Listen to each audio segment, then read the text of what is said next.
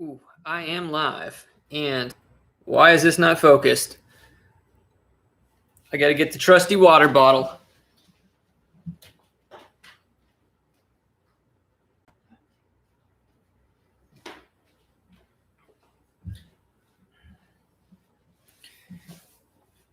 There we go. It's focused. That was weird. It started out of focus. Alrighty. How we doing out there? Let's give a moment for some people to get in here. If you're coming in, drop something in the chat.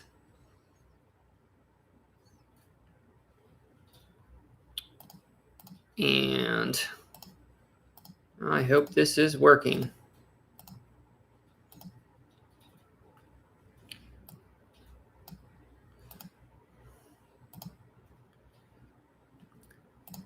For anyone watching this back in the future, bear with me. Okay, so hold on. I don't know why this always happens. Now try putting something in the chat.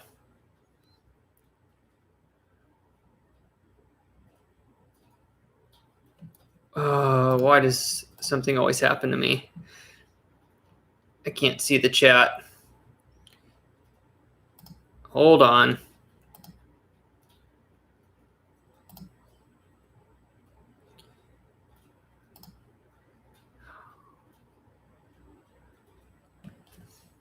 All right. What is the issue here? I don't even have a chat box. Bear with me, everyone. I am sorry. Technical difficulties. Okay, I'm going to do this again. I'm going to turn the chat off and I'm going to turn it back on. I think this is what we did last time.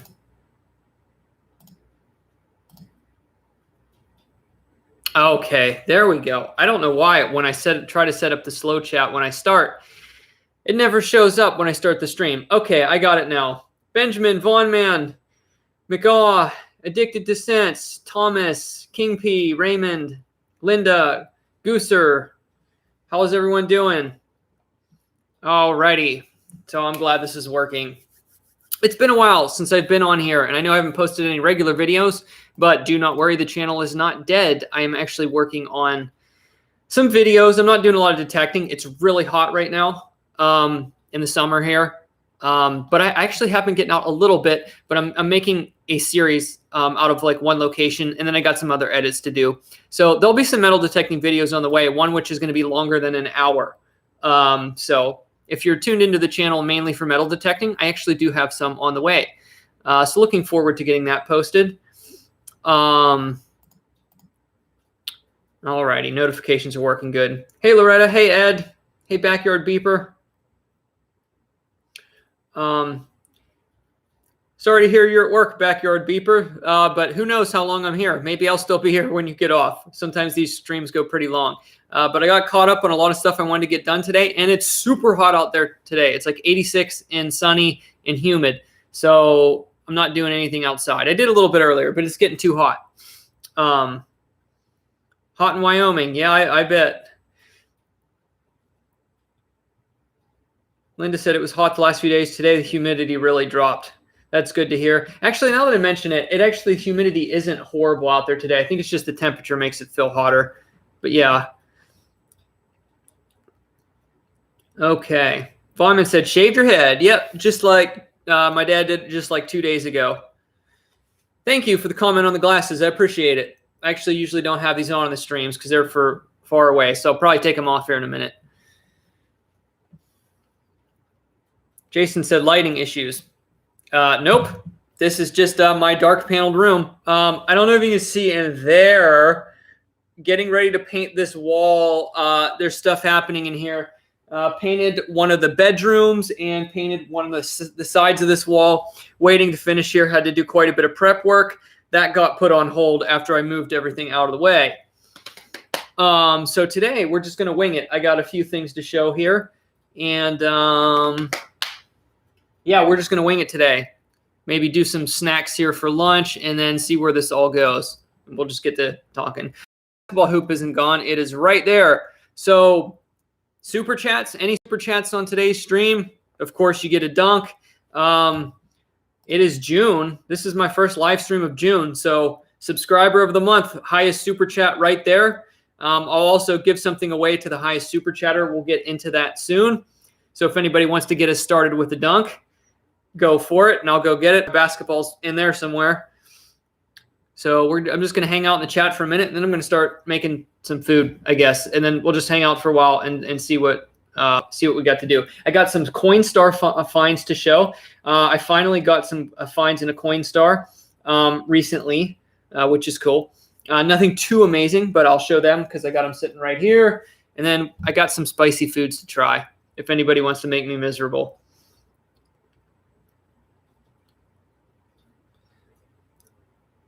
Sounds good, Dennis. Yeah, the next 3 days here, the temperatures are going to get into the upper 70s for a high, and we've had a lot of rain. So I actually went out and did some digging on Saturday. It was supposed to be cloudy, but I just couldn't get the right cloud to go over, so it was really sunny while I was detecting. But like I said, that's part of a bigger video. I filmed part 2, and then we're going to get to that. I'm basically hunting a location that's kind of like a little bit of like a time capsule. It's pretty cool. It's not like the most old, amazing location ever, but it's close to me, and it's producing some finds, so I'm happy. And I did find some silver. Yep, got some silver, so that'll be coming soon.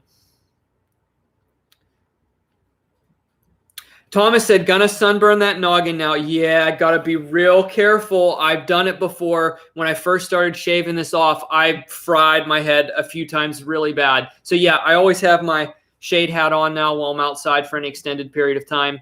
My kind of like safari camo-y looking shade hat that I use while I'm out detecting. I use it for yard work too. Michael said, great weather to do a rooftop coin roll hunting video. I would literally have like 30-degree burns in my body coming into contact with the roof in this heat and on my head. We're not going to do that. Okay, so I'll just get this out of the way. So this is the bad news. I didn't put it in the title. I didn't want it to be like, I didn't want to just title this video bad news because it like scare people. The bad news is I cannot order $half anymore. My system is, it's done right now. So to be honest, I put it on the back burner. I tried one other branch that's near me to see if they just happen to have any in the vault. And they didn't. They were very nice about it though. Told me the last time they got $half was like a year or so ago, and a guy brought in like $200 worth. Hey, the guy actually knew. He said they were all 1976, those bicentennial ones. He's like, and I said, yeah, that's pretty strange. So somebody must have been hoarding some bicentennials, but they're gone. I wouldn't have bought them anyway. So I can't order $half boxes. But at least the good thing that came out of this is I cleaned out the vault at my local bank, and we got to go through that old collection. That was really cool.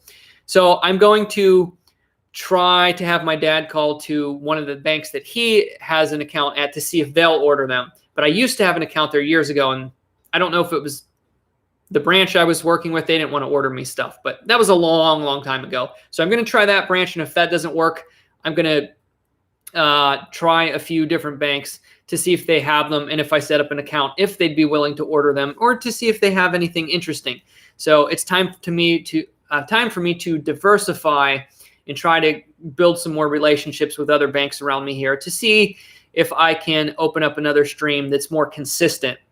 So the deal with my main branch right now is it's not just like the location's giving me a hard time, like a specific branch. It's the whole entire chain. They're like not allowed to order boxes of coins right now. Apparently they're locked out and they have to be rationed, and it has to go through somebody.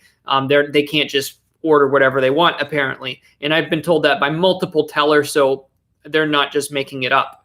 So they're calling it a coin shortage, whatever that means. We're not going to get into that today. Linda said, I wouldn't mind a nickel hunt. See, this is the problem. They're rationing the coins, so it's not just $half. I can't get anything. Now, I could have asked them, can I have a couple rolls of something? I didn't know I was going to stream today. I could have said, could I buy like 5 rolls of pennies and nickels or something? You know, and they probably would have said yes, but I wasn't thinking about it. So my apologies on that one. We'll do it next time. Next time I'll try to at least have some coin rolls. going into it. Hey, Tom, how are you? Hey, Powers Lawn Care. Contact the branch manager. Like I said, this is a widespread thing, so I don't want to push the envelope on it. But yes, I will try to at least get some coins next time. So let's show this on the beginning of the video before I start making some food or something here. And then we'll just hang out for a bit. So here is my Coinstar find from the grocery store. It's weird. Normally I get a lot of pennies from the Coinstar, some dimes, some weird tokens or something like that. So I got 3 quarters, nothing else. So I don't know if somebody cashed in like a big bucket or bag or whatever of quarters and no other types of coins, because that's rare to get just quarters. Never happened to me before. I rarely ever get quarters out of there. But you can tell there at least 2 of them were rejected for some sort of reason. So the first one, I don't know why it was rejected. It's just a typical 1998 quarter. There's really nothing special about it. I don't know why that got rejected. Sometimes normal coins just don't go through the first time. So the other 2 coins are at least interesting. I'll save the decent one for last because you rarely see these in circulation. So first of all, we know why this one was rejected. It is a 1967, unfortunately not silver. It's a 1967 that was like, I don't know. It's highly corroded. I don't know if it was in acid or something, but of course that is underweight, so it got rejected. 1967 quarter. And then this one was actually a pretty nice find, even though it's not silver, even though I guess they didn't dump any silver from this, what we'll call it, collection of quarters. But this is one you don't see every day. This is like a MS or near MS 1965 quarter, the first year of the clad. I don't think I've ever seen one this nice in circulation. And you can see it was struck on an older die. It has the die deterioration. But that's all original luster on there for a 1965 quarter. So that was nice to pull out of the Coinstar. I mean, there are a lot of 1965s in circulation, but you almost never see them with mint luster like that. I mean, that's pretty awesome, even though it's not silver. And like I said, it was struck on a very weak die. You can see how a pluribus unum is very, very weak. So that's actually a pretty good find right there. So that was my slightly eventful, nothing crazy, but kind of fun Coinstar find. That was actually about, I don't know, a week and a half ago. So we'll set them back over here. Hey, Koya, what's going on? Tyler, how's it going? Hey, Bird Dog. Good to see you here. Are you, did you have to go to Knoxville today? I can't remember if that was today. I hope you did not metal detect yesterday, to be honest. But if you did, I hope you found something good. But it was hot yesterday. It was super hot and sunny up here. I don't know how your weather was down there, but if I would have went out detecting with you, I would have probably only lasted like an hour. It was really hot up here and sunny yesterday. Okay, so it's tomorrow. Okay, so like tomorrow, like the next 3 days are supposed to be in the upper 70s. So just text me if you get out like Wednesday or Thursday, because I'm probably going to try to detect either tomorrow, Wednesday, or Thursday while the temperatures are down a little bit. And if it's too sunny, I'm just going to continue my series. I'll tell everybody. And now that it's now that the school year's out, I'm hunting a local location to me where it's a public school that hasn't been really metal detected hardly, or maybe not at all. It's hard to say. It's not super old, but I am finding some things there that are worth digging up. And now that school's out and it's a rural school, there's like nobody ever at the property except for some grounds maintenance from time to time. So an hour here, an hour there in the summer, I'm just going to keep hunting it and keep adding parts onto the video. And when it's all said and done, it should be at least an hour into an hour and a half video. I already have 2 parts filmed and I found some pretty good stuff. Nothing amazing yet, and I don't expect anything amazing there, but who knows? So I'll get that video out. You got a water spot for us? I don't know. I don't know if you'll turn me into an amphibian. I'll maybe coast along the shoreline and do the sand, or I'll look for bottles or something. Koya, thank you for the 149 super chat. I appreciate it. Let's get you a dunk. Maybe we should do some stickies. And it's funny. This is probably the last room in the house that I'm going to remodel. Well, not remodel, but to repaint, because this paneling is going to be a bear. So I'm working on the rest of the house. And I'm still doing a little bit of demo, a little bit at a time in the basement, but it's coming together. This spring, I spent more time on the outside doing the yard, and it's looking awesome. Man, there's so much wildlife here. I'll do the dunk in a second. I have, right where I removed from landscaping, so I just have some mud, a box turtle came up. It was actually in my last detecting video. That box turtle dug a hole next to my fence and laid her eggs this morning. I had my garage open for a few hours today while I was in and out doing some work, and a toad hopped in there, and I'm glad I found it, because I'm glad I didn't shut the door and it dehydrated to death. So I had to move a toad out of my garage. And of course I got the honeybees in back. Yesterday when I was walking down there, I spooked the deer in the field, and they snorted and went, running off. And the deer spooked the red fox. So the red fox took off, and I'm like, man, I just can't get that red fox on camera. It's literally hanging around my property. I've got a groundhog hole in the hill from me. I got the neighborhood cats over here. I mean, I've just got all kinds of wildlife happening around here. All kinds of stuff. And snakes. I had a little baby snake the other day. Okay, let's get this.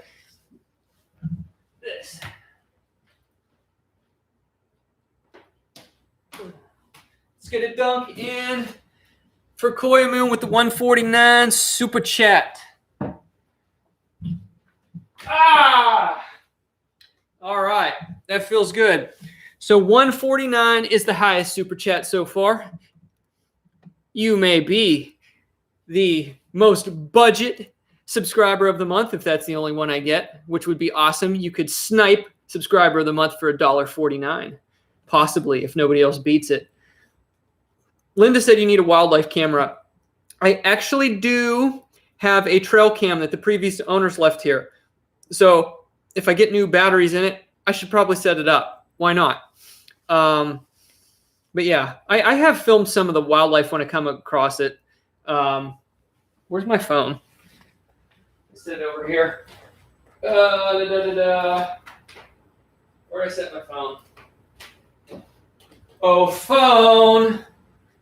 I don't know where I set my phone, but I got a picture on it.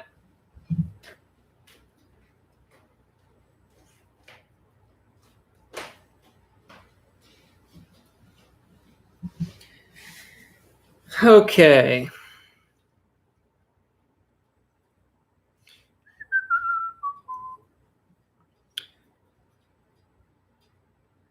Nova and I ran off a bear last night, says Bird Dog. Well, that's crazy. Yeah, that's one thing. No bears here. Hey, Vic, what's going on? Hey, if you get a metal detector, I hope you find some good stuff. A lot of good jewelry to find in California. That's where there's a lot of wealth in California. I know a lot of people out there, though they may struggle to find older stuff. I know some people out in California that kill it on the expensive jewelry, which I just don't find around here.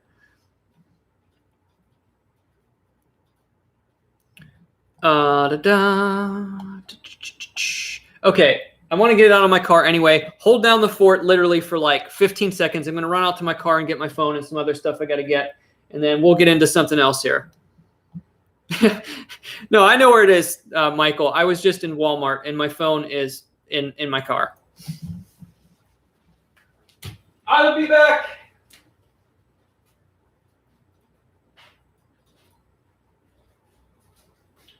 As soon as I find my sandals, which are right here. All right, now I'm good.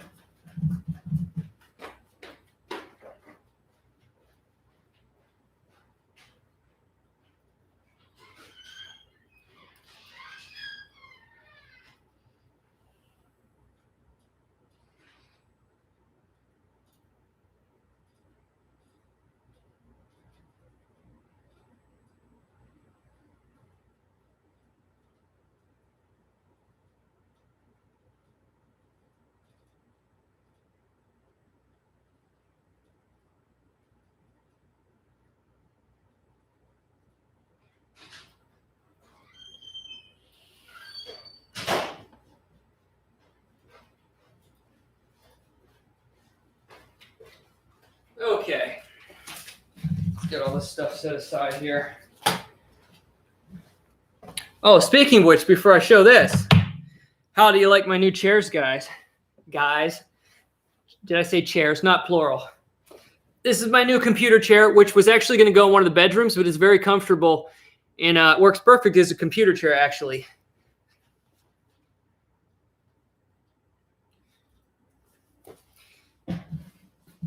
It is very plush and very comfortable, but like it doesn't make you like slouch though, so it's perfect for like a computer chair, and it's low enough where I can kind of rest my arms on it. So I just put that together last night. I was going to stream while I was putting it together and doing some other stuff, but I listened to some documentaries on YouTube instead. And let's see. Get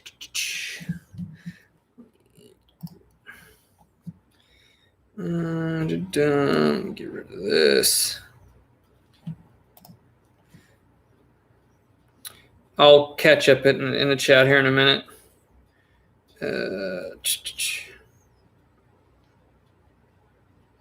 Here is who just was in my garage and was real, let me pick him up. Didn't even try hopping away until he got antsy. Very cool. He was just in my yard, well, in my garage, and then I relocated him. Kind of cool, like a deep reddish brown tan camo-y looking toad. One of the most cool ones I've seen. Pretty decent size too. He's about that big. Not huge, but not small either. And I'm glad I noticed he was in my garage, because if I'd have shut him into the garage, it gets really hot in there when everything's shut, so he probably would have died. But I found him and got him out of there.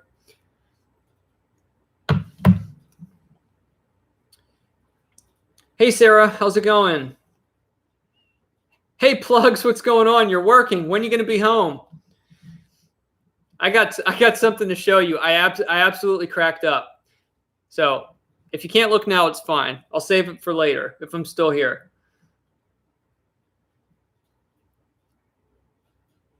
Bird Dog said, all we find is bubblegum jewelry here in East Tennessee. Yeah.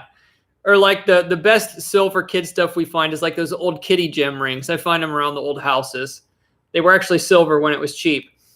Yeah, back in the day. But yeah, find a lot of junk jewelry around here. If you find a gold ring, I mean, it's a good day. If you find a gold ring in Tennessee, it is a really good day. I have not found a gold ring in like 2.5 years or something now. Pretty bad. Yeah, I think the last gold ring I found was in 2018. Oh my goodness. That was when I found that class ring, that gold class ring in that one park. And for some reason, in where I live in Tennessee now, there's nowhere near as much jewelry as there was when I lived in Knoxville. But I did find a nice piece of jewelry the other day.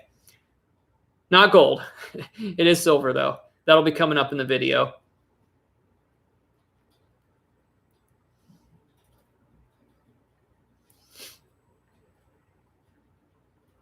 Have you been digging those low tones? Oh, yes. I'm not skipping them.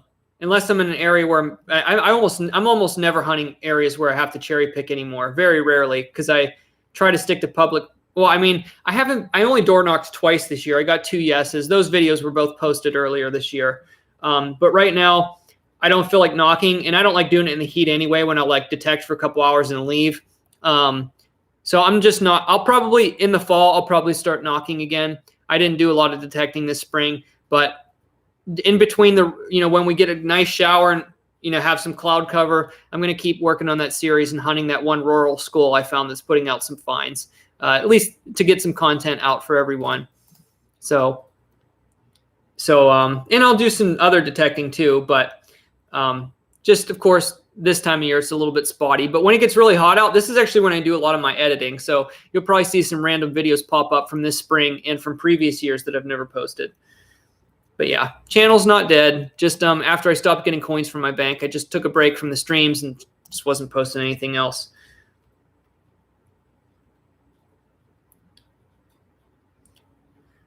Alrighty, so I'm gonna start. I'm gonna make a smoothie here real quick, and then I'm gonna have some snacks. But we're gonna start with a smoothie. So let's just jump right in. Mudswat said, I love finding sterling religious pendants. Yeah, they're really cool.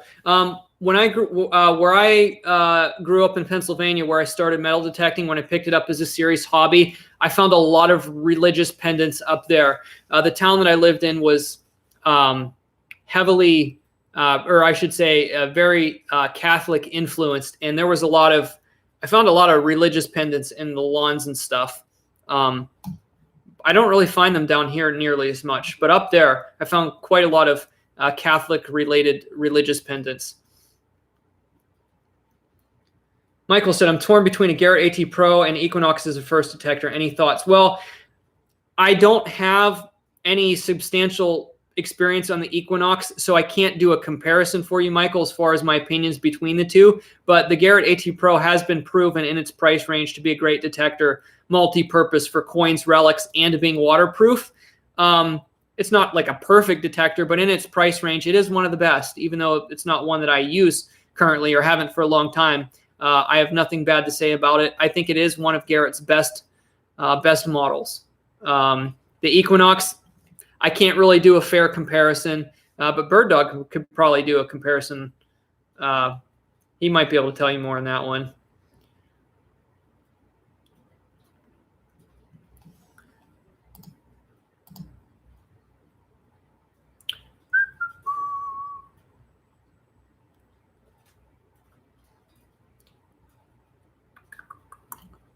Or I'm thinking more of I'm probably thinking more of the Simplex, not the Equinox. Sometimes I get them confused. Okay, let's get to making something here, then I'll be back to chat a little bit more. Have you ever went out west and tried detecting gold? I haven't.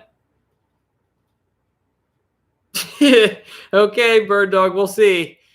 You probably could convince me to do anything once. The real goal is if you could get me to do it twice, then you'll know you've succeeded.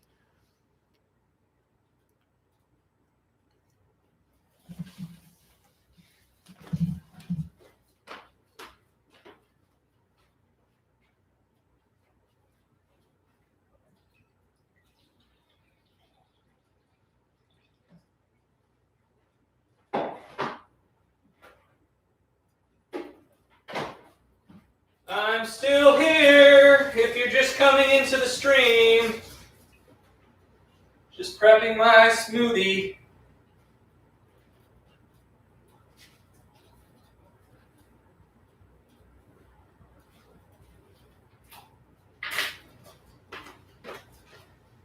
There's for starters, half of a banana.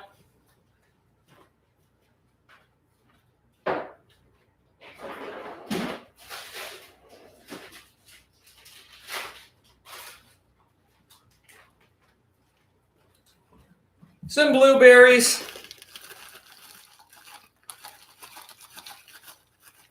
Not going to put a lot in this time. About right there. Some blueberries.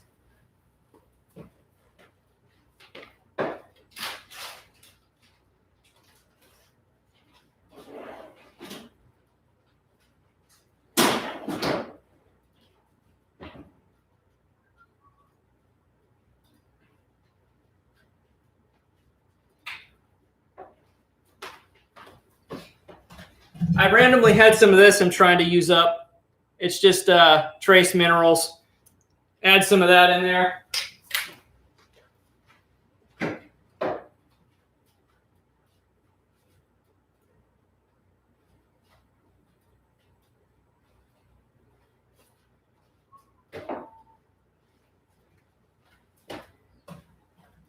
Today we're going to go with this mix because it's kind of all in one instead of me putting alfalfa powder in it. But we're going to do that right there.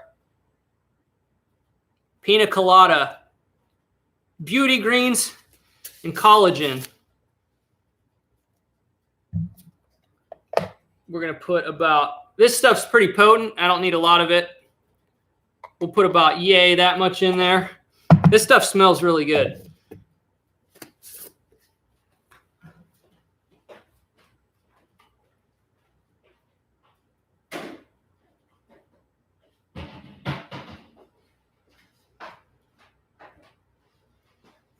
And of course, some of my protein powder. The only kind I buy, pretty much. Once in a while, I'll get a flavored one for something different. And we'll put pretty full scoop of that in.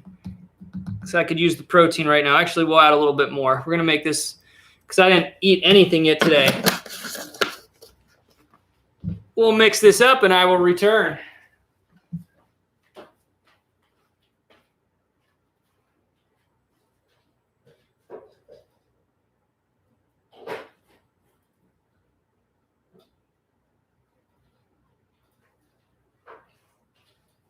Here, we'll do it here so you can see it at least.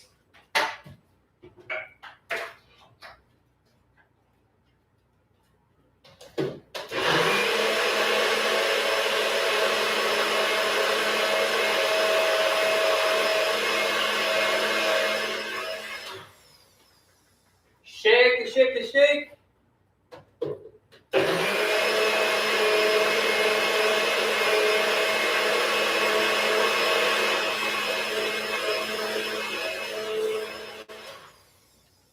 Good to go.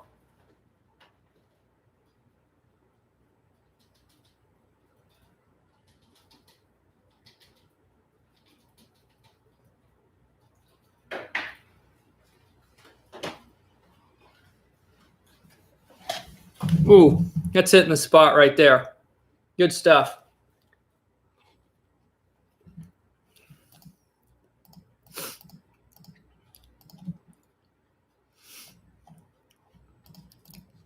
So while it's really hot here in the summer, when I'm not doing anything, I'm trying to map out and plan to go to some estate sales. I've been picking up, I showed some stuff in one of the last streams. I picked up some cool stuff. There's actually an amazing estate sale coming up in 2 days here. And it's going to be on a weekday, so it may be really good. But it's actually at 2 old houses in a really old town close by to me. And it is packed full of just the higher end kind of china and really nice stuff. But apparently it was one of the oldest families that are very prominent in one of the towns from here. So it's like a legit estate, like one of those really old time estates, you know, that they're selling stuff out of 2 really old houses from prominent people that used to live in one of the towns around here. It looks crazy. So I'll probably be popping into some estates over the summer here, estate sales. And if I find anything really cool, I'll definitely show you all.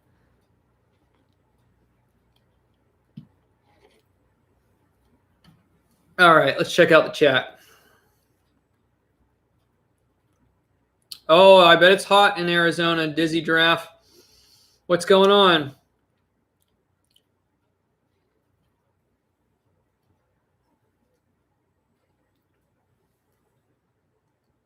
Hey, Becca, how's it going? What are the restrictions detecting in the local state parks here? State parks are completely off limits in Tennessee.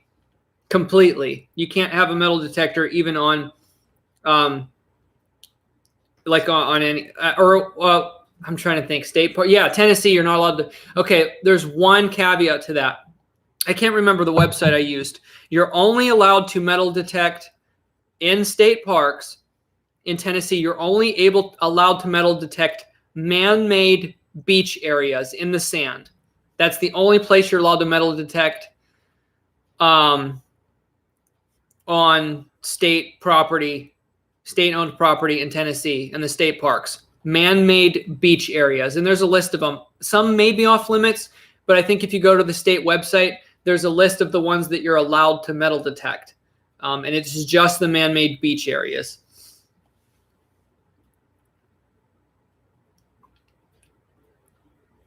Oh, I'm sorry to hear that, Becca. I hope you're doing well. Hey, Jacqueline, how's it going? All right, Treasure Outdoors, have fun at Lowe's. I need to go to Lowe's here pretty soon myself. I just had to put more weed whacker string in my weed whacker today, and I've had a pretty significant battle with weed whacker string over the years. It's probably one of my main nemesises. Nemesis. Making up new words. But today, I actually did pretty good. I think I beat the string today. I don't think if anybody's never tried to put weed whacker string in a weed whacker properly, I think the first time I ever did it, it probably took me like an hour. It was stupid. It was really stupid. But today, it only came undone on me once. I got it to where it was the right tension and coming out on my second go, and I only had to cut the string twice and get the right tension on it. I usually went pretty smooth today.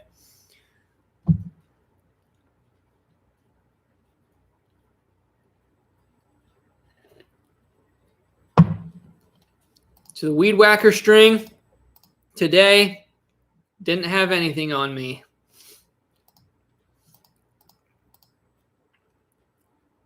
But unfortunately, that means when the temperature cools down, then I'm going to have to weed whack.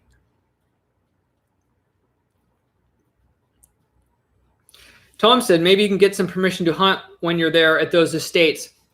Yeah, you can do that. You can ask the people in charge. Normally, they have to refer you to somewhere else. But yes, when you go to auctions and garage sales, well, garage sales are easy because you normally just talk directly to the owner. Estates are a little more tricky because they don't really have permission to give you. But anytime you go to local events like that, it does increase your chances of, networking and getting permissions. It's definitely a possibility, which is why I wanted to go to this one. It looked like two really old homesteads.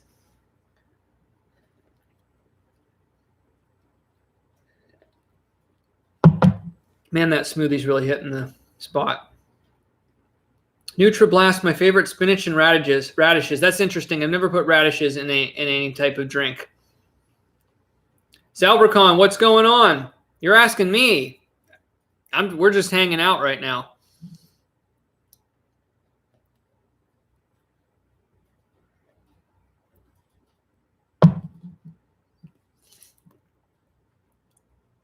For anyone just coming in, highest super chat today is going to be subscriber of the month for June in my trusty going out of business Kmart plexiglass display sign. $1.49 is the highest super chat today so far. I only got one, and of course everybody gets a dunk.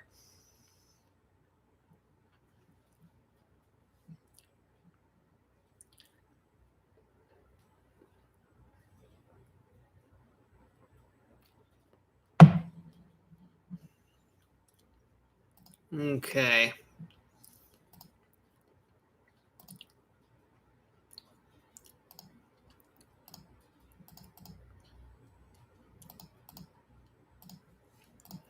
What should we talk about now?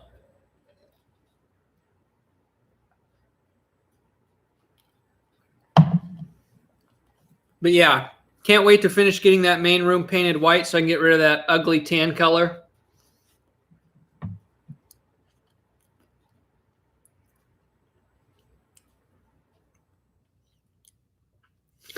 Michael said, restringing a weed whacker is one of those things in life that's worth paying someone else to do it correctly.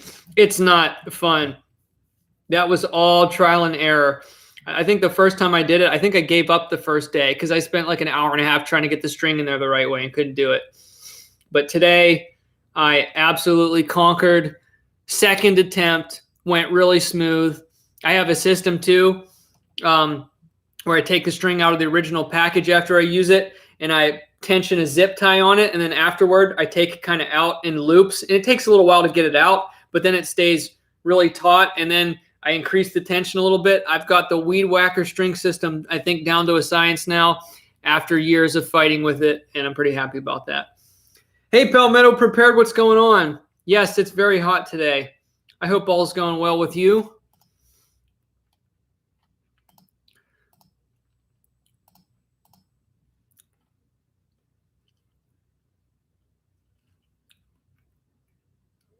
What do you do when you're told you can search a property, but they don't seem to want to sign a permission slip?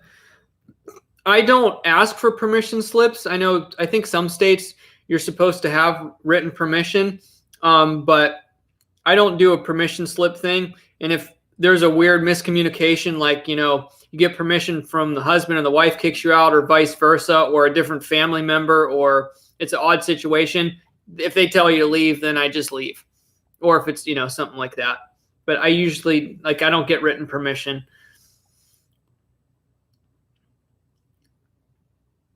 Yeah, exactly. So I detected 2 days ago, and it was supposed to, we had a lot of rain. I'm like, the ground's going to be perfect. And it was supposed to be cloudy all day, but the clouds just weren't ending up in the right spots. I could see clouds everywhere. They just weren't over my head. So, I mean, I actually lasted an hour and a half, but it wasn't blazing hot. And that was on Saturday. So I was able to slug it out for a little bit. But yeah, unless there's cloud cover here, it's pretty unbearable to detect. And even if there is cloud cover, if it's on a humid day, I mean, you'll still be soaked. It's at least, you know, not too miserable though.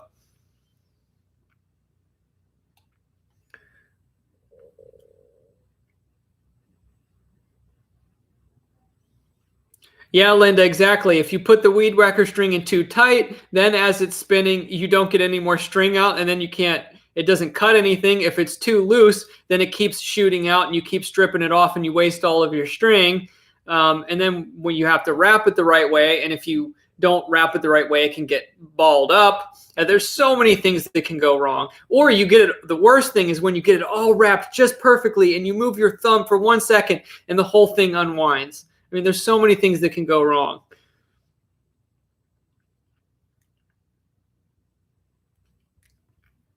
Tim said, JD, I hope I noticed your bonsai tree is missing. You didn't kill it, did you? Tim, it's still alive. I moved spots so it can get a little bit more sun, and I just didn't like it there anymore. I actually have it right here. It's hard to explain. I don't have a lot of experience with them. This is like kind of like my practice tree, to be honest. I'll show it to you all. It's lost quite a bit of its leaves, but it is growing new buds, and I cut one of the long ones off. I didn't like the direction it was growing in, so I can't tell you how well it's doing because I don't know enough about them to really tell you, but it is getting new buds, so it's not dead. I'll show it to you all here a second.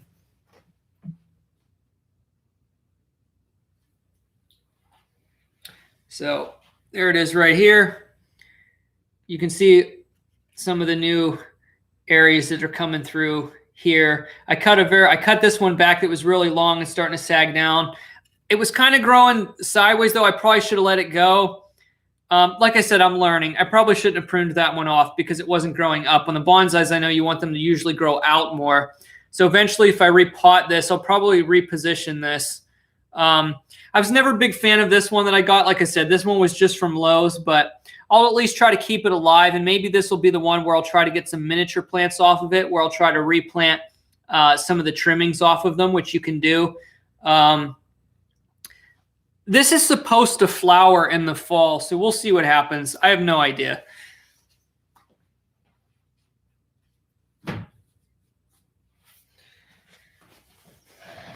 But I'm not going to do too many indoor plants because most of my plants, I've got tons of outside stuff to take care of. The bees are doing good. The bees are actually really thriving this year. I condensed it down to 2 boxes because it was too high and I was worried about it falling over, but I moved one of the barriers in between it, and they are completely have filled both boxes, and they are just doing really, really well. Very active, especially when it's hot out. They're swarmed all over the front of the box. Very docile. I go down there and put my hand right in there by the front of the box, and they don't bother me at all. Hey, I dig Daytona, what's going on? Your mom kills every plant she touches. I've killed some stuff in the past, but I'm getting a lot better with it. I'm getting a green thumb. I have so many different plants here to learn, and like wildlife and when stuff blooms, when you need to cut them back. Oh, I never realized how in depth it was until I started maintaining an area where there's a lot of plants and flowers and trees. And it's just, I have such a variety here. It's amazing. And I've been planting some stuff myself too. So yeah, it's been crazy, but yeah, I'm not going to do too many indoor plants.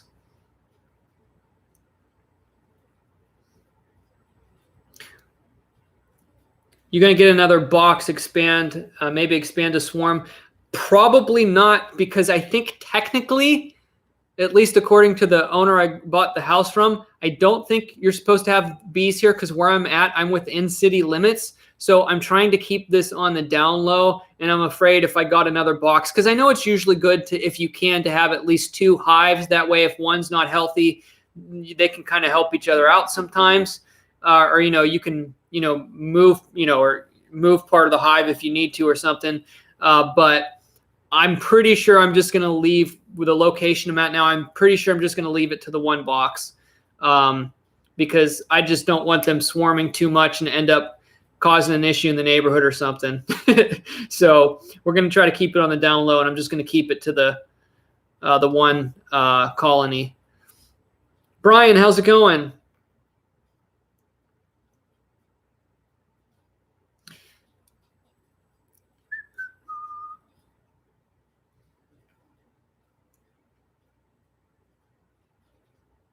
Ooh, 100 today. That's hot, Charla.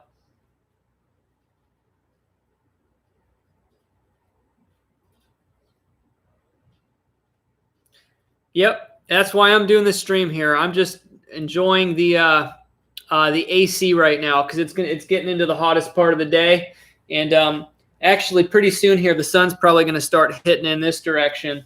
Not looking forward to that. Tom, thank you very much for the $5 super chat. Really appreciate that. So let's go ahead and give you a dunk. You're the highest super chat so far, and you might be subscriber of the month.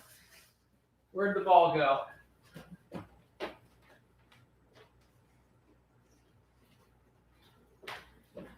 This is still a box from my chair. Around the back. Oh. Woo! Okay, I got to rinse this out real quick. Give me 1 second.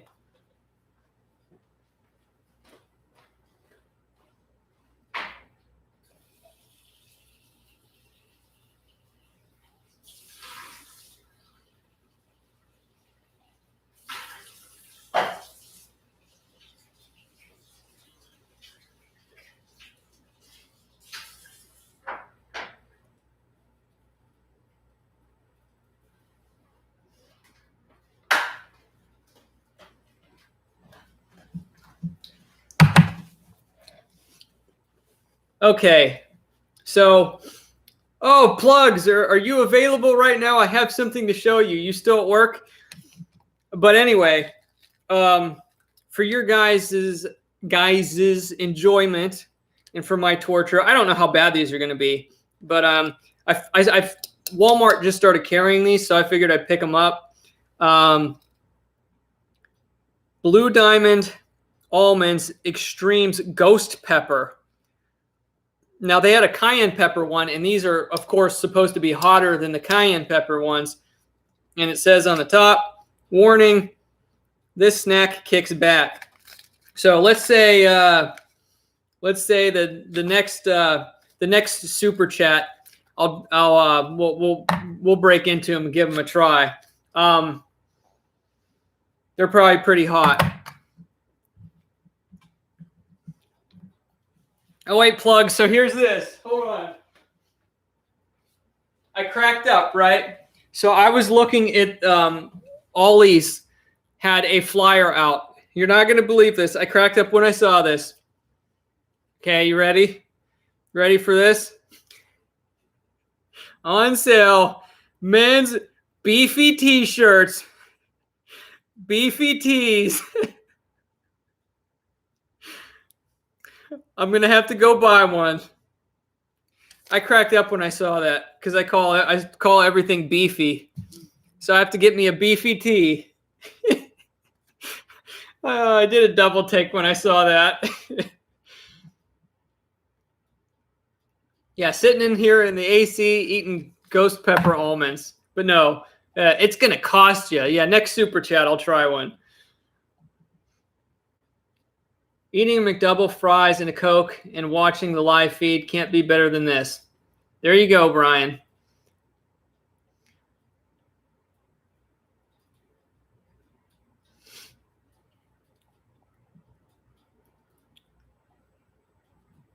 Let's see. No more gummy bears. But hey, if I ever need a laxative in the future, I'm just going to buy those gummies. At least they'll taste good. 82 in central Wisconsin. That's not bad. It's supposed to be 86 here today, and then it's supposed to go into the upper 70s for the next 3 days. And I think the ground is still a little bit moist here, so I may be able to get in a little bit of digging for part 3 of a big video I'm working on tomorrow, possibly. Haven't seen those at our Walmart, said Cindy. I literally just saw them for the first time. It's definitely a new product.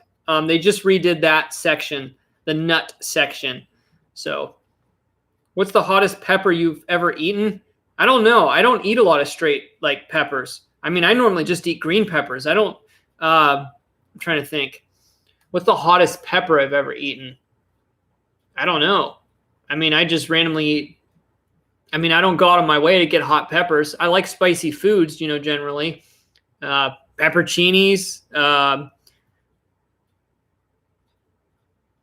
I don't know. Like, I haven't eaten a lot of hot peppers. I normally just have spicy foods that have a lot of chilies in them.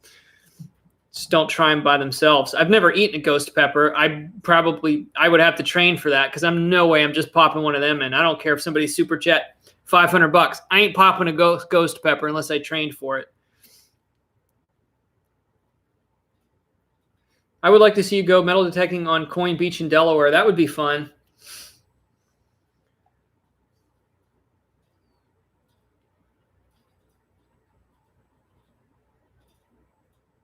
Beefy tees are nice shirts, says Matthew. I've never worn one. Always does have some good prices. Yeah, Linda, and they once in a while send out the 15% off coupons. That's where I got this chair. This chair, they were getting rid of these really nice plush ones for $50. And I went there with my 15%, did a lot of shopping there the other day. I spent like $120. But that with the 15% off, that really nice chair that I'm sitting on here, I've got for like $42.50. I wasn't even planning on buying it. I just saw them. I'm like, that looks really cool. And I was going to use it as like an accent chair in one of my bedrooms. And then I was like, I put it together and just tested it and sat on it here. And I'm like, man, this is my new computer chair. And then I took my other cheap chair back there.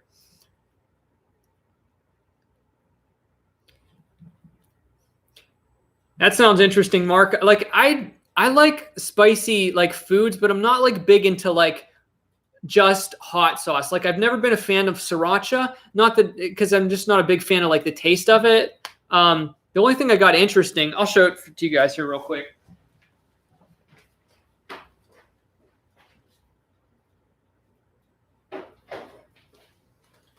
Now, this isn't super spicy. It's got a little bit of a kick to it, but very interesting taste if you're in the mood for it. On salads, French fries, even like crackers with like snack crackers with lunch meat and cheese. I was dunking it in this and it was really good. P.F. Chang's Dynamite Ranch Dressing. So it's basically ranch dressing in sriracha, I believe. Yeah. Sriracha sauce, red chili peppers, blah, blah, blah. And, you know, ranch, it's basically like a spicy ranch with sriracha. It's actually pretty good.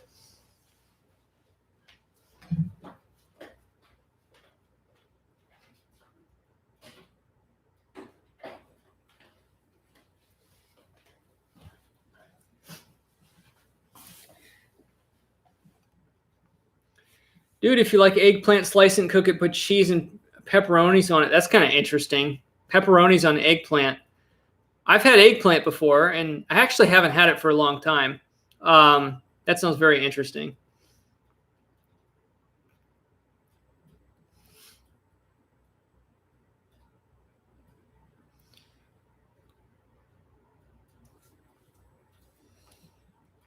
I don't know if the Carolina Reaper is the hottest in the world. I'm not up on my peppers.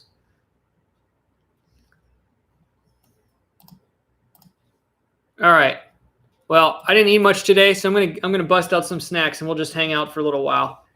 But next super chat, I'll bust into these. While we're waiting, let's go. I'm gonna make just some probably snack crackers or something. Maybe we'll do it. Maybe we'll do it with that dressing. I'm just gonna eat some snack stuff I have here. Adventures in Dirt, what's going on? It's been going good. I hope you're doing well. Hey, California Greenhorn Detecting. How's it going?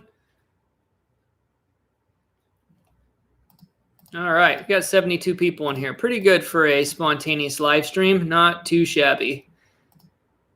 At least I started earlier so more people can roll through here.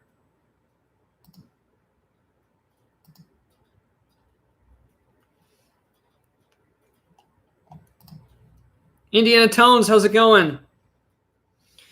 All right, let's get some snacks going. And put my protein back.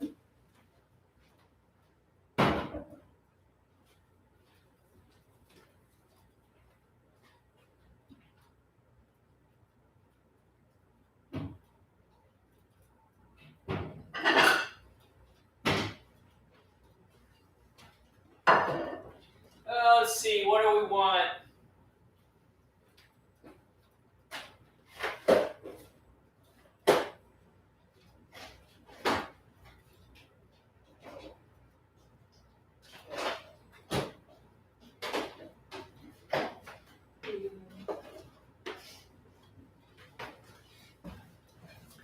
Let's just give this a quick try for taste, see how these go together. Actually, let me open the new ones. I got those as always, organic Triscuits. But let's try this instead. I just got these at Walmart. Never tried this kind before, and I'm hoping they have a little more of a kind of like acidic kick to them. Avocado, cilantro, and lime. And I have some hummus. We're going to give that mix a try real quick.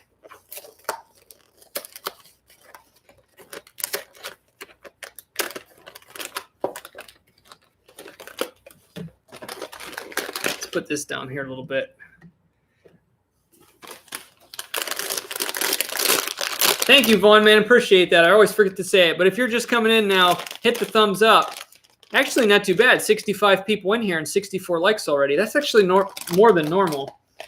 Normally on the streams, ooh. Yeah, those smell kind of, yeah, they have more of a zesty, fresh kind of smell to them. Like I said, the lime, it has that little more of acidic kick to it, it seems like. RT, what's going on? You like the rosemary Triscuits? Yeah, I've tried those. Is it just rosemary, or is that like a rosemary and dill or something? I can't remember. Ooh, that was a pretty nice noise. Let's give this a try here. Avocado, cilantro, and lime with just classic hummus.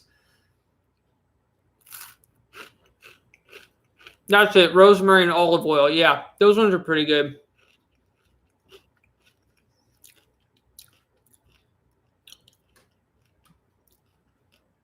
Yeah, these are pretty good.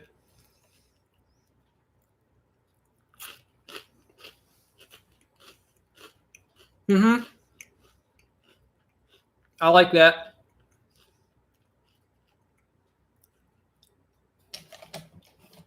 Yes, I like that. Very good.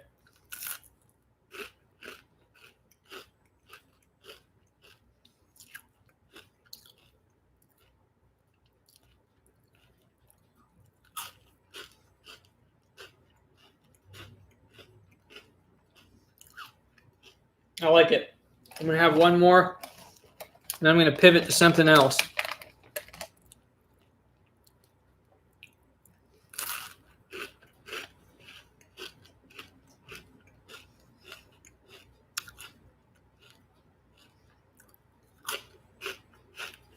Mm-hmm. Yeah, it's definitely a good mix. I wanted to get the plain hummus to go with the flavored crackers, because if you get a flavored hummus and a flavored cracker, it's always sometimes conflicting. So you got to figure out if you want to buy plain crackers and fancy dips or vice versa, because when you start to mix them, it gets a little weird. So that's actually a pretty good mix right there. What is my least favorite food? Probably those canned Vienna sausages that I tried on the live stream for everyone. That is the most disgusting food I've ever had in my life. But like for general foods, I don't know, I have to really think about that. What's my least favorite food? I don't know. That's tricky. I have to think about that. I like a lot of food.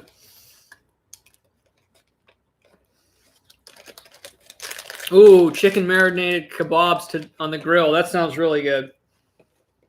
What do you else got out there? Zucchini, mushrooms, pineapple. What are you putting on it? What foods do I really dislike? You have to put some stuff in the chat that's gross, and I'll let you know if I like it or not. Still waiting. Next super chat, we're going to try the ghost pepper almonds. We're going to try them. Try one, see how bad they are first. If they're not bad, I'll probably pop a couple.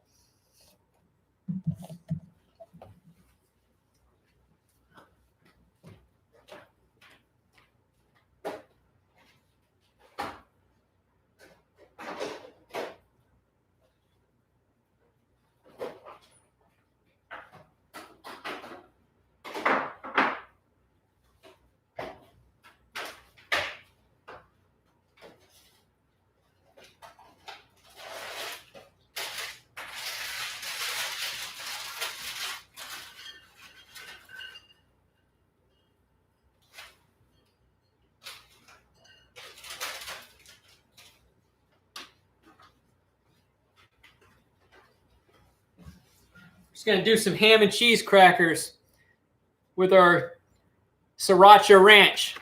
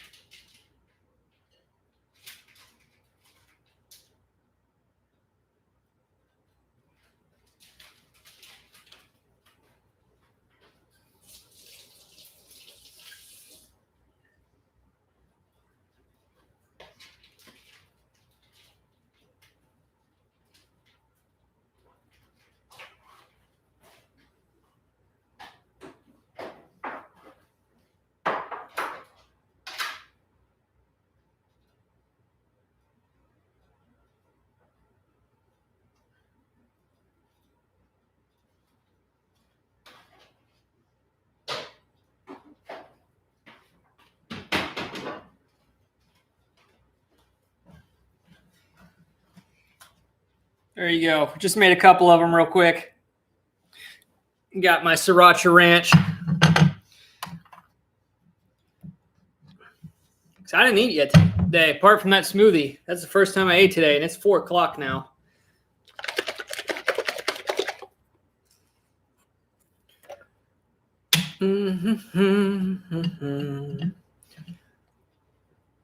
So I am planning on soon. I'm probably just, I didn't use any of the old software since I switched computers and moved to this location, but I am planning on probably I'm probably gonna start using Streamlabs for my streams. That way I can use my microscope and actually do coin collecting live streams. I have all sorts of content that I could do for the coin hunting community, and in the past I just didn't want to get into it, but I could do some variety hunts and go through tons and tons and tons of old coins and different things, looking for varieties on streams while I'm live if anybody's interested in it.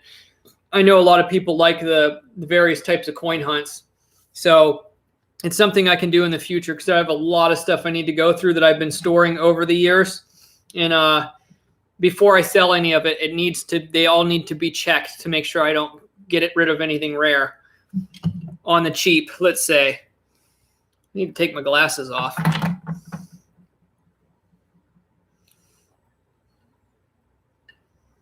Worst tasting thing I've ever ate was whale. I definitely have never had whale.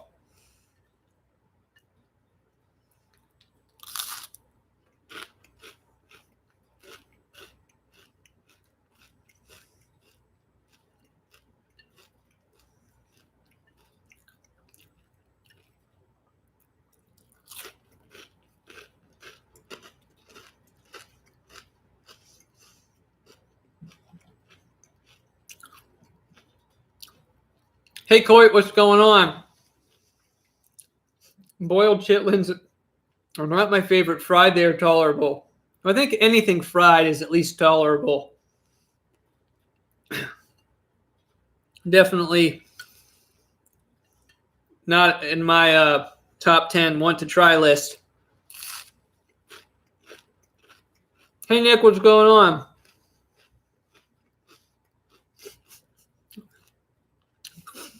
Bird dog, boo.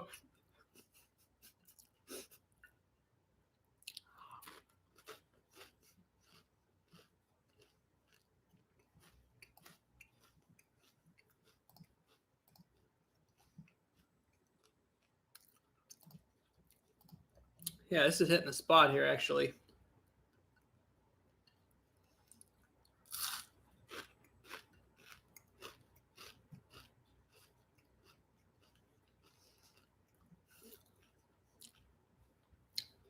Yeah, bird dog. The dad jokes, sometimes they just come out in full force. So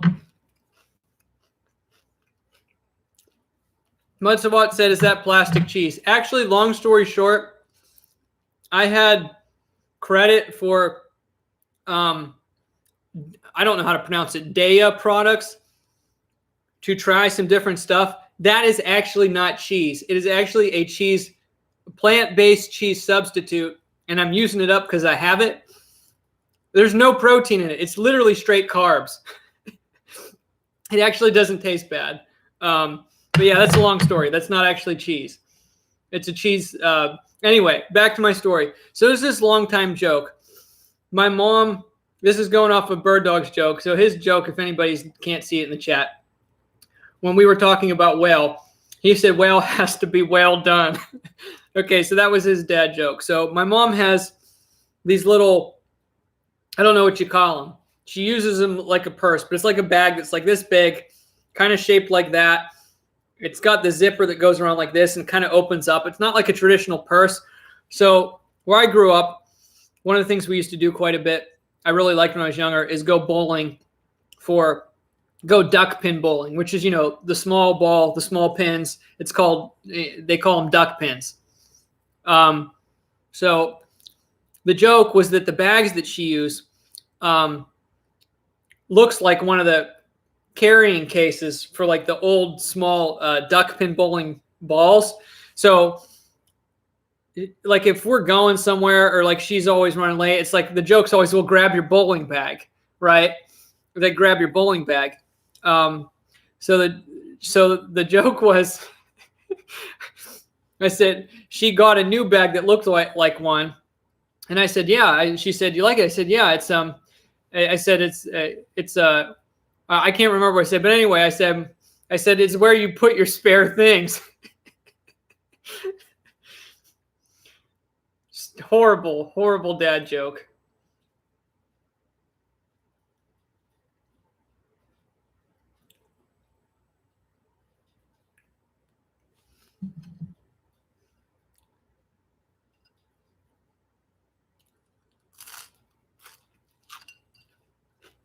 I mean, I think the joke was in kind of a question.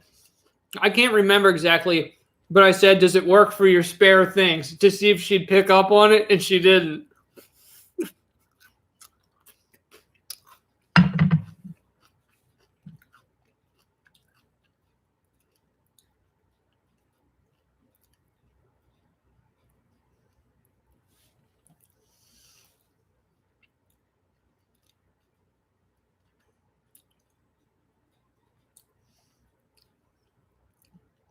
Uh-oh, Nick. What's the news?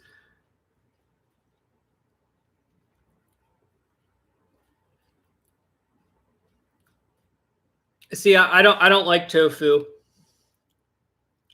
I mean, if you put a little bit in something, I've had some tofu in like Thai dishes before, but I'm not a fan of tofu. I'm not a fan of anything. I'm really not a fan of anything that's made out of soy. Yeah, pretty much anything made out of soy.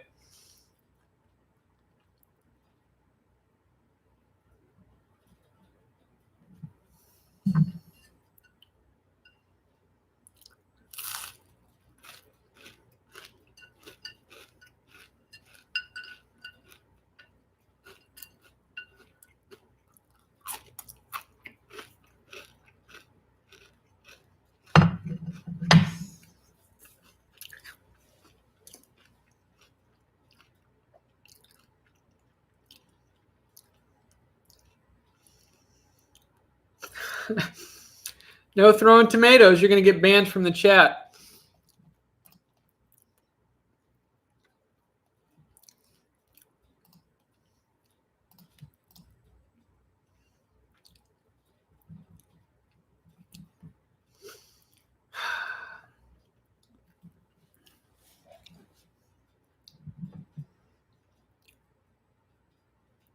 Uh-oh, Nick. That doesn't sound good.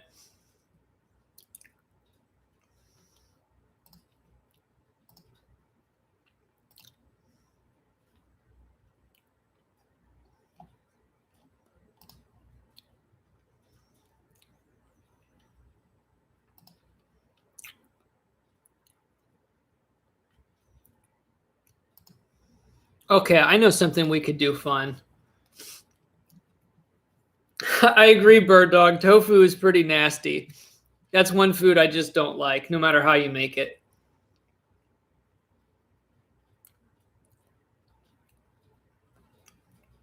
I thought of something we could do for fun here on the stream to pass some time that is actually useful.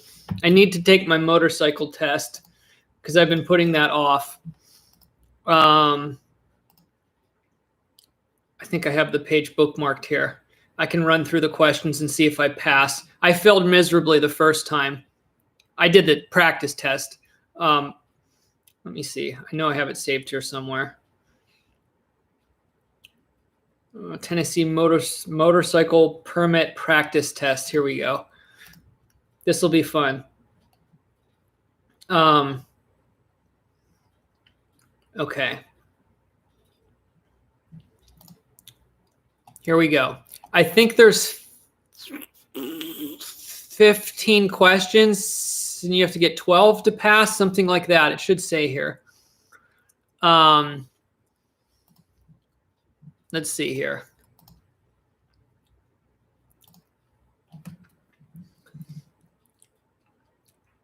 Why is the page? Oh, the advertisement's cutting that little thing off there. Okay. I don't remember. So we'll just wing it, see if I can pass it because I haven't done this in weeks. But sooner than later here, I'm planning on making a purchase. I think I shared it in one of the previous streams. We'll keep it as a secret on this one. But let's just go here. Studies show that when riders cause collisions, it's usually because Studies show that when riders cause collisions, it's usually because they were experienced riders who became overconfident and careless, underbraked the front tire and overbraked the rear, underbraked the rear tire and overbraked the front, or failed to use their mirrors correctly. So I'm not going to look in the chat because I probably don't remember any of these, the ones that I'm getting that are duplicates. Studies show that when riders cause collisions, usually because we're experienced. Okay. It's not, I'm going to go, it's not, I know it's not the top one. Failed to use their mirrors correctly. No, I think it's one of those middle ones. Underbraked the front and overbraked the rear. I think it's underbraked the rear and overbraked the front. That's my final answer.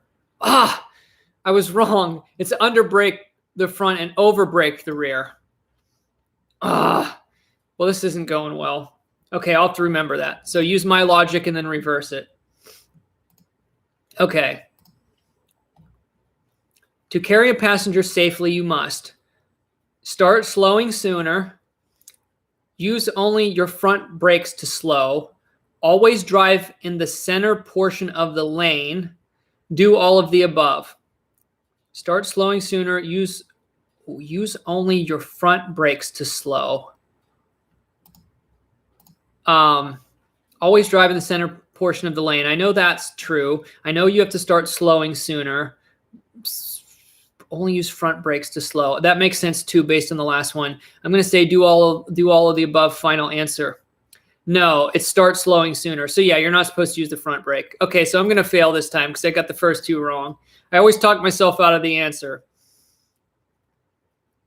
Oh yeah, the center portion of the lane doesn't have to do with having a passenger. That's just in general. So that was a trick question. This is horrible. Okay. Question number 3. This is why you practice. Okay, you should use both of your motorcycle's brakes for normal stops only, for emergency stops only, every time you slow or stop, or only if you believe one of your brakes has failed. Oh, I don't think I know this one.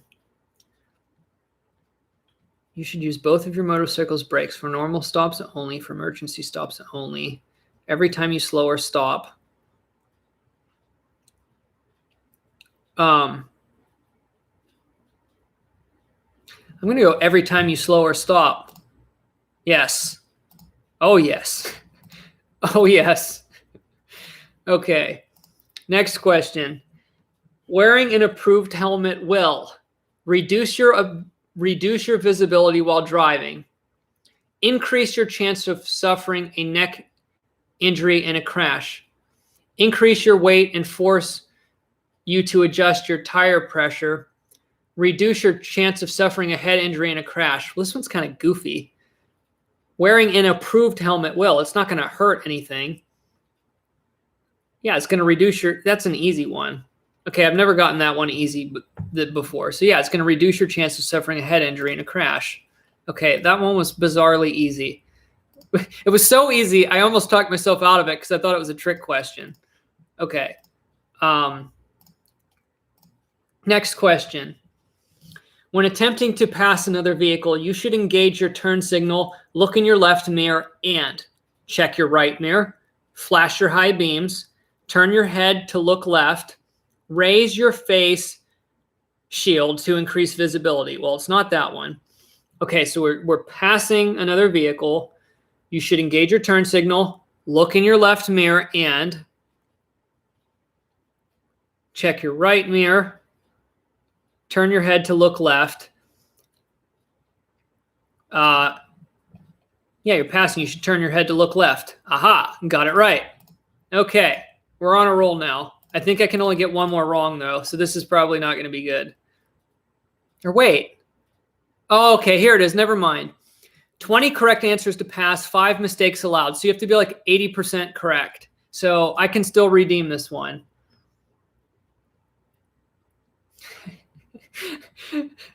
That is funny, Mudspot. I just checked the chat real quick. The title has nothing to do with what I'm doing right now. The I tried was that I can't get coins from my bank, that I really tried, but I just can't get coins right now. Okay, next question. It is important to reduce your speed before downshifting because failing to do so may cause your brakes to fail, may lock the front tire, may cause the rear wheel to skid, may cause the engine to lose power. Okay. And I'm one of those learners, I can't comprehend like while I read, so I have to read it to myself. While I read out loud, that is. Of course, I can comprehend when I read. Okay. It's important to reduce your speed before downshifting because failing to do so, reduce your speed before downshifting, may cause your brakes to fail, may lock the, I don't know this one, I don't think, may cause the rear wheel to skid, may cause the engine to lose power. I don't think it's that one. Downshifting. Okay, you're downshifting. And you want to reduce speed, specifically speed, while you're downshifting. I don't think it would lock the front tire. I don't think it's brake related. I think it's because it could cause the rear wheel to skid. That's what I'm going with. Yes. Yes. Logic pans out, even though some motorcycle logic does not transfer over to normal motor vehicles. Okay. And I'm not cheating by looking at the chat because I don't have it up. Like after I answer the question, then I look at the chat. So, yep, everybody in the chat knows their stuff. But yep, that makes sense. Oh, focus out. Thank you. Okay, so we got 4 right in a row after a miserable start. Okay, next question. As you are being passed by another vehicle, you should ride in the center portion of your lane to minimize possible dangers created by. I think I got this one when I practiced a month ago. Dangers created by blasts of wind from larger vehicles, objects thrown by passengers in the passing vehicle, careless stealing by the passing driver, or all of the above. Now that one, I think I got this question before, and I'm pretty sure I answered all of the above, because if I think about it too, you do want to be careful of the steering by other drivers. Blast of wind makes you want to make sure you have a safe distance, and somebody could be throwing something out the window. That is definitely a possibility. So I don't think that's a trick question. So my final answer is all of the above. Yes. And I'm not going to read the things they put under it. Well, I'll read this one. Any of these potential problems could occur while you're being passed. Blast of winds from larger vehicles can disrupt your driving, as objects thrown by those riding as can objects thrown by those riding in the passing vehicle, or careless steering that could cause a side swipe if you're riding too close. Staying in the center of the lane gives you more time to react to these hazards if they occur. All right, so where things are looking up here. Next question. Okay, if I pass my practice test, everybody's got to super chat $1 for morale. I'm just kidding. Next question. Actually, the super chat, what I'm buying, yeah, the super chats will go toward it. Let's put it that way. Let's see. To make the best decisions about potential hazards on the road ahead, you must know how to stop quickly, consistently search ahead, be able to swerve, or drive slowly to increase reaction time. Okay. To make the best decisions about potential hazards on the road ahead. Okay.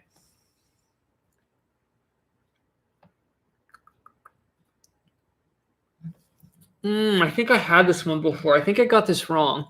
It's not know how to stop quickly, and it's not be able to swerve. I know it's either consistently search ahead or drive slowly to increase reaction time. I know I had this one before. To make the best decisions about potential hazards on the road ahead. Okay, it's not saying you know of the hazard. It's not saying like you see a hazard coming. So to make the best decisions about potential hazards. So I think based on the wording, it is going to be, because I don't think you have to just drive slow specifically. I think it's consistently searching ahead, that you need your eyes on the road. Consistently search ahead, final answer. Yes! All right. Okay. Question number 9. And if somebody super chats, I'll try to check in. I'll still eat one of the ghost pepper things. Next question. When turning, you should look at the center line, through the turn, straight ahead, or in your mirrors. When turning. When you're turning, the center line, through the turn. It's not straight ahead. Okay, we've rolled that one out. Or in your mirrors. No, you don't look in your mirrors where you're turning. That's got to be through the turn. The center line, though, that kind of makes sense, but that doesn't make as much sense as through the turn. Or is this one of them goofy ones? Through the turn or at the center line. No, the center line doesn't make sense because if you're staring at the center line, you can miss a hazard that's off to the side. So yeah, it's got to be through the turn. Yes. All right. On a roll. How many did I get in a row now? 1, 2, 3, 4, 5, 6, 7 in a row. Okay.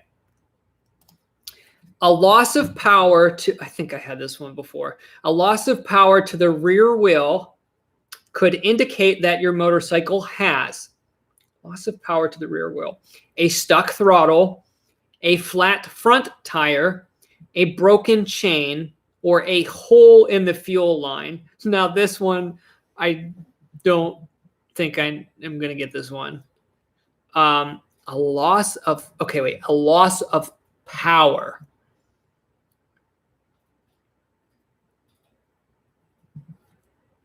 Oh, loss of power to the rear wheel. Oh, boy.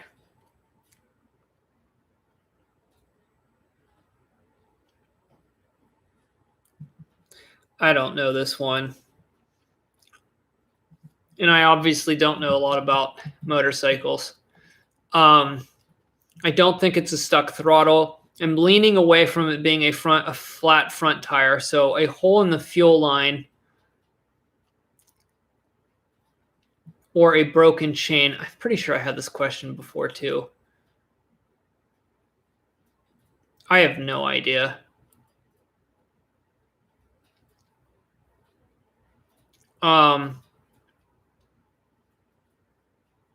I have no idea.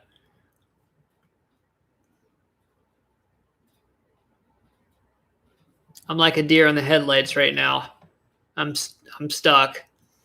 That's okay. I still have a few wrong questions. I have no idea on this one. I think it was one of the bottom ones. Either a broken chain or a hole in the fuel line. I'm going to go with a broken chain. Yes, that's what I thought. Glad I took my time. Whew. Okay. All right. Next question. Your ability to think clearly and drive safely is affected by as little as blank drinks. 1, 2, 3, or 5. That's a pretty easy one because it's 1. So that's a no-brainer. They put that one in there to make sure you're not an absolute idiot. 1, final answer. Correct. Okay. Ooh, focus out on me. Okay. Next question. And then I'll take a break because that's halfway through and I'll look at the chat here in a minute. Just ahead of you, a driver on a freeway entrance ramp is preparing to merge into your lane. What should you do? Move into another open lane. Maintain your speed and lane position. Speed up to get by the merging driver as quickly as you can, or none of the above. I've never had this question. Just ahead of you, a driver in the freeway entrance ramp is preparing to merge into your lane. Okay. So move into another open lane, maintain your speed and lane position, or speed up to get by the merging driver as quickly as you can. I don't think it's none of the above because I think you just want to move into another lane, very simply. So I'm going to go move into another lane, final answer. Correct. Sweet. Very nice, Linda. Okay, so I've gotten the last, I think I'm going to pass this time. I got the first 2 wrong and all right since. Okay. Next question. Which of the following will not help you avoid dangerous fatigue while riding? Wearing clothing that will protect you from the elements, driving as fast as you legally can to get to your destination more quickly, avoid drugs and alcohol while riding, or taking frequent rest breaks. Which of the following will not help you avoid dangerous fatigue? So it's only one of these. Which one of the following will not help you? Avoiding drugs and alcohol while riding will help. Taking frequent rest breaks will help. Wearing clothing that will protect you from the elements should help, and at least in theory. And I know number 2 will not help. So my final answer that I'm very confident of is number 2. Driving as fast as you legally can to get to your destination more quickly will not help you avoid fatigue. And that is correct. We are on a roll. Okay. Next question, number 14. Which of the following, here's another not question. Which of the following is not a cause of wobbling? Oh boy. Improperly adjusted load, unsuitable accessories, incorrect tire pressure, or incorrectly adjusted mirrors? Which of the following is not a cause of wobbling? Okay, well, I know unsuitable accessories is a cause, and improperly adjusted load is definitely a cause. So incorrect tire pressure or incorrectly adjusted mirrors. Okay, it would have to be the mirrors because you're assuming they're installed properly. And if they're not adjusted, it shouldn't affect anything else. And the other three things would cause wobbling. So we're going to go incorrectly adjusted mirrors. Final answer. Correct. Nice. So I'm doing pretty good after getting the first two wrong. Next question, number 15. When you are adjusting your mirrors to carry a passenger, the passenger should. Adjusting the mirrors to carry a passenger. I think I had this one before. Adjust the mirrors while you sit behind him or her. Sit behind you on the seat just as she will when riding. Stand completely clear of the motorcycle, or none of the above. You should not have to adjust your mirror for a passenger. I don't think it's that one. When you're adjusting your mirrors to carry a passenger, the passenger should.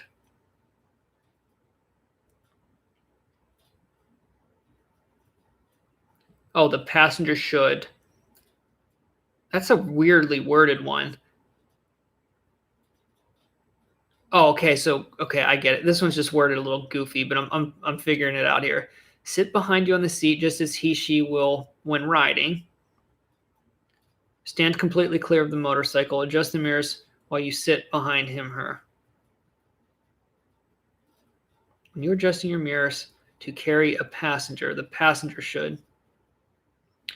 I believe it is just sit behind you on the seat just as she will when riding. That makes the most logical sense to me. Correct. Whew. Okay. That one was twisting my brain a little bit. Okay. Next one. To carry a load safely, you must keep the... Oh, I think I got this one wrong before, if I remember correctly. Maybe. To carry a load safely, you must keep the load low and as far forward as possible. Keep the load to the rear of the motorcycle. Securely fasten the load to the frame on the back of the seat. Or all of the above are acceptable ways of carrying a load safely. I'm pretty sure I had this one the first time I took it, and I think I got it wrong. To carry a load safely. I don't think this is going to be in all of the above, so we're going to scratch out the bottom one. For some reason, I could be completely wrong, but I thought I picked one of the back options and it was wrong, and that you're supposed to carry stuff in the front. I don't know why I'm thinking that. I could be having just incomplete memories.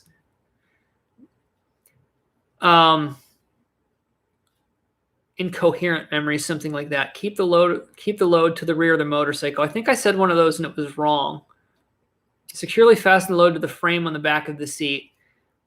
Keep the load low and as far forward as possible. For some reason, I think it was that, but I don't know why I'm telling myself that. I think it's really wrong, but something's telling me to pick it. This is one of those ones that I'm probably going to get wrong.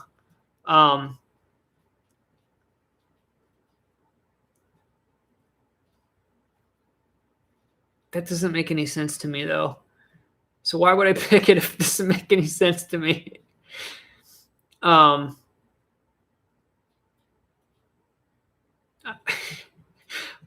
do I hate this question so badly?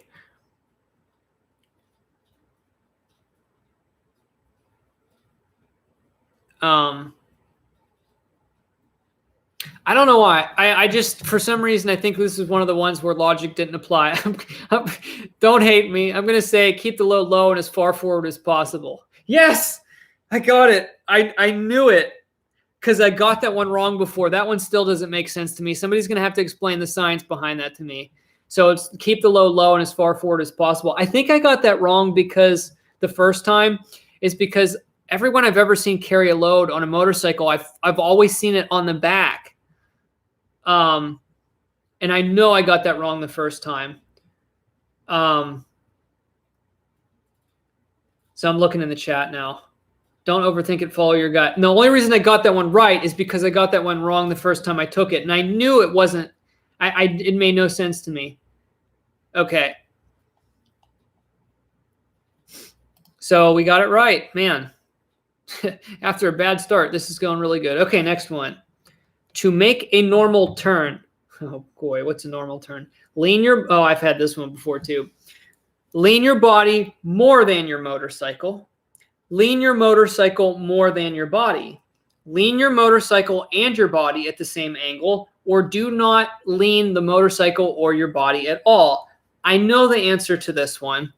And that is, I do know the answer to this one, and that is lean your motorcycle and your body at the same angle. You want to be doing both. You don't want to be doing any of this. You don't want to be doing any of leaning the motorcycle. I guess you do that with your hips. I don't know. You want to lean it all. You want to lead the motorcycle, well, your legs. So like that. Always lean into the turn, but always lean the motorcycle too. Final answer, number 3. Correct. That was an easy one. Next question, number 18. To improve riding strategy and make appropriate judgments when hazards arise, experienced riders use a 3-step process called SEE, S-E-E. What does SEE stand for? I think I got this one wrong before. I know I had this one. There's a small pool of questions that get taken. So after you take this test probably 5 times, you should be able to ace it. So anyway, it means study, examine, evaluate, search, evaluate, execute, study, evaluate, exit, or search, execute, exit. And I'm pretty sure I got this one wrong. Search, let's see, search, evaluate, execute. I think I got this one wrong based on going off of the way my brain works. Study, examine, evaluate. Study, evaluate, exit. Search, execute, exit. So you are improve riding strategy and make appropriate judgments when hazards arise. So exit might be part of that because you're trying to get away from the hazard. So I think I picked one before, but that didn't have the word exit in it. So would you study, evaluate, exit, or search, execute, exit? Boy, this one's tricky. And let's read the other ones just to make sure. Study, examine, evaluate. No, that doesn't make sure because you're studying, examining, and evaluating. That's all the 3 the same thing. You're not actually doing anything. So it's not number 1. We'll go process of elimination here. Search, evaluate, execute. I think that's the one I picked last time. And I think it was wrong. I'm going to go with it's one of the exit ones. Study, evaluate, exit, or search, execute, and exit. There's some kind of like duplicate synonym words going on here that are kind of confusing me. Study and evaluating are same thing. Searching, execute, and exit. I have no idea. I'm just going to go with the last one because I'm just going to go with the last one. Oh, I was wrong. Okay. I'll look in the chat after this one. So it was, okay, so it doesn't have exit in it. Well, that makes sense. So it's search, evaluate, execute. Search, evaluate, execute. That makes sense. Search, evaluate. So they're putting differences between the words search and evaluate. I should have been able to get that, but that one was hurting my brain. Okay, so I got that one wrong. Focus. So we got 3 questions wrong, and I have 1, 2, 3, 4, 5, 6, 7. And out of the 7, I can only afford to get 2 more wrong to get a pass on this practice test. So I need to remember that one. It's search, evaluate, execute. But yeah, it makes sense that the word execute's in it. So I'll remember that for next time. Maybe I got that one right last time. Okay, I talked myself out of the right answer on that one. Next question. Your motorcycle's braking and acceleration times increase when you are driving in extremely hot temperatures, you are driving in extremely cold temperatures, your clutch is improperly maintained, or you are carrying a passenger. Okay, I think I know this one because it has to do with load weight. And just like any vehicle, period, the heavier the load, the slower the reaction time. so that you need to brake and accelerate with more caution to account for that. So without overthinking this one, I'm going to select the last one. You are carrying a passenger final answer. And that is correct. Okay, cool. I'm going to take a break, look in the chat for a second. Why does this keep focusing out on me? Yes, Luis, that's the plan. But don't worry, for anybody, I'll just throw this out there. I'm not getting a Harley. I'm not into the obnoxiously loud, old school looking, stereotype of motorcycles that I grew up seeing. Somebody covered in tattoos and, bald, covered in tattoos and wearing a leather vest. Not going for that type. We'll leave it as a secret. I think I shared it in one of the last streams for opinions, but I am planning on doing it. Okay. Drink H2O, said Linda. Good reminder. Let's do that.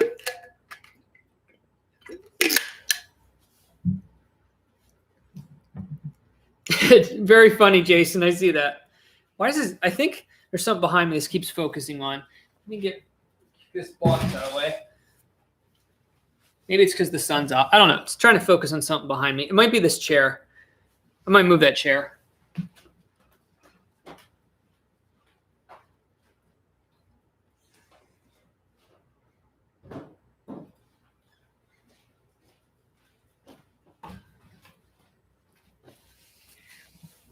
Okay.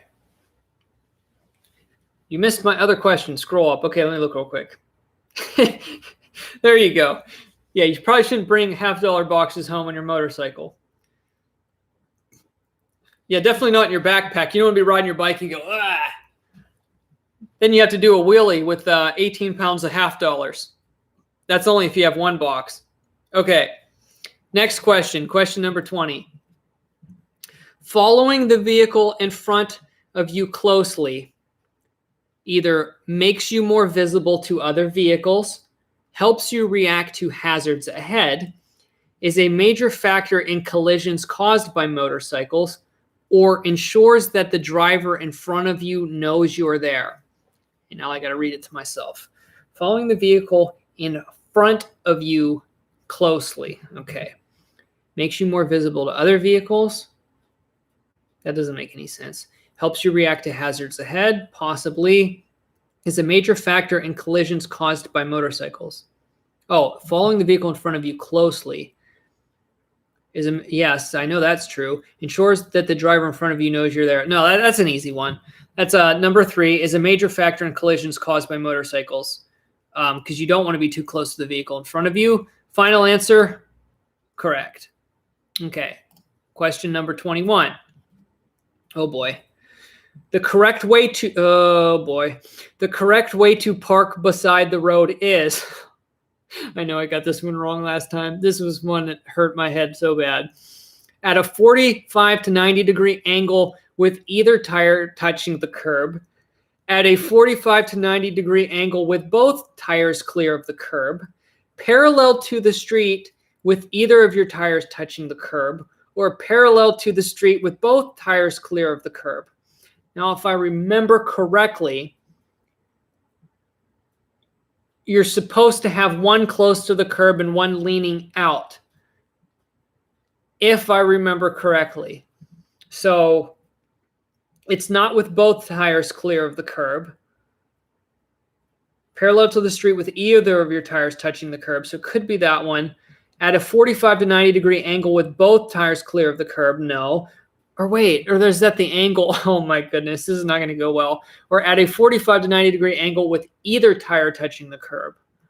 45 to 90 degree angle with either tire. Okay, right. It's not the parallel one. I don't think it's either parallel one. It's, I think it's at a 45 to 90 degree angle with either tire touching the curb. That is my final answer. I'm not overthinking this one. Correct. Boom. Had the confidence on that one. Okay. Next question. If the front tire becomes locked during a stop, you should release the rear brake, engage the clutch, release and reapply the front brake, continue to brake until the motorcycle stops. I think I got this one wrong before, talking myself out of the right answer. I think I selected continue to brake until the motorcycle stops when it's actually, I'm pretty sure it's release and reapply the front brake. Because if it's not working, you just don't continue to brake. And I don't think it's neither of the first two. So I'm pretty sure that it's release and reapply the front brake. And I'm just going to go with it. Final answer. Correct. Yes. So I have 3 more questions. And I only have to get one of these right to pass. Pass the practice thing. This isn't the real thing. I might go take it tomorrow. Maybe I'll do it tomorrow. Or maybe if I buy the motorcycle first, that'll give me incentive to go take the test. Okay. Who knew you had, well, that makes sense. You have to get a separate test. It's completely different. And now why I know you should definitely have a separate test for a motorcycle is because the logic isn't consistent with a vehicle in all questions. Because the first time I took this test, I failed miserably. I think I got like at least 8 wrong. It might have been 10 or it could have been more. It was bad. Okay, next question. If you must stop quickly while turning and cannot immediately straighten the motorcycle, you should apply the front brake and increase your lean angle, brake harder as you reduce the lean, apply the brakes first and then lean further into the turn, or apply the rear brake slowly and lean into the turn. This one's going to get me. I think I got this one wrong before too. I think the first time I took the test, actually I think I got 12 wrong and 13 right. I think that's what it was. I think it was like a 50-50 deal. I think it was. I think I got 13 right and 12 wrong, something like that. It was a miserable fail. But anyway, I got to read this to myself now. If you must stop quickly while turning and cannot immediately straighten the motorcycle, you should apply the front brake and increase your lean angle.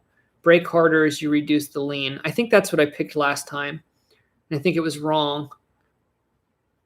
Apply brakes first and then lean further into the turn. Or apply the rear brake slowly and lean into the turn. If you must stop quickly.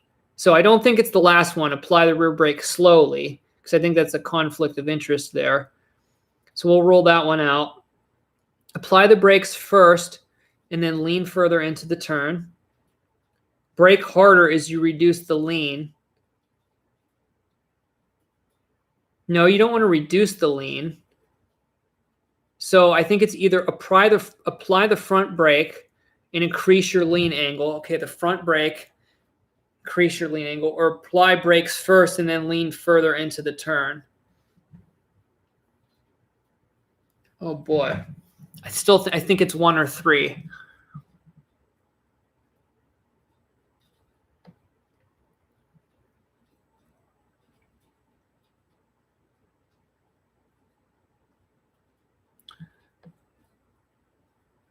I don't know. I don't know this one. I'm just gonna go apply the brakes first and then lean further into the turn. Okay, so I'm wrong. So it is the simple one. It's brake harder as you reduce the lean. I think I talked myself out of that one. I must have got that one right before.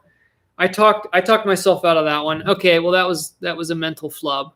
So now this is going to get interesting because I cannot get the next 2 wrong. I have to get at least one of the next 2 right because I missed 4 questions. I should have got that one right. So it's the simple one. Brake harder as you reduce the lean. Well, that makes sense because if you need to stop quickly, you have to apply the brake harder to make sure you actually stop. And I do know, okay, but it's saying you want to reduce the lean, not go into the lean. So as you're trying to brake, you're pulling out of your lane. So that's good to know. I should have known that one, though. That was just, that one was the stress of the test. It got to me. Okay, next question. Number 24. The best way to avoid hazards on the road ahead is to be able to swerve correctly, know how to stop quickly and safely, search ahead and give yourself the most response time possible, or none of the above. The best way to avoid hazards on the road ahead is to.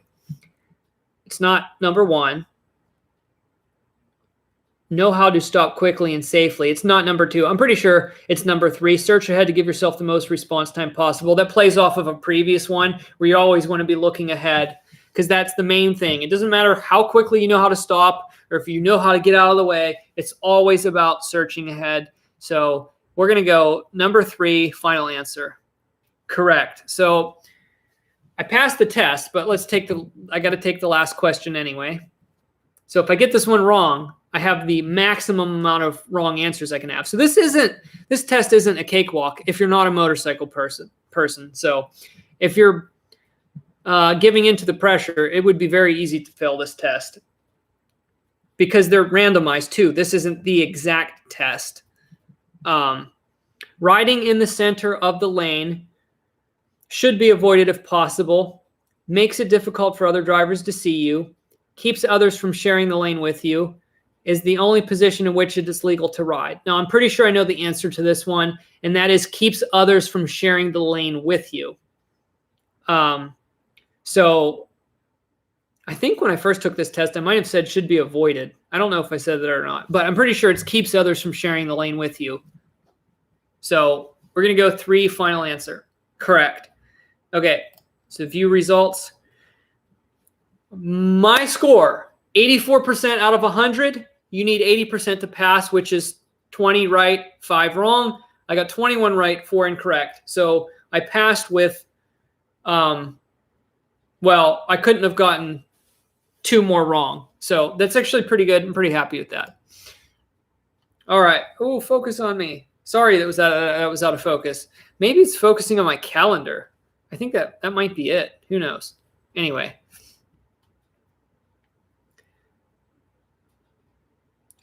Jason said it's like finding a good permission to metal detect. You just need to keep searching ahead. How true is that? Hey, Karen, how's it going? All right, so I passed my practice test.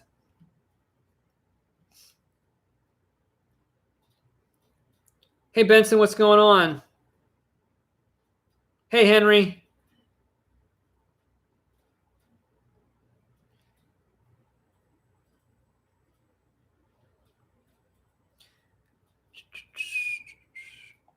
All right.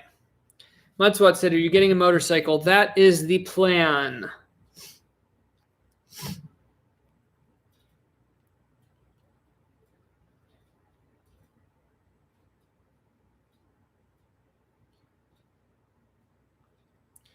Going to get a sidecar for the T2. I would like to. I would like to use it for local metal detecting.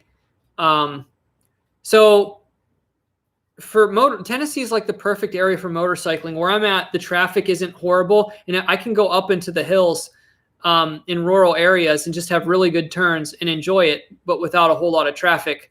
So I think it's going to be a perfect summer hobby for around here. And I might be able to make some really awesome videos if I add it into my content. Just get like a helmet cam or something. I think that's going to be super cool. I just need to do it. I was actually considering just going and buying one, and then I'd be forced to take my test. Henry said there's a second test for sidecars. Oh, yeah, I see what you mean, a sidecar. No, I don't want a sidecar. No, definitely not. No, I know you were joking, Henry. But yeah, anything that adds a second test, I'm not going to be a fan of. Yes, Michael, you're going to see live motion picture of me on the bike. You're not just going to get a picture. It'll probably be on, part of the channel. John Doe dates back to the 1300s. Wow. I knew it dated back a while, but it's cool history there.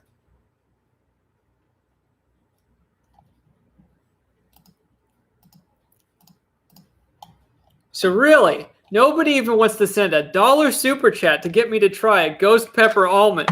I'm surprised. I know, it's just the late night crowds The goofy late night crowd isn't here yet. Hey, Coin Slayer, what's going on? But no, I'm not probably gonna. I'll probably rig up something so that I can just take minimal detecting gear on it. Just like I'll probably have to take a collapsible metal detector. So I'll either have to get my XP Deus going, or I'll just take a cheap Minelab foldable plastic detector or something. Michael, I'm not getting a trike. I'm not old. Trikes are for old people. And no, I'm not what's the word? I'm not trying to insult anyone. Trikes are for old people, and I'm sticking to it. Yeah, like I'll consider a trike when I'm over 55. So yeah, trikes are for old people. I'm not buying like one of those $25,000 gold wings that are like, or what do they call them? Are they gonna call them gold wings? I can't remember. But I remember most of them are gold colored and they look hideous. They look just something they look like something somebody would buy right out of retirement or something. But yeah, that'd be comfortable. Like if you're going to drive cross country in one or something, you want something that's really comfortable, but that's not what I'm doing this for. No trikes. I researched for a very long time. I watched way too many YouTube channels, way too many YouTube videos comparing different bikes and watching people on the road and people commentating while they're riding it. And oh man, I spent a lot of time doing it.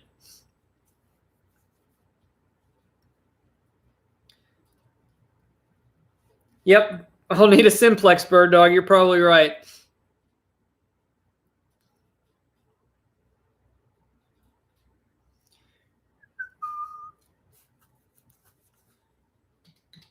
We're going to shoot an East Tennessee version of Chips. I don't know what that is. Plug said, when are you getting your motorcycle? I don't know.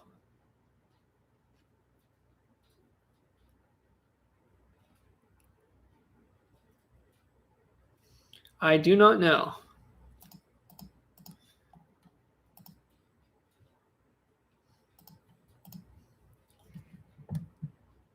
Brian said 55 isn't old. I wasn't meaning that 55 is old. I'm just meaning that you shouldn't ride a trike until you're 55. If you get one of those big touring trikes that weigh like 5 million pounds and you can sit, two people, like sit two people on it and then you can coast across the country. They cost more than most vehicles, some of those trikes. Oh, it was a show. I wasn't aware of that show, Bird Dog. I wasn't aware of that one. I used to watch a lot of older shows because I actually preferred them even when I was a little bit younger. Like when I used to watch more like TV and stuff. I used to watch that retro station, whatever it's called, years ago. I don't remember what it's called. Something retro TV or whatever. I used to watch all the old shows, but that one's not ringing a bell. Coin Slayer with the $1 super chat. Let's give him a dunk and try the ghost pepper almond. I knew it was coming. I knew somebody would drop a buck.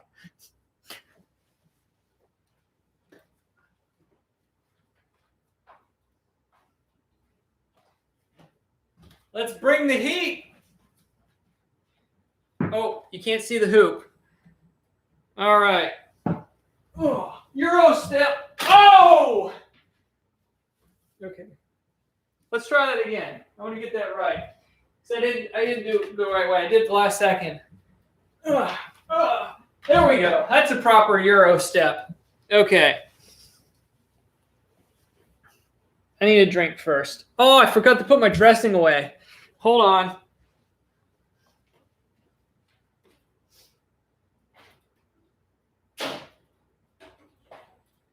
Oh, I forgot to put my cheese away before.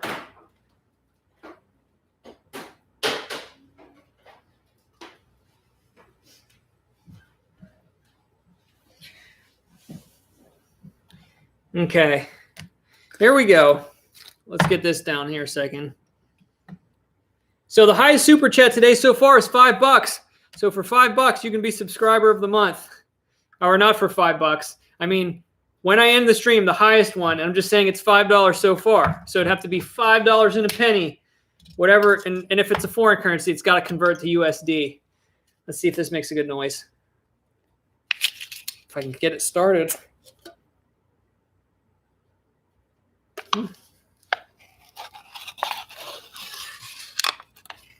That didn't make a very good noise.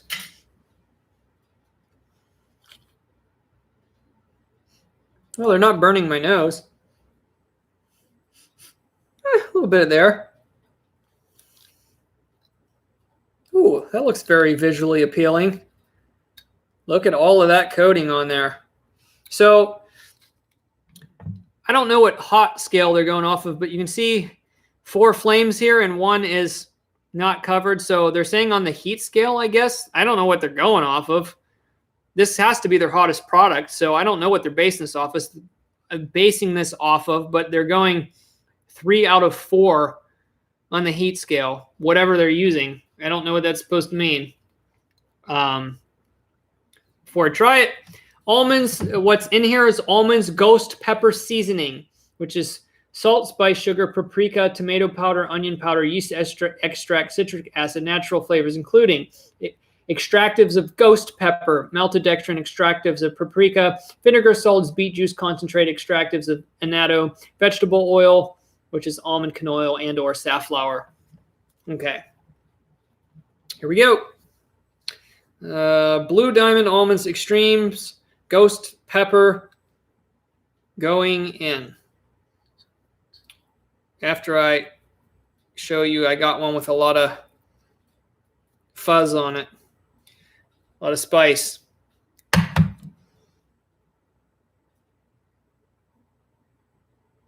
All right. Going in.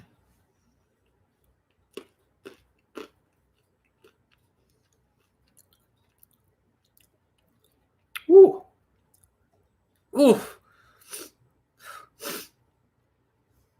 Told you the sun was going to be coming in here soon. Ooh. Ooh. Ooh, that hits hard afterward. Oh.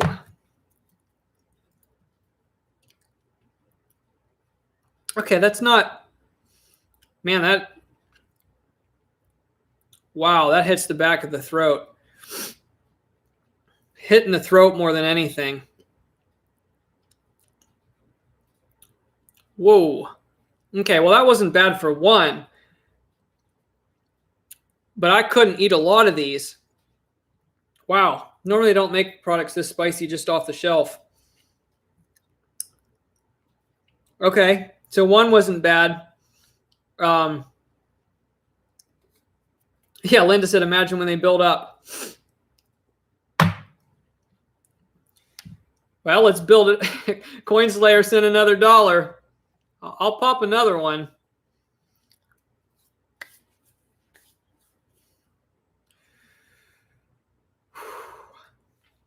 To be nice to Coinslayer. Never said I'd eat another one, but we got to make it fun, right? We got to make it fun. This is bottom of the barrel cheap entertainment. Number 2. Make sure I don't scratch my eyeballs.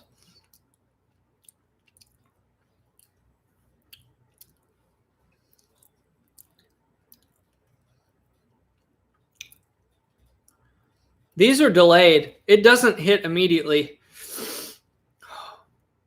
It takes about 10 seconds.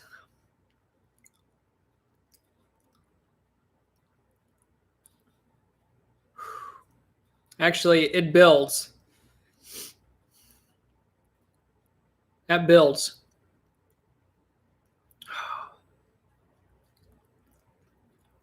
Okay, that wasn't too bad. Dude, check out this one. It's got that stuff caked all over it. Ooh. Somebody send another super chat and I'll pop that one. Whew. Still not horrible, though. I'm still in the tolerable range. I'm not at the point where I can't eat anymore. Ooh. Starting to get into the nose a little. Ooh. My ears are already popping. Only 2 in. Yeah, that lingers, though. I still feel it. I feel it on my tongue now. I'm starting to feel it like overall everywhere. Yeah, I couldn't eat a lot of these, that's for sure. Yeah, for passive snacking, these are definitely hotter than Coin Slayers than another buck. All right, this isn't a whole almond, but that one's got a lot of that coating on it. So here it goes.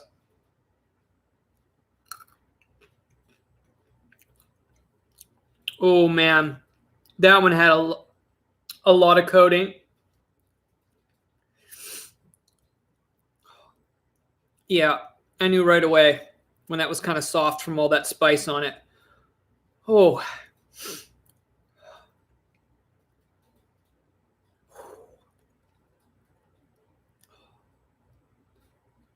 Ooh.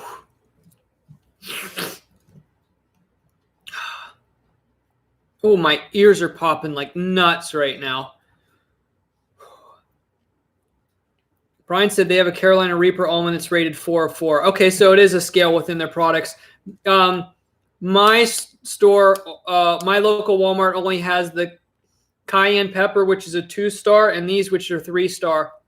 So if I can find the other ones, I'll buy them because I like almonds once in a while. I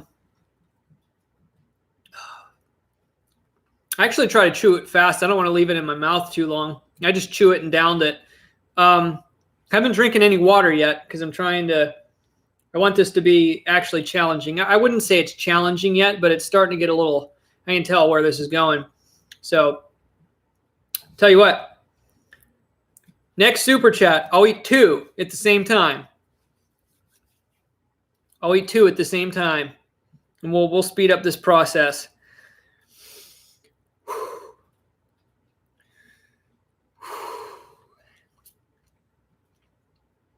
Yeah, Bird Dog, I remember that story. You told me about it.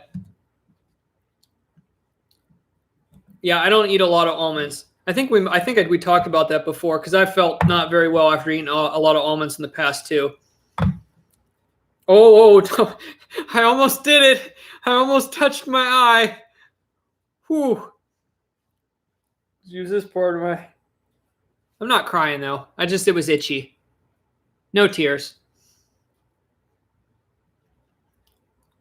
Is anybody going to do it? Even if it's a 99-cent super chat, we'll do 2 almonds next. Coin Hunting Drew, what's going on? JD live streaming at 5 p.m. Oh gosh, they'll be here until 3 a.m. guaranteed. We'll see. I started at like, what, 3 o'clock.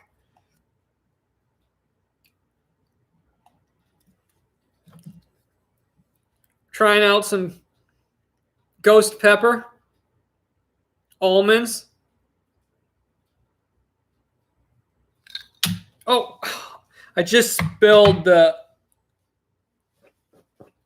pepper hot stuff on my keyboard. Hopefully I don't blow this dust into my eye. I forgot to take this back into the...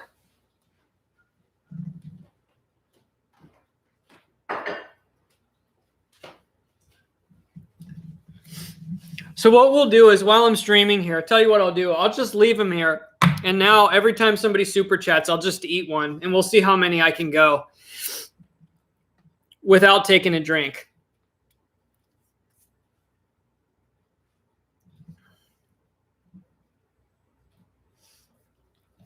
Let's do a dunk for Coin Slayer while we're waiting.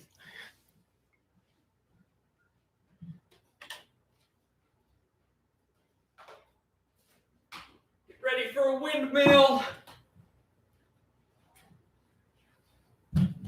Ah! Oh, I missed. Try it again.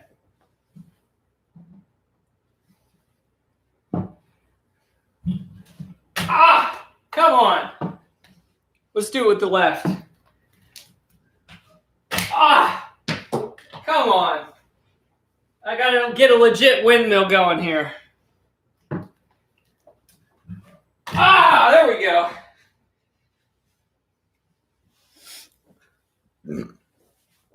Hey, Candy, what's going on? Went to Techning to a tot lot a few days ago, 1955 school. Dug some deep 60 cents, 8 inches on some, and as we were leaving, I popped out a 10-carat ring with what appears to be 2 rubies. Drew, you are extremely lucky. I just struggle to find good gold jewelry, and I dig tons of low tones. But yeah, awesome. Hope you find more tomorrow. Yeah, it's supposed to be nice, a little cooler out the next few days here too. I might go out and do some more detecting. Get some ice cream and chocolate sauce in those almonds will be awesome. I don't have any ice cream here right now. Karen said, don't eat too many of those almonds. Might be like the gummies. Yeah, in a slightly different way. Except these will probably hurt a little bit more coming out.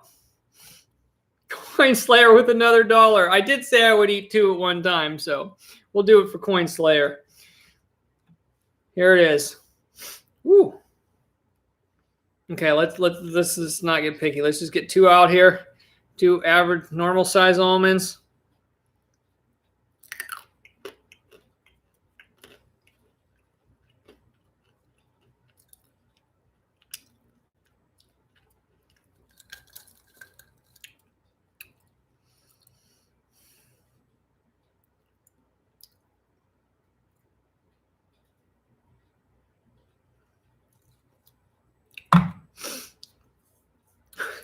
One almond in each nostril. You're funny, bird dog.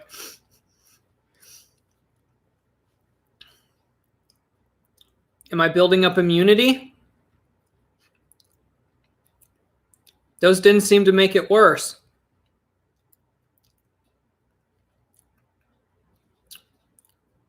I feel it in my throat a little bit and on my tongue, but I don't think it got any worse. My ears are really popping, though. My ears are going nuts. But it's not even getting into my nose. And they're definitely not making me cry, so this is just like kind of like a raw heat. It's just, you know how it makes your throat feel scratchy, like you have like a strep throat or something? Starting to make its way into like my throat and have that burning feeling.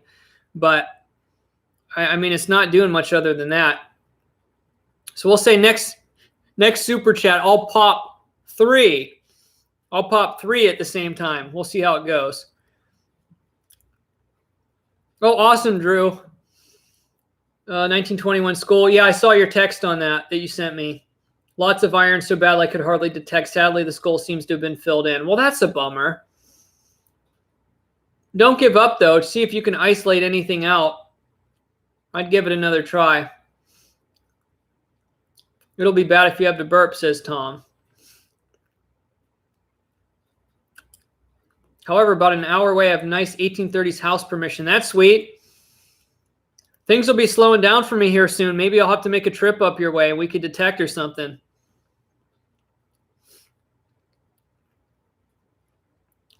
Okay, Bird Dog. Back to work with you. Thanks for stopping in. Ooh, I got to sneeze now.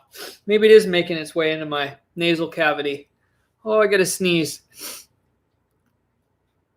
Okay, I'm good. No sneezing.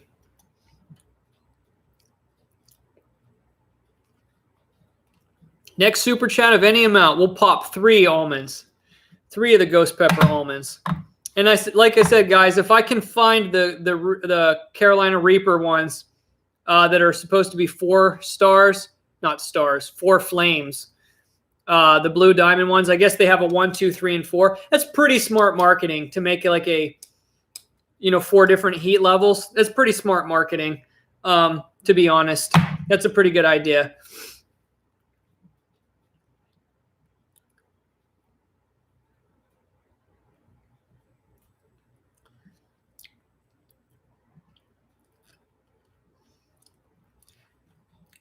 Yeah, who knows, Drew? I have no idea. I actually detected once an old high school that was turned into one of those like an assisted living place. No, it actually was an elderly home.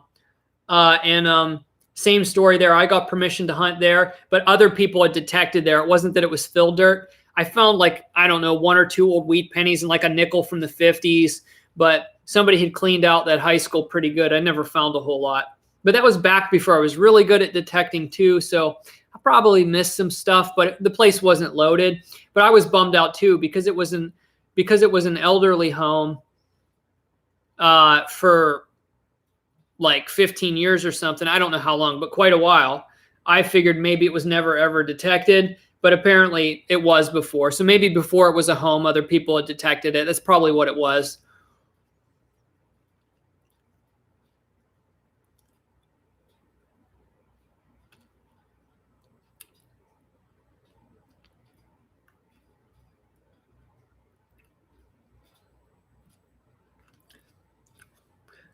Drew, the F2 is, don't touch my eyes. Yeah, the F2 isn't a bad detector. For a budget detector, the F2 is pretty decent. But yeah, it's not going to be as good as the AT Pro, of course.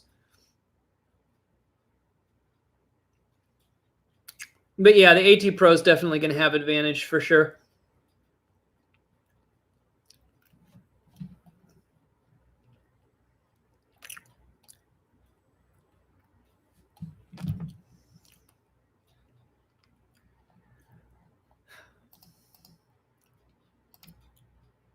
Coin Slayer with the $5 super chat. I appreciate it. But I do have to say, though, to be fair, for the highest for subscriber of the month, if there's a tie, it goes to the first super chat. So, Tom, your $5 super chat is still the highest because you were the first one. But remember, if anybody's going to send a super chat that's close, just tack an extra penny on to make you the highest. Here we go. 3 almonds. 1. Here, hold on. Let me focus this down here a second. Let's put this down here more. 1, 2, 3. All right. Going in.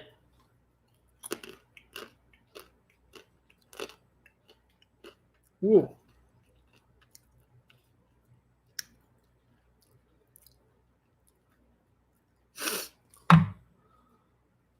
Woo!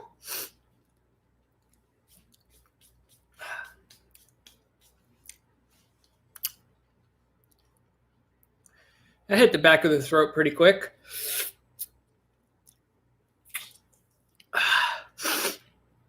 Oh, I'm starting to rub my nose. Don't do it. Okay, it's hitting the nasal cavity now. We're getting somewhere now.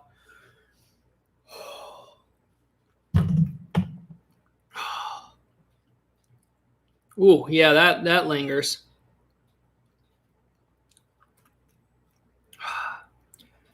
Ooh, yeah, that was something else.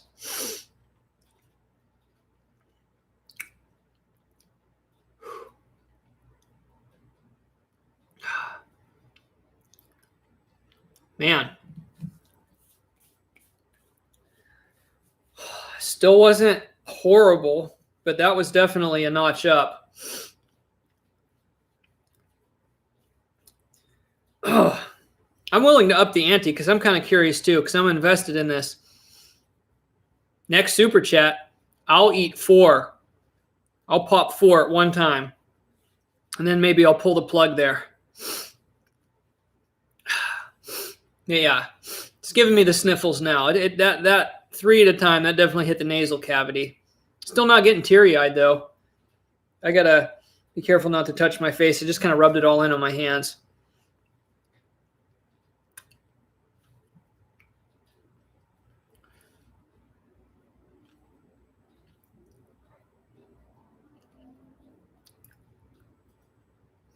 This is like the Briar Patch. You love spicy food, but you want us to think it's painful when you actually live there. There you go.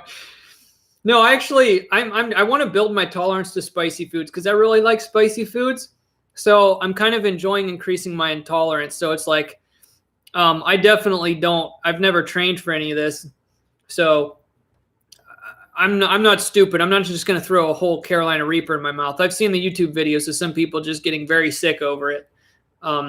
I'll build my tolerance.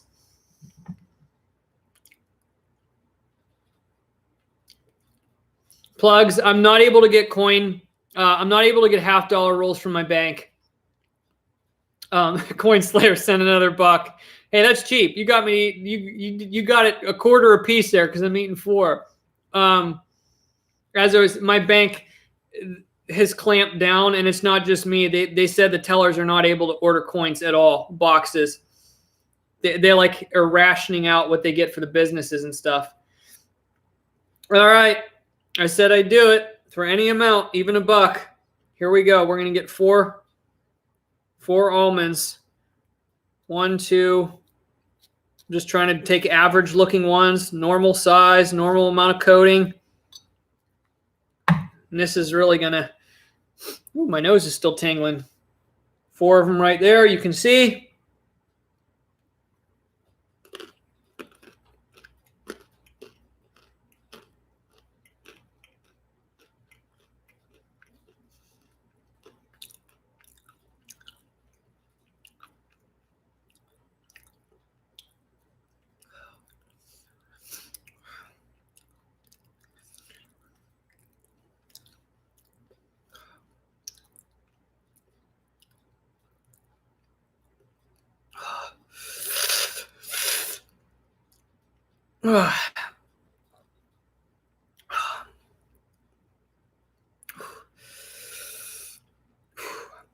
Ooh, still not terrible.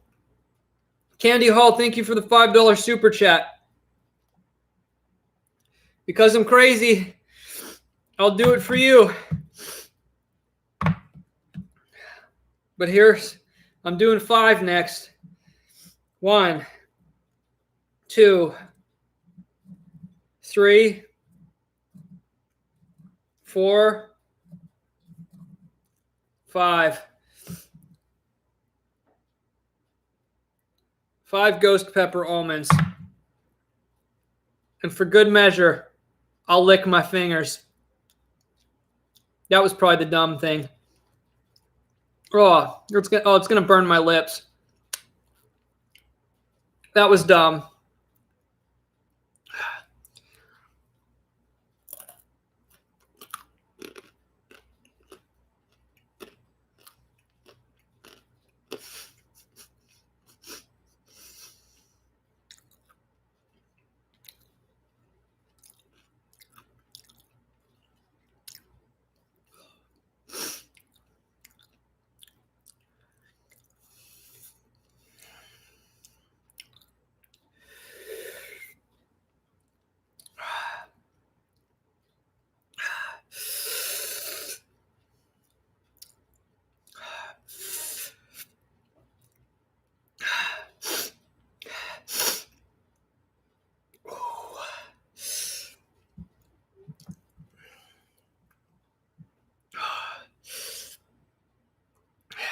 Yeah, the back of my throat burns, but I'll be honest, this still isn't.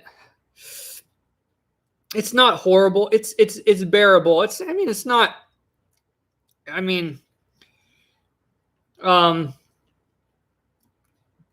It's. I feel like I thought it was going to be a little bit more challenging, but yeah, it's hitting more of the rest of my mouth now, like my tongue, the roof of my mouth. But it's really the back of the throat that really burns. But it's really not making my nose run. It's a different kind of heat. It's hard to explain. It just lingers and then hits all of a sudden. It's not like hot on impact. It's like you have a 10-second delay and then just boom. Coin Slayer, send another $1. I didn't even say I was going to try 6, but maybe I'll do it. I should probably do 6 just to end it. I don't want to eat too many almonds either. I don't want to eat like this whole thing of almonds. How many did I eat so far? So I ate 2 singles, and then I went 2, 3, 4, 5. So I went 5, 9, 10, 11, 12, 13, 14, 15. I've eaten 16 of them. Wait, 5, 9, 12, 13, 14, 15, 16. Yeah, I've eaten 16 of them. So if I do 6 more, 16, 17, 18, 19, 21, 22. 22 of them I'll have eaten. If I do 6. I think I should do it. Ooh. I'm starting to feel it hit my belly just a little bit, slightly. I am slightly, just a little bit. I'm feeling it hit my belly. Yeah, I can feel my stomach warming up a little bit, kind of like right up here toward the top of my stomach. Huh, that's interesting. Who wants to match Coin Slayer's dollar if I'm going to eat 6? We got to rally the troops. Welcome back, Metal Detector Coin Hunter. Ooh, I kind of got a rift now.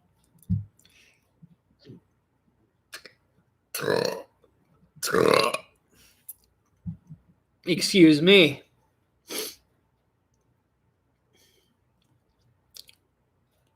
I don't have any milk candy. I have no milk in the house. I had a little bit left 2 days ago, but it started to go bad. I had to get rid of it. So I have no milk in the house. Hey, Alegria, DJ, what's going on? Hope you're doing well. Hey, Jan. All right. If somebody matches Coin Slayer's buck, I'll do 6 of the ghost pepper almonds in 1 pop. And then I think we're going to pull the plug on it. We'll go on the... Oh, look at that. My hands. We'll go on the honor system. I'm just going to eat them, and I'll trust that one of you is going to super chat because I know one of you will do it. 1, 2, 3, 4, 5, 6. 6 Blue Diamond Ghost Pepper almonds going in.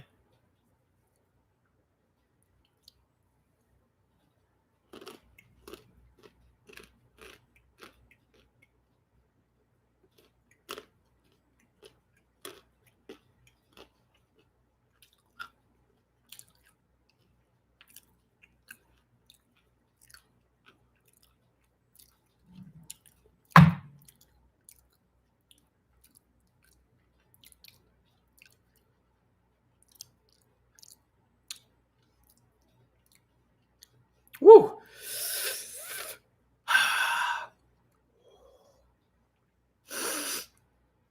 Ooh.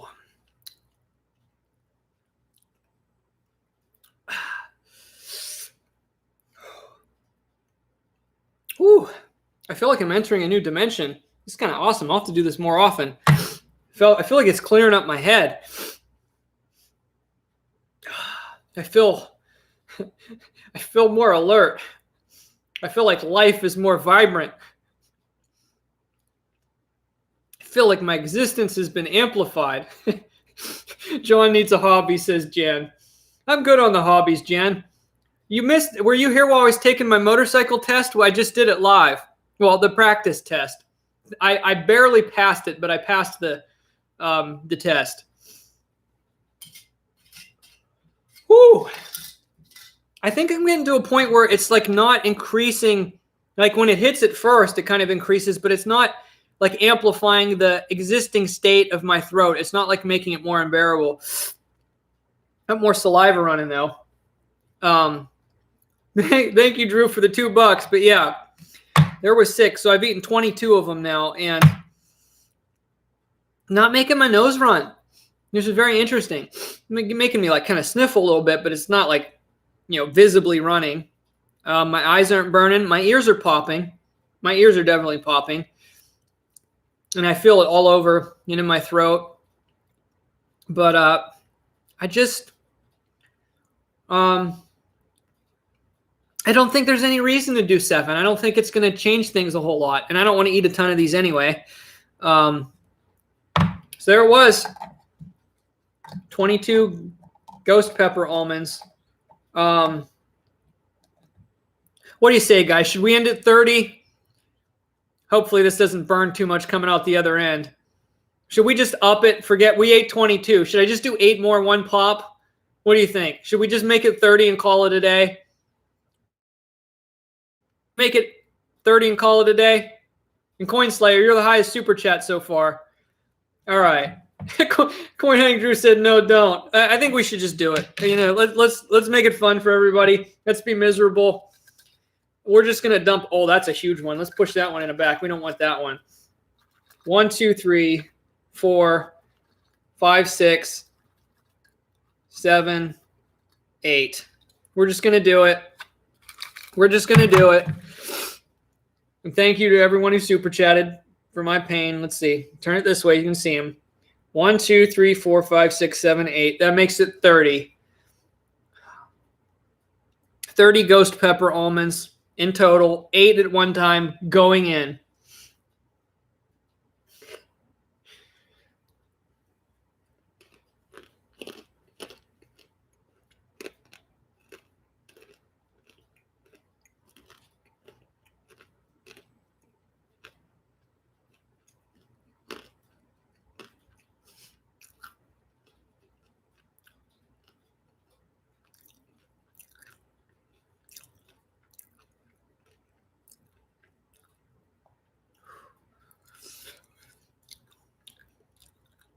Ooh.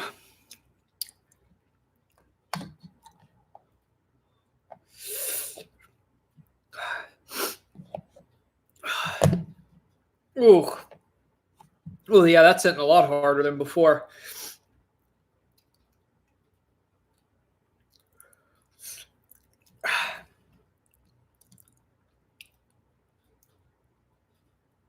You can see all down. Oh, yeah. I can definitely feel the heat. It's working its way up into my ears now. Ooh. Ooh. Yeah,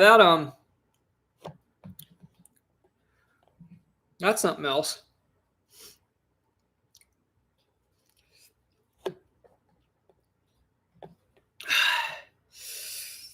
All right, well, that was fun. Yeah, that's hitting a lot harder than when I had the 6. They're starting to build too, but I'm still not making my nose run though.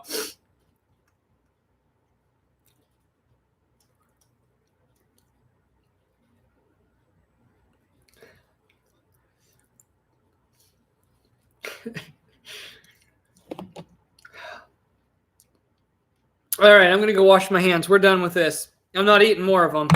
But I'll say challenge. I'll say successful on that one. I toughed it out. Eating 1 or 2 is really no big deal. If you have a decent tolerance for spicy stuffs, it's not bad. But yeah, when you start eating 6 to 8 at a time, then it really starts to hit you. But I mean, I just don't want to eat more of them total. Like, I'm not concerned about like I'll have to get the next one up because then it would be real. So if I can find the Carolina Reaper ones, we'll try them on another stream. And I bet that's going to be much tougher. So I'll see if I can find them.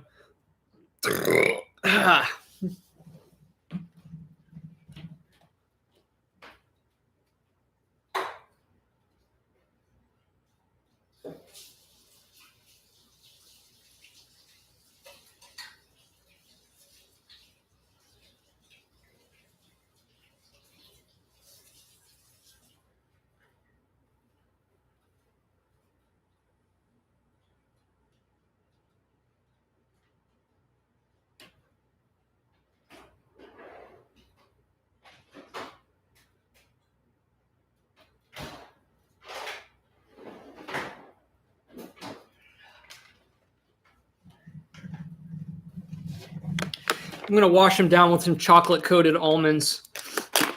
That'll help coat my throat a little bit. I had them in the fridge, so they're cold too. Chocolate-coated almonds. Just going to eat a couple of them.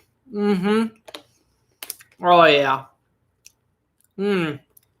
That chocolate coating, that spice. Right on. Right on. Too bad I don't have any like little ice cream sandwiches or something here. Some ice cream would be really good right now.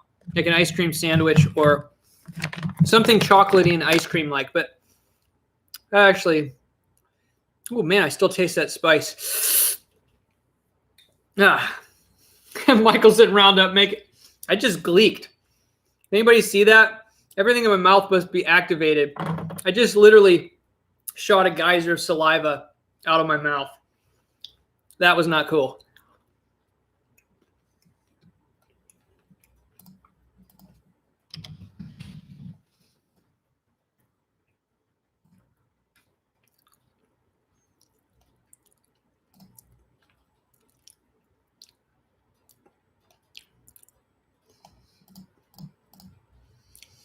Oh, yeah. I'm eating another one of these. I just have to be careful on these because I can't do a lot of theobromine from dark chocolate. And when I bought these, I thought it was more of a drizzle, and here they're like completely coated. I can't do stimulants like caffeine, like much of it. So I can only eat a few of these at a time.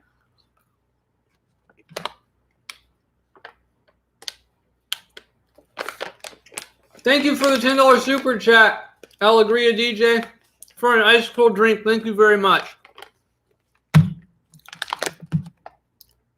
Maybe I'll go shopping right now and get some milk or ice cream or something. Let's give you a dunk. You're the highest super chat so far.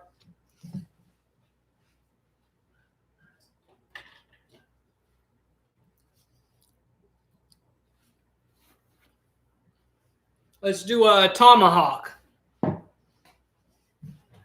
Ah! Miss. Do it again. Ah! All right, I'm putting these away.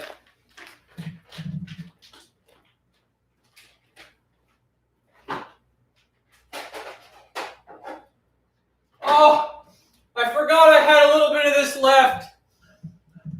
Oh, this is it.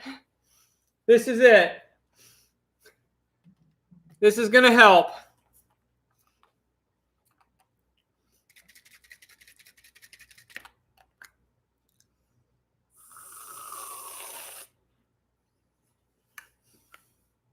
Oh.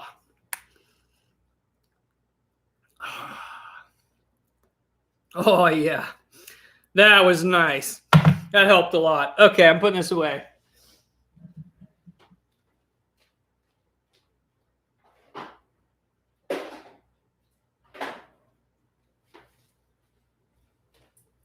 Oh, yeah, that helped.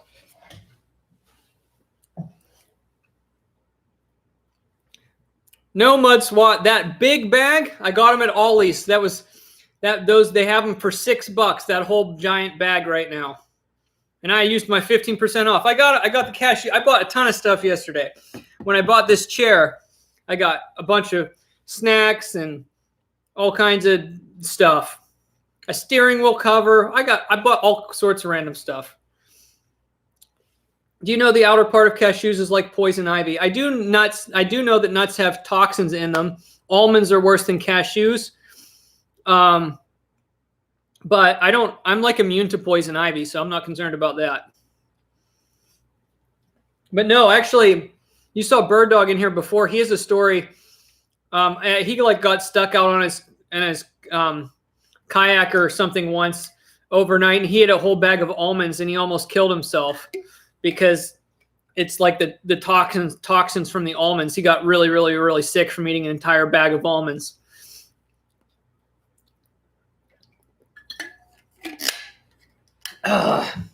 Ooh, that cream hit the spot.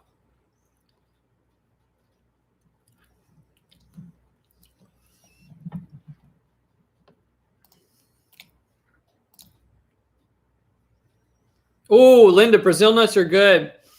I don't know if you remember in some of my videos before, I make like let's call it a Parmesan cheese substitute, because Brazil nuts shave really good. I take a grater and I shave Brazil nuts on savory dishes. It is delicious. You put a little salt in with shaved Brazil nuts on like a pasta dish or something. It's really good. Or even on a vegetable. Oh.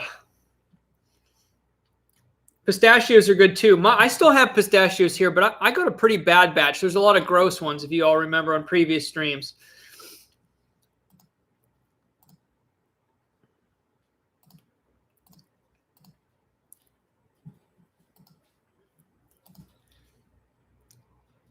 Do you get heart palpitations from caffeine and theobromine? I do. Yes, I mean, I get more than heart palpitations. I bust into a cold sweat. I get severe brain fog. And if I have too much of it, I'll get, my muscles will contract. And it's hard for me to walk because my leg muscles will contract. So yeah, I have to be very careful with caffeine and theobromine. I don't get a headache, but I clench my fists. I get agitated, bust into a cold sweat. It's pretty bad. So like those cashews, I'll only eat 3 or 4 at a time because they're dark chocolate. Not as much sugar. Yeah, nothing worse than the sour pistachio. Yeah. Pistachios come in there's some ranges of awful. There's bad, and then there's disgusting, and then there's so rotten and nasty you have to spit it out.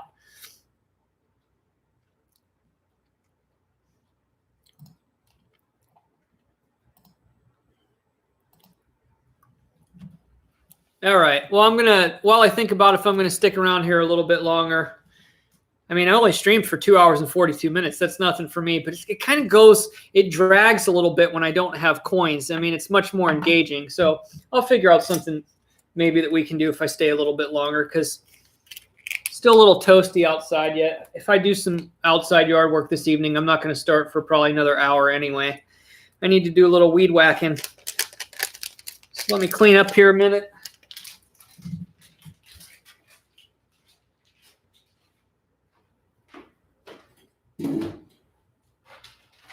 Oh yeah, well, let's try this. My local Walmart was clearancing out a bunch of stuff in the granola aisle, and they had this for 87 cents, and I like anything mint, so we're going to try this. Crazy Monkey Baking. All natural, 100% whole grain, wheat-free mint chocolate chip granola cookie crunch. Seems pretty hard. It's probably crystallized sugar. Pretty high on the sugar, 8 grams for 1/3 of a cup. But I like mint, and I've never had a mint granola. So let's give this a taste test here.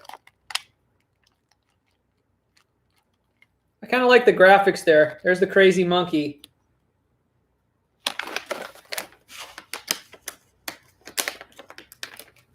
I think this is going to be pretty good. Ooh, very minty.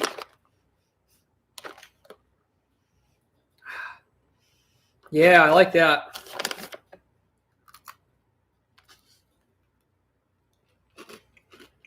Oh, that's good. It's not really hard. I thought it was going to be incredibly hard, but it kind of breaks apart. Ooh, that's good. Ooh, I think I'm going to go back over there tonight and clear them out if they have any left. Ooh. Ooh, I like that. Ooh. Rolled oats, organic cornmeal, bittersweet chocolate, which is chocolate liqueur, sugar, cocoa butter, soy lecithin, and vanilla, evaporated cane sugar, canola oil, molasses, egg, flaxseed, honey, peppermint oil, salt, baking soda, and cream of tartar. That's pretty good. Mmm. That peppermint oil really hits. I like that. Ooh, this is really good. I haven't been excited about something like this much in a while. You can have one, Mud Swat. Here you go.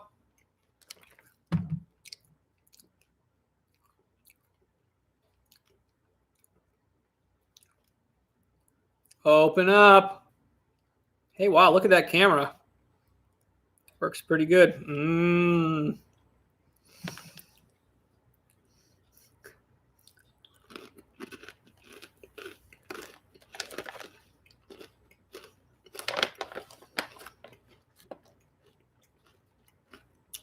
These are really good.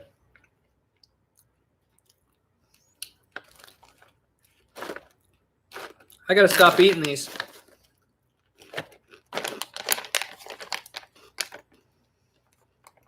Charles said calories. Pretty calorie dense. 150 calories for 1/3 of a cup.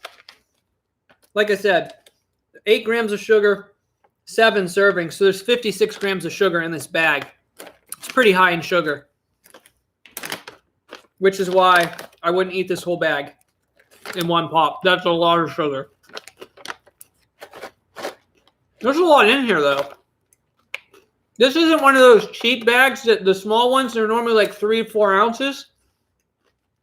That's 7.5 ounces they crammed into this bag. It wasn't that shoddy advertising where you get them granola bags that are like 3 ounces packed into a bag this big. Kelly, it's just cane sugar. Evaporated cane sugar. It's not corn syrup or anything like that. All right, one more and I'm done. These are addicting.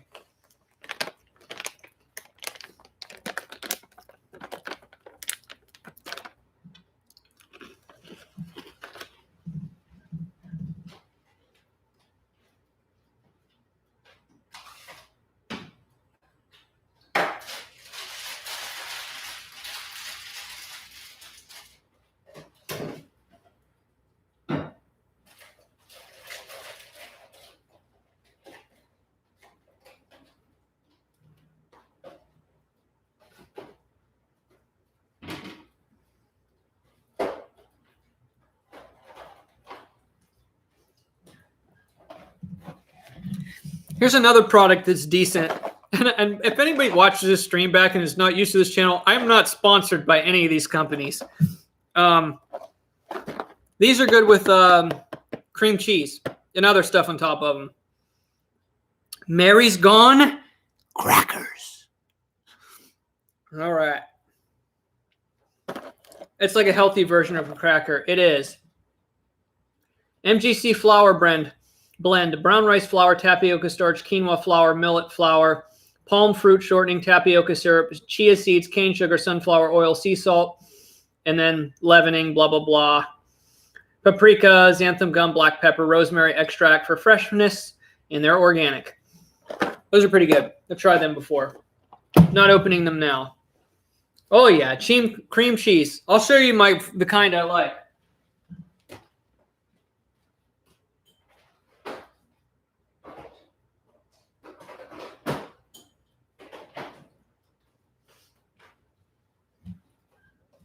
This is where it's at right here. I like the little bit of a kick this has. Philadelphia jalapeno. The spreads. That's the good stuff right there. That's the good stuff. My favorite one for crackers. And of course, you can never go wrong with the original and the squares. But that's the good stuff. That with this and who knows what else.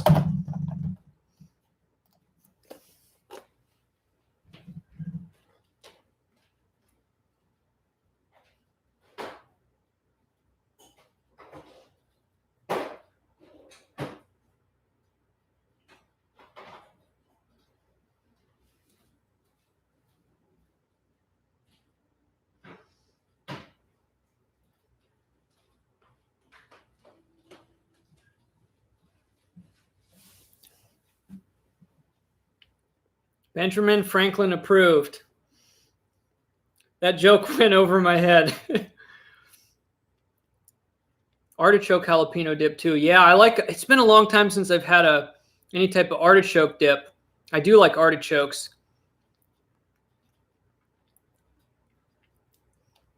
You like that, Michael? Yeah. Hey, that was at least fun that I could do it with everybody. I thought of that on the fly.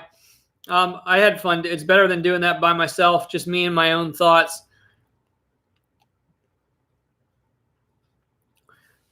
Yeah, Linda, my local grocery store sells the smoked salmon one, but I probably wouldn't like that flavor. Detroit Muscle, what's going on? Having a jolly old time here, talking about coins. I took a motorcycle test online. Eating spicy foods and just normal shenanigans.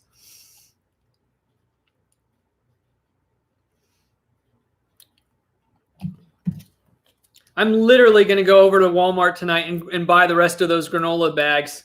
I don't like the granola. Like, have you all tried the granolas that are so hard? It's like solidified honey or like just rock hard, like crystallized sugar. and you can barely bite into it. I don't want to mess up my teeth trying to eat granola, but that stuff is more crumbly. I thought it was going to be a lot harder. And I'm not going to be in there in the grocery store picking up the bags and squeezing the whole thing and crunching them all. You know, you can kind of feel it a little bit, but I just assumed they'd be harder. But that was really good with the mint. So I'm going to go.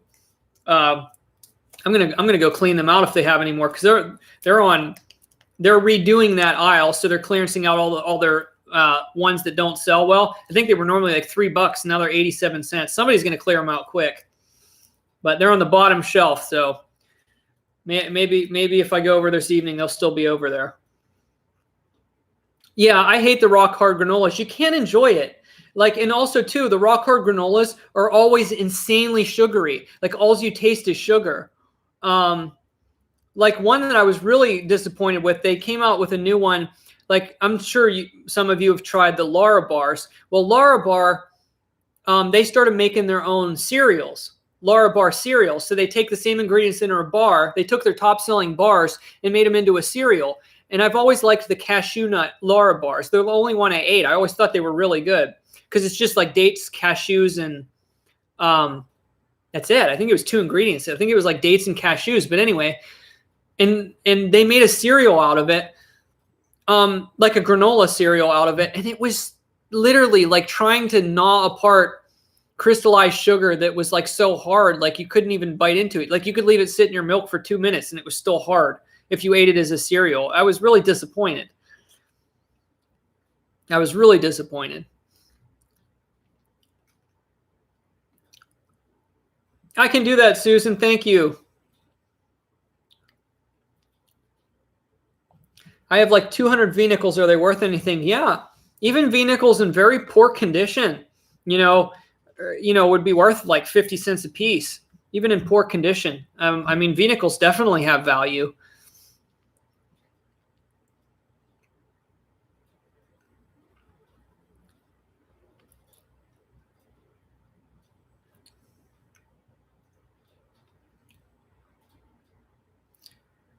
Autumn, it doesn't really work. The super hard ones, even if you leave them in milk, it doesn't really, I guess to like, to make them softer, you would have to probably boil the sugar to break it down.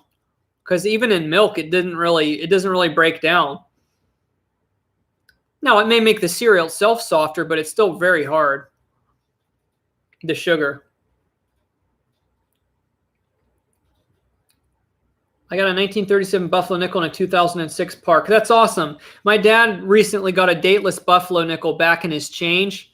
And it was a really worn down one. And from the looks of how light the Liberty lettering was on the top, I think it was a teens Buffalo nickel, sometime between 1913 and maybe 1920.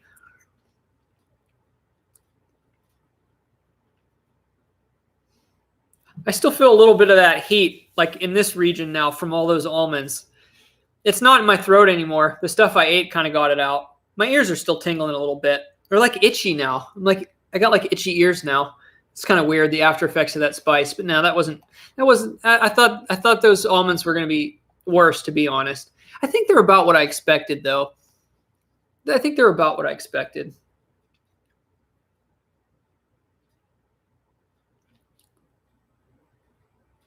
How did that silver cleaning machine work? Pretty good.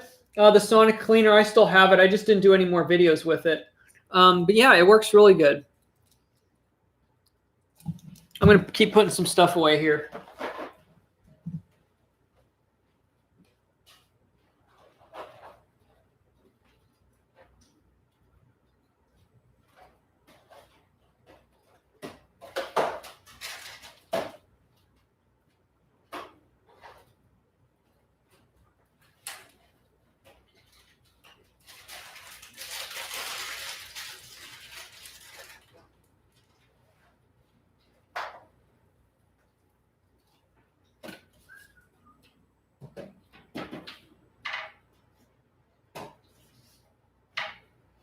I'm running out of space. I got a lot of crackers right now. Where am I going to put these?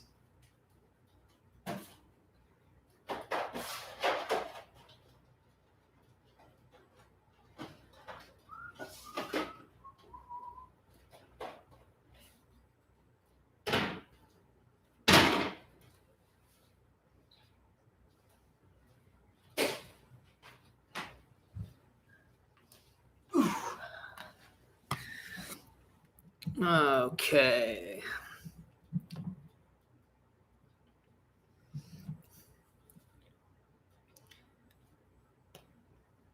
Taking you with me to the store, says Kelly. There you go. You better have me off speaker because I get obnoxiously loud sometimes. I should start yelling random things like, "Move out of the way! You're blocking the aisle!" How tall am I, says Linda. Well, the last time I was officially measured, which was a very long time ago, I was 5'10" and a half.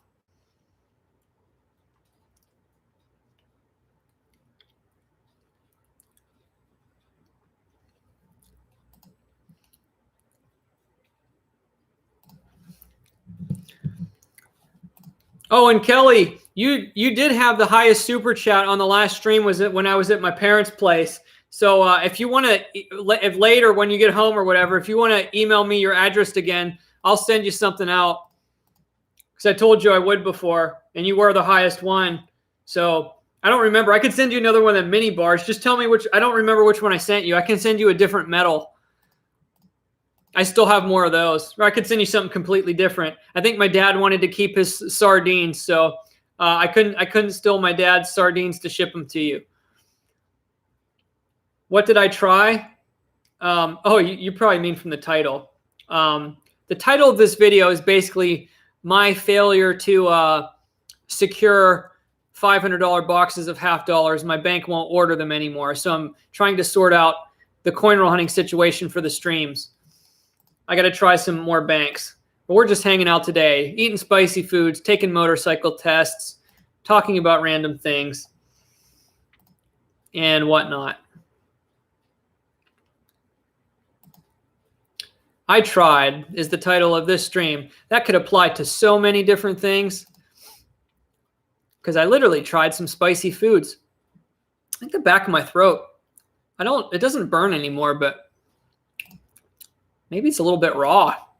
I don't know. It's pretty spicy. All right. Well, let's just hang out for a bit. Oh, so I don't know if I could show you all here. Probably can't see from this angle. So the one box turtle, yeah, I already mentioned this earlier, but it's right over here. The one box turtle that was in my yard that I put in one of my last videos, right out here by my fence. She came up and dug a hole out, started last night, finished today, and I think put her eggs in there and then buried it back over. So I might have a bunch of baby turtles here pretty soon. So I guess I'm going to be a dad. And I showed you all that frog earlier. I still cannot get a shot of the red fox. I keep trying. This is a random picture today. I had this little porcelain thing. I showed a lot of the things I picked up from that estate sale a while back, and I put a little wildflower in it today to do a little bit of like macro photography set on my thing. So I just took a little wildflower and filled it with water and put it in one of the little porcelain things.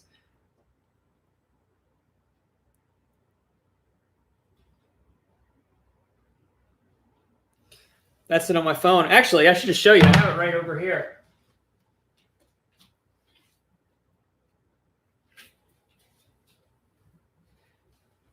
The old ceramics.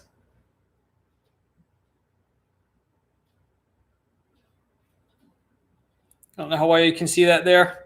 Flower's closing up because it's not in the sun.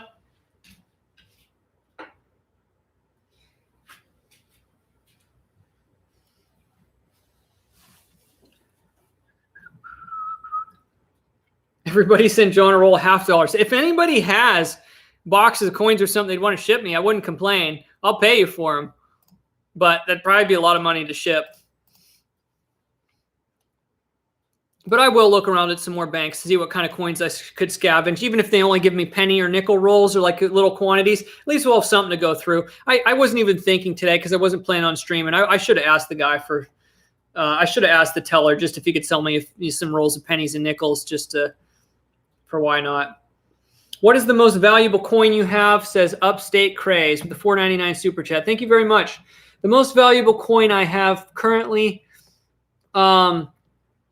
Actually, I mean, it's up there for the most valuable ones I've ever had, because I kept this one. But I do have an 1873 double Liberty Indian headset with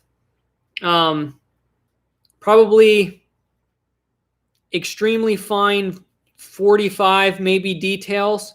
It has a little bit of environmental damage, so I don't know if it would get an actual grade if it was submitted, but I estimate that on the low end, it's worth about $1,500. I think realistically I could sell it for a little bit more if I waited for the right buyer. And let's give you a dunk. Appreciate the $4.99 super chat.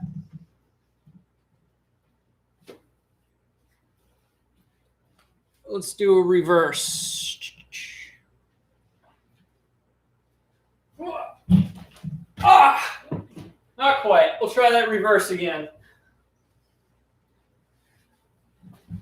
Ah, got it.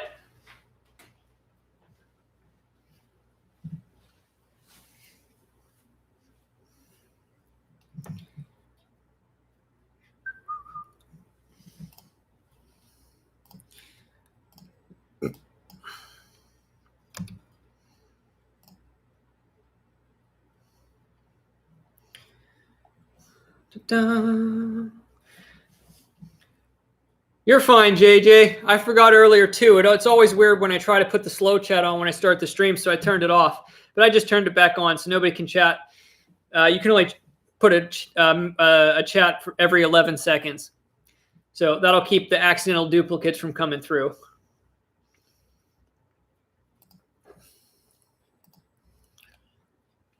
All right, what should we talk about now?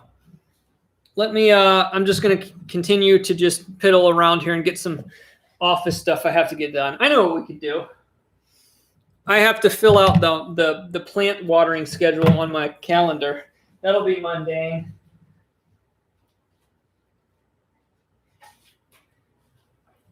When you're like me, this is the first calendar I've used in like probably since I was a kid. So I didn't buy this till like May, so I just got what they had left. So it's just all cats and dogs. But anyway, I'll show you all my other plant that I have here that I can't remember what it's called because my mom actually gave it to me. I liked it a lot and she just gave it to me.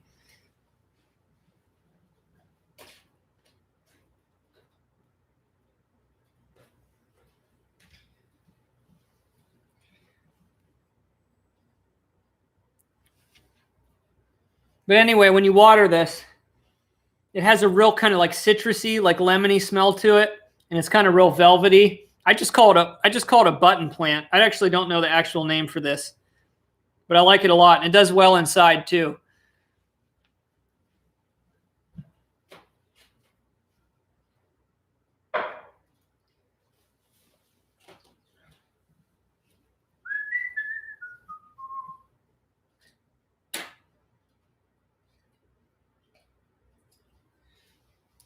I'm just going to put some X's on here. What's today? Oh, my goodness. I didn't even do anything on my calendar. I've been winging it.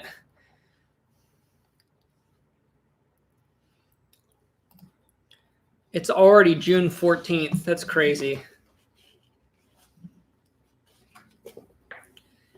That would have been nice, Tom.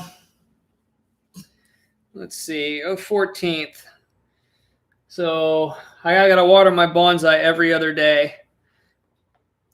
We'll put a little X every 2 days, 15, 17, 19, 21, 23, 25, 27, and 29.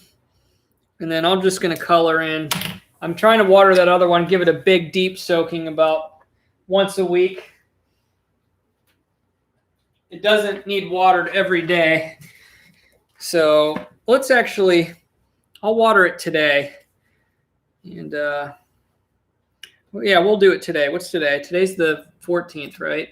So we're just going to run straight down here and put these colored X's straight down in a line for every day there. There's an app can find called Plant ID. I can't remember the exact name, but it's a great app. You just take a photo of the plant, it tells you what it most likely is. Okay, I'm going to have to look into that. Does it work for trees too? Do you have any idea? Maybe we could look into this now. Because there's some trees I need to figure out too. Like I'm actually, there's a lot of plants. I'm always looking at that. I'm like, I don't know what that is. I'm learning.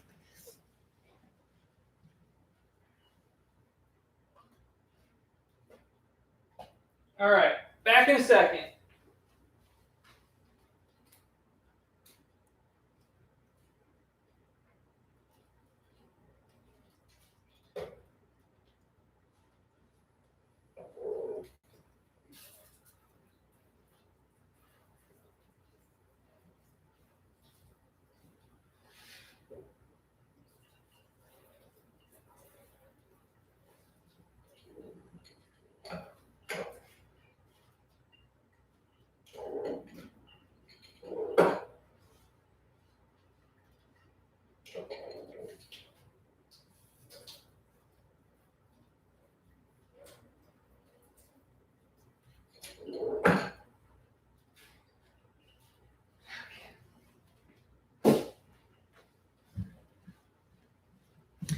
All right, so I gave my plant a good soaking, and I have a spray nozzle in my kitchen which works really good. I can spray the whole thing down.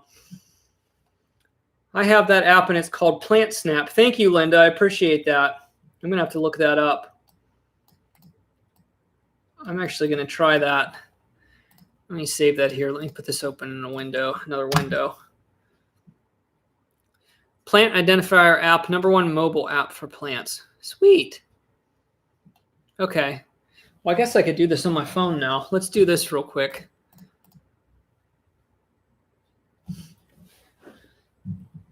Let's see. Let's try this.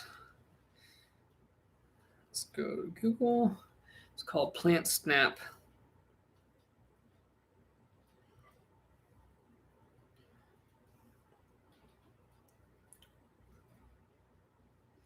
Wood sorrel. I don't know how to say that. That sounds familiar.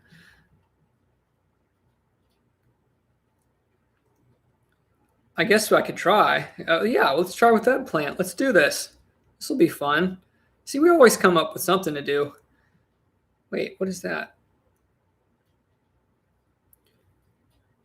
Oh, that's an advertisement. I was like, why is that coming up on Binance.us? I knew that was a cryptocurrency thing. Let me make sure I have the right install button here. There's just stupid ads on this page. Okay, I'm going to a different page here.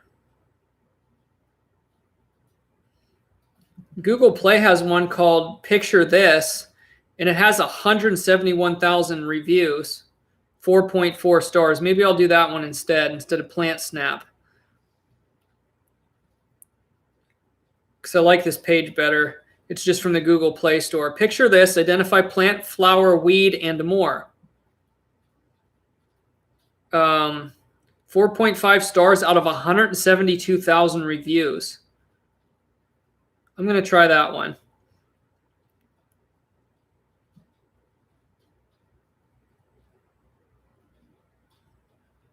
We'll see if it knows what my bonsai is. Because mine's a succulent. It's called, something Africana, something.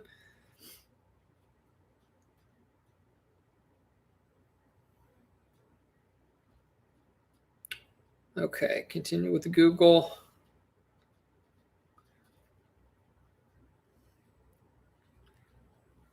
Kelly, I don't know if they have them at your Walmart. They might carry different stuff. In my Walmart, the granola is right next. It's on the opposite side of the cereal aisle. Like if you're looking at the cereal, you just turn around. Choose an account to picture this.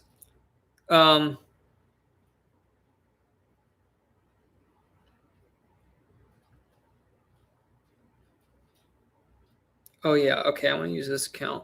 Okay. Oh, what? It's only a 7-day free trial. I might have to try the other one. 17,000 local species, blah, blah, blah. Please don't ask for my credit card information. Oh, they totally are. Cancel anytime. Oh, I hate this. You won't be charged if you cancel before June 21st, 2021. We'll send you a reminder 2 days before your trial ends. Okay, I'll subscribe. We'll try it.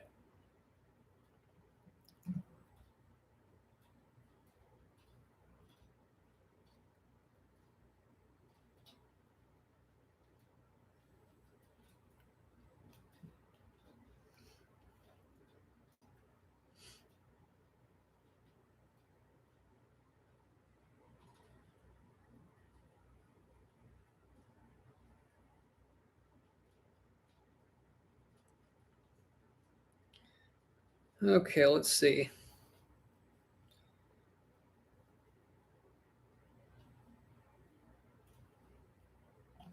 Okay, skip.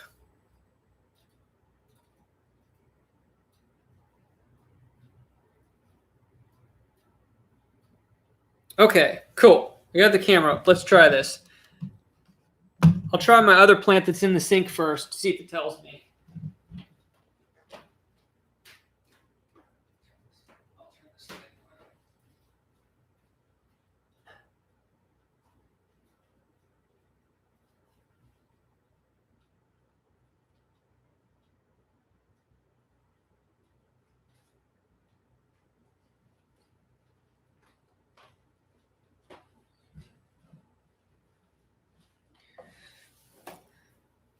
So they're calling that Swedish ivy, a species of spur flowers. I don't know if that's exactly what it is. That's what it's saying it is. Okay, let's try add to my garden. Not until I find out what it is. Okay, let's try it. Let's see if it knows what my jade dwarf tree is.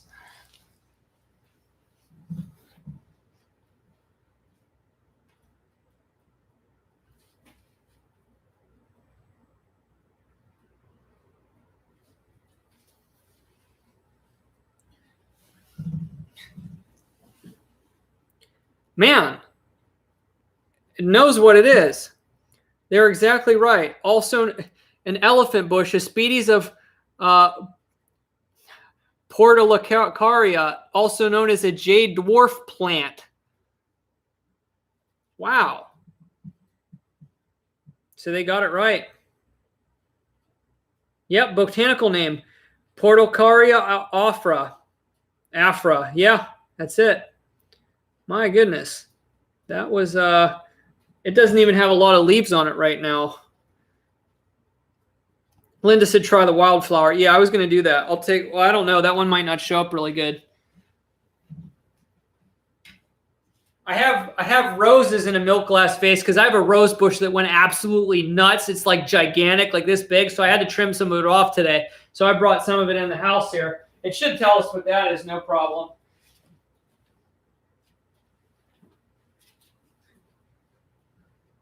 It should tell us immediately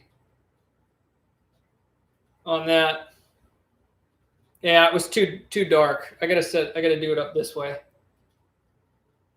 Hold on, we gotta set it down.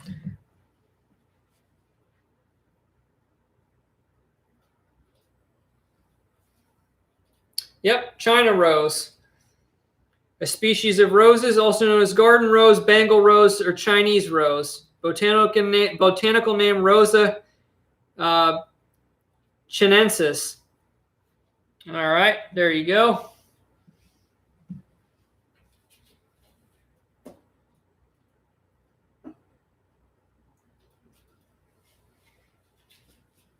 Now, I really doubt it's going to give a reading on this, but let's try.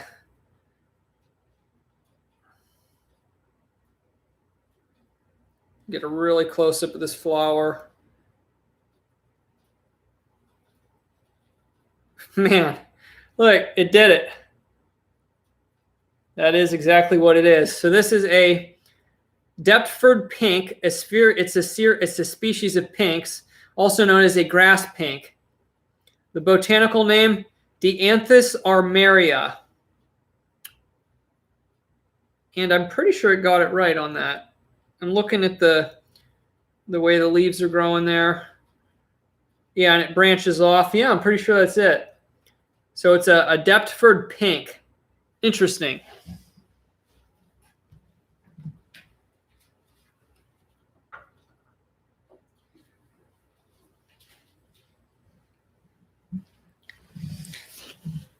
All right. Well, so let's see. Does it have them all on here?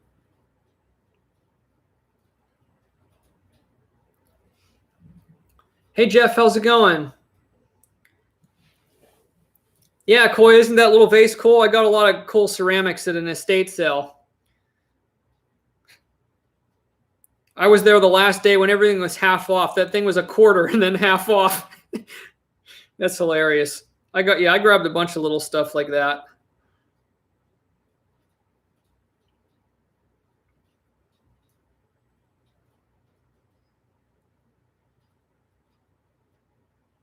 So yeah, that is right. So that first one's a type of Swedish ivy.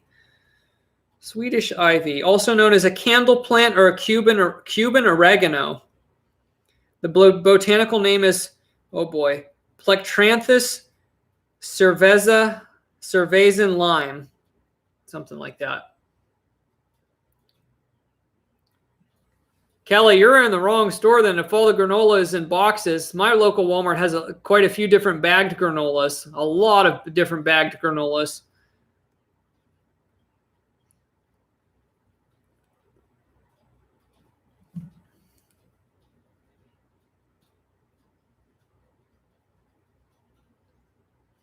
Oh, they're okay. So we got a Deptford pink, a China rose, an elephant bush, and Swedish ivy. So that's what I've got here in the house right now. Let's see if I can take a picture of something outside real quick and zoom in on it. Oh, yeah, I want to know. Hold on. I'll be back.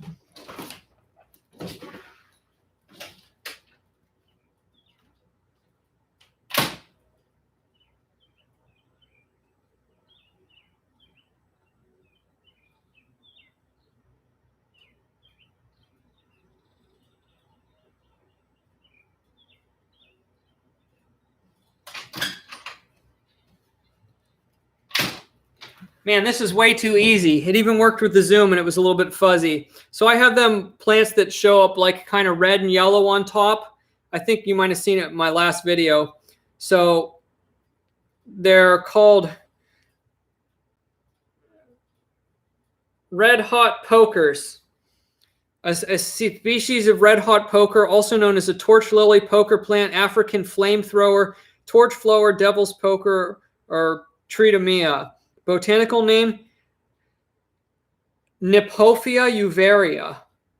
Okay, so I have those all through my yard. They're all over. I might be able to show you. Okay, and we're going to look at with these ones now. These ones bloom a little bit later. Now, these ones lost their blooms. They no longer have their blooms on them, but for like, I don't know, for like 3 weeks, they're amazing. Now, let's see if you can see those big white ones there?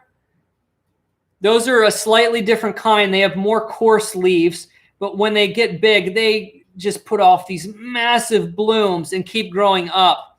And you can see the base of the plant there in between the railing, in between some other trees. And that's a similar type, but very different. The leaves are more sturdy, or I should say whatever you want to call them. Linda said yucca. Yeah, I knew it's something like that. So let me see what the name is on those.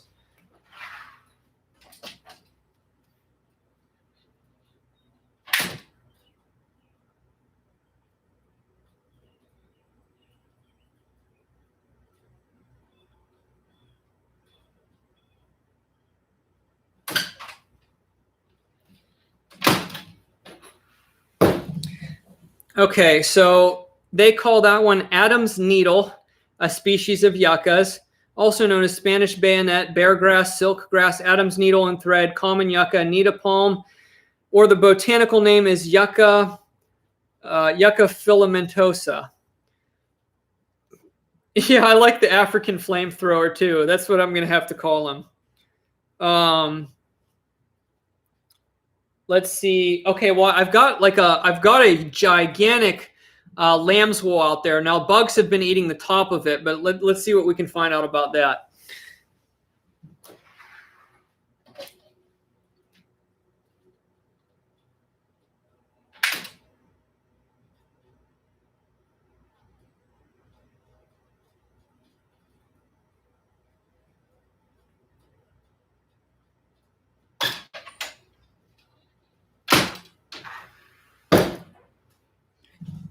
Okay, I'm not 100% certain this got this one right.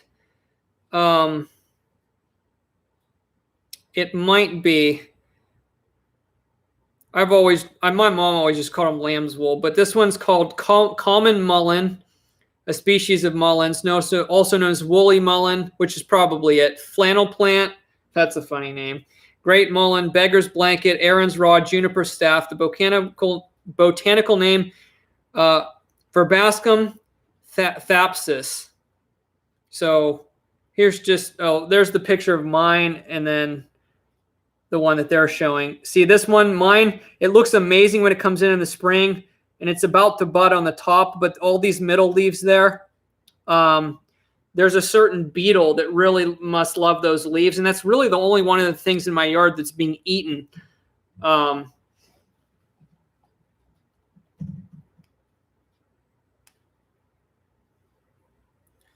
Okay, what else we got? I got all kinds of stuff out there.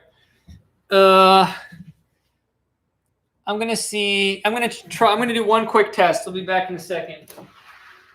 Oh yeah, I want to see if we can figure out what these are.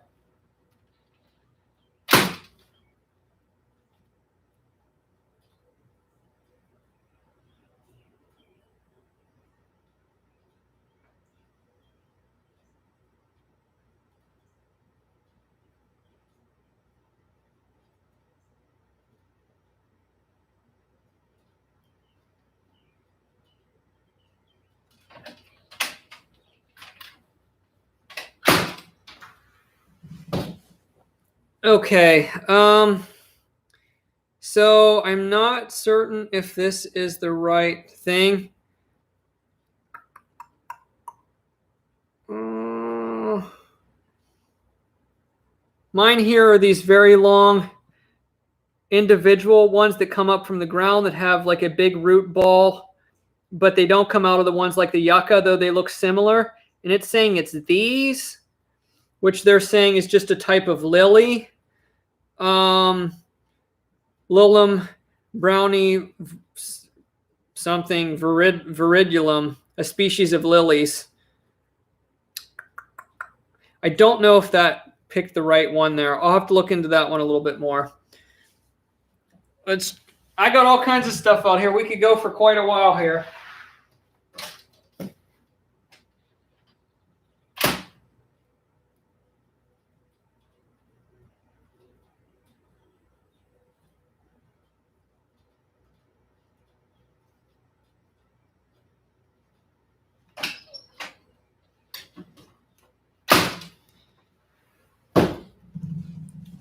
Okay, so this one I'm certain is right. So here is mine. They're saying it's this, which it is, and that is a type of Siebold's plantain lily, a species of plantain lilies, also known as small leaf plantain lily, or Hosta albo marginata, which some people do call them hostas. So I have heard of those. So the botanical name is Hosta Sieboldi, or Sieboldi, Sieboldi. So yeah, I know that people call those hostas, so that's right.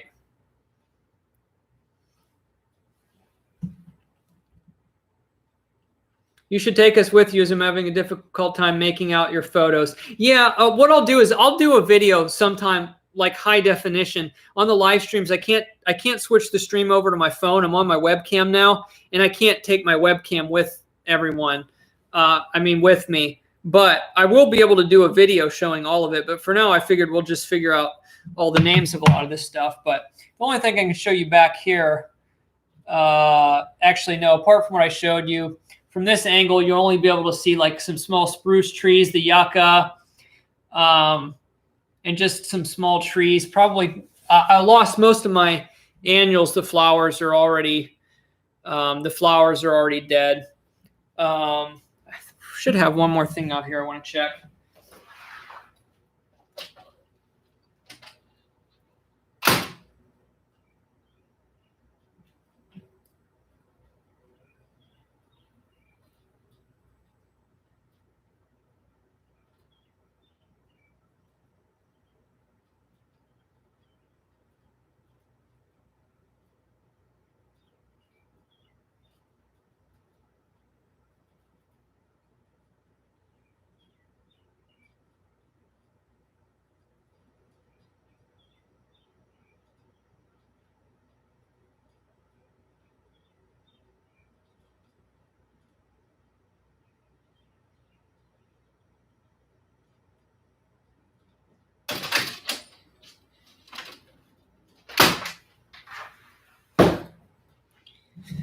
So, yeah, my picture's not very good on this one because I'm trying to zoom in, the digital zoom on my camera. It's trying to say that one's an edible fig tree, and that's definitely not it. So,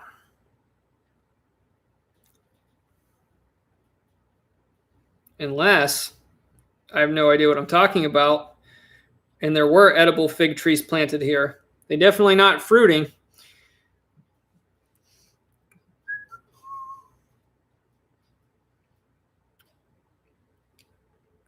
Tom said you need an app like that for your metal detector finds. That would be nice. Let me see if there's maybe one more thing we can take a picture of. Let's see what I got over there. Oh, yeah, I got one I can try here.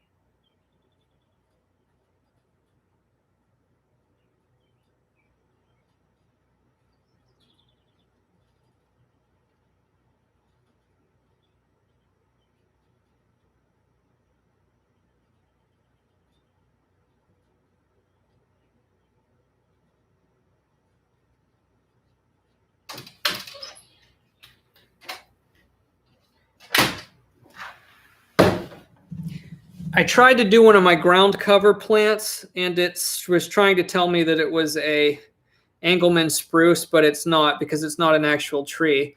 But I did get these, and this did get it right. So here's mine. I know, let me get it right there. Get it all the... That's mine right there at the top, and then there's what they look like when they're bloomed, and that's what it is. They have big pink blooms. So those are called Chinese peonies, also known as, and that I know this ID is right, also known as a common garden peony, a fragrant peony, a white peony, and the botanical name is, or peony. I don't know how to say it. Peony, I have no idea. It's Paeonia lactiflora. I really like the flowers on those when they bloom. Mine fully bloomed. They're gone now, but I had the flowers about 3 to 4 weeks ago. But yeah, I got a lot of stuff here. But yeah, most of the stuff that I had bloom is already done for the year, except I have the yucca right now, which has the gigantic big white flower blooms on them. And I think just about everything. I had one random lily come up on the side that was like a really deep red color that was really nice. That was just randomly grew wild in the side yard. And I don't have much else that has much color right now. Peony, says Paula. Oh, yeah, peony. Okay, peony. Yeah, that sounds right.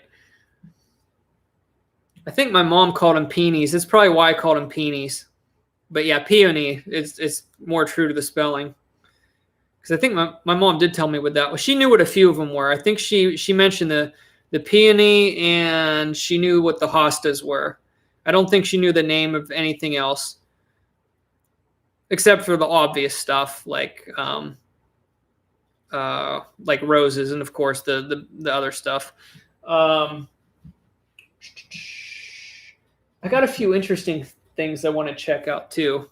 We may as well do it. I'm going to check something else here. I let some kind of wild stuff grow over in through my stones because I like when the flowers come out in the sun. It's like the growth is kind of like red, and then it's just tiny little yellow flowers. I don't know if it'll tell me what it is now, but I'm going to go check real quick.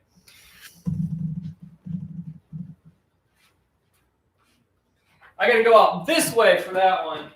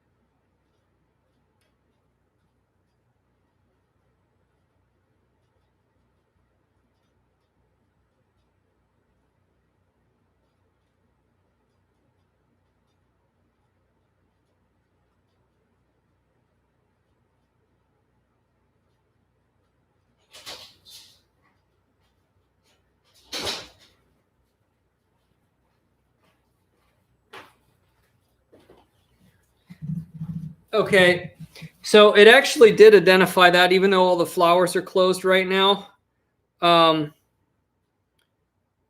So this firstly, I think it's wrong on this one.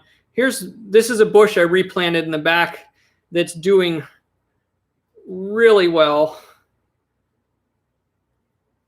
Well, mine, it shows, you can only see part of it right here. Right there, I put that bush in a little landscaped area there. It's doing really, really well. And they're saying that's a common boxwood, but it's some kind of dwarf variety. So I don't just think it's I don't know if that's accurate because it's not an actual boxwood. Like when I think of boxwood that are like grow really big, this is kind of like a dwarf thing. So I don't know if it got that one wrong or not. Somebody can let me know. But it did get this right. This growth I have here. Now the flowers aren't out right now, but it's just kind of all that right there. You can see it has a reddish deep green color, and then it gets a bunch of little yellow flowers on it. And that's called creeping wood sorrel, or wood sorrels, also known as yellow wood sorrel, procumbent yellow sorrel, sleeping beauty, or horned oxalis. And the botanical name is Oxalis corniculata.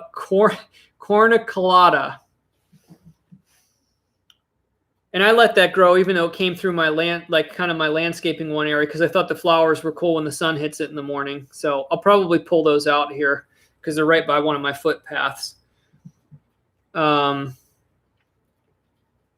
Okay, well, we can take a break from this. That's fun. I'll have to play around with that.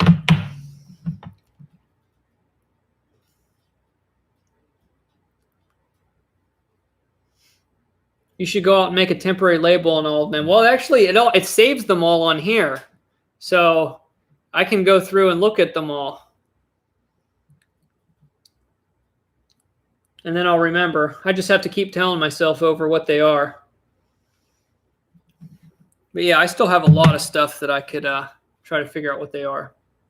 Yeah, try to say that 5 times fast. Yeah, let's try. That wouldn't work real good. Oh, my. Oxalis corniculata, Oxalis corniculata, Oxalis corniculata, Oxalis corniculata, Oxalis corniculata. Once you got it, that one's actually not bad.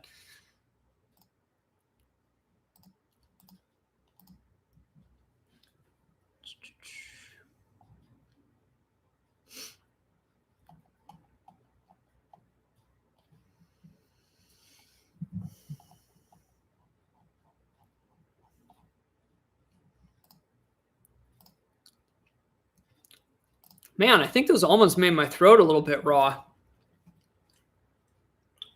I think the back of my throat's literally a little bit raw. Yeah. Those were no joke.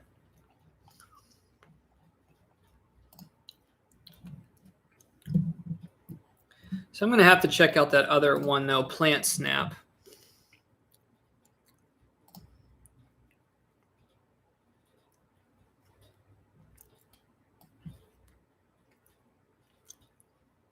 Oh, I see. That's probably why a lot of people use it, because that one, Plant Snap's free. Let's check it out.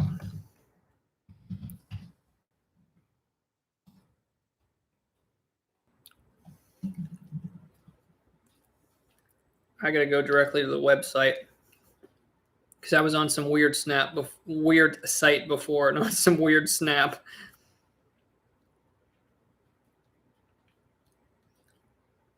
Here it is. I'll have to cancel that other one.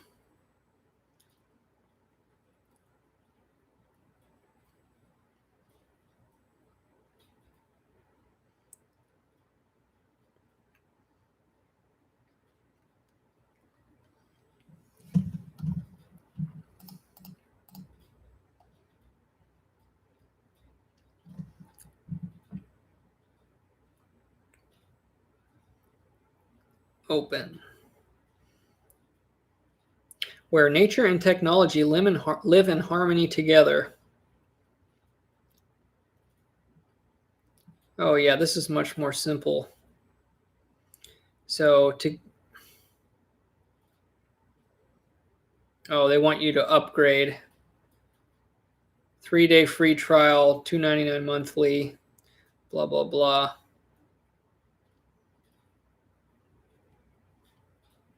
I think that's for the premium thing. Yeah. Okay, so basically, if you use the free version, there's just ads on it. Okay, so that makes sense. So we're not going to mess with that one now, but I'll cancel the other one. That way I'll just leave the free one on my phone.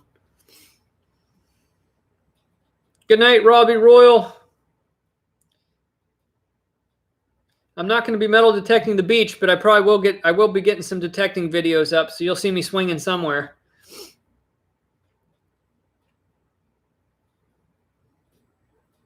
Yeah, I know. My mom used to make stuff with mullein, like I think mullein tea when I was younger. I know mullin's good for a lot of things. I think she might have used to buy it in a powder or something. I can't remember.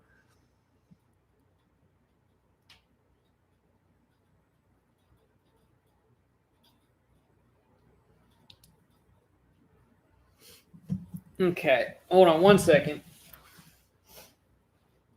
Just doing a little housekeeping here. Putting stuff away. And I got some papers to shred.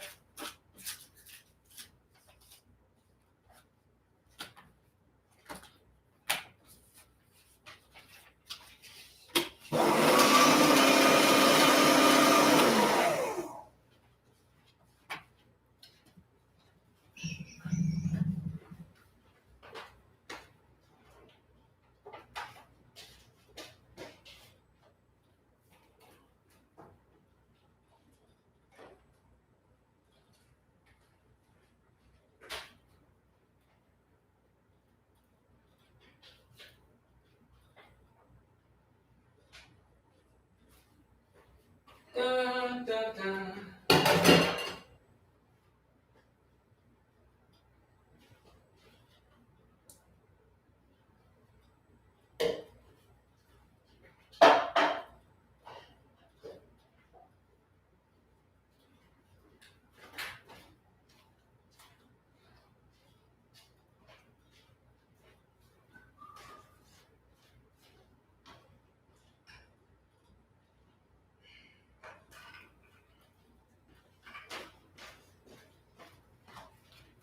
So this is what I'm painting my main walls with, and this is going to be the actual color.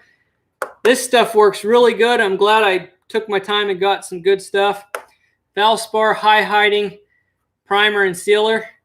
2 coats of this, went right over a dark tan color and looks like a pure white. So that wall behind me there is going to be all that color. I've had to do a lot of prep work because there's a lot of cracking going on the side of them windows and like old paint cracking and stuff. So I had to do some masking tape and get it ready to go.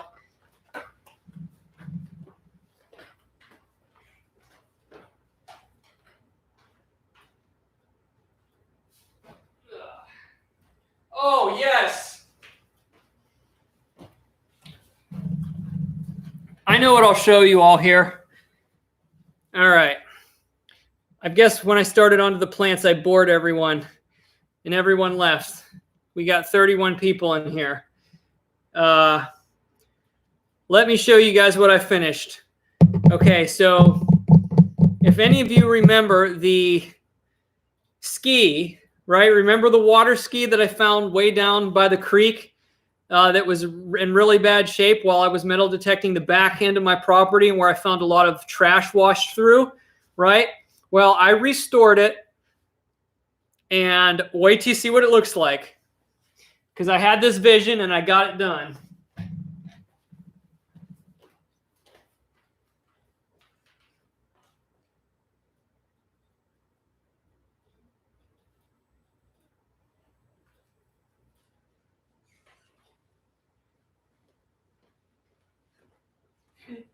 Isn't that awesome?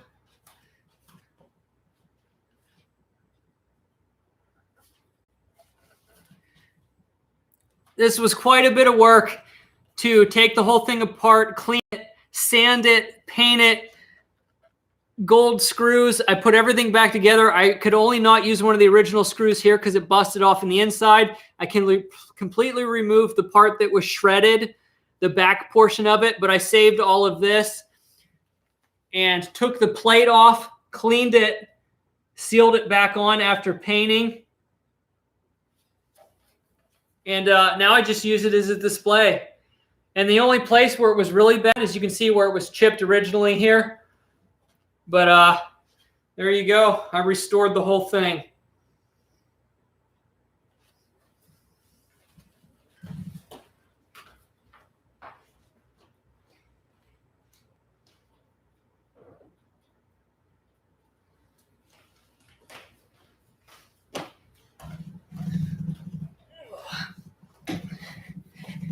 So I keep that right next to my, I keep my YouTube play button and stuff right around there. Thank you all. I appreciate it. Yeah, that was one of those things one day I was like, you know what? I got to keep putting this off. I just want to do it. I had a vision for it.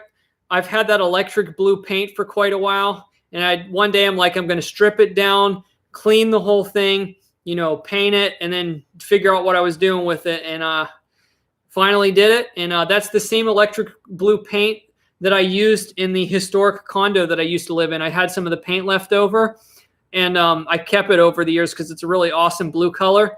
And I just had the vision. I'm like, that ski needs to be electric blue.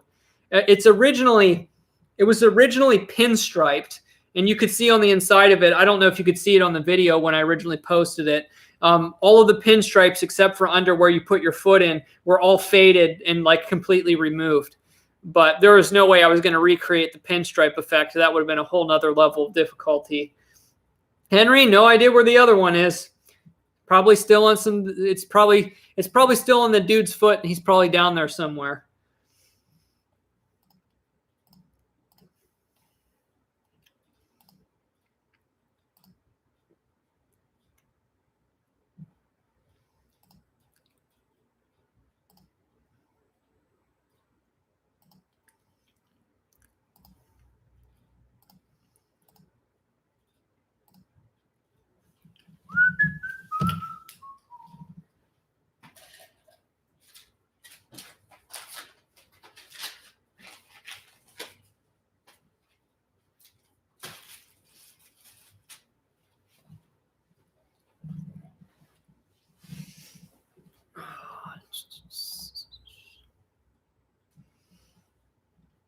Focus.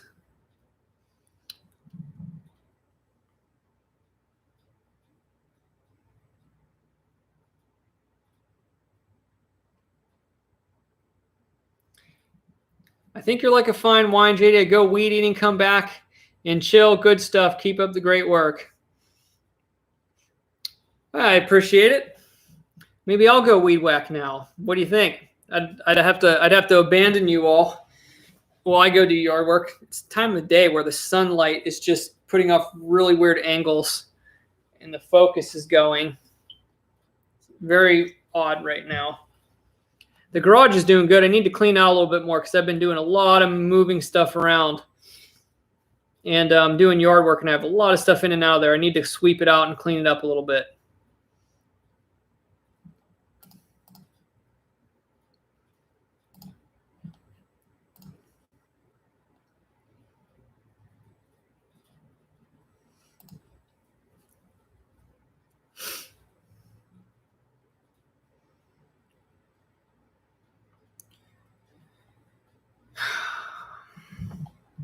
All right, so what should we do now? Let me look over the list of stuff I wanted to make sure I'd done today. See if there's any stragglers on the list.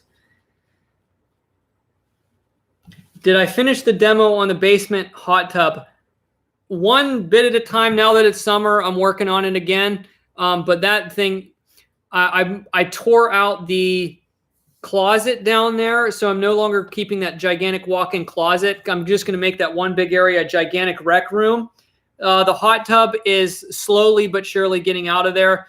The next phase is going to be me cutting out all the PVC piping and taking all of the PEX and all of the fittings off of it. I'm almost done getting the shell apart. That thing was built so solid. It's been an absolute bear to get out. But I'm demoing it a little bit at a time. Last week, I pulled the old vanity out. I found red shag carpeting from like the 70s under my vanity. It was really nasty. And that vanity was water damaged underneath. So I busted that out. I had to use a sledgehammer for part of it because it was really wedged in there. But I'm slowly but surely getting that demoed down there. I'll probably do a big property update here sometime soon. But yeah, it's really nice up here. And I'm doing a lot of work up here, just kind of customizing it. But the downstairs, it's getting to almost completely gutted. The major thing that I'm not looking forward to is removing all of the framing, because a lot of the screws and the nails that were put in there at an angle, they have to all be cut. There's no other way to get them out. So I'm gonna have to take out most of the framing with a reciprocating saw. But I also want to do it carefully because lumber is really expensive right now, and all that framing is in like pristine condition. So I want to be able to reuse that wood for something. It's really good wood. So I'm going to do that slowly. I have not started taking the framing down yet. For the closet, I just got rid of the paneling and all of that stuff. But yeah, pretty much all of the framing still up for everything. Almost all of the tiles removed down there off of the floor and off of the tub. There's just a little bit more, but yeah, a little bit at a time. But yeah, I don't mind doing the demo because it's something I can do. I'm going to obviously pay somebody to remodel it down there, but when you do your own demo work, you save a lot of money. So I'm going to do all the demo, strip it down to what all I know needs to go down to, and then go from there. But that's still a ways out. I would like to pick up on that and maybe finish that before winter, because I knocked the main door out from that rec room too. So in the winter, it's going to push a lot of cold air up through the doorway, because that's the only side of the house that isn't heated with the HVAC. They have like a wall unit, which I won't use there because I don't know how safe it is. They just have a little like a gas wall heater. So now that I ripped the door off of there, I should probably get that remodeled before winter comes. Otherwise, it's not going to have a door there, and that's going to push that cold air up. So what I'm thinking about doing down there is, I guess the best thing to do is probably, once I get it remodeled, to put in one of those mini split systems, because the HVAC that I have here, to be honest, is too small for this size of house. Like I said, they kept that door closed, and that part of the house was heated with a wall unit. So I wouldn't want to try to heat this entire place with just that HVAC because it runs really hard in the winter. So I'll probably try to put one of those ductless mini split systems downstairs. It'd be pricey, but I think that's the only let's just say, solution that would be pleasant.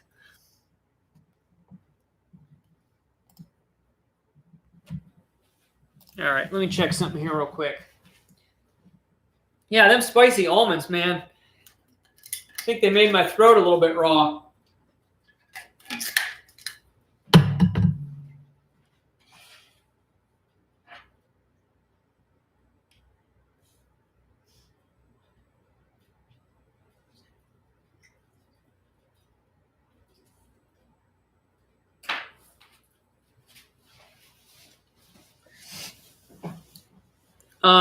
Here's another random question.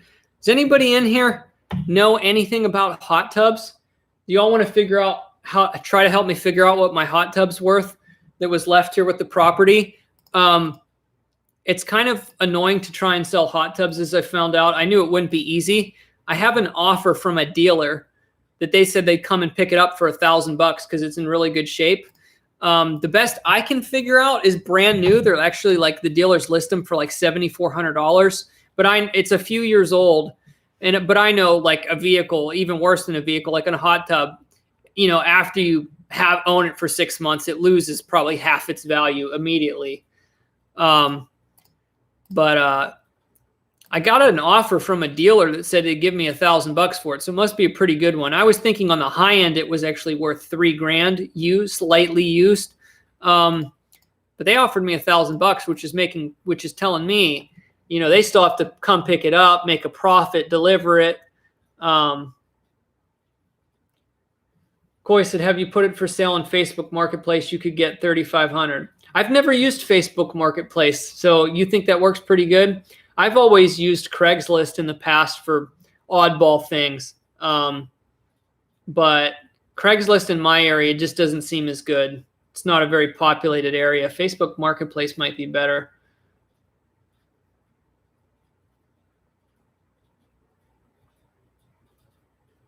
Hard Spot said, take the money and run. I'm pretty much at that point because I want to clear out that area down there. And then once I get rid of that, then I'm going to power wash all the concrete around my entire property in the house, probably pay somebody to do it.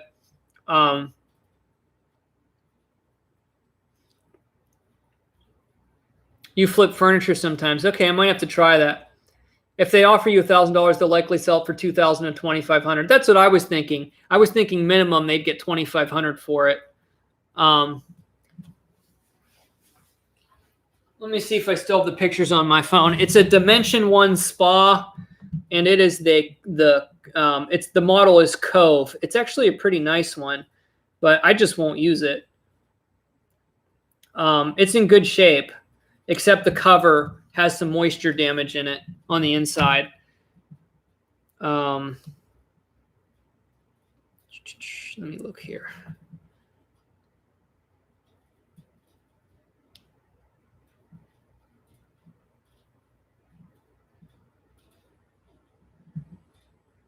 So I don't know if you can see that there.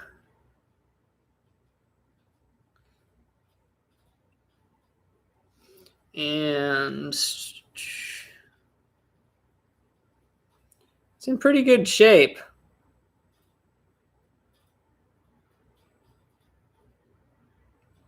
I mean, the body of it's pristine because it's been under there. It's never been exposed to direct weather. And like you can see here, the body of it is just in really good condition.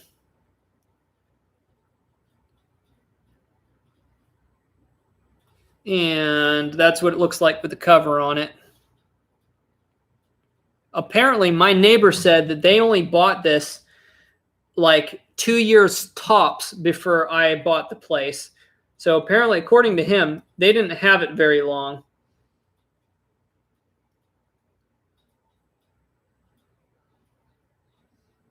I don't know. I didn't show him a picture of, I have the original steps with it and everything too. So maybe I'll tell him, hey, well, I've got the steps. Everything's in good condition. I'll say, if you can go a little bit higher, I can justify it. Maybe if I can get them up to $1,200, $1,300, maybe I'll just do it and be done with it. Because it's a dealer. Then I don't got to worry about any hassle or anything. And they'll know how to get it out of here. So what's everyone's opinion in the chat? Should I just unload it on the dealer? or try to list it myself and get more.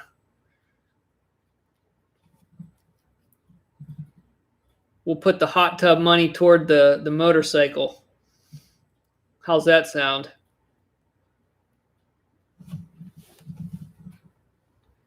That should have a drain valve. Yeah, there's I'm trying to think how they have it set up down there. I don't know how they have it set up.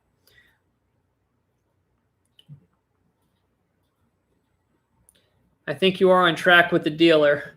Yeah, that's what I'm thinking. I just don't want to go through the hassle, because then if I list it for sale to like a third party, then I'm going to have people coming out here to want to look at it, want to see it running, and I don't know if I want to go that route. Michael said go the dealer route. Yeah, I know hot tubs are one of the things you wouldn't want something to happen with it. And then you have to pay somebody to get rid of it. So I was leaning toward agreeing with you guys. Like my natural inkling was like, okay, well, they offered $1,000, just get rid of it.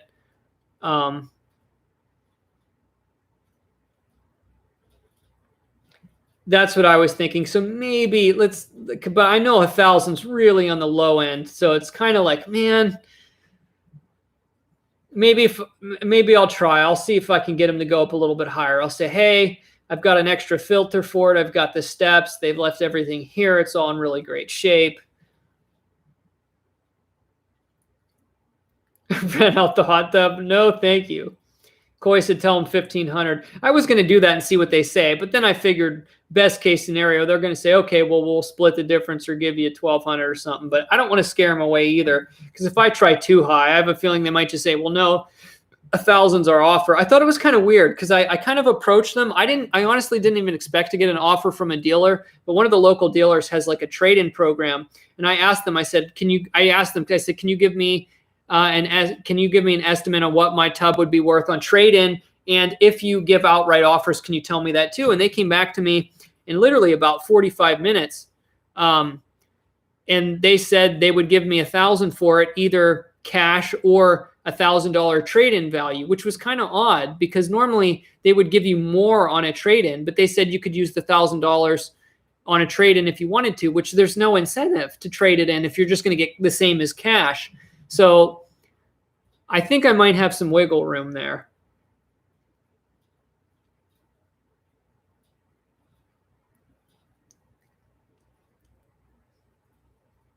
Turn it into a koi pond. That's exactly what my dad said. He said throw it in the backyard, make it into a koi pond.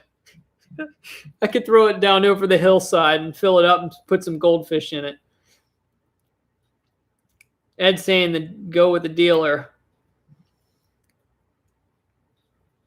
Auction it off tonight. You can be the auctioneer. If anybody in the chat wants to pick up a hot tub, I know most of the people that watch my channel don't live anywhere close to around here. $1,500, you can carry it away right now. Actually, for a subscriber, I'd say $1,300. Come pick it up, it's yours. $1,000 is half an ounce of gold. True that. Yeah, wouldn't that'd be nice? I can picture it now, having a nice, easy to carry half ounce of gold instead of that big clunky hot tub. That sounds like a deal.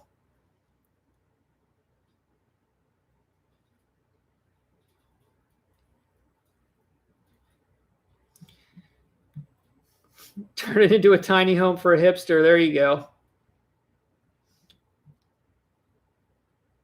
Can you send it by UPS? Yeah, for about like probably $650 or something stupid. It's probably more than that. That thing's big. There you go, Michael. I actually live in a pretty nice neighborhood. I'm definitely not in the rural Hicktown areas of where everything's in your lawn, but yeah, there you go. Hey, I could make it a massive flower bed. Now the koi pond idea is probably better. Put it in the backyard. I could probably run like a pump up through one of the jets or something. I could run. Yeah, that would work. You could probably do that. But yeah, that's an expensive koi pond. So no, that's definitely, I'm going to sell it regardless.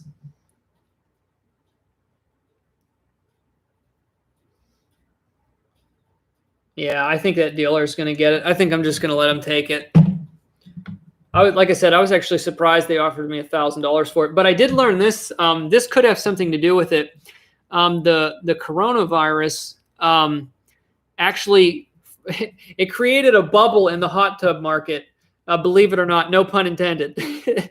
But apparently, at first, they ran into a lot of issues with people slowing down on the manufacturing process. And of course, there were supply issues with parts and stuff. And then people staying home, sales on hot tubs apparently went nuts. So there's even some local dealers that have been sold out of hot tubs. How crazy is that? So the production slowed down and then the demand picked up. So now everybody wants a hot tub and now they're slow in getting them back up to full production. So I think that might be why some of the dealers are willing to offer on a lightly used one. They can probably really sell them fast right now.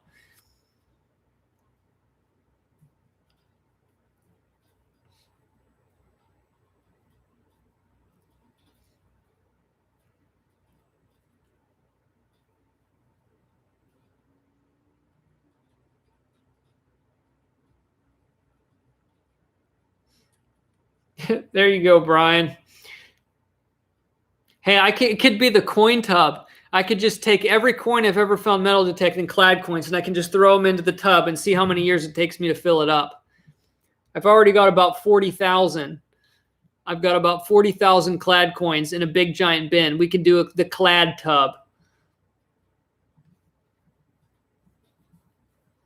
I think the magic number, I think if the dealer came up to 1,200, I could justify it, knowing that it's probably worth, at least 2,500. If they came up to 1,200, I think I could justify it. It's just 1,000. I mean, that's a really nice hot tub in really good condition. Except for the cover. The cover's not very nice on the inside. There you go. That's even better yet. A wishing pond. People will fill it with coin for you. Yeah, if I've always had a public business, I've always wanted to put in one of those coin things because people don't care. They'll just throw money in. And once a month, I could go through it on a video and look for wheat pennies and silver. Karen said, why are you not keeping it? It's a lot of work, to be honest, for one person. And in Tennessee, it's hot here for, 5 months out of the year. And in the winter, I just probably wouldn't use it much anyway. And I want to use that space down there. I actually have a giant, I'm almost done getting all the stuff I want out of the Virginia property I own, the entire estate that I bought out. And they have a really big, kind of like a gigantic church pew looking thing. It's not really like a church pew. It kind of looks a little bit like one. It's not as high, but it's just a very nice, really long, kind of like a deacon's chair. And I want to put it down there. And that area is really clogged up by that hot tub. It just takes away from the visibility. I want to open up that space.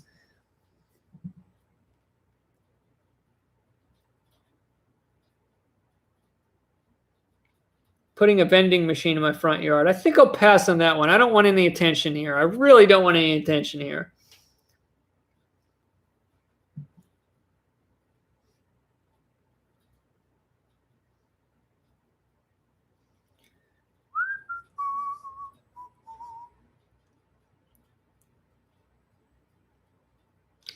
Legend has it, a man had an old driveway when he's already dug it up to find an old wishing well containing thousands of silver coins, old nickels, any pennies, 4 inches deep, covering the bottom of the well. That's a crazy story. Well, legend has it. Is that a true story? Michael, the people that used to live here were kind of like middle-aged. They weren't old, but they were older than me. I don't know. They were like in their 40s or something. I don't know. Probably the late 40s or something. I don't know.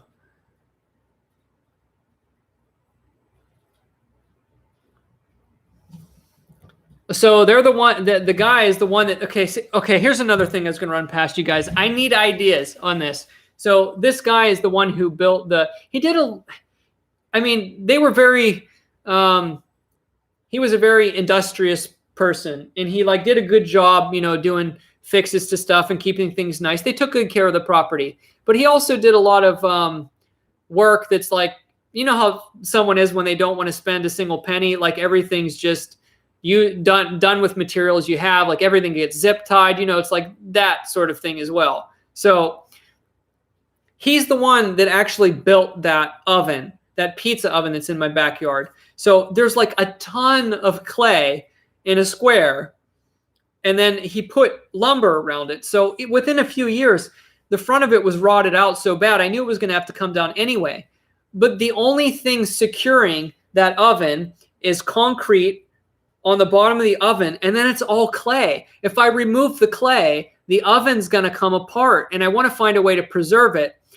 Now, if I condense it down and do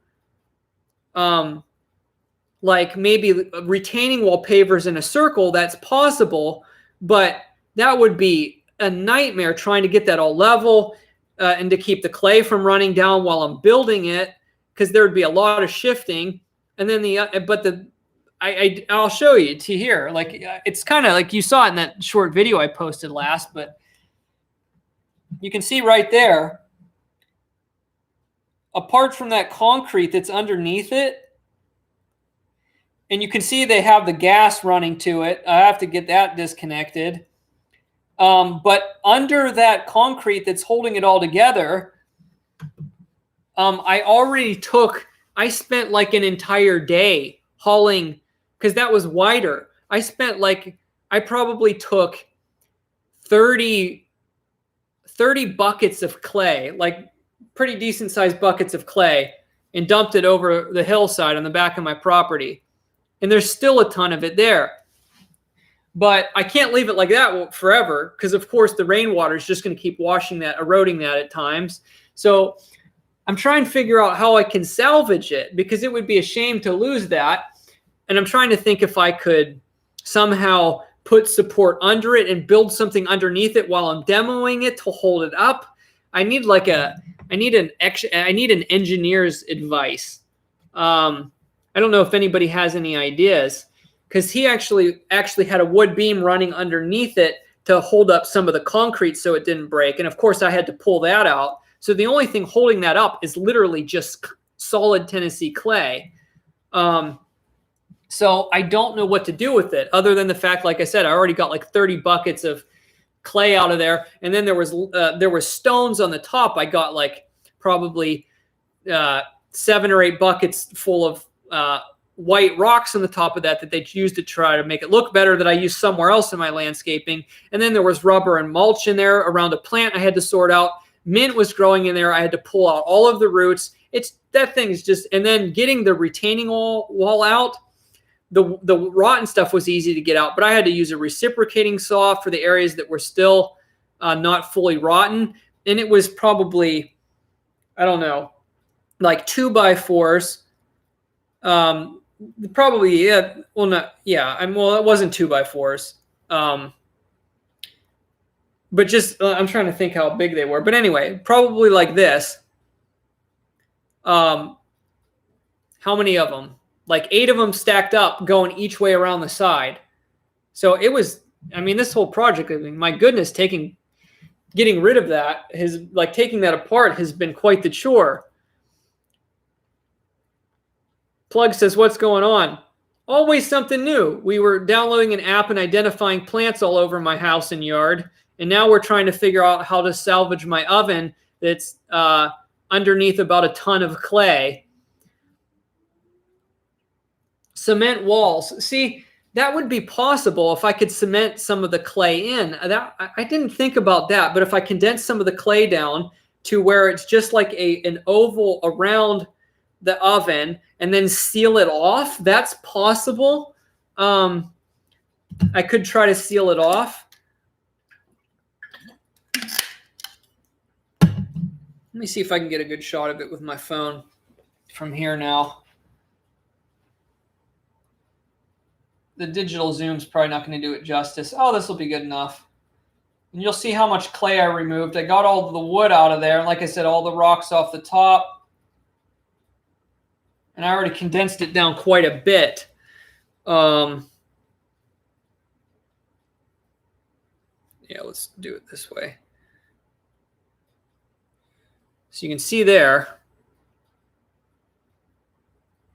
I've already gotten rid of a lot of the clay, and you can see how it's kind of, you know, making its way down. And you can see how it's just a little bit of concrete around the edges, and some of it's already crumbling. So if I leave it like that too much longer, it's really just going to collapse under its own weight, which is going to happen at some point. I mean, it could probably last like that for another month, but every time it rains, it's going to get worse. So mud swat, what I'm trying to do is I want to save the oven, but I want to get rid of all of that clay because they literally just he built that oven on top of just a clay soil mix, just whatever you would dig out of your backyard here in Tennessee. Because it's a really cool oven. So I'm trying to think of a way, and I never thought about that before. I could condense it down and then just try to concrete around the edge of it, around the sides of it, and seal it off. I mean, I guess that's a possibility. Koya, I'm telling you what, I mean, I borrowed my neighbor's wheelbarrow because I don't have one here, but it was too flimsy. I didn't want to break it. He had a real cheap wheelbarrow, and I did one full load of clay with a wheelbarrow, and getting that over my hillside was a chore because it's just a bad wheelbarrow. It was very heavy, very heavy. I did one full load of that, and then probably 30 to 35 buckets full of clay already, and there's still probably another, I don't know, 400 pounds of clay packed under that thing. You could build a new base, then move the oven part to that. Well, let's see, the problem is the clay is directly under the oven. I don't know how you would move it off the top of that without breaking it. You can't slide something underneath it because it's solid clay. So you can't just build something and then like pick it up and move it. That wouldn't work either. What I would have to do is the only thing I can think of is, and if I tried to shore it up while I'm digging the clay out, I mean, that's possible, but it would be like a huge project, you know, trying to dig all that out and shore up all sides of it.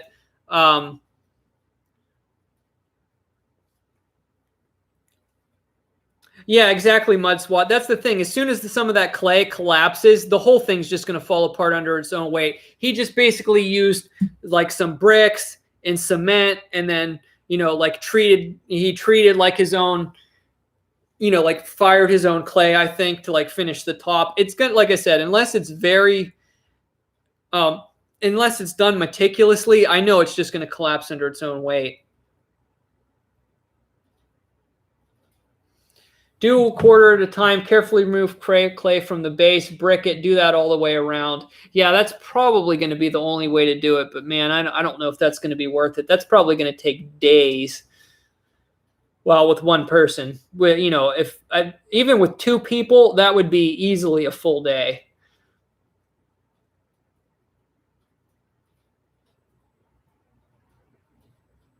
Make wooden frames to pour the concrete into.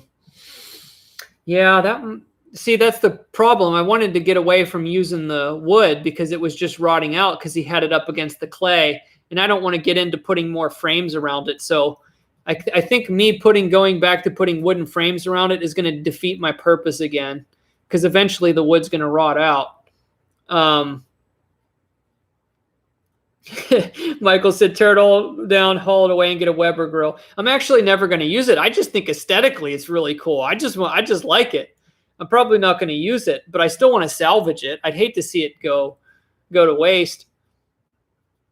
Yeah, Plugs. I'm not planning on using it. I just like it. I think it's super cool. I mean, come on. Like, it's literally right here from my computer desk too. I mean, my window's got all kind of grime on it. It doesn't do it justice back there. My window's really nasty.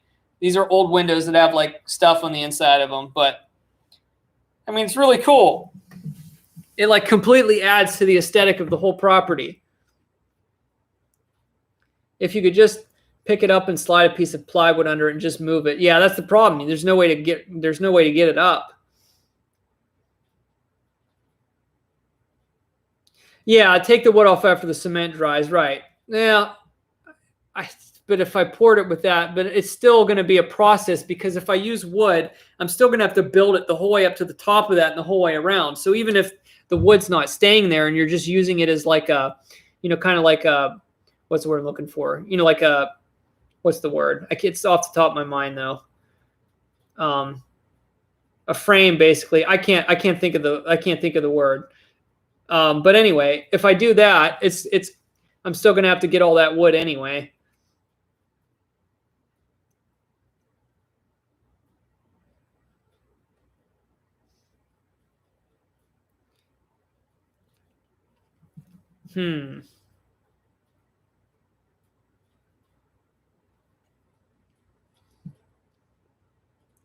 So I don't know if it'd be worth it, but I could get a bunch of retaining wall concrete blocks from.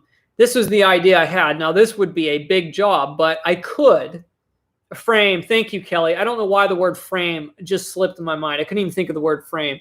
But I was thinking about going to Lowe's and getting a concrete block, condensing the clay down, getting rid of about half of the clay, and then where the cement support is under that, it kind of runs in a circle. Basically, just salvage a circular area of clay directly under it that would support it, because I wouldn't be taking out any of the clay that's under it, and then taking retaining wall pavers and doing a small circle around it the whole way up, and then just hold the clay in with retaining wall pavers. I think that would work. So it wouldn't be as bulky. I wouldn't be using wood.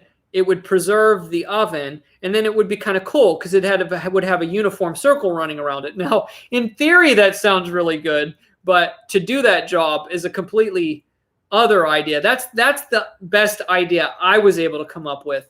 The problem is, my goodness, I'd have to get rid of quite a lot more of that clay, and that would take a long time to build. And then trying to make a perfect circle, I'd have to just look at the materials over at Lowe's and see what would be possible. But I have a feeling, I think Michael might be right. This is going to turn into a month-long process of trying to save that thing when I could be doing all kinds of other stuff. Yeah, I think you're right, Plugs. I think it needs to have a form and just be poured concrete. That would be so much easier than trying to build a circular retaining wall around it.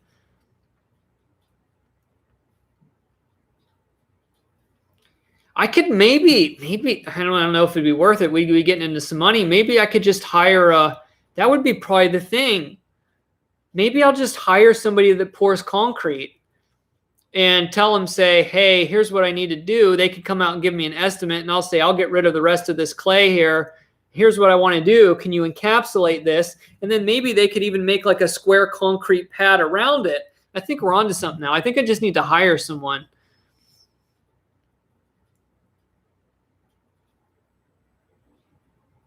A brick mason, that would probably get pretty expensive. I'd probably just need to find somebody that's really good with concrete. So here, let's see. Now we're getting into diagrams. I have an idea here. Move my phone. So, hey, how do you like my mouse pad? All right. So I'm going to draw this right way up for me. So you have, oh, I cannot draw. This is going to be hideous. Okay, so you have, let's see. I don't know. We'll just do this. So you have, we'll just make that the oven. And then, yeah, we'll just keep it simple. We'll say this is the oven. And then this is all clay down here. It's not going to look circular. And then here's the little stack on the top. And then around it like this. I don't even know how I'd show this. I can't draw 3D.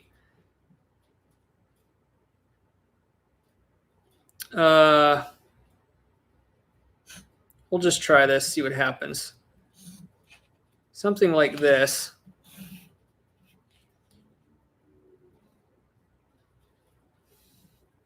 Okay. I could have made that into a little more of a square. So maybe here's the idea. I keep just enough soil to have it level under there. You have, well, this would be more of a circle. So they can pour concrete around it to make like a circle. I know I have it shown as a square here, but I just wanted to show it for scale. And then maybe I could do like a little square concrete pad on the bottom of it, at the bottom of like the footers. That's the word I was looking for, footers or frame. But this would be more circular here. And then they could pour it and then like level it, the concrete right into a pad on the bottom of it. That could work.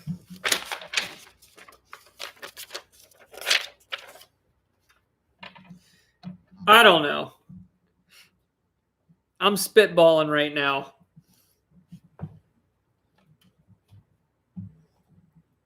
Offer it to the hot tub guy. Michael's got all the answers. I'll tell them they can have the hot tub for $1,000 if they get rid of my oven, right? Form walls and pull concrete into the forms and then tile the concrete. It would look amazing.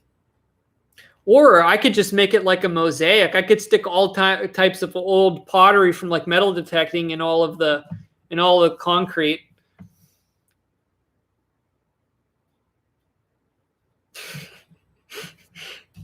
Yeah, you're probably right, Michael. No, in Tennessee, everybody likes to do stuff by hand. There's somebody that down here I guarantee would do that concrete job by hand.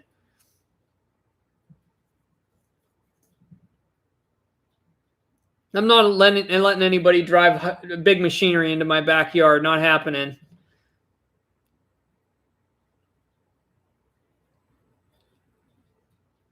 All right, Paula, see you later. Thanks for stopping by. Oh, and earlier I just forgot to respond. I did see the picture you captured of me getting my hair when you sent it to my email.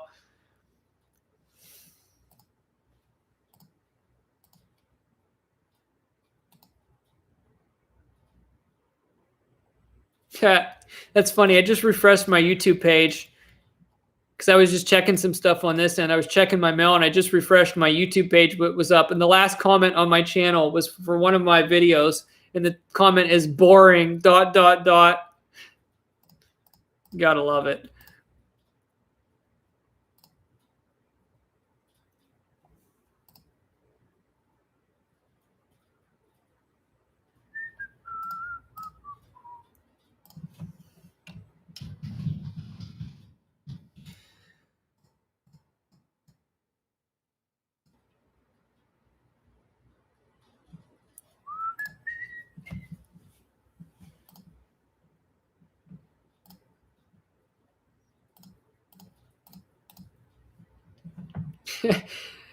It's YouTube, Koya. You get a lot of rude comments are normal.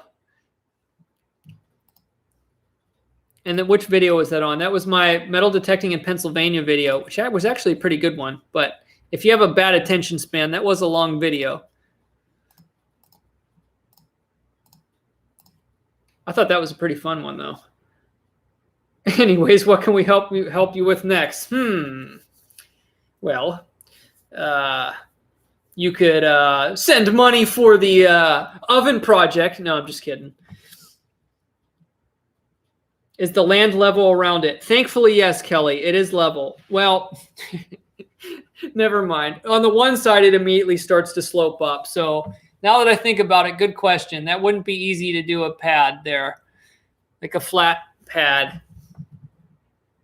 Let's solve some other issues. Okay, what issues do we got to solve? I don't know.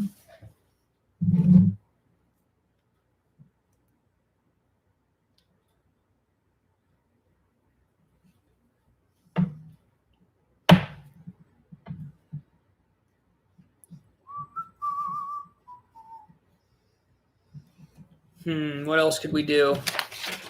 But I do want to save that, so I'm going to try to figure something out.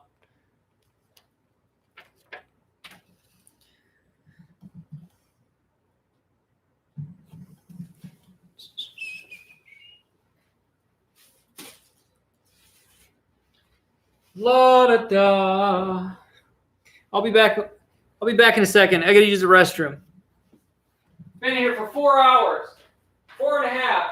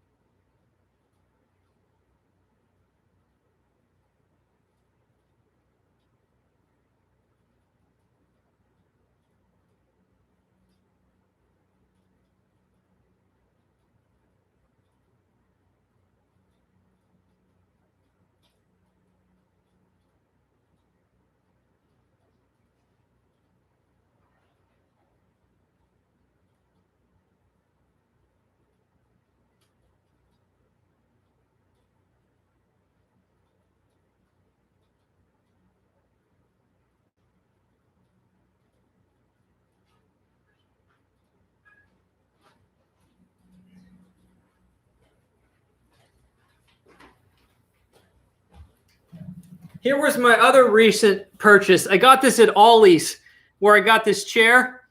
This thing weighs like 25 pounds. It's from Thailand. It's really awesome. Using it in one of the bedrooms.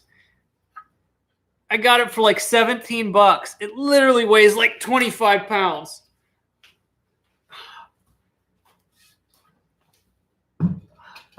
Okay, set that down.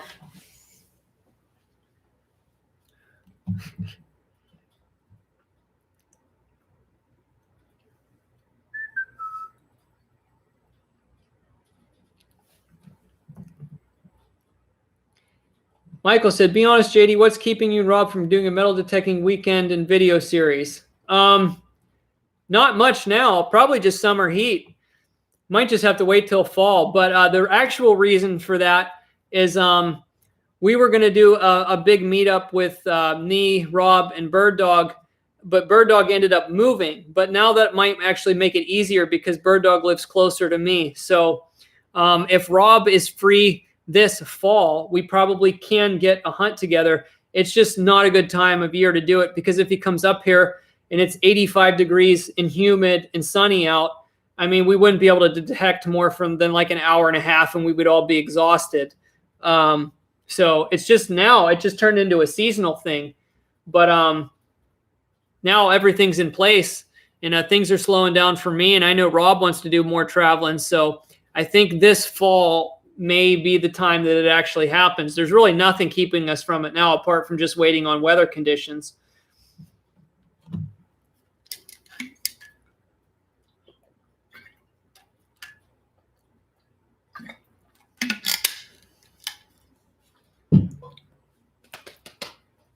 Okay, what else can we solve?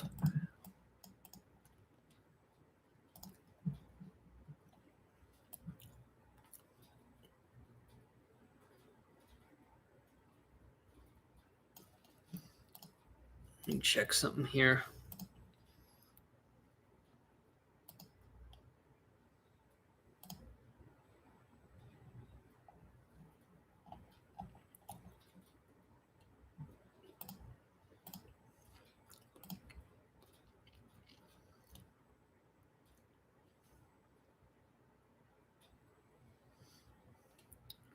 Da, da, da.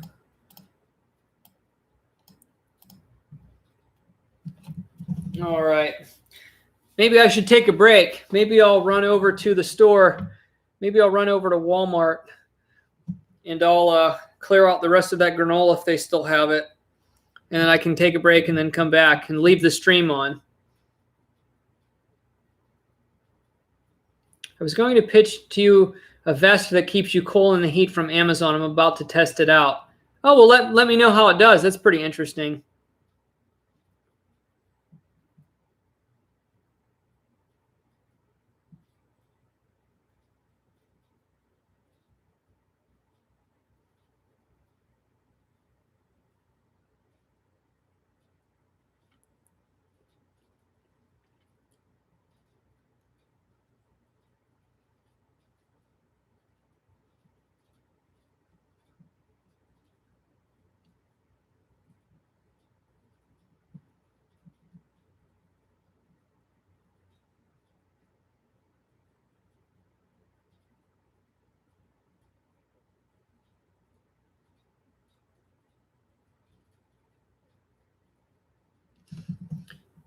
Hey, Detecting New York, what's going on? If I go, it wouldn't take me very long. I don't have to drive very far. Do I need any turtle advice? I might.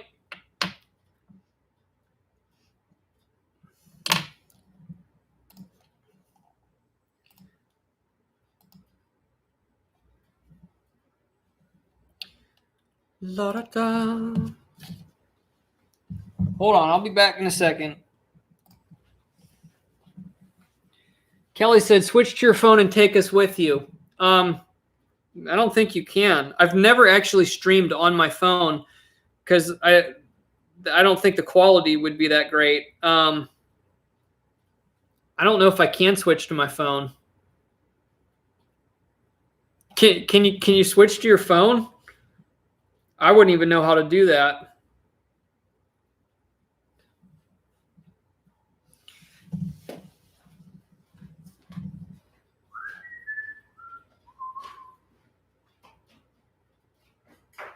Whoa.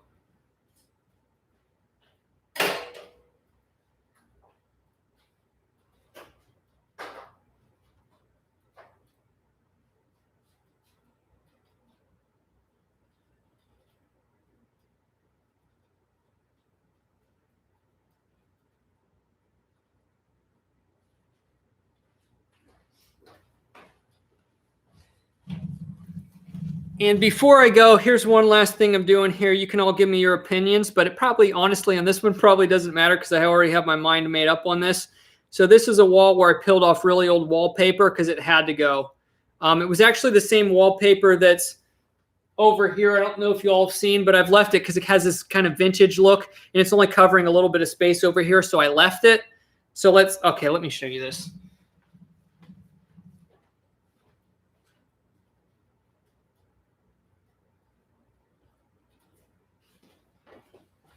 Okay, so this looks really dark because I have the window shut, so it's not going to look great. So for example, so that's what, man, that's way too much glare there. Well, you can kind of see that wallpaper there. You can't see it real good there, but I'm like making a kind of a vintagey kind of look over there. You can see some detecting finds and stuff. I'm only leaving it on that wall because it, like I said, it's not covering a lot of area, and I actually think it looks kind of interesting. But I ripped it off of this wall. So that's just down to the base layer of the wallpaper.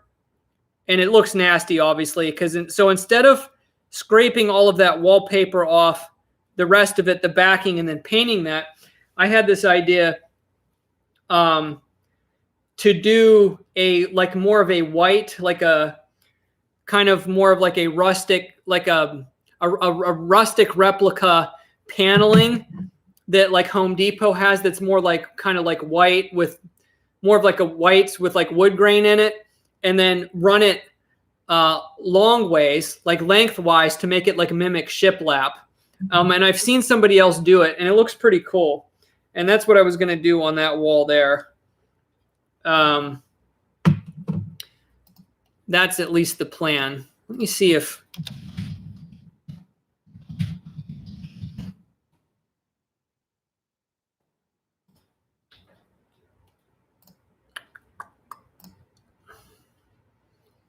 I'm going to see if I can find it here. I textured my wall. Yeah, I wasn't even thinking about that. I could texture it, then I don't have to worry about that, but I don't think I'd like that. I think it's something like this. There's a couple different ideas. Boy, did this all go up in price? Oh, that's something different. What is this? Peel and stick white wooden decorative wall paneling. I like that color, though. There's some interesting stuff here. I'm on Home Depot's website now. I'll have to look at some of this other stuff.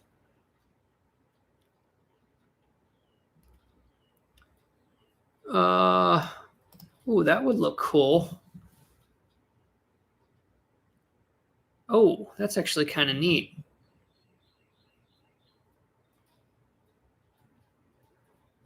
Man, I think I'm finding some other ideas here. I'm going to put a link in the chat here. Everyone click on that. Tell me what you think. That would be pretty neat.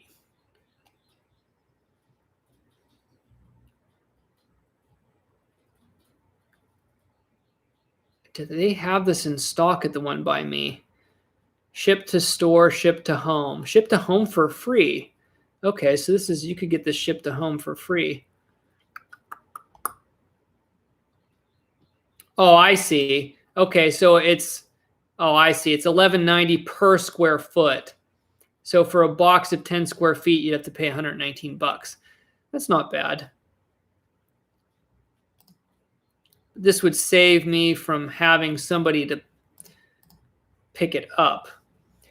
Because I want something that's lighter. Okay, so the kitchen is like the darkest area in the house because it's like on the inside of the house. So it needs to be something that's, I want it to be the lightest color I could possibly find. I don't want it to be a dark wood. I'm not adding any dark paneling or anything. It's got to have a white look to it.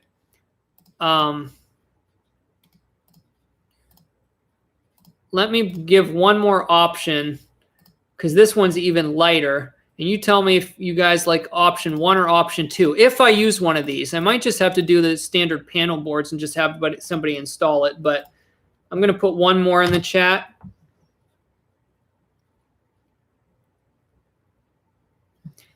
I actually think I like this one more because it's more neutral. So I think I like number 2 better based on these options if I went with this product. Now that one is $15.30 per square foot. So that's not cheap. I'd have to figure out how many square foot that wall is. It takes several $100s, certainly, if I use that. Oh, wait, let me see the other colors of the other one. I didn't see there's multiple color options. Let me see. Oh, no, wait, they have a lighter one for the cheaper stuff. Okay, it's very similar to the one I just linked to. Oh, but that one's $14 a square foot. So, yeah, it's going to be 14 to 15 or more. Oh, yeah, man, I'm looking at a feature wall that they have put in somebody's house. That looks really cool. Kelly likes number 2. I agree. I like number 2 more because I want it to be as close to white as possible, but also have that wood look to it. I think the first one might be a little too busy.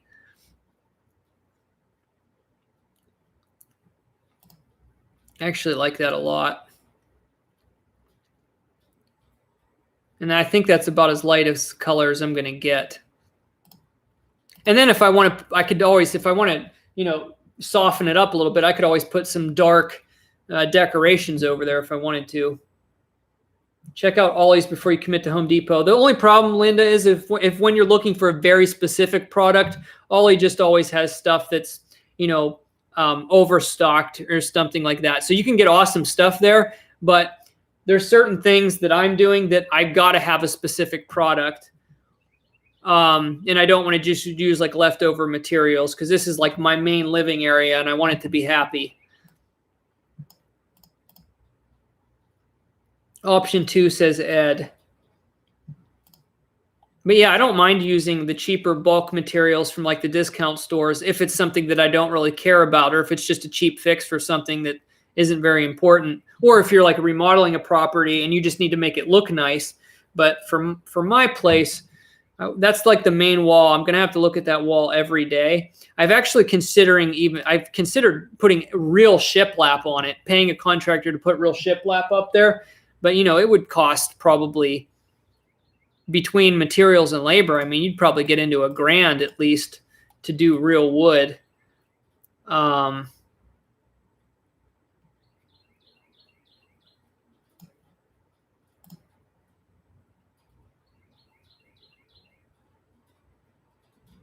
Here's the other one. Oh, that's gray here. Wait, hold on a second. I'm into the other ones here.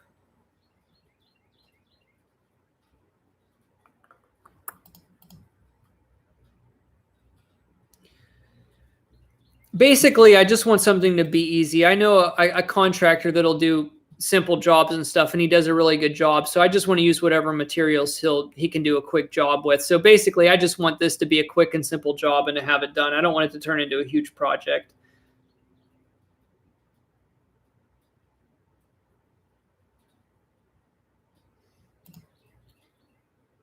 Hold on, what am I looking at here?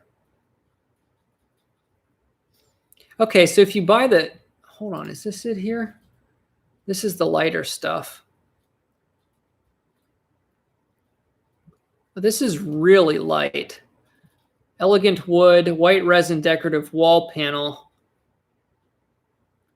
with trim, 18 pack. That's really light, but that would work.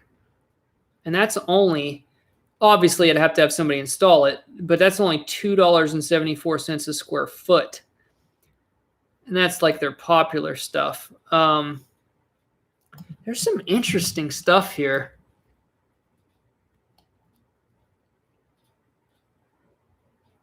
Man, I really like that distressed wood. What is this here? Timeline wood. Ooh, we might have to go with this. I could totally, wait. Wood panels, so right. So this would have to be, I guess the ones with the adhesive are really expensive because it's probably much more of a process, whereas you could just easily install it rather than, but man, I'm going to show you guys one more link. Man, this would probably look really neat. Here's another link. This is like a really distressed barnwood look, but it's got that like white with the distressed look to it. And man, that would look super cool on that kitchen wall. So it would have the character, but yet it would have a lot of white in it. And that is $541 a square foot. And then I'd have to pay my contractor to install it. I'm not really concerned about price as much as I want this to look good because it's in the main area of my kitchen. So this is something I don't want to skimp on. I really like the one I just sent a picture of.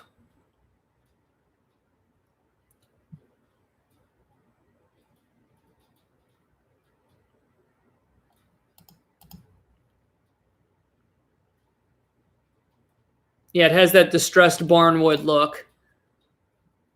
I've seen this used in cheap farmhouse remodels too, when people want to make it look expensive but use cheaper materials. This voted this old house top 100 new home products of 2015, so it's been around for a while. Timeline wood, distressed white wood panels, 6-pack.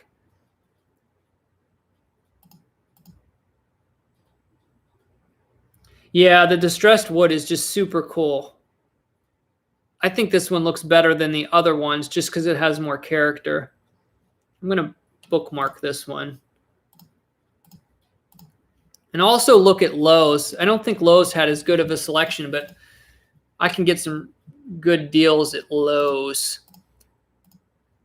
I always use, if anybody's interested, I could hook you up with it. There's a website that I use from a guy that's really reputable. You can buy 20 off $100 Lowe's coupons for like $3. I use them all the time. Every time I spend $100 at Lowe's, I only pay 80. Because I spend a lot of money at Lowe's, and I use all my credit card rewards for Lowe's gift cards. I spend a lot of money there. I do like this really distressed.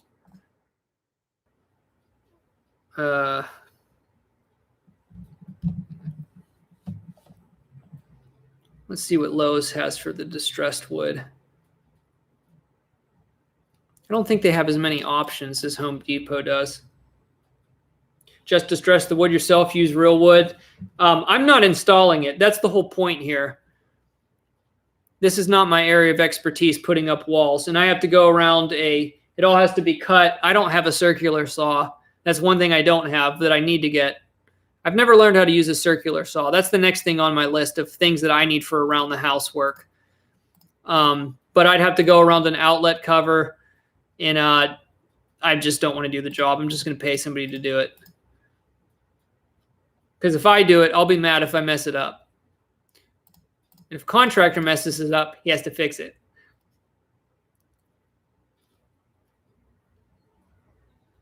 Yeah, plugs. I'm gonna have a contractor do it. Somebody that does small jobs, and he won't charge me an arm or leg. He's real reasonable. I'll have everything ready to go here, and he'll just charge me for labor. I'll have it all ready to go. So it'll just be a quick contractor job.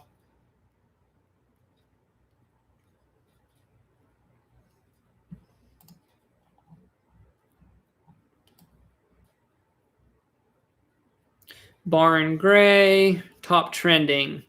Oak coastal white. That kind of looks like the other thing we do, but that looks like cheap paneling. I don't want the gray tones. Natural spruce wall panel. Now that looks really cool. But yeah, that's obviously expensive. Like $21 a square foot.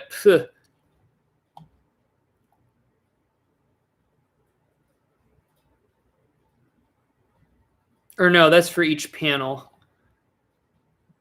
I'm trying to figure this out. There's a lot of options here that could be interesting.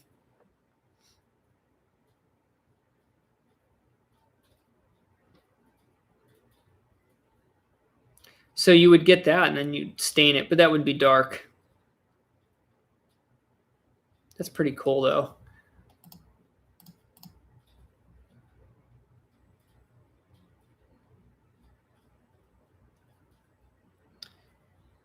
Blueberry donuts, that sounds good. It's been a long time since I've eaten a donut. Funky said, can somebody explain to me what's going on? No, just stick around and you'll find out. Life stuff. We're fixing clay oven foundations, identifying flowers, eating spicy foods. You name it, we're doing it. Talking about metal detecting and coin collecting. Trying to figure out what paneling to buy for my wall.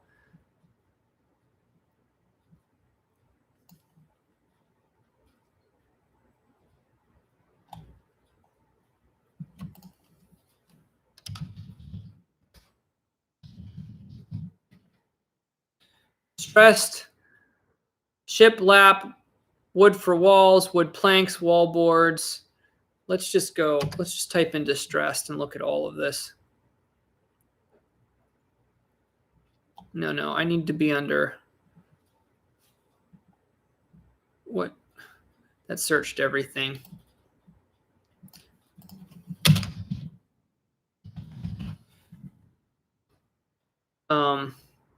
Okay, so Lowe's has that product too, that one that I looked at. Hold on a second. Lowe's does have that same product. Let me see. Bookmarks. Let's see. Let's go to the Home Depot one I had here. Oh, so Home Depot, the 6-pack. They want $58.84 a box. Is this the same size? Oh, it's just a slightly different. I think they just rebrand the products to sell across the different stores. So on Home Depot, they literally used the same stock photo of those people that paneled that island in their kitchen. Literally the same thing on Home Depot and Lowe's. This is hilarious. But the one from Lowe's covers 6.93 square feet, 6 panels per carton. The one on Home Depot covers 10.88 square feet and is a 6-pack. The one from Home Depot is $58.84. The one from Lowe's is $28.69. So weird. They're just different sizes.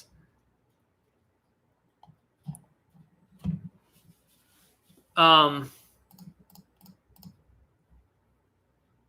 do they have to why is this so confusing? So I'm just going off the top of my head. That's actually for 7 square foot for $29. That's actually cheaper than $58 for 11 square feet. So Lowe's is actually cheaper. And since that's a standard stock item, I could probably get the 20% off of all of that type of stuff.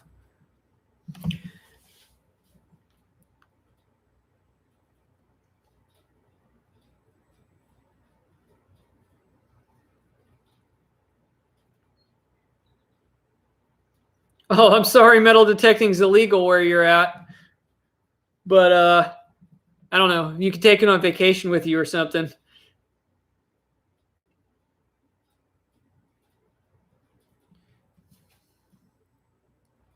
Skydiving. Maybe not on that one.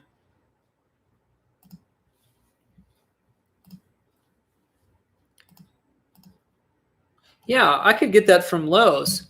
So that's $28.69. I could just break it up and do so. Yeah. It's so nice for me living by the Virginia border too. On bigger expenses, I always go across the border for purchases because the sales tax is a lot less. So I always shop at Lowe's in Virginia because it's not much. It's not much further than the other Lowe's. $28.69. If I got 4 of them, that'd be $114. Knock 20 off of that. Yeah. So for $95, I could get 4 boxes of it.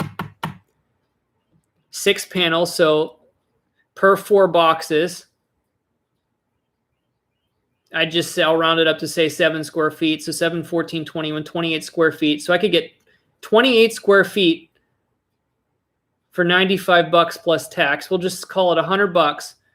$100 per $100 per 21 square feet of this product. And how much space do I got in there? I'd probably need at least, I'm just guessing now, certainly at least 2 times that. It would certainly be at least 42 square feet. It would be at least double that. I don't know if it would be more. I'd have to run the calculations. So we're talking about that distressed white barnwood, about $200, and then pay somebody to put it in. And I think that would look really good. I might have to do another one of those digger dies. When I'm feeling like it someday, I'll probably post another one.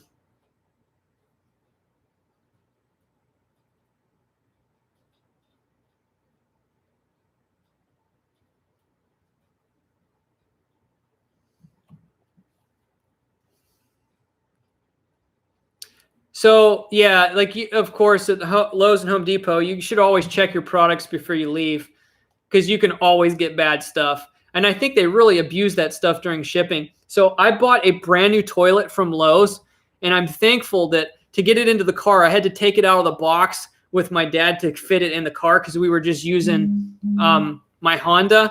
And we took it out of the box. The brand new toilet was cracked by the handle. The porcelain, the brand new toilet was completely cracked from the handle running the whole way up the side of it. So we took it back in and said, take a look at this.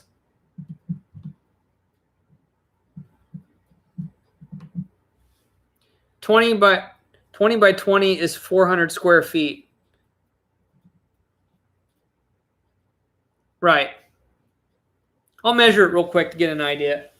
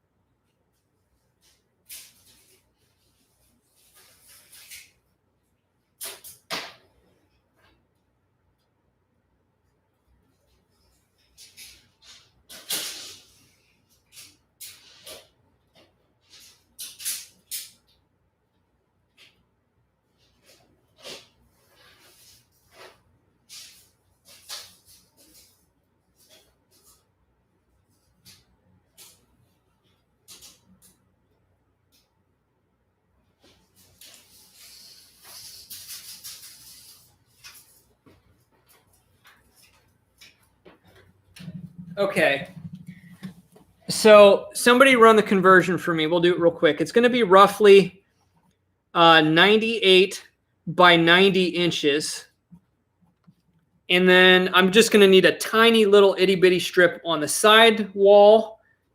Or actually, that may not be done. No, that wouldn't be covered. So it would be that plus just a tiny little strip above the door frame. So let's see. Y'all are helping me get all the stuff done, the mundane stuff that I'd have to do myself anyway. So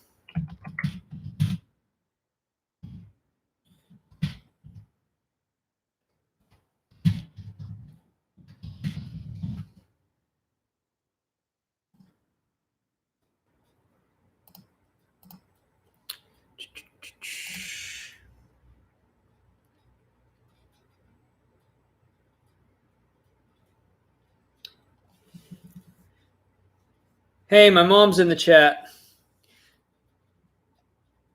They scanned your body with a Garrett type metal detector. Was it one of those? Yeah, was it a hand wand?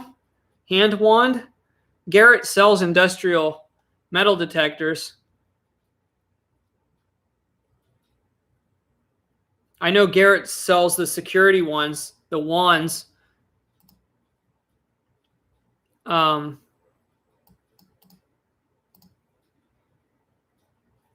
How do I do these calculations?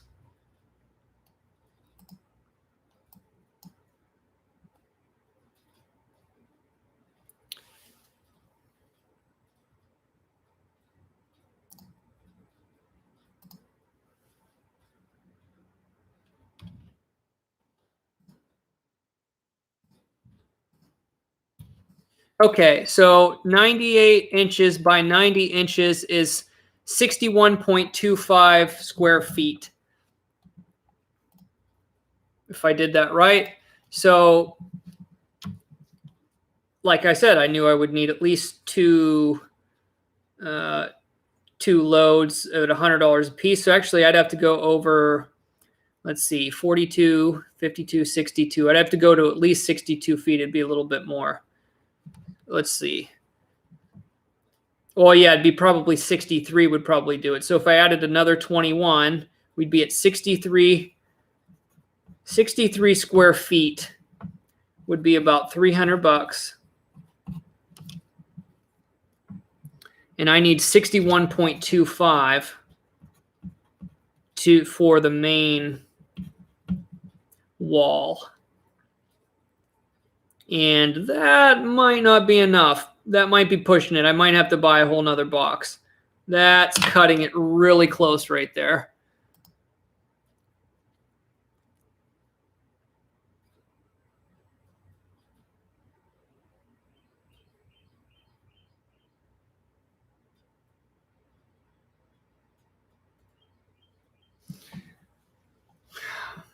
Okay, wow, the stream's been going for 5 hours now.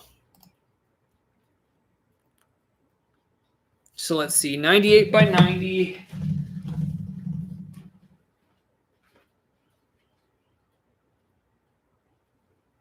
And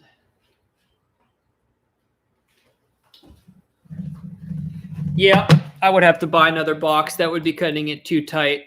And of course, you have, yeah.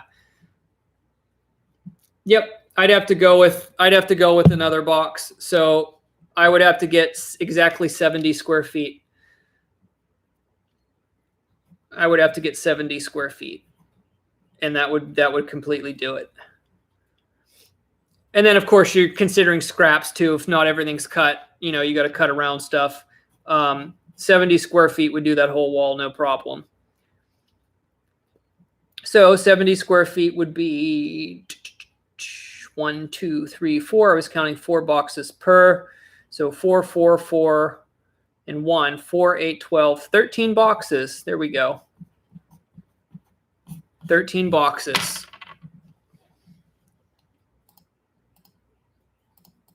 If it's 13 boxes, if I get the Lowe's boxes.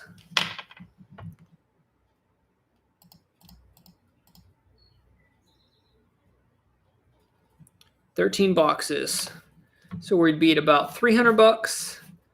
Well, 300 and after you add that, and so about 330 bucks roughly for the materials plus labor.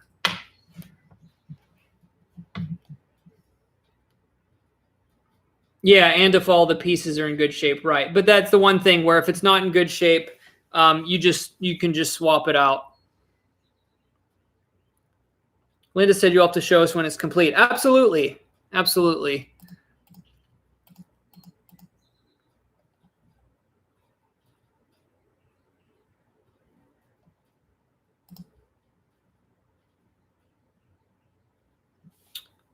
Oh, here's a different one.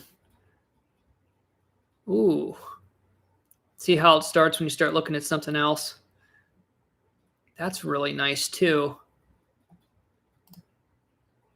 Ooh. I'm putting another link in the channel. So tell me if you like the distressed one or this one. One more link here. This is another comparable one that Lowe's has. And then this one has, okay, so they carry this one in store, which would be a lot easier than having them shipping it. So they have this in store. And it's in, or no, wait. No. They don't have this in store. Never mind. Wait. No. They all say available in 3 to 7 days. Okay, so they don't. But this one has a lot of reviews. Let's see what they say here. Product quality, 5 stars. Ease of use, 5 stars. Versatility, 5 stars. These are equivalent to new pallet planks or some wooden shipping crate side planks. These are easy to use, keeping in mind normal wood safety precautions. I used mine to cover a partial wall to give it a beautiful rough and rugged look. If you are looking to try a hand at making things from pallet planks, these are, in my opinion, much nicer, way less hassle. So these are actually planks. These are like distressed white, slightly distressed white planks. Oh, I can see them in the review here. Ooh, that would even be pretty nice. So that would be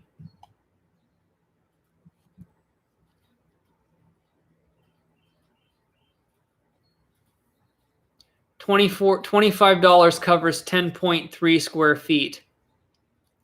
So this is actually cheaper. I like this actually a lot too. These planks might make it look more like wood and less like paneling. And this is a little more white, which is I'm kind of looking for. I want it to be really bright there. Actually, this looks kind of cool. It's either this or the other one, something like this. I think this looks really nice because then you're going to have that little bit of spacing that because it's in planks, it's going to look more like wood. And then if I wanted to, the contractor, he would obviously stagger it. Man, that would look really good staggered.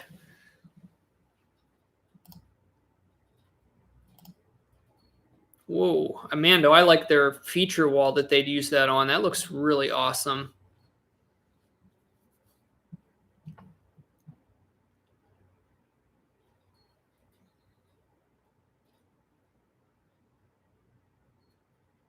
That looks really cool.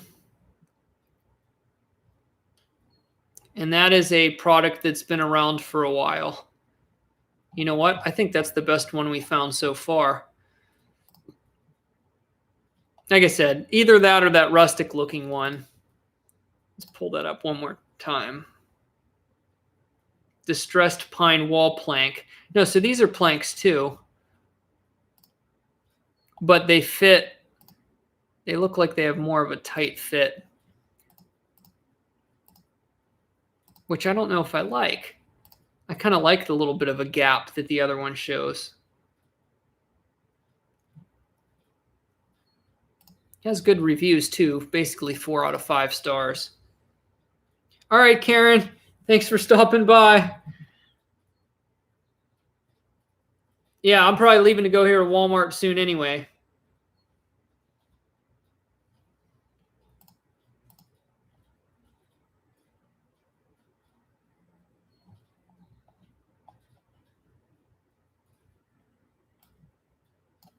Oh, yeah. So I see Lowe's started carrying that product that Home Depot did that first one. So Home Depot has a ton of reviews. Lowe's doesn't have any.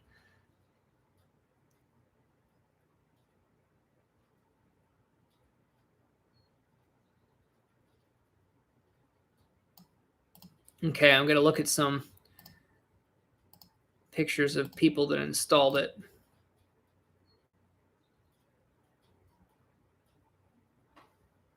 Ooh, yeah, these distressed planks, these reviews are a little bit ooh, I don't know if I like that. Looking at the reviews, it is a little bit bizarre. I think I have to go with the other ones.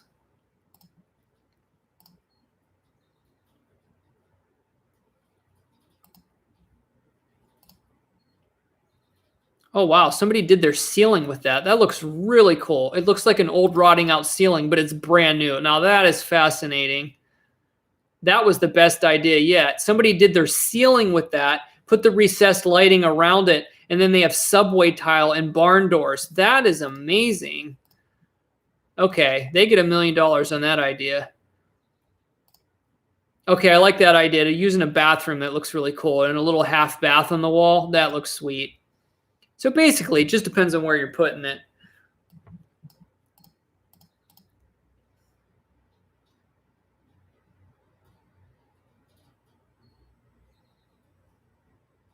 Any new techno music to your music list?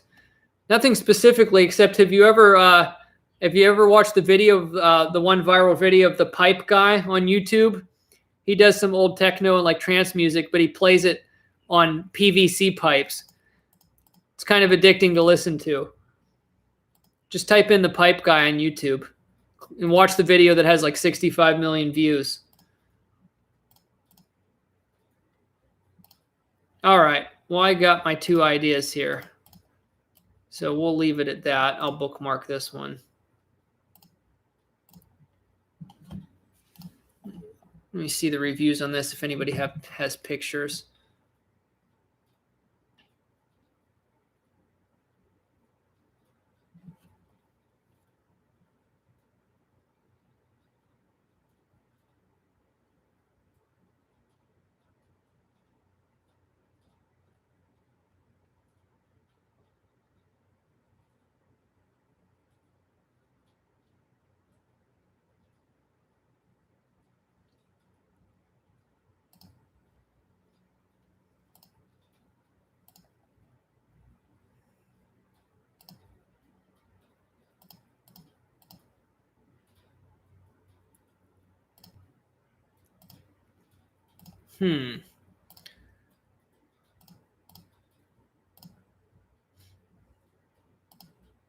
Not many people bought the lighter ones. Oh, here we go.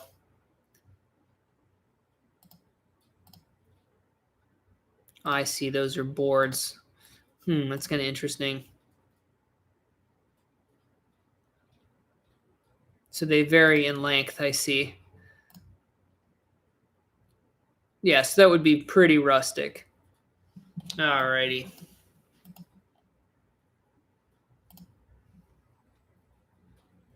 Yeah, that pipe guy. He does. I really like that.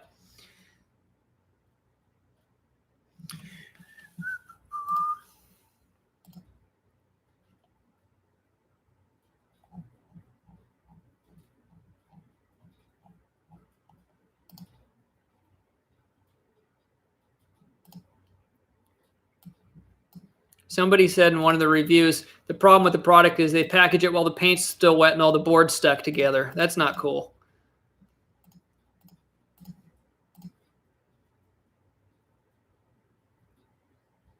All right, well, at least I got the measurements here now. So we know that I'm roughly at about 65 square feet, probably. Just guessing it, and then obviously would want to be at least at 70 to play it safe. At least have 70 feet of material. At least. But yeah, Linda, you definitely check it out then. Just type in the pipe guy on YouTube. He plays the PVC pipes with basically flip-flops, and it's amazing. Sounds good, plugs.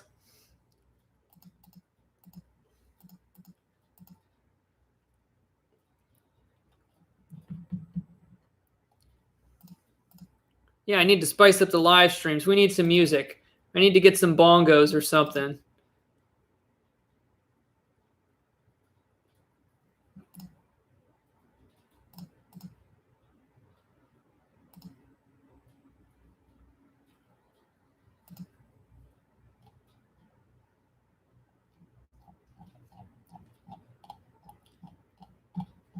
I'd have to look. Who was the last super chat? The highest super chat today is $10.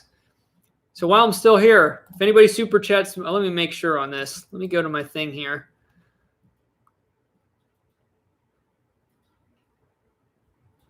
Subscriber of the month night for the highest super chatter, which goes into the display over here.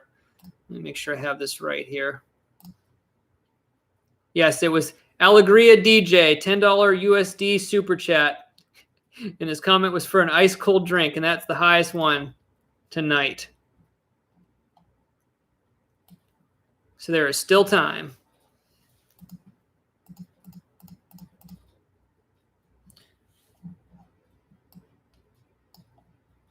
Get gloves. One of my subscribers sent me a really nice pair of copper gloves for the coin roll hunting, which are amazing. And now I can't get coins, so I'm gonna have to just start getting some coins. Plug said, "What are they winning?" I didn't pick something tonight, but I could figure it out. Something. I don't know. What does somebody want? I'll have to go into my back room and get something.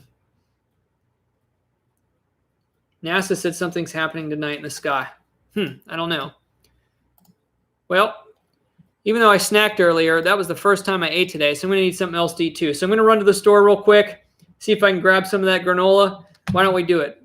Well, I'll just leave and I'll come back in about 20 minutes.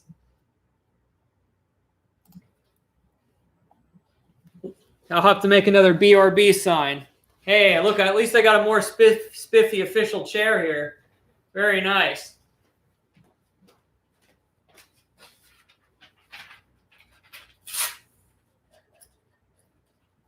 Let's see if it'll work.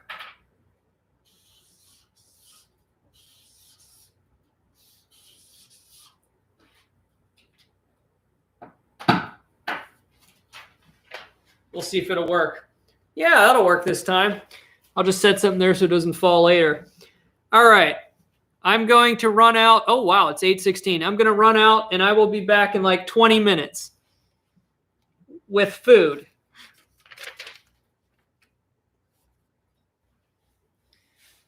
Make sure this stays. Okay. Why not? We'll put my camera there. That'll stay. There you go. BRB. Perfect. With a little bit of pizzazz. All right. I'll be back in 20 minutes. Ish.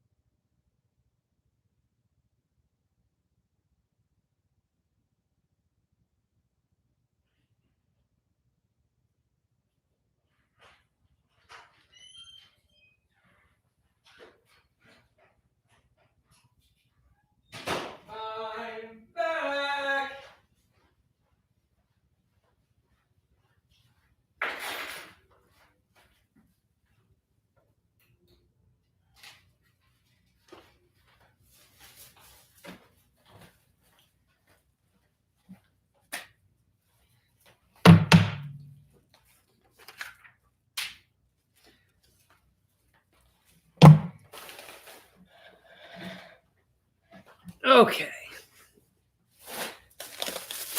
So here we go.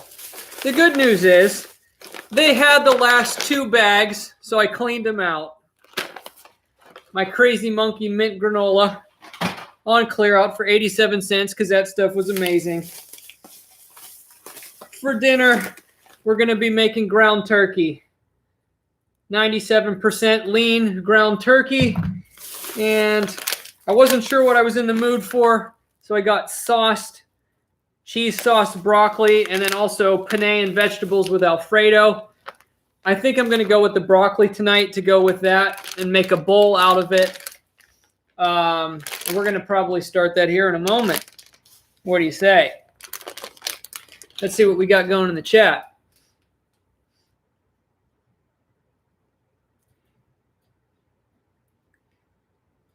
Tyler said 15 minutes and 45 seconds. Yeah, I made some pretty good time. Hey, Todd, how's it going? Good to see you.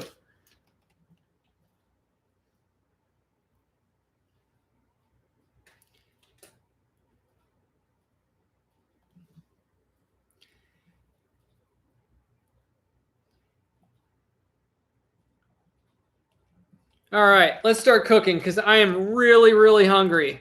I'm really hungry. I need a big meal. So we're gonna get the ground turkey going.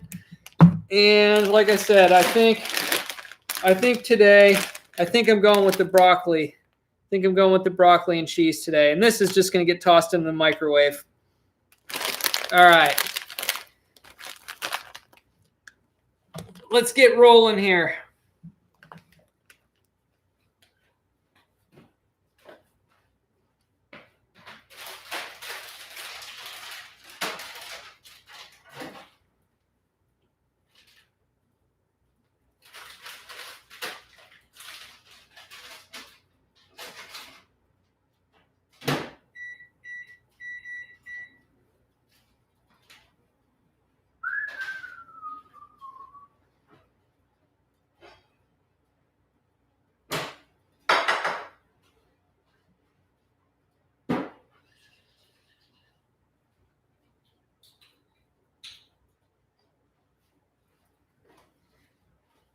With the 97% lean, you need to add a little bit of oil back in because it's not as fatty. Otherwise, it'll burn the skillet a little bit. So a little extra virgin olive oil to get that started off there.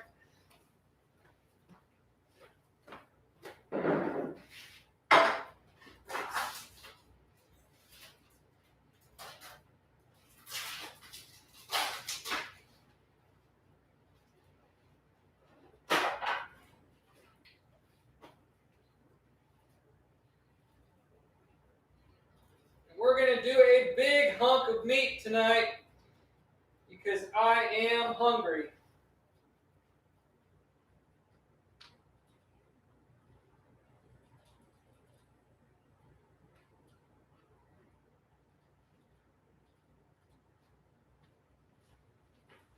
I'm pretty hungry, so we're going to make about half of that tonight.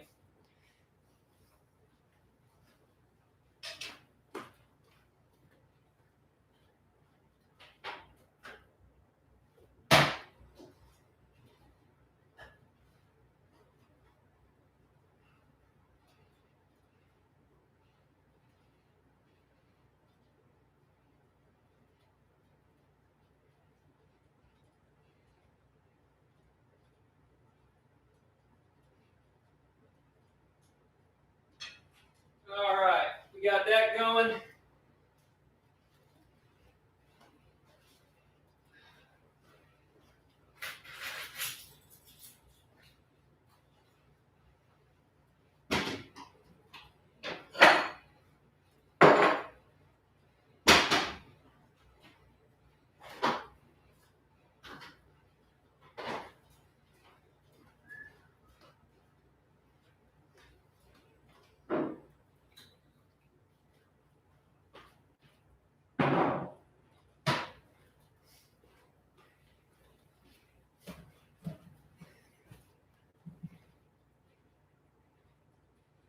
Did you know that the first French fry was not cooked in France? Where was it cooked?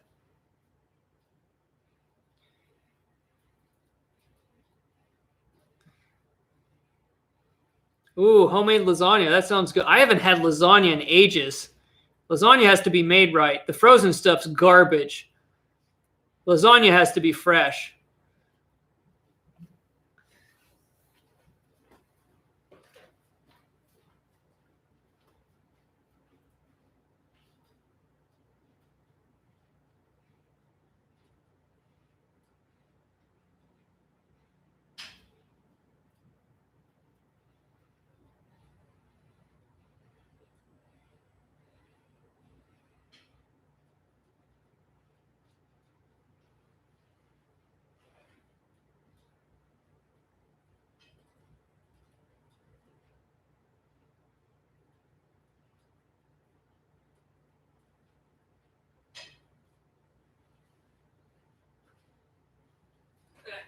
Freezer.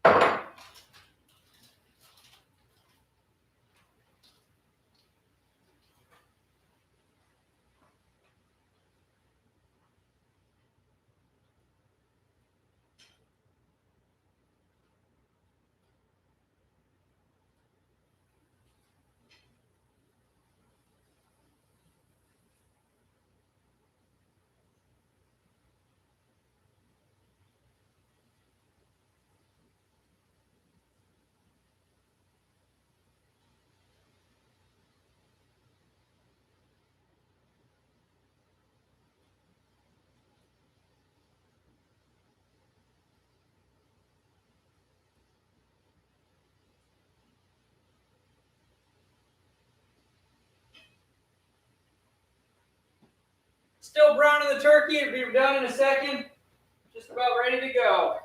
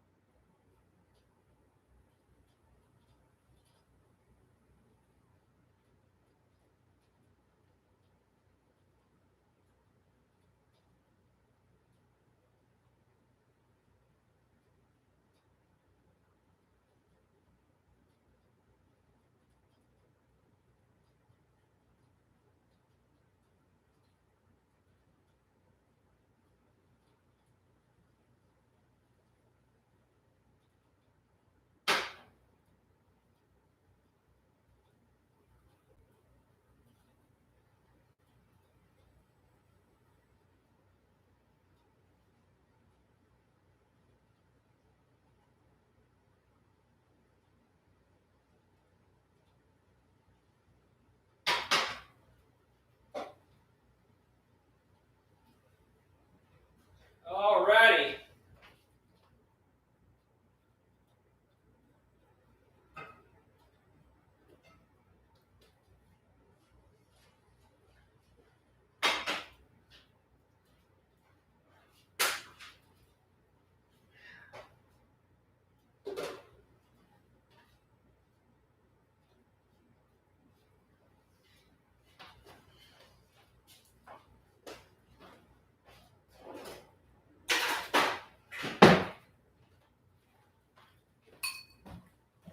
I got to turn this light on. There we go. Let there be light. This is a lot of food.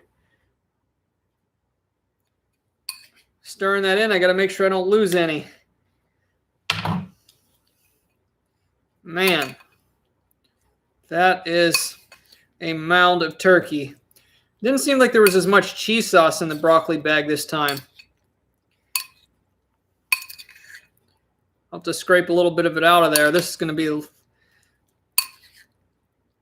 This needs a little more sauce.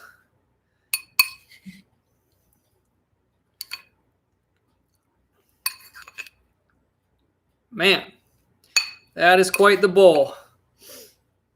Let's get down here a little bit. See if I can get a little more cheese sauce out of that bag.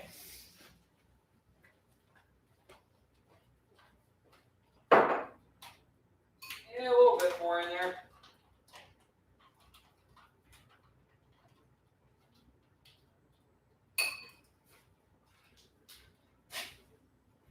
All right.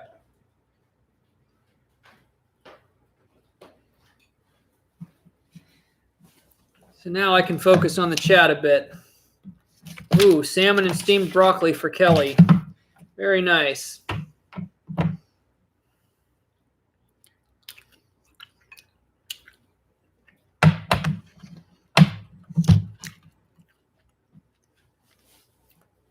Oh yeah, this is good. It's hitting the spot. There you go. Close up.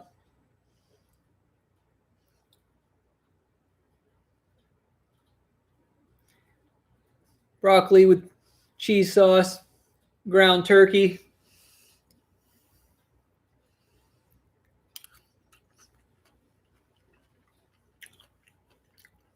Yeah, that flavor's hitting the spot.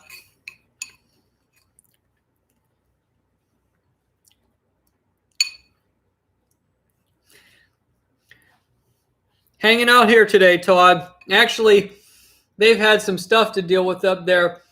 There was a major water line break somewhere in their area up by the farmhouse, and they've had plumbers there today. They have to fix a bunch of stuff. It caused a lot of issues when there was a water line break in the area. It sent a bunch of soot back through the lines and messed a lot of stuff up.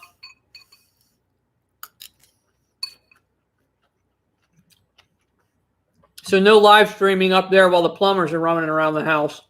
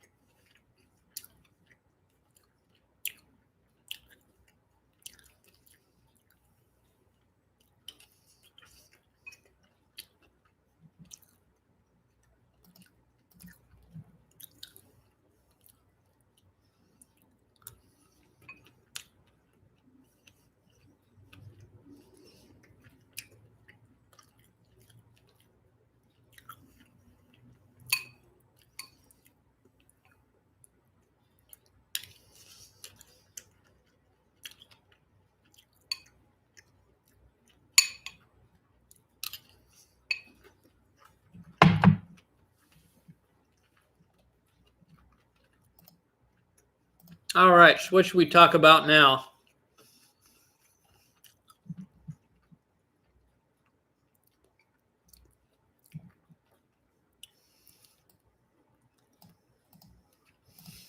Unfortunately, apart from the super spicy almonds, I don't have any weird foods to try.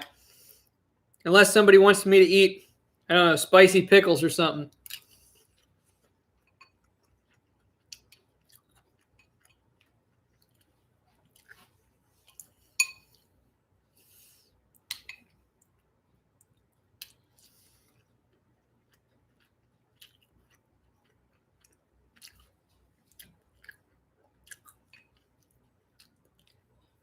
I didn't go 5 hours without eating plugs. I mean, I was munching when the stream started. I was eating those almonds. I was trying out the granola. What else did I eat? I made some crackers with turkey and cheese. So I was munching. It held me off.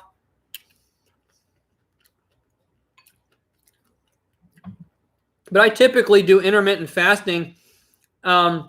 I normally don't eat till about 2 o'clock in the afternoon. That's pretty normal for me. Sometimes if I feel like I need to stabilize my blood sugar a little bit, like if it's been too long, sometimes I'll eat a little snack earlier or something. But I never eat a big meal. I hardly ever eat a big meal before 2 o'clock.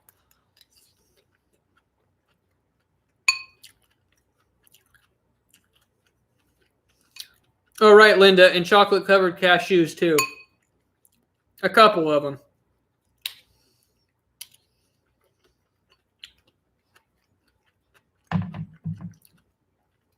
When you doing the walls in your living room, says Kelly. The next wall in this room is going to be painted hopefully tomorrow or the next day. I already did part of the room. My dad's been helping me with that. Like, he does the trim and I do all the rolling. It's a lot easier with 2 people to keep it flowing because painting is a bear. So that's going to be done soon. That's just going to be painted. But then the living room where I'm going to be doing the paneling or the distressed boards, whatever I decide, that's whenever my contractor can schedule it. And he usually stays really busy. He actually works for Lowe's. He's the person who put the countertops in at the farmhouse for us and the new sink and all that. I got to get my light over on this side. I can see now. It's like I have a light side and a dark side. I have my lamp in there. But anyway, whenever he can get me scheduled, it could be a month out or more for all I know.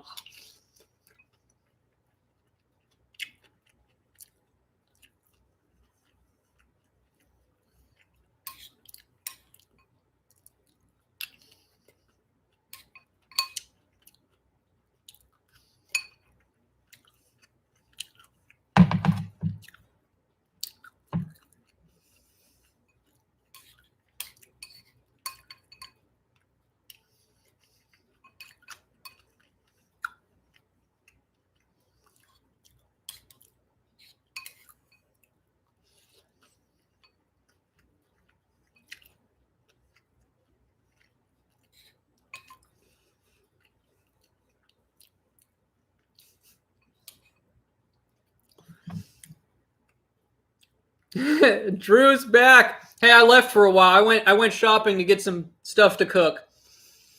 Starting to creep up through him. I literally went out detecting shortly after 5 hour. Found an old shell presidential token and 2 deep clad dimes. Awesome. Where were you detecting today? Oh, a property you've hit about 20 times. Sweet. I like those old presidential tokens.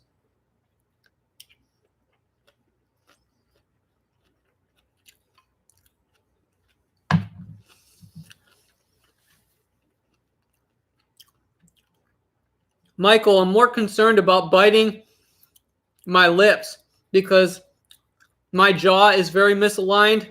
And if I don't chew carefully, I do a lot of biting myself. So I'm not really worried about the spoon, biting the spoon. I'm worried about biting myself. I'd show you all what I'm eating now, and it might not be nice, but you can see my bottom portion of my jaw. It's just not straight. It's pretty bad. I got a pretty messed up jawline. Pretty messed up jawline. But I'll survive. I survive.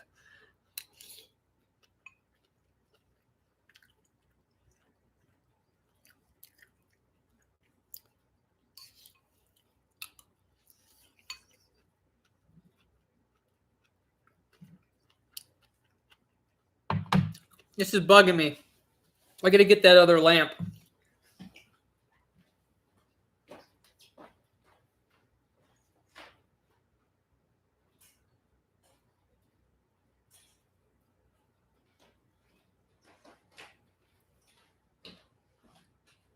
And I've mentioned these before.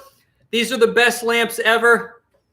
5 heads, brushed nickel lamps. I don't know. They're like $50 or something, or a little bit under 50 at Home Depot. You put 5 LEDs in this, it's like stadium lighting. It's awesome. I have one here, and I put one here, and it's amazing.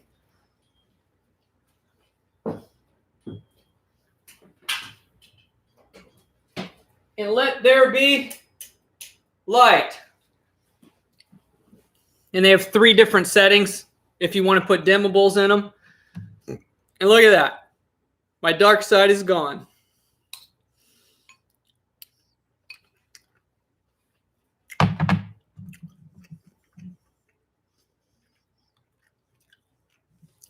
That is crazy, Drew. One of my craziest stories ever is I was metal detecting in a small town back in 2015. And in the yard, I dug up one of the old address tags, which was basically like the primitive versions of what a credit card was. You used to like, anyway, I won't explain what it was, but it was a tag that was basically a primitive metal credit card that had an address on it. And over a year later, even though the video wasn't like a viral run, it was just a standard video that maybe had like 4,000 views on it. Somebody going back and watching my old videos found out when they saw the address on the tag that that's where they grew up. I was metal detecting in the yard of where one of my viewers grew up, and I can't remember, but they moved away. I think they lived in the south part of the state now. I don't think they were out of state, but they saw the address and asked me where I found it. And without giving them the information, they told me where they lived, and I looked it up on Google Maps. It was the house that they grew up in. It was absolutely wild. Crazy.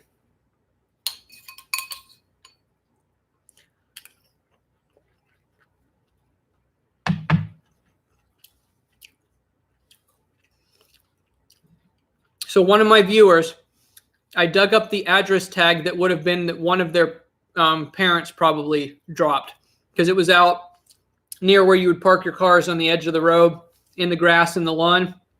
But it was definitely the address where they grew up. And one of my viewers just saw the address and they're like, that's my house. I mean, that's where I grew up. That's where I used to live. And they wanted to know if I found it in front of that house or if I found that somewhere else. No, it was in front of the house that they lived in.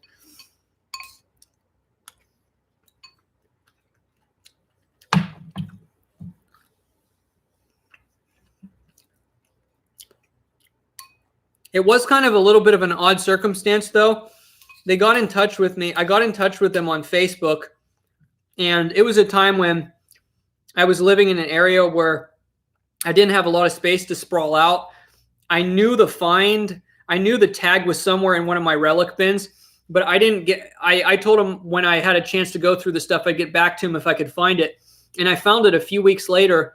It was a little while after they left the comment, and I got a hold of them.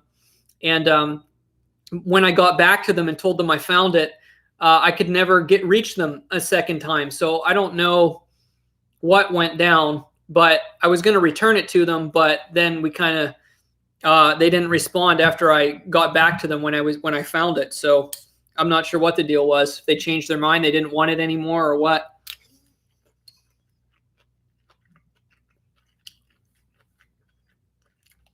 Thank you for the $4.99 super chat, Upstate Craze. Have you ever been to upstate New York? Lots of 1700s properties. I haven't, but before I moved to the area I'm at now, I actually looked around moving to upstate New York because there's a lot of awesome stuff there in towns that have significantly less population now that were booming back in the 1800s. And I've still always thrown around the idea of getting like a summer home or somewhere small that I could stay in the summer months up there, somewhere up in New England. But yeah, a lot of cool properties up there in some of the areas up there.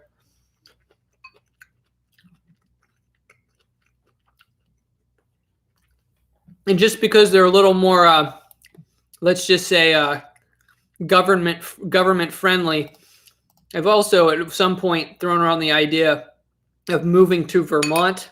But I'm happy where I'm at now, even though the detecting is nowhere near as good.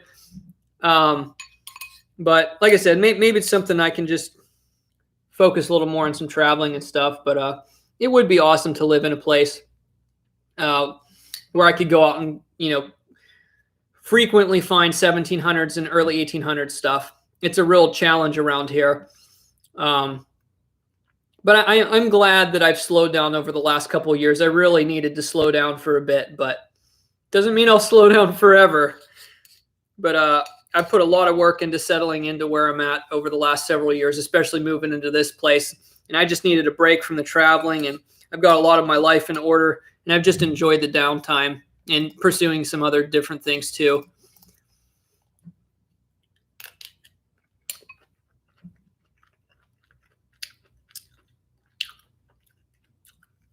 I live in the Adirondack Mountains, a lot of old resorts for the wealthy. Yeah, that sounds really cool. Get some old gold up there, old gold jewelry. That would be awesome.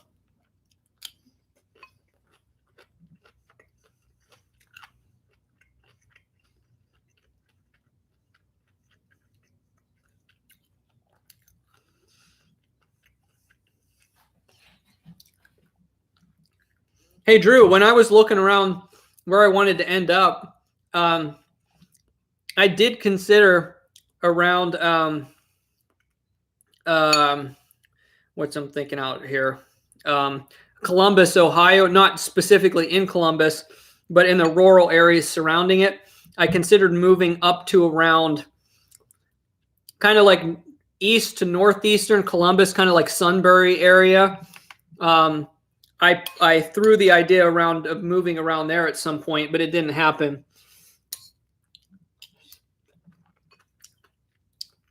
I visited a church up there quite a while back and was throwing around the idea of moving there. But I would have wanted to help my parents locate as well at the time too. And it would have been way too much of an undertaking at the time. So I'm chilling out here in Northeast Tennessee.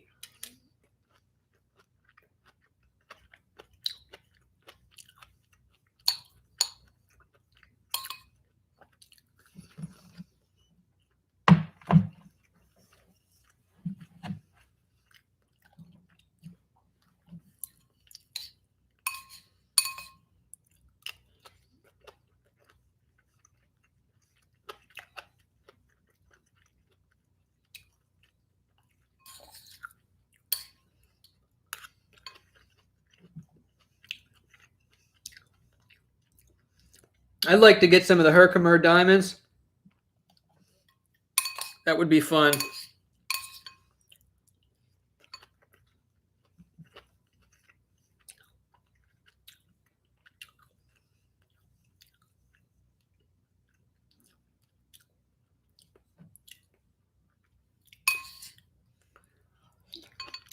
So, Drew, if I remember correctly, how long did it take me to get to?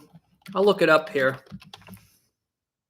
I want to say it took me about 5.5 hours to get to Sunbury. No, it was closer to 6.5. It's and that was when I lived at the farmhouse, which is a little bit further north from where I'm at right here. Actually, it shouldn't be much different from here because it'd just be a different route. Yeah, it's not much different, but yeah, it's about 6 hours and 20 minutes for me to get north of Columbus. Oh, okay, I see where Mansfield is on the map now. I'm looking at it. Okay, so Mansfield, is that what, like only another hour? I'll just type it in here. It's not much further. Yeah, 7 hours and 3 minutes. So yeah, it'd be about just a little bit over 7 hours to Mansfield from where I'm at. It's not too bad.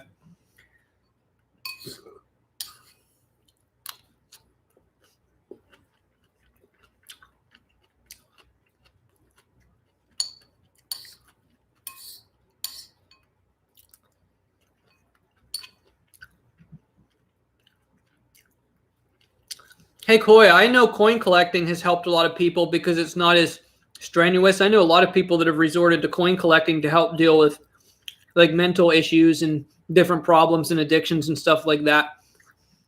I actually think there's quite a bit of opportunity for people who are trying to stay occupied to pick up coin collecting because everybody can look through their change and start. You can start with pennies. Like anybody can get into the hobby. So I know metal detecting has helped a lot of people, but coin collecting is more accessible to masses of people because there's less, investment involved, less skill involved. There's a lot of things involved. And coin collecting I've seen help quite a few people, keep their mind occupied with hobbies.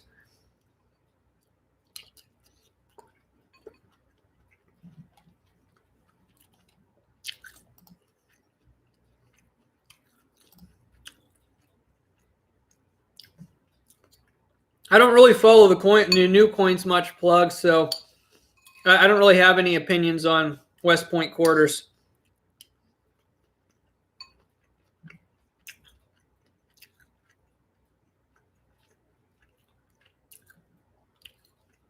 Oh yeah, but metal detecting has really helped a lot of people. I know some people have picked it up, not having any other hobbies, and they've just loved it so much they never quit.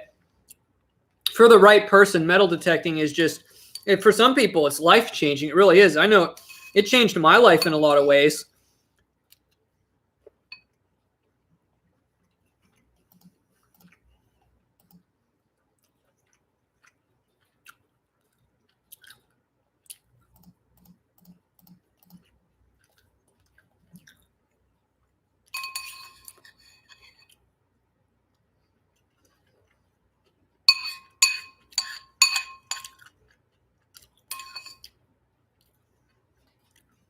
Tell you what, there's only 33 people right here.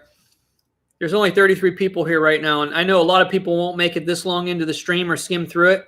If you want, I'll give you all a sneak peek of something I found on a Saturday that's going to be coming up in one of my videos.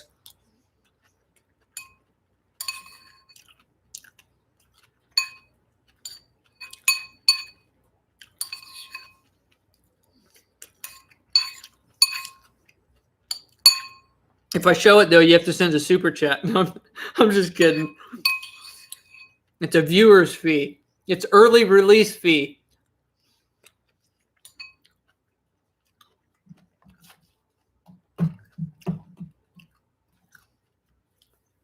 Drew said, I probably asked you this before, but how much money do you think you've dug up as far as clad goes? 5K? It's hard to say because I stopped counting in like 2016. But it's over. It's like 40,000 ish clad coins, somewhere in that ballpark. A lot of it's pennies, of course. If you want to try to give a ballpark what you think they could break down into the ratios of what denominations I'm finding, you could go for it, but you could say rough estimate, just consider roughly about 40,000 clad coins. So I found roughly about 1,050. This is an extreme ballpark, but because I haven't counted in a while, but roughly about 1,050 silver coins. I found several thousand wheat pennies. I'm guessing it's maybe, if it's 1 silver to 6 wheat pennies, that puts you at about, that put me at about 3,000-ish wheat pennies. It's somewhere around there, maybe more. And then the clad coins, like I said, is probably right around 40,000. So I think in total, if I added everything together, I'm probably closer to 44,000 coins dug. But like I said, I've stopped keeping stats and just been ballparking for a long time. So it's a lot of coins.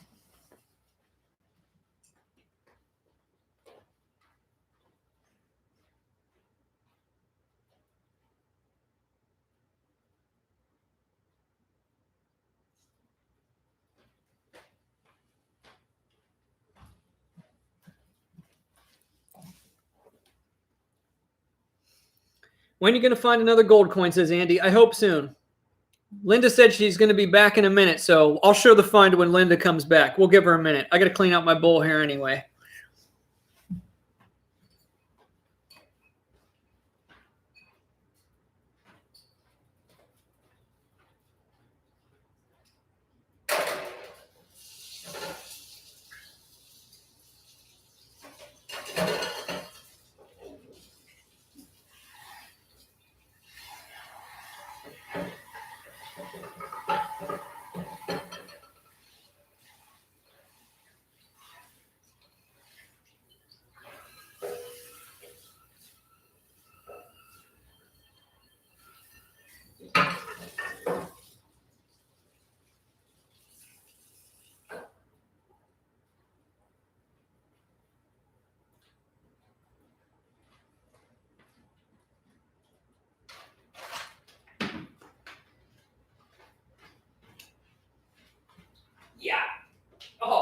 it.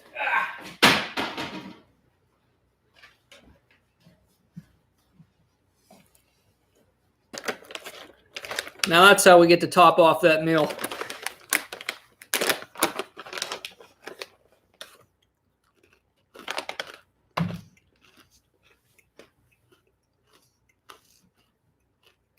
Oh, Drew, absolutely it would clog a Coinstar. I've left about 95% of them just caked with dirt.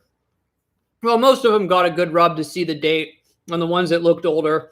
But, I mean, they're mostly at least slightly dirty, most of them. If I dumped them into a Coinstar, I'd probably break it. How's it going, Beth?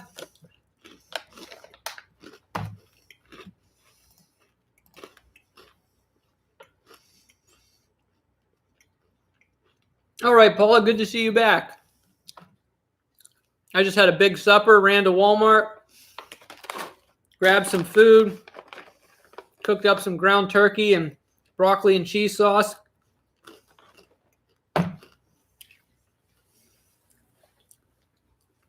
We're going to wait for Linda to get back, Plugs, because she was here most of the time. She said she'll be back in a minute, so I'll show we'll do a sneak peek on one of my finds here in a second.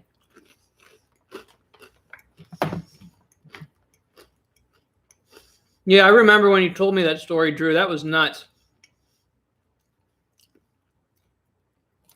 It's just so crazy when those opportunities get away, the ones you just were so close to getting, but it just didn't pan out.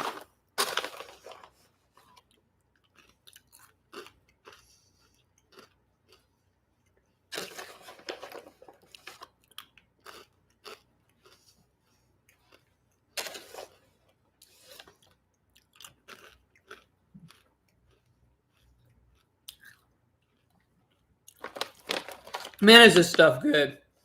Oh, it's so good. Crazy Monkey Baking, mint chocolate chip granola cookie crunch. This stuff is amazing. I like anything that has a minty, freshening taste to it, but I've never had mint granola. And it's really soft, too. It's like crunchy, but not hard.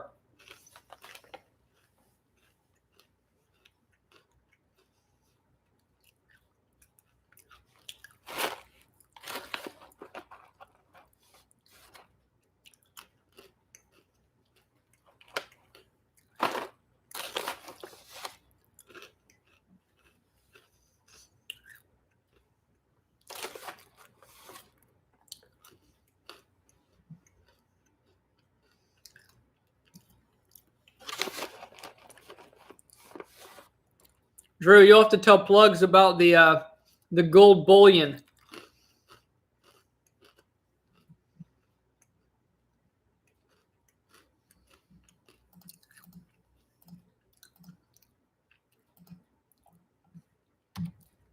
So anyone just rolling in, highest super chat tonight, subscriber of the month. The highest one so far is $10. But yeah, this is the first time I think I've ever streamed on a Monday, so not many people are probably expecting this stream.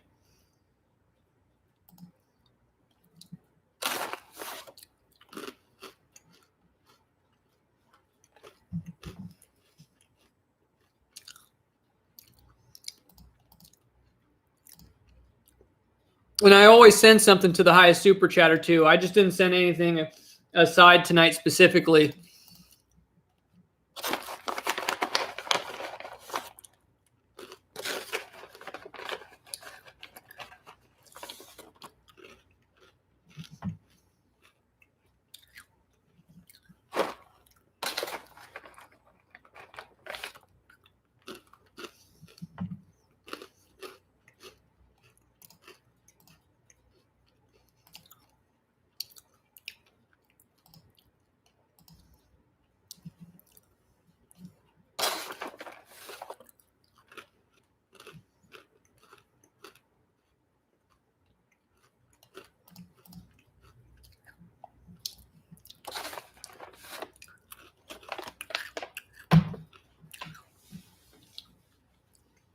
All right. Well, I'm not sure if Linda's going to be back here shortly or not, so we'll go ahead and go ahead and show this.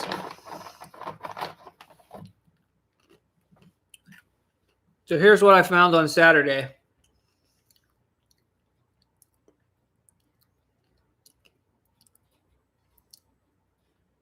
Sterling silver. It's an old one.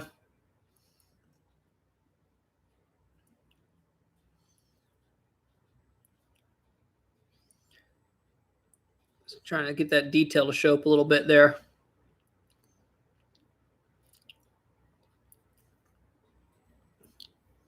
It's very small. It's either a, there we go. It's either a women's or a kid's ring.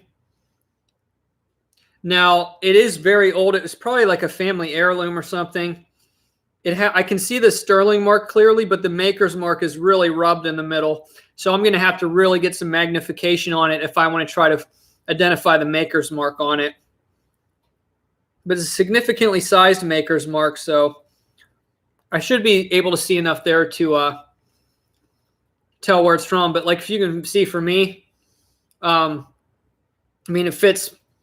I wouldn't say snug, but the only finger I can get it over is my pinky, obviously.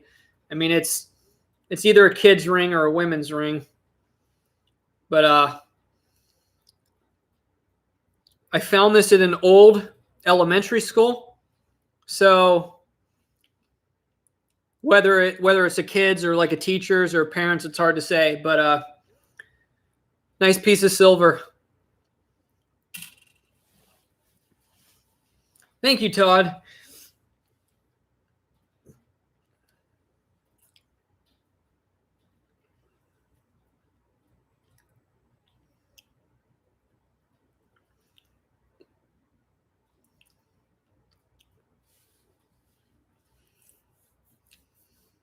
Yeah, and Drew isn't joking. He really did find a 1/10 ounce gold piece in a Coinstar many years ago. My best find is probably a silver dime. I found some cool Russian coins, but they weren't silver. I think they were from the 60s.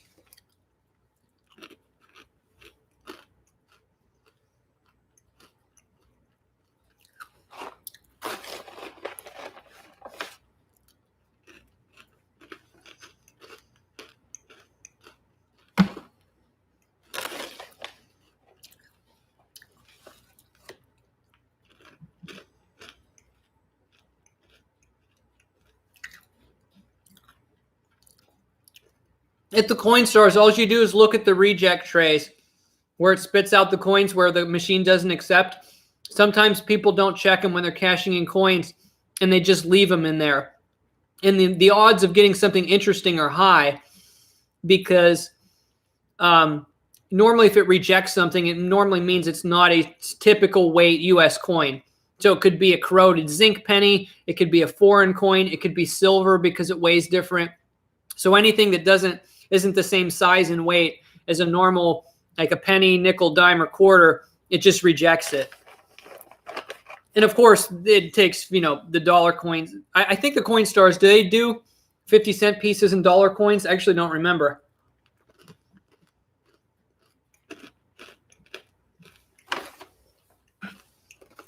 No, I dig Daytona. I just had a big ground turkey and broccoli meal. Now I'm just having some granola to top it off.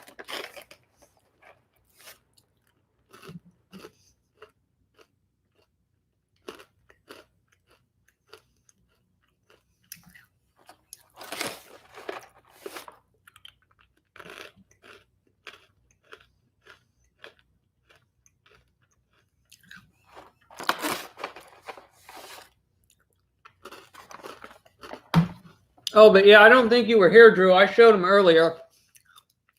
But I got my first Coinstar score in a while. I showed him earlier in the stream. Nothing fantastic. I think somebody cashed in a bag or a can of quarters because you almost never just find quarters. You normally get a lot of like pennies and like some dimes and a mix of stuff, but usually mostly pennies. One was just a regular 1998. One was a severely corroded 1967. And then the most interesting one, unfortunately, there wasn't any silver, but there was like a mint state 1965. You don't see these in circulation anymore. I mean, 1965 quarters are all over as soon as we can get this to focus. There's tons of 1965 quarters in circulation still, but normally, let's see if I can get this to go.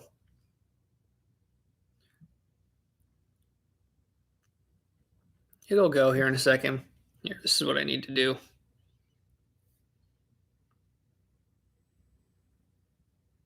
Come on, focus for me. It's because it's getting dark in here. The lighting's weird. There you go.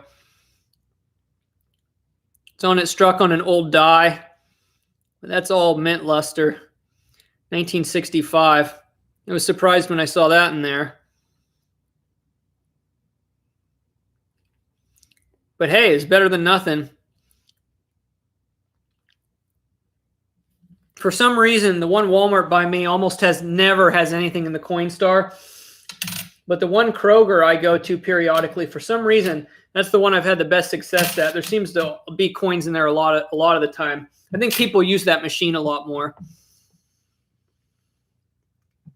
But yeah, I think that's the nicest 1965 I've ever found in circulation. Nice, a red wheat cent at a Coinstar. That's cool. I'm sure you mean red, meaning like uncirculated, not like it was painted red.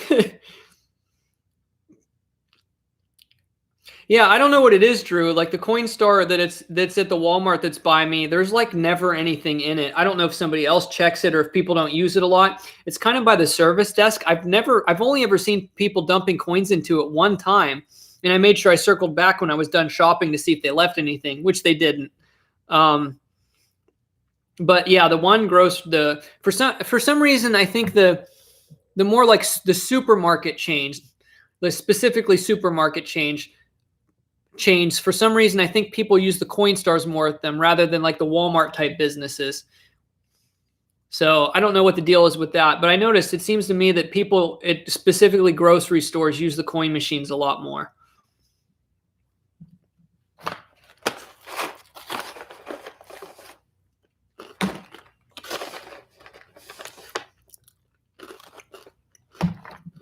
The oldest coin I've gotten from a Coinstar, for me, was a silver Roosevelt dime. I don't remember the year. I think I got a worn one from like 1947 or something. I don't really remember. All I know is I haven't found anything older than a silver Roosevelt dime. Or wait, hold that thought. I might have gotten a Buffalo nickel once. Was that out of a Coinstar? I'm trying to think. I really can't remember. I may have gotten a Buffalo nickel once.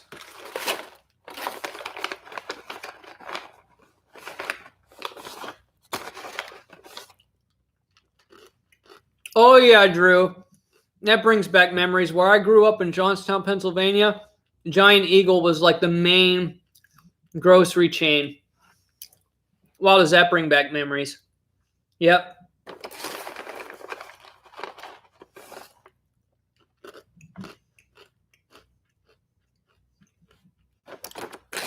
I have never gotten a silver quarter out of a Coinstar machine.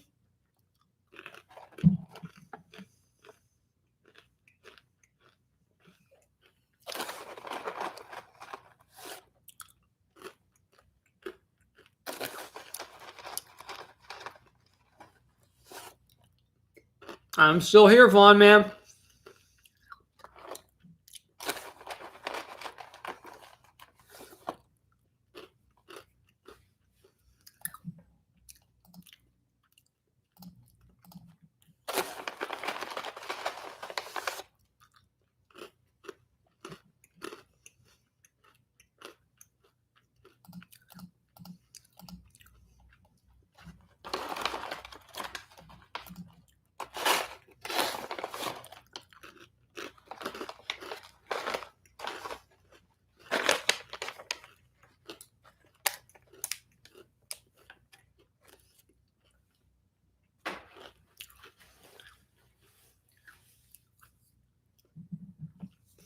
Yeah, I've seen some people buy coins from inside the machines. I've seen some people on YouTube, I think, do it from like Publix or something like that. The manager lets them buy the coins out of like the machines or something. That would be a really good thing to do. But yeah, they don't always get rejected. Sometimes it takes that stuff. And I'm not sure if some of them are calibrated to take all the silver. I have no idea.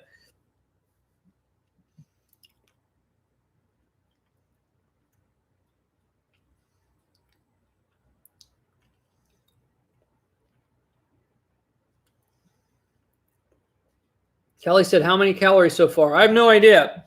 But I got a lot of calories from this stuff because I know there's a lot of sugar in that. Actually, this one small bag has 150 times 7 calories. So 8, 9, 10, 1,050 calories in this bag. And I ate like at least half of it. So I got about 500 calories in granola. That broccoli and turkey meal was probably about 500. So I probably downed during the stream. Okay, so during the stream, I probably downed about 13 to 14, probably 13 to 1,400 calories.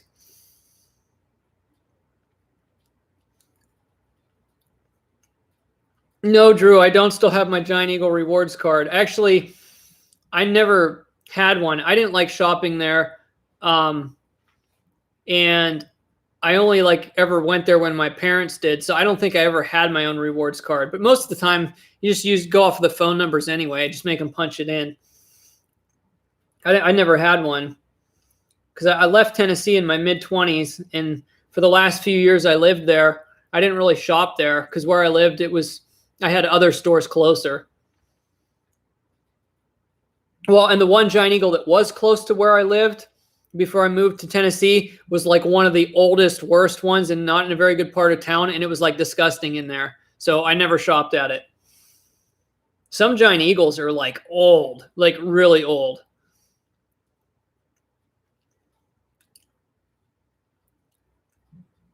Brian, that's probably about right. Or maybe that's when the stream will end.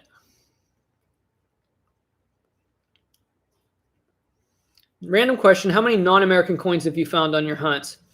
If you're talking about metal detecting, I have found quite a bit of foreign coins.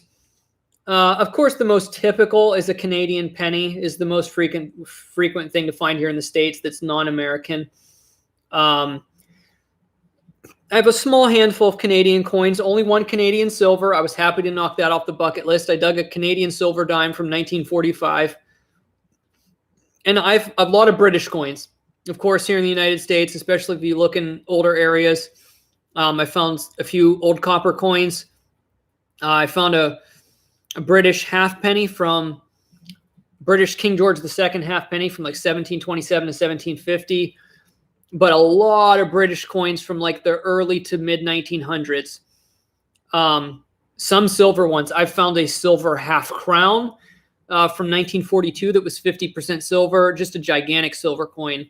I found quite a few of the old Chinese cash coins that are from usually 1795. But that type was really common, and a lot of those were even in the U.S. floating around in the early 1900s even. The oldest Chinese coin I found, or actually no, it was Japanese. It dated right to around 1700, late 1690s, which was crazy. But yeah, I found a lot of cool early 1900s to mid 1900s British coins. Some stuff that would have been brought back from World War II around the places I metal detected. A lot of homes built in the 1930s and 40s, etc., where veterans would have lived. I found quite a few British silver coins, a few sixpences, silver sixpences. I found an Australian silver sixpence. I found a 92.5% silver coin from Belgium from 1911. I found quite a few copper British coins from the early to mid 1900s too. A lot. I found a coin from Cyprus, a few Australian coins, not very old ones. My oldest Australian coin was like 1966. When they were still using pre-decimal coinage though. So that's pretty cool. Probably if I had to guess, metal detecting, I've probably dug about, let's say 100 or so foreign coins. Maybe a little more than 100. Let's say about 120. roughly. I know it's quite a few. I'll have to bust them out sometimes. Yeah, maybe about 100. That's crazy, Plugs. I've still never found a peace dollar, but I found 2 Morgans, so I'm not complaining. But yeah, I can't imagine finding a peace dollar. That would be fun too. But my Morgans were the older ones too. It was an 1888 Philadelphia and an 1886 New Orleans mint, which the New Orleans mint shut down in 1909. A lot of people don't know there was a mint in New Orleans.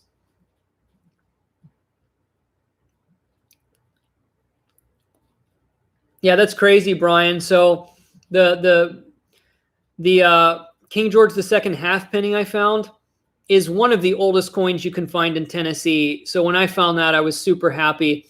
It was at a property that would have been one of the original land grants to property owners here in the state. So very, very old farm property that I was looking around. That's no longer a farm, but it used to be a farm. And I randomly found it there, and that was crazy. And I did find like an early to mid 1800s, like kind of probably like an 1830s civilian button there too. So I was locked onto some of the older farm stuff. I agree, Drew. But if you think about it too, if you think of the really old big silver coins and stuff too, also think of this one thing. Generally, prior to the Industrial Revolution, for the most part, a lot of people didn't live in these well laid out cities with manicured lawns. So it was highly probable if you dropped a coin or something, it would have been dropped in like higher grass or somewhere that you just wouldn't have noticed it and it got trampled over. But yeah, I mean, it would be pretty hard to lose something that big.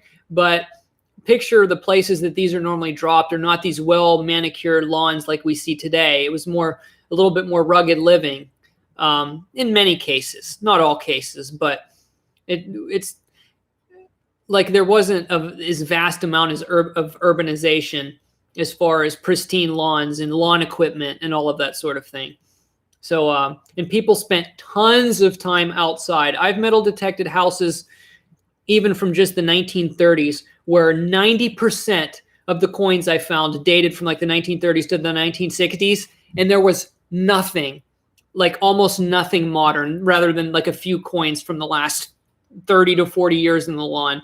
So people used to spend significantly more time outside, which meant that they had a much greater amount of time to lose something that they didn't realize they dropped. You know, if you dropped something and it fell in high grass or got trampled on quickly, or who knows. I've never seen anyone dig a St. Gaudens. I know that's a $20, but that's also big, and you figured you'd find silver dollars. Then who knows? Okay, there is one video on YouTube that I think is real. I'll probably never be able to find it, but I did watch it years ago. Somebody dug up an old, not like a new one, a newer $20 gold coin, but somebody dug up was it a 10? No, I think it was a $20 gold coin out of a Civil War camp. I can't imagine. I mean, I cannot imagine finding a large gold coin. I mean, I've seen people dig the $1 gold coins. They come up once in a while here in America. I've seen a few people dig the $5 gold coins. They come up once in a while. But anything over a $5 gold coin is just super rare. I mean, beyond rare. My dream coin for the types of place I metal detect, my dream coin is to find a $2.50 gold coin, a quarter eagle. My dream coin is a quarter eagle because I think it would be possible to find one in the type of areas that I detect. So one day I'd hope I could dig up a quarter eagle. No, Koya, it wasn't the Hoover Boys. It was just some random channel that hardly has any subscribers, but I could tell the video was legit. It wasn't just something that somebody made up. It was somebody that just wanted to capture the moment. They were metal detectors, but not like a YouTuber, really. But it was crazy. I mean, a lot of people don't know how to tell like the real from the false videos, but if you're into the hobby pretty well and you have a knowledge of coins, it's fairly easy to tell if somebody's faking something. I mean, usually the channels that fake stuff consistently is really easy to tell, and they usually don't gain much traction. But sometimes they do. You know, a lot of people try to make entertaining videos that just get a lot of clicks, and they know that people know that they're fake, but they present them as real, knowing that they can get ad revenue. So it's kind of sad, but I mean, YouTube is, if you get a viral video, you can make some pretty decent money from YouTube. So a lot of people try to just post whatever content they can to make money from it. That's harder to do these days. It was a lot easier to do years past when there wasn't as much competition and the algorithm wasn't as refined. But I haven't noticed as much fake stuff on YouTube as far as treasure hunting is concerned over the last year or so. It seemed like, but it was pretty bad in the past, to be honest. Yeah, plugs, it'd be rude. The only time I've faked finds is like my April Fool's videos and stuff. And the only other thing that would even come close to it is there's just been a small handful of times where I've already dug something up, and then for context, I already found it, but for context, I'll set it back down in the hole, or I'll set it on the top with a plug or something, you know. But I already looked at it. But it's not like I planted it. I found it. I just set it back in the hole for like context. But yeah. Anything I've ever planted was for like an April Fool's video, and everybody was aware if they watched to the end of the video that it was fake.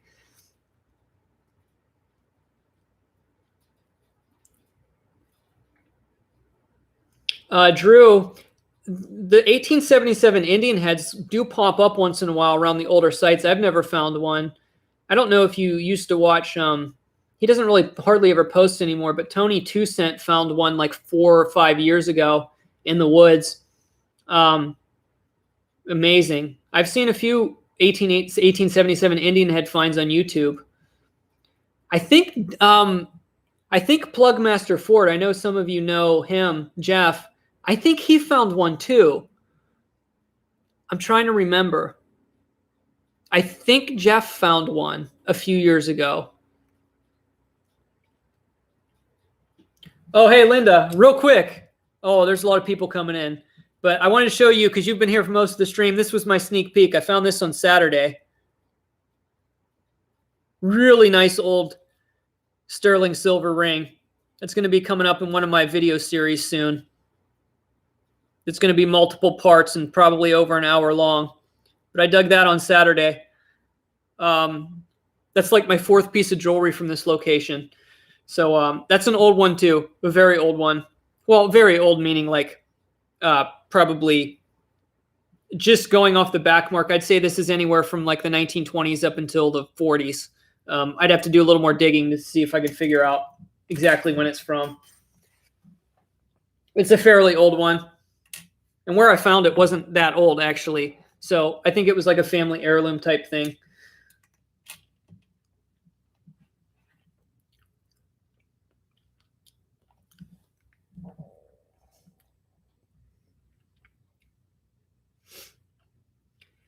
Yeah, plugs. If my mom actually tried it on, it didn't fit her. It was actually a little bit too big.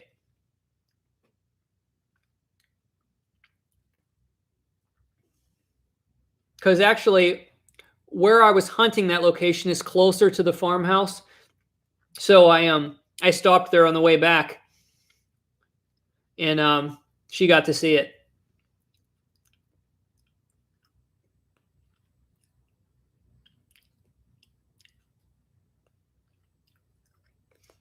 Yeah, Drew, Tony 2 Cent was one of the really old, not old as he's old, but I mean old for being like an old YouTuber like me. I'm an old YouTuber because I've been on YouTube forever. Like he was back around shortly when I started. So he was one of the few people, you know, there was probably like 100 people making metal detecting videos back in 2012. And he was one of the ones that was around the time I started. And I remember a few years back, he found an 1877 Indian head, which is crazy. He's in Illinois.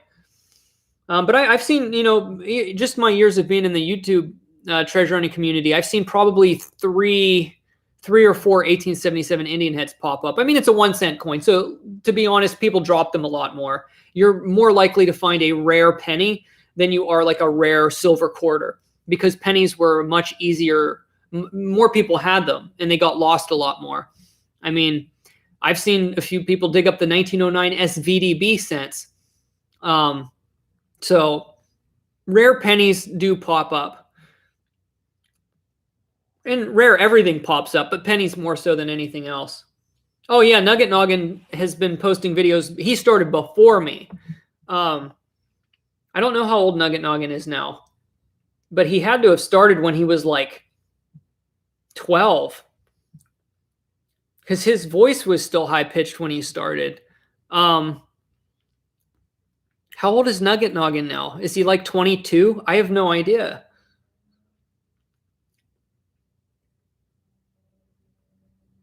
A lot of time has gone on. He's got to be a little bit older than that now.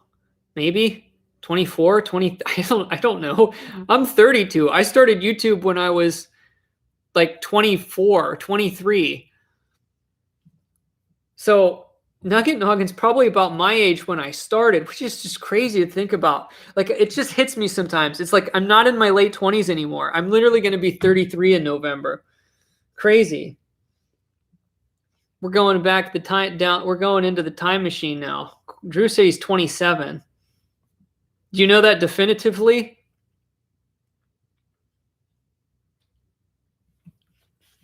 Yeah, I thought he was like maybe like 24 or something. I don't know. He could. I don't think he's 27. There's more than a 5-year gap between us, certainly. No, he's not 27. He's got to be in his early 20s. So I started YouTube, 2016, where he's 22. Okay, so maybe he's 27. I guess that's. Oh yeah, because when I started watching him, he still had some videos up that were older. I guess that could be about right. Yeah, that's probably about right. I guess that's about right.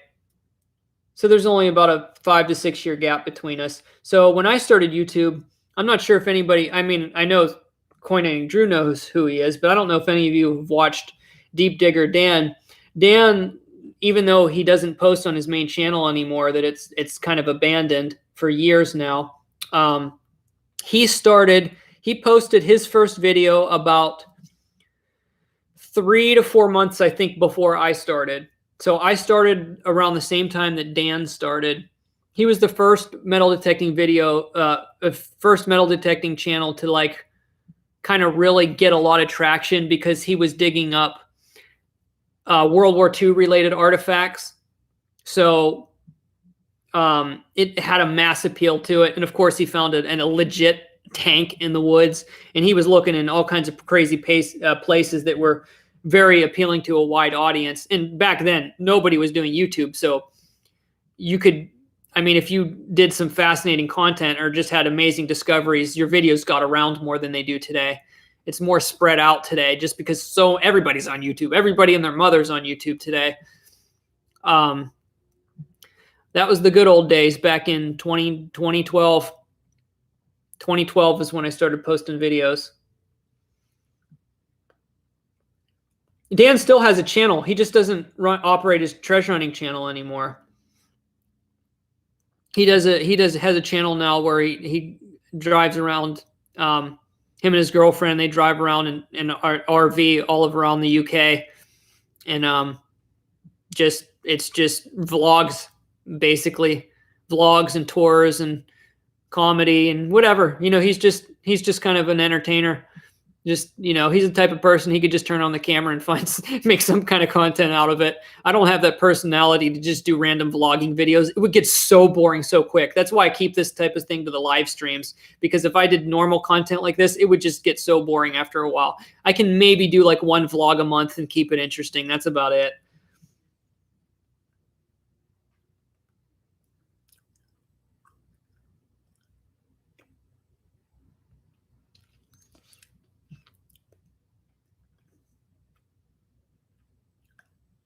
Jack, I'm still here.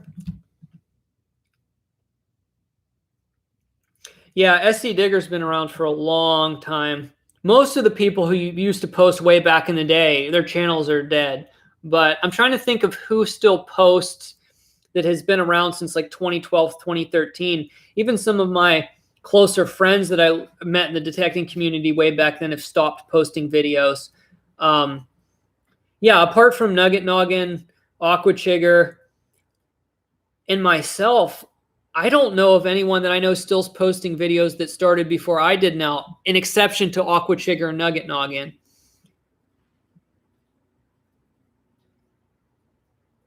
I'm trying to think if anybody still posts. I know Tony 2 Cent once in a great while will drop a video. Who am I still subscribed to from ages ago?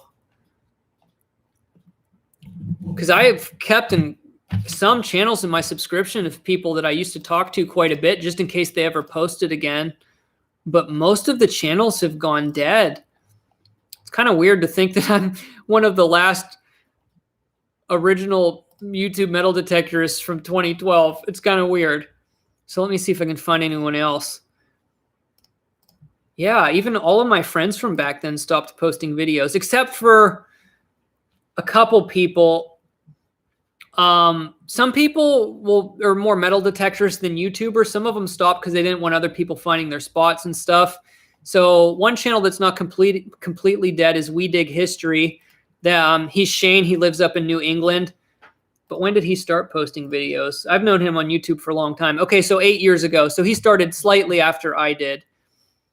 So I used to talk to Shane a lot. He changed his channel name a while back. The last video he posted was 11 months ago. Let's see who else I got my subscription feed from back in the day. Nope, my buddy Jack doesn't post videos anymore. Let's see when Tony 2 Cent's oldest video is, because I'm still subbed to him. Okay, so his last video was 11 months ago. I knew he didn't quit. He just doesn't post much anymore. 9 years ago. Okay, so I think he has me beat. So yeah, Tony 2 Cent is one of the originals who runs a great channel. He's a strictly like a coin shooter, and that's why I liked his channel. Like back in the day, me and him were on the same wavelength as far as what we were looking for. And he finds a lot of silver in Illinois. Okay, so let's see if we can find any more originals here. So Tony 2 Cent. Shane started shortly after I do. Does anybody want me to link to these channels? I mean, these are people that generally don't post anymore, but we're trying to find the most active metal detecting channels that haven't died, or people that haven't quit their channels that have been posting since at least 2012. So of course, Nugget Noggin and Aqua Chigger are two people that still run their channels that started in 2012 or earlier. And I'm just going off of some of the people I'm subbed to here. So I know Tony 2 Cent, Shane started shortly after I did. Let's see here. Terra Germania, I can't remember how to pronounce his name. His videos are awesome. He still posts. He started 7+ years ago. So that means he would have started in roughly late 2013, maybe early 2014. His videos are really good. I recommend them.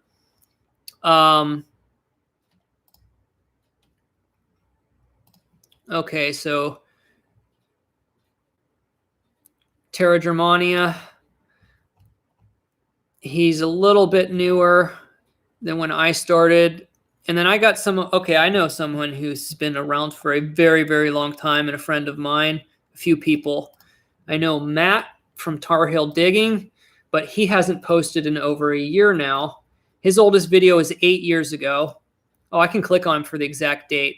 So May 5th, 2013. So he started shortly after I did.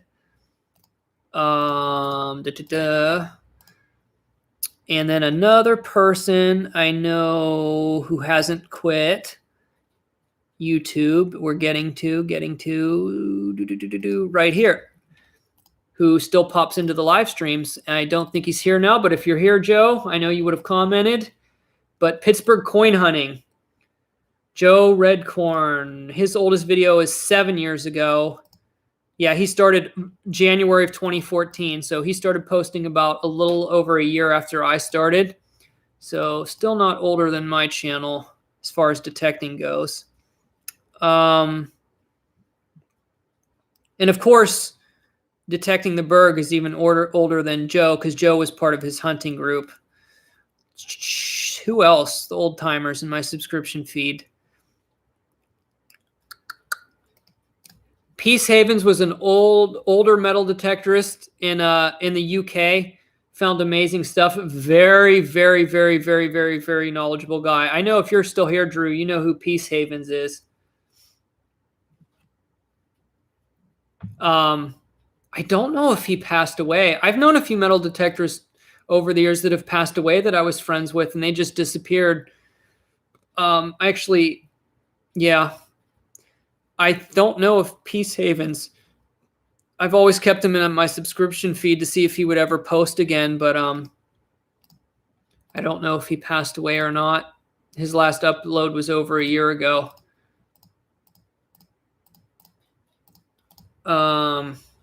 Yep, Jed Dodd. That's his name, Drew. Yep. I used to watch his stuff all the time because his videos were very relaxing. Very relaxing. I'd watch them at night after a day of digging.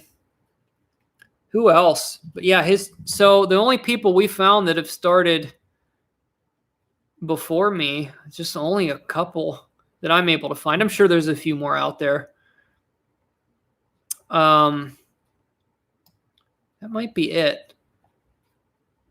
Let's see. They quit.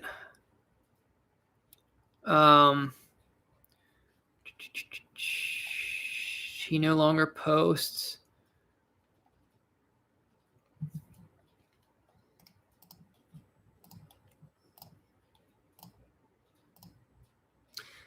And of course, my old hunting buddy, Rusty. Apparently, I know he started around the same time I do, but I don't think he started before me. I could be wrong. I know it's similar. That was a crazy story. We both started metal detecting, and then we literally both moved from other areas of country to within half an hour of each other, and then hooked up to start doing some hunts together. That was a pretty wild story. When did Cut a Plug post his first video? November 1st, 2012. So just barely after I did. My first video is in like September 13th of 2012. So Rusty, who I need to get in contact with him. I haven't talked to him since he left Tennessee. He moved to Florida, if anybody wants to know why he disappeared, but he doesn't post anymore.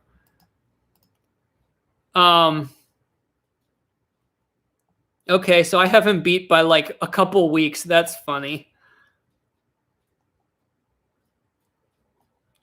His post hasn't been for a couple of years, his last post. Who else? I think that's about it. And I don't think his channel is quite as old as mine. But pops into the streams once in a while, still into the metal detecting community, always seeking silver. Jeff and Dave. Oh no, his channel's older than mine. I knew he started around the time I did, but I think I found somebody who beat me. But man, did he quit though? It's been over a year since he posted, but he's still in the community though, so I'll just say he didn't quit.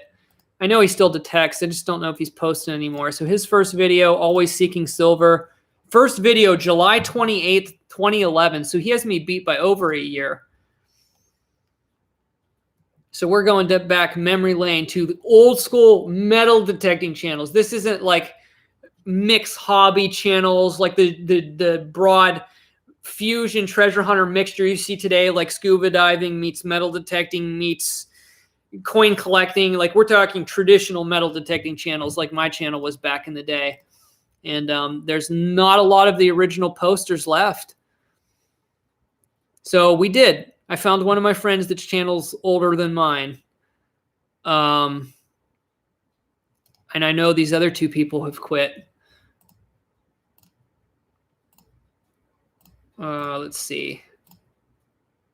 Okay, so yeah, that's about it through my subscription list of bringing up people that I know are still active that are on my subscription feed. Yes, Drew, I of course remember the East Coast treasure hunters. How could you forget them? Bill and Bob. I don't know if they still post. If you want to pop in on them, Drew, believe it or not, they hardly ever metal detect anymore. But when they quit their treasure hunting channel, on occasion they still post VR videos. I could try to dig it up for you. So they, at least up until a year or so ago, they were doing virtual reality videos. Just them goofing off. I still have them in my subscription feed. I didn't bring them up because I knew they quit. They don't make metal detecting videos anymore. Well, they did some streams about 11 months ago, but they weren't metal detecting videos. I think a lot of people came back to YouTube when the whole lockdown thing happened.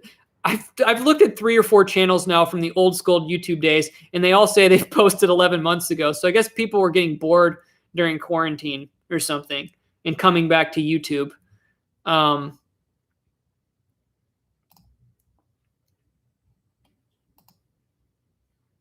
Do they have it here? I don't know if I can find their channel here.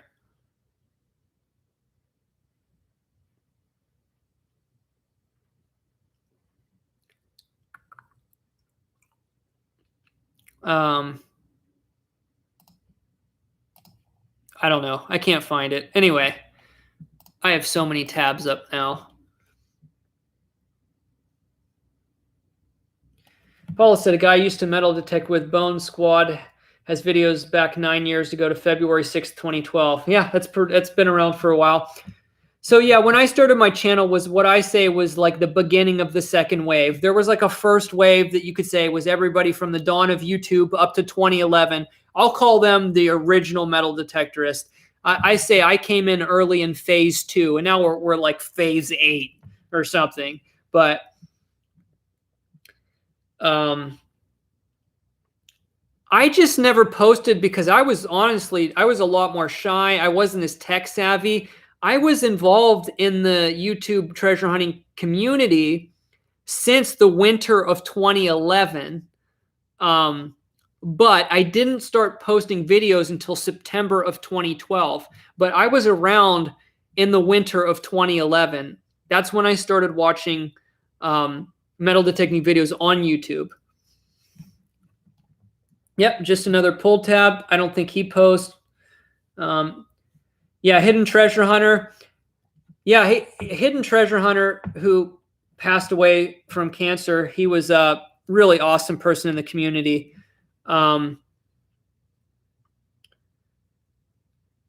He was one of the first people who did one of the fusion channels that was like metal detecting and coin collecting combined. He was one of the first ones. And he passed on from cancer a few years back. Yeah, Coit, we mentioned out of the original posters for metal detecting that are still frequently active, like the channels that are very active, like Nugget Noggin and Aqua Chigger are the only 2 channels that we've been able to find that are still active on a regular basis, apart from mine. So I'm like one of the third oldest YouTube channel that's still very active that we have found so far. I'm not saying there's not more of them, but I've went through my whole list of friends and YouTube channels that I'm still subscribed to, and most everyone that started their channel before mine has quit, with a few exceptions. We've only found a few people that go back before me that still on occasion will post a video.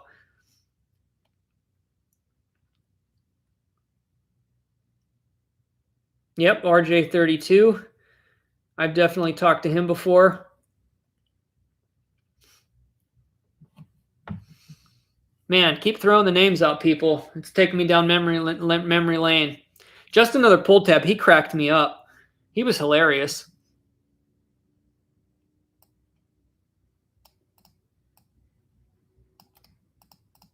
Yeah, he was one of the originals. Man, his videos probably go back to like 2010 or older. Oh, man. Okay, so I am not subbed to his channel, but he didn't quit, apparently. Well, He only has like one video up within the last year and a half, but it is a 2-minute metal detecting video. So you could say technically he didn't quit. He's one of the originals. Yeah, his last video was over 11 years ago.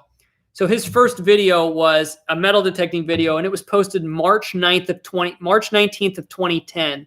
So yeah, he's got me beat by 2.5 years, and his channel is technically not dead. So there you go. Yeah, he's definitely one of the originals. Yeah, it's definitely helpful that you're in here, Drew, because I know you remember a lot of these people.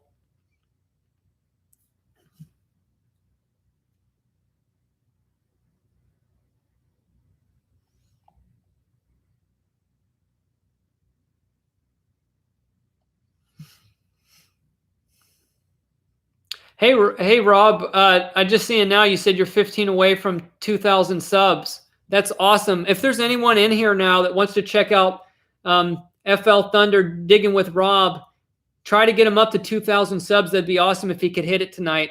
He posts metal detecting and coin hunting videos. He's got like a fusion treasure hunting channel like mine. So if you like coin hunting, you know, check him out. See if you like his videos. He does a lot of metal detecting down there in Florida. He's always digging. He digs more than I do these days for sure.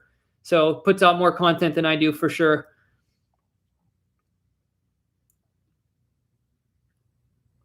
Oh boy, yeah, you're bringing up some names, Drew. It definitely rings a bell.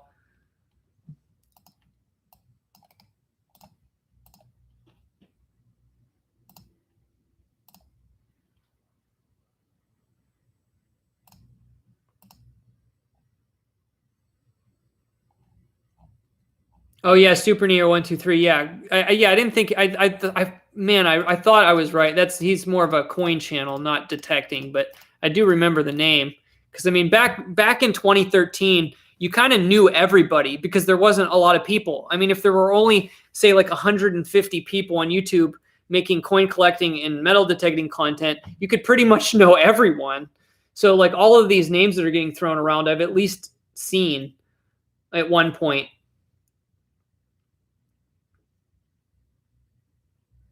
I just passed the 7-hour mark, so whoever's here, come on, drop some love and do a super chat because we need a dunk, and I need to get off my lazy butt here for a while. Let's do it. Super chat of any amount. Let's get a dunk in. And if anybody does more than $10 bucks, you'll probably be subscriber of the month. $10 is the highest super chat today so far.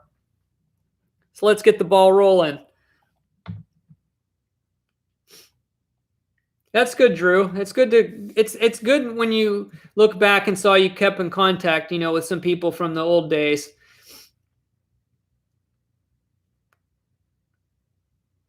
Daycon 710, my older vids are in private place, but I've been posting since 2006. Awesome. I did leave for 20 minutes, Rob, to go to the store. But yeah, I got a lot done today. I wasn't just goofing off. We went over some plans. I got measurements for remodeling in my house. We were identifying plants. I was getting some errands done. So we weren't just wasting time here the whole time. This was kind of like a multitasking stream.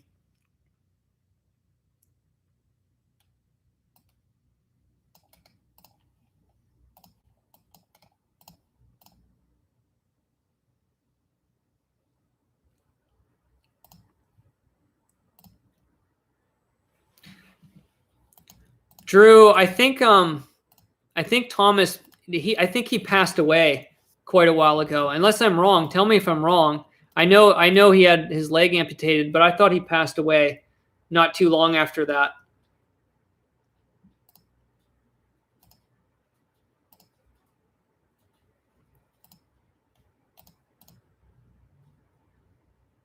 Yeah, it was about a year afterward. I'm pretty sure he passed away.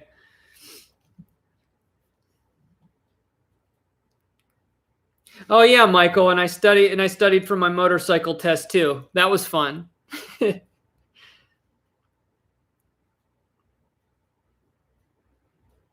Oh, that's not good, Rob. I always keep it down. I'm very low key, especially if I'm close to somebody's house. I don't holler or nothing. I keep to myself. I could find a $20 gold coin and I would not barely make a peep.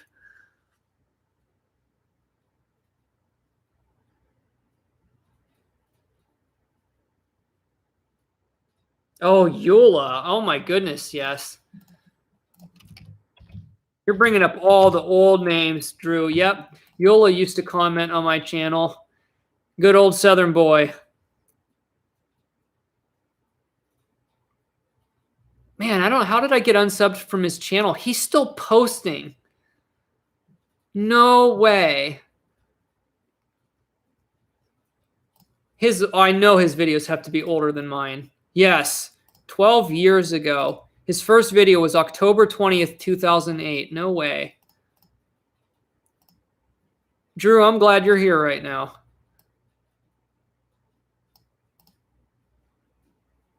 Still just Eula, filming with his phone, just doing it for the sake of the hobby, strictly metal detecting stuff. Man, that's crazy.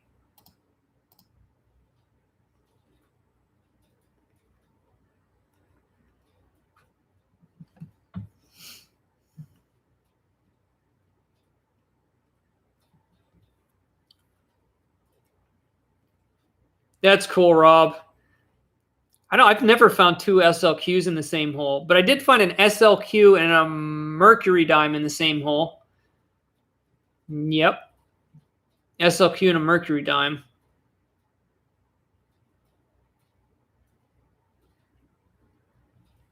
I'm going to resub to Eula. Hey, Johnny, what's going on? Okay, Drew, see if you can dig up any other old YouTube channels for metal detecting that are still posting. A few of the ones you'll remember, you might remember these, Drew, but not posting anymore. 88, it's abbreviated SCHWYPTRLCAR, like South Carolina Highway Patrol Car. Very condensed username. I know his channel's old, but he stopped posting like 4 years ago. I'm still subbed to him. His videos go back like 13 years, except most of them were old car videos. The detecting ones weren't until like 10 years ago. 805 Dig Dug, Jeff. He said he was gonna he metal detects over with Michael Swan in California. He told me like a year or two ago he was going to come back and post videos again. He had he took time off. He had a family and all kinds of just responsibilities. And he told me he was going to come back and start posting videos again, but he never did. So I don't know what came up. So I'll just throw some of the names around of people I know that quit that I didn't bring up. So there's those two. See if I can find any more that I didn't mention. And the two that are friends of mine that stopped posting video, you'll know both of them, Drew. Treasure Jack and Tommy. What was Tommy's channel name again? I think he changed it at some point too. So it was Treasure Jack. He deleted his channel. He had a problem with a break-in before. He just wanted to be private anymore. So he stopped posting videos.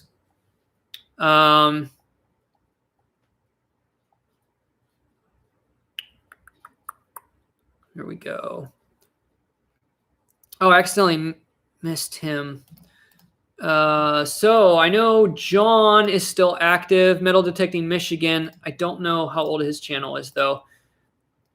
His channel's older than mine. And he still posts. And we're still active on each other's channels. That's cool. So Metal Detecting Michigan, if anybody wants to type that in all in one word. His name's John also, except I'm Jonathan. He's John, John. But he still posts. His last metal detecting video was 2 weeks ago, and I watched it. He does basically short.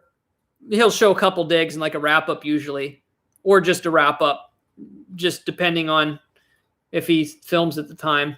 So John's been around since longer than I was. But of course, his old metal detecting videos, like a minute long, 46 seconds, just basically highlighting a good find or two. Most of his old videos are like 2 minutes long. But yeah, he has quite a few videos that were, probably at least 24 videos or more that were posted, maybe 36 videos posted before mine. So metal detecting Michigan. Yeah, I accidentally skipped him in my list. Who else? Okay, Digging Treasure 1, that's Tommy, but he doesn't post videos anymore. So so Tommy and Jack, both of them were friends of mine for a long time, but I don't really get to talk to him hardly ever anymore. Who else? Oh yeah, here's one I missed. Dave from Full Metal Digger. He changed his channel name.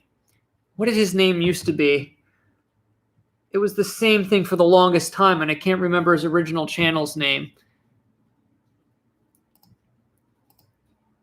Oh, his channel name used to be Daddy Digger. I know you'll know him, Drew.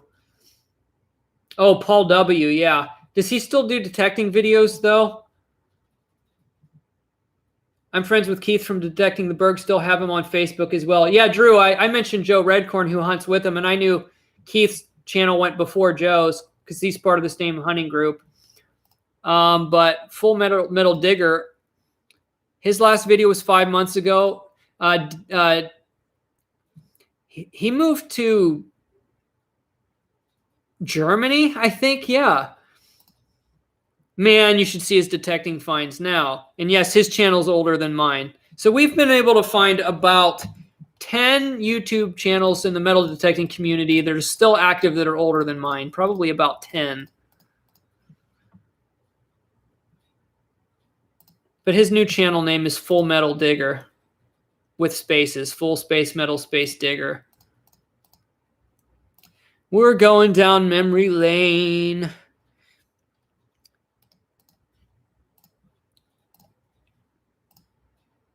And of course, Jackie Smith Metal Detecting. We still follow each other's channels. Jackie has been around for a long time too. First video posted February 10th, 2013, so started shortly after me.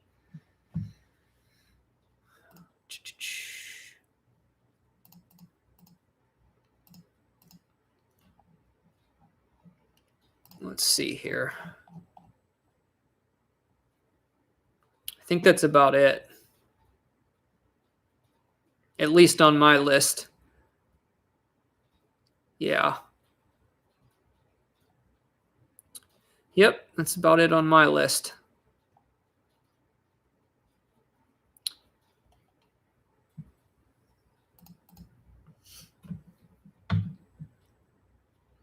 Never heard of that one, Drew. Mountain Bouncer. Never. That one does not ring a bell. Always Detecting. That one doesn't ring a bell either, Drew.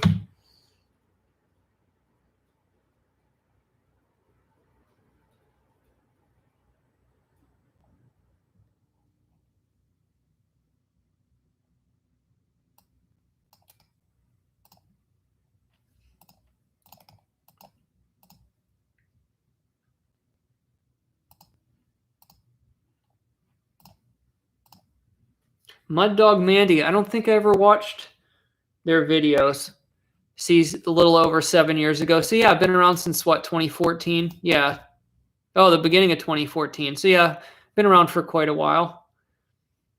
I don't think I ever, unless they changed their channel name. Yeah, Green Mountain Metal Detecting is not as old of a channel. We're going really old here. We're trying to go 2012 and earlier. Yeah, when did Brad start? I know it was after me. Yeah, he didn't start till a little, like not even 5 years ago. Yeah, I knew his channel wasn't quite as old. I think he deleted a few of his really old ones, but they still weren't super, super old. But yeah, he has one of the fastest growing metal detecting channels in the present day. His videos are awesome. I'm sub to him. I just didn't bring him up because we're talking about old metal detecting channels. But yeah, his videos are awesome. Yeah, Mr. Sadie, American Coin Hunting. Dave, yeah. I used to watch his videos as well.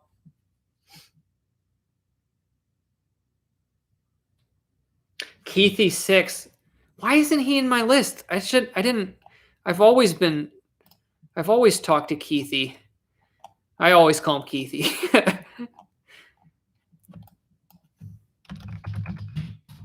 He might be there. I might have went past him.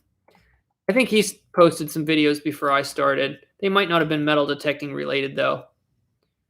Yeah, he has videos that are almost 11 years old, but they're not metal detecting videos. They're just random videos of like driving or, you know, pets, or family, that type of stuff. But yeah, his oldest metal detecting video is older than mine. I can see him here in a thumbnail with a metal detector over 9 years ago. That looks like his first metal detecting video, which it was in June 20th, 2011. So yeah, that beats me by a year and a few months. Keithy 6.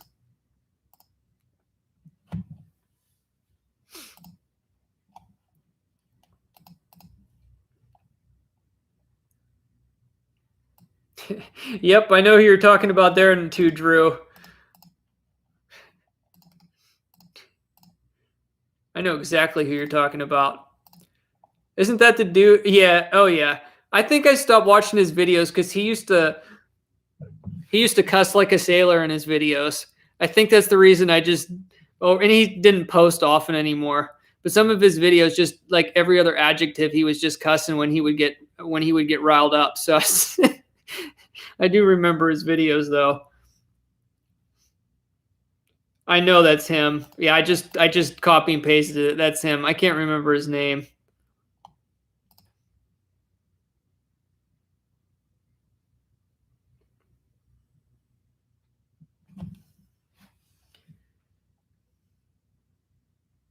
Oh, Ringmaster Ray, awesome.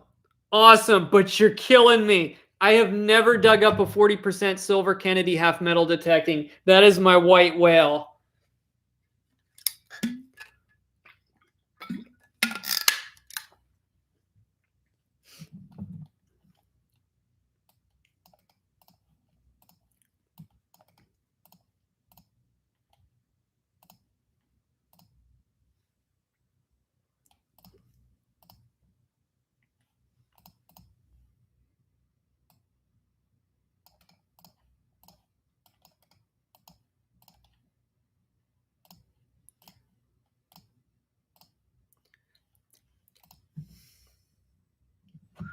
Hey Dave, what's going on? I just now saw that you were here because I was not looking at the chat for a moment. 7 hours and 17 minutes into the stream.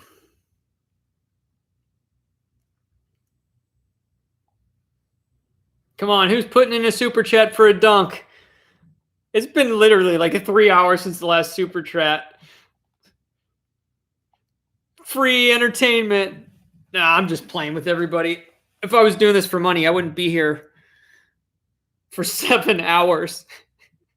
Because live streams like make no money from ads.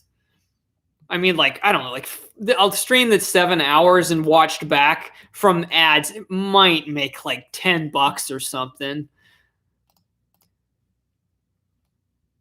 So pretty much live streams, the only income apart from a minimal amount from ads is basically just super chats.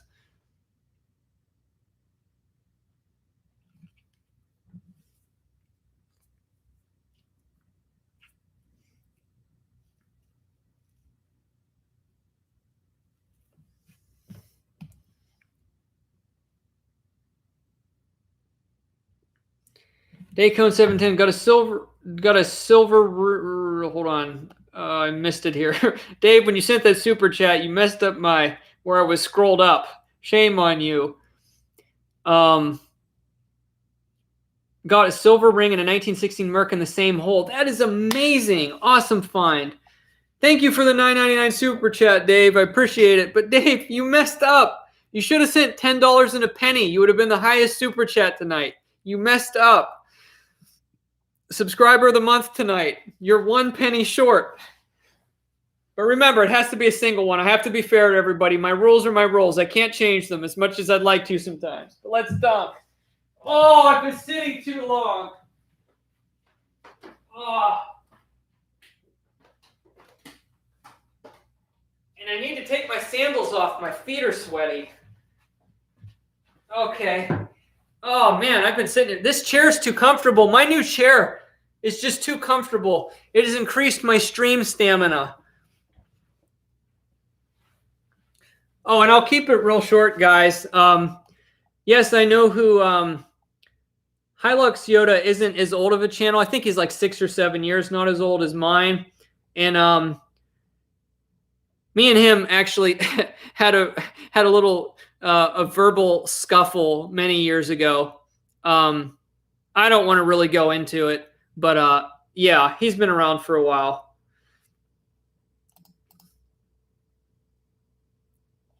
Well, it's kind of public knowledge, but he used to make kind of sarcastic and mean comments on my channel. And way back in the day when I used to sometimes not hold my tongue as much and I wouldn't mind arguing with people, we got into it a couple times.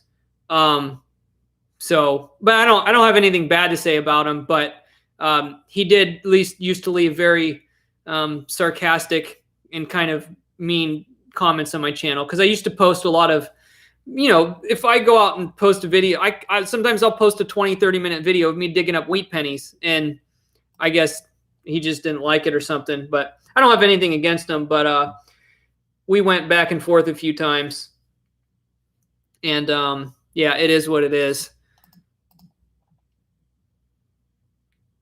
So I'm pretty sure I blocked him from the channel because he was yeah, not being very nice.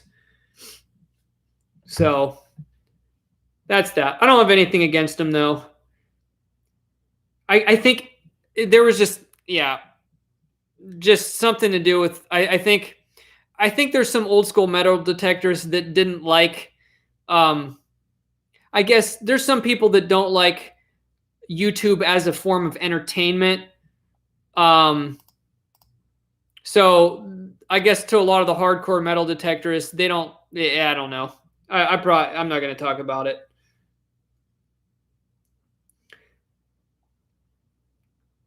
But basically, I just didn't roll over. So I responded and laid out my case for stuff, and just said it for what it was.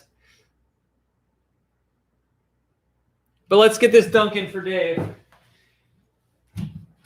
Ah!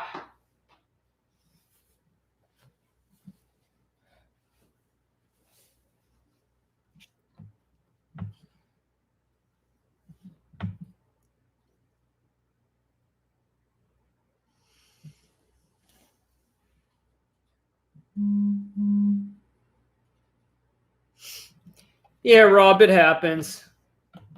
But yeah, like for me, like I don't mind if somebody does something once or twice, but if somebody's going to just repeat it, see, the line that I really draw is when somebody starts insulting viewers on a consistent basis. That's a big no-no. But like for me, I have a pretty thick skin as far as allowing people insulting me for a very long time, as long as they're not like using foul language or something. But once it gets to a point, I eventually have to say enough's enough. And I've gotten a little bit more strict with it because I just don't want the negativity in my life. So, but I've only in the past like year, I've banned maybe 4 people from the channel, apart from spammers that you ban all the time. I've only had to block like maybe 3 or 4 people that were consistently just being condescending. So like there's a lot of other metal detector, hardcore metal detecting channels, whatever you want to call them, from back in the day, that don't like the whole YouTube popularity thing. And some of them, unfortunately, will come on channels like mine and make sarcastic comments like, you know, oh, you posted 30 minutes of nothing but trash. You should see what I dig up. And just very condescending. I don't like that type of stuff. So if somebody just rolls through and does it once, who cares? I won't block them. But if they consistently come to the channel here to insult me, or especially insult the viewers, I can only let it go on so long. I'll let them insult me a lot longer than I will my viewers. If somebody comes on to 3 videos in a row and is insulting viewers, they'll get banned. But I'll give them a very long rope. I mean, I've had people insulting me for like 2 years that I'd never blocked from the channel because they weren't using foul language. So what? It's criticism. LG, thank you for the $20 super chat or super sticker. Appreciate it. And another 10. Let's get you some dunks. Oh, I've been here very long.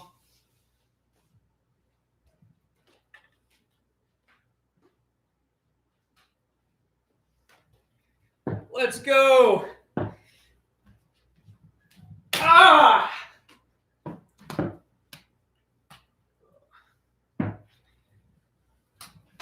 Ah!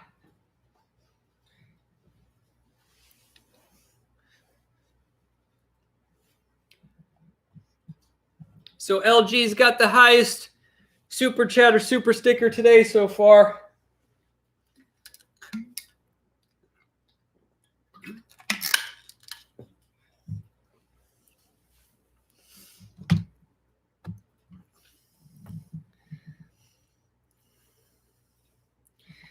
But yeah, I've made a conscious decision, like on YouTube, unless I'm watching non-metal detecting related content and it has something to do with like you're talking about a more constructive topic that varies, that opinions vary greatly, like say it's political or religious or something like that. Now, I will have debates with people in comment sections, but it's based on views and expressing opinions. It's not fighting or arguing. I do not argue with people online anymore. I will have a constructive discussion point by point and disagree with them and get into some, I don't want to call it heated because it's constructive. Like if they fly off the handle, I don't feed into that. But back in the day, sometimes we're talking probably pre 2016 or at least 2016 and earlier, I would still sometimes get into it a little bit with people and go back and forth a little bit more than I probably should have. And it still wasn't bad, but I would, if somebody had something not as nice to say, I would not insult them, but I would constructively go back at them. So basically things that I should have let go, sometimes I would carry on. But I don't do that anymore.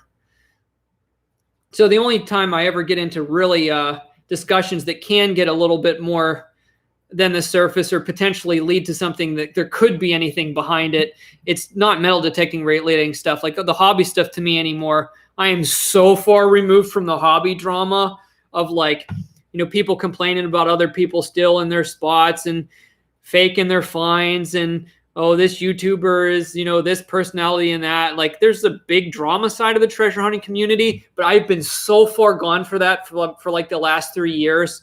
I don't even pay any attention to it.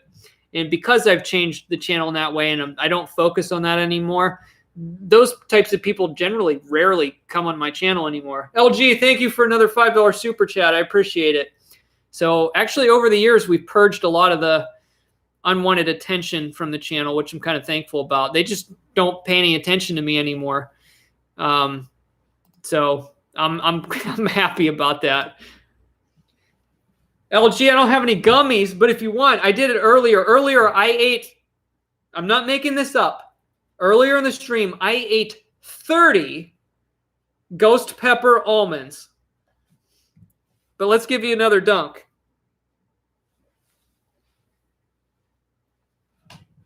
Ah, that was a long one.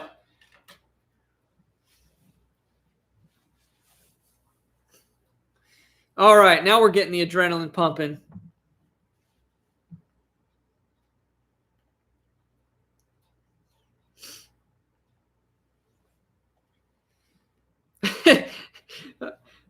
Dave, I have not had any since that stream. Yep, 30 ghost pepper almonds. And I ate 8 at one time. 8 in one bite. I think the back of my throat's still a little bit raw from the heat. Maybe one of the almonds put a little slice in my throat or something. And then the heat got to it. I don't know. Oh yeah, Rob, I I don't mean like political or religious on my channel. I mean when I'm watching other YouTube channels that focus on religious or political things. I'm not talking about here.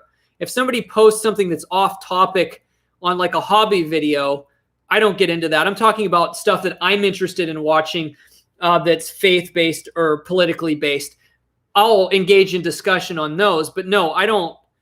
Like if somebody randomly says something out of context that has nothing to do with the stream or the video, then that's completely out of place. It's already not constructive because they're being intrusive by just randomly ranting about something. So no, I'm talking about the channels where that's the focus. No, I don't let people just come in and I don't just jump into discussions like that here, unless it's a specific stream where I say, okay, anything goes. Let's talk about current events or something like that. I don't really do that much anymore. But once in a while in these streams, we end up hitting on other topics, but I don't really do main videos about anything like that anymore. Hell, she said, where are the peppers? I don't know. I'll see what else I got. Oh, yeah, but I was talking about, like, for me, if I'm getting into any hardcore discussions on YouTube, that's away from my hobby channel. I'll either post on a topic on my faith-based channel, or I'm talking about when I'm watching philosophy-based channels, or like whether it's a faith-based or an atheist-based channel or a scientific channel, because there's a lot of debate. What is science and what isn't? You know, billions of years ago versus the Earth being 7,000 years old. There's just so many, you know, and then there's politics. There's all this different stuff. There's channels that focus on so many different things. And the things that I'm interested in, once in a while, I will engage in discussion and constructive dialogue, more so on faith-based channels, but I do have followed some philosophy channels as well over time for that engaging discussion. But I don't get into, I don't argue and fight with people. If somebody doesn't want to talk discussion point by point, if somebody wants to argue or hurl insults, I'm out. I mean, I'm not going to waste my time. And unfortunately, most of the internet is people, a lot of the internet is people just fighting with each other in the comments back and forth. It's just the unfortunate reality of having the world at your fingertips.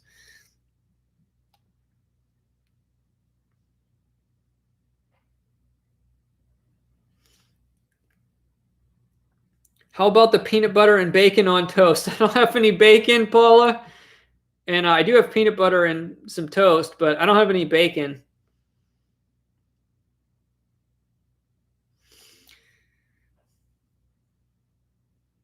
Ghost pepper gummy, says Koya. No, I don't know about that.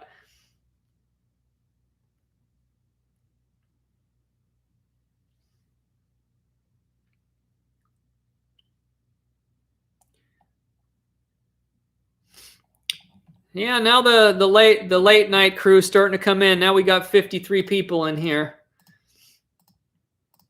I probably still need to eat a little something else before bed. This will be probably my last stream for a little while unless I get some coins. Then I might too and pop in and do another stream if I can get my hands on some coins. Then, I mean, I'll at least wait a week to do another stream because this is a very long one. But if I can get some coins, I'll probably do another stream within the next week or two. If not, I'll just work on my normal metal detecting releases and some other stuff. Jack, my mom and dad are doing good. My dad's doing great. He's just been improving. He's pretty much back to normal since he had his surgery a while back. But my mom, it's hit and miss. She's having good days, good days and bad days. It's tough when she goes through her spells where she's not able to breathe as well, and she has her dizziness and stuff. So it seems the doctors, she's been to a lot of different people going back and forth, but they're thinking it's MS related. So, but she's doing okay. They wanted to put her on an inhaler, but she doesn't do good with anything. Like, you know, the steroids from the inhaler made her feel really bad, so she doesn't want to do that. So she has some days that are rougher than others, but she's been doing overall a little bit better this past week than she was like a month ago. So she's hanging in there. Good days and bad days. But I appreciate you asking, Jack. Yes, Rob, that's what this video is titled I Tried. I went into the beginning of this live stream explaining about how my bank completely cut off my coin supply. It's over right now. Whether it picks up again or not, I don't know, but it's done right now. I cannot get boxes of any denomination. Even if I wanted a nickel box, can't get it. Can't get anything right now. So unless I can find some banks that have some stuff stored away in the vaults that they can't get rid of, like $50 or something, or I find another branch that'll work with me, I can't get coins right now. Treasure Hunters have been told Arizona has no coins. I mean, I'm being told there's another coin shortage. Whether that's what's happening, I don't know, but my bank cut me off. So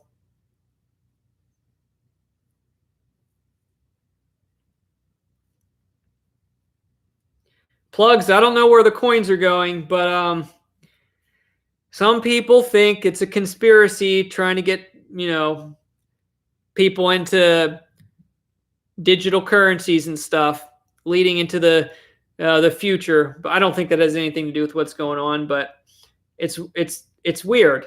I really don't know what's up with the coin thing. I have no idea. I think there could be some truth in it. I mean, I do think there's truth overall on a global. See, like I said, Rob. See, now we're going to start talking about something else. I think overall there is definitely a global push, and some people trying to get others accustomed to a cashless society. I agree with that. I just don't think that specifically has anything to do with the present coin shortage. I don't think that has specifically something to do with it. But I do agree with overall. There's a lot of people trying to get that to the next phase of normal.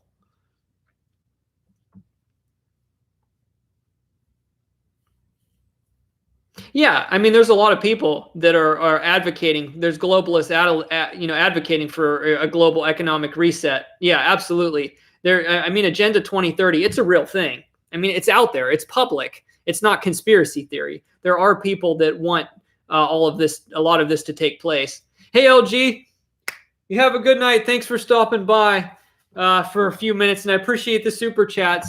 I don't know how much longer I'm going to be here, but you might want to send me an email. I didn't set anything aside specifically to send the high super chat tonight, but if you're the highest, which you probably will be, you'll be a subscriber of the month, and I will send you something. I'll find you something cool to send you.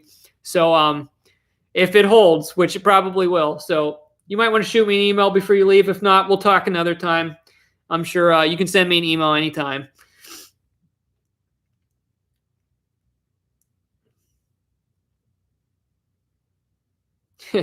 Plugs, if you know there's no silver, then I don't want them.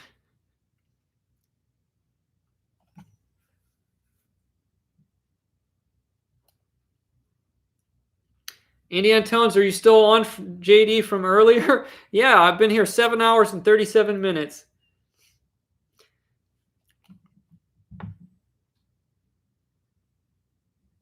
Maybe if I dump my 40,000 clad coins back into circulation, there won't be a shortage anymore.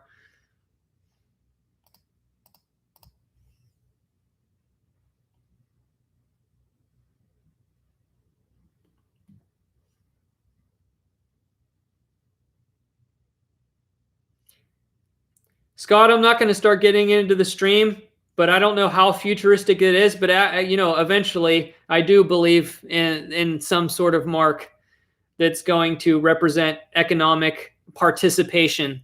Let's make it as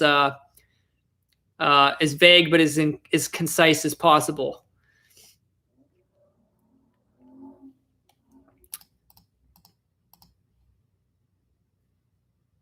What's my longest live stream? Good question. I think I went 9-ish hours once. Let me look right here. It was earlier this year. 9 hours and 21 minutes and 11 seconds. 9 hours, 21 minutes, 11 seconds, record live stream. We're actually not too far away from that, to be honest.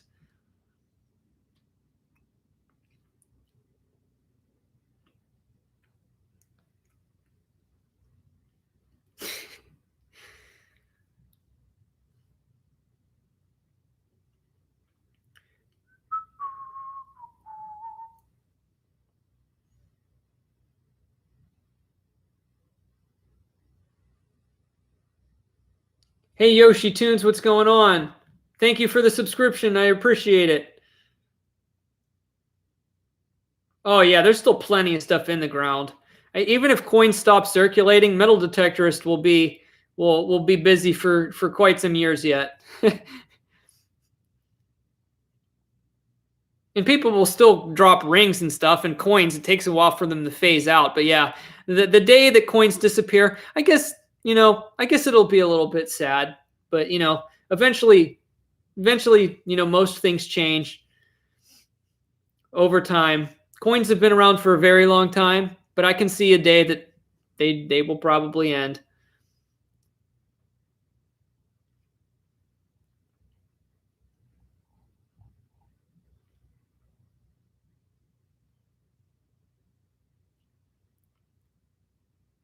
I'd be on like my fifth pot of coffee now, says Rob. I've actually had a lot of energy today, and it was one of these days it was going to be really hot outside, so I just wanted to chill out in the AC here. I figured may as well do a stream rather than sit around and do nothing, because I could tell I was losing motivation today. I'm like, let's just stream.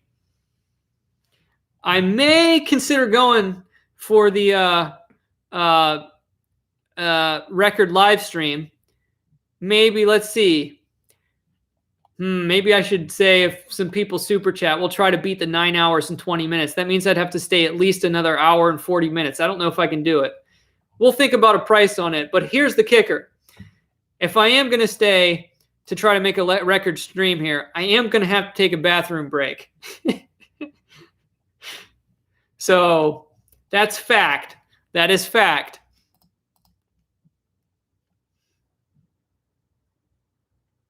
I still have my BRB sign.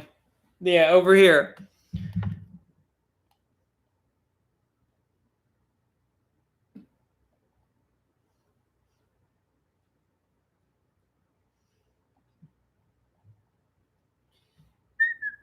Let me check something here real quick. I got to get rid of some of these tabs. We were going through all those metal detecting channels. Oh my goodness. Okay, and I got everything saved from earlier. I can get rid of all this.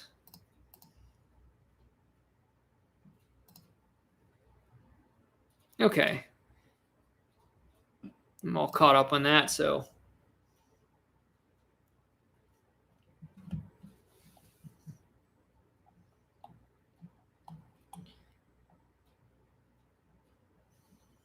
All right. So I'm going to take a quick break, and I will be back, and we'll see if we can go for the record. Yoshi June said, are you going to collab with Ed Huffman anytime soon? I don't know because I'm not doing a lot of traveling right now, and he moved to Texas. So if he's up here, perhaps, but I don't have any plans to go to Texas anytime soon, especially this time of year. If I went to Texas, it would have to be, in the winter or closer to winter. Really, Rob? That would be awesome. Hey, if you want to come up here, I'll make something work. I'll figure something out. I'll get you somewhere to detect. Worst case scenario, we could door knock or something. I don't have good public spots.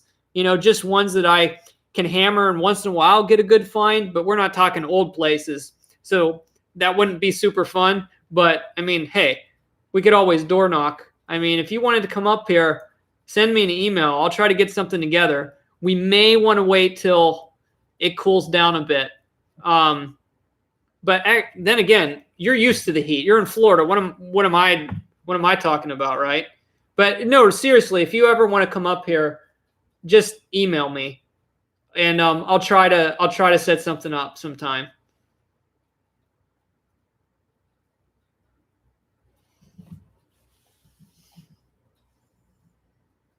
But yeah, I would definitely, if you came up here, I would take you up on the boxes of halves to save for a stream. Naturally, I'd give you the money for them.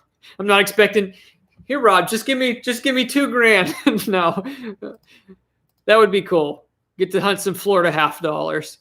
But either way, if you ever come up here, just holler at me, and I can try to make a weekend free.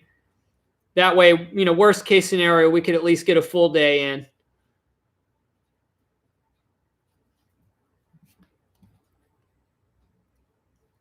All right, maybe I might try to go for the record. All right. Well, we'll think about while I'm gone, and we'll say cumulatively, if y'all pitch in, let's say $15 worth of super chats, I promise we'll go for the record. It could be a community team effort. We'll see what happens when I get back. We'll make it cheaper. We'll make it $12, and we'll go for the 9-hour, 21-minute record. Plugs, I'm at 7 hours and 44 minutes, and I'm taking a bathroom break. See you, Drew. See you later. Just let's set this here. My sign. BRB. Okay. And I gotta set something in front of that, like this. There, so it holds. Okay. I'll be back.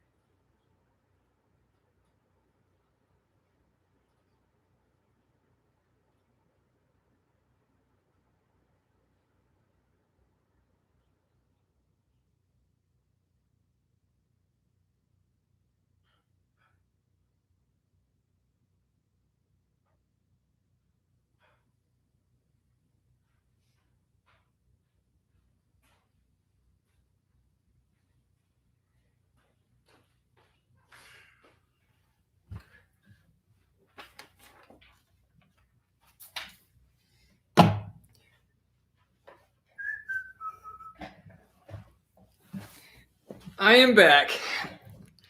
All right.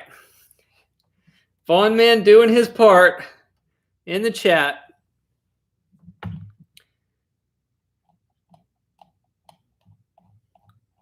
And I figured out something we could do here to burn some time. I see we didn't raise $12. So we'll have to do 50% off. Let's get to $6 in super chats. And I'll stay for a record. I would like to try to do it tonight because we're so close. But I got an idea that I can find something I can do to pass a little bit of time.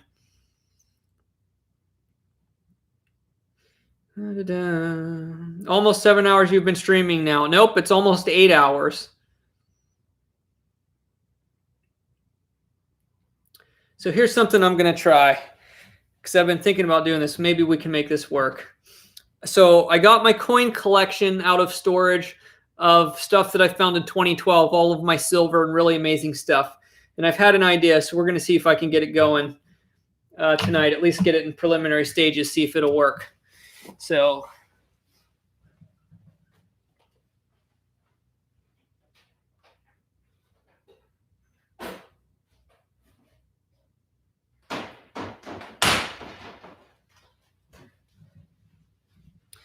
So this is my awesome, like 219 silver coins that I found in 2012. And I want to show you all something here. Let's get this down here for a minute. Move my keyboard.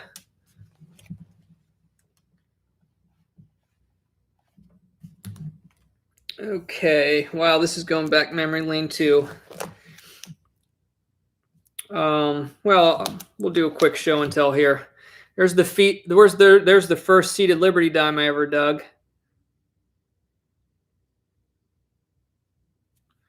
Let's see if we can get this to focus here. 1888. Found that around a Victorian house in the landscaping, literally almost on the surface. That's not what I wanted to show you, although. Okay. Oops, I put that in backward. So let's see. So many pretty coins in here. Let's see. Okay, when did I find it? That was pretty much later on in the year. I'll see it pretty quick here as I'm floating through here, going back down memory lane. Man, I got some nice coins in here too. We won't spoil too much. We'll save this for another day, but there's a 1906 Barber half. That's a $50 right there.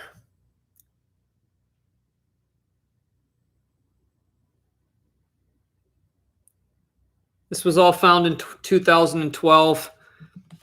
The only collection I ever put in flips and meticulously put into an album. So I'll show you what I'm planning on doing here, at least trying. It's an idea I had anyway. It'll be in here. I'll find it. Oh, somebody was talking about foreign coins earlier. There's a 1916 British sixpence that I found. Gigantic hole through it. This is sterling silver grade because the old British coins were higher than 90% silver. That's 1916. That's 92.5% silver.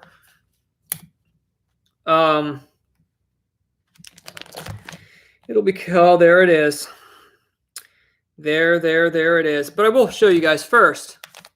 May as well while we're in here. Here's the first Franklin $50 I ever dug. It was dug in a very swampy area at a school. And it was heavily tarnished on the side that was facing up, 1961. Found it like that in basically a drainage area on the side of the school. It was all swampy. That video is posted on YouTube. So here it is.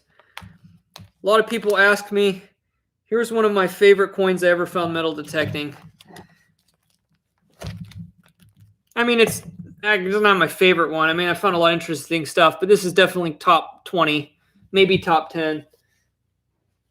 It's a first year, and you would think, well, why would a Mercury dime be in the top 10? But I feel like hundreds of Mercury dimes. So they hold a special place in my heart, and this is my favorite Mercury dime that I dug.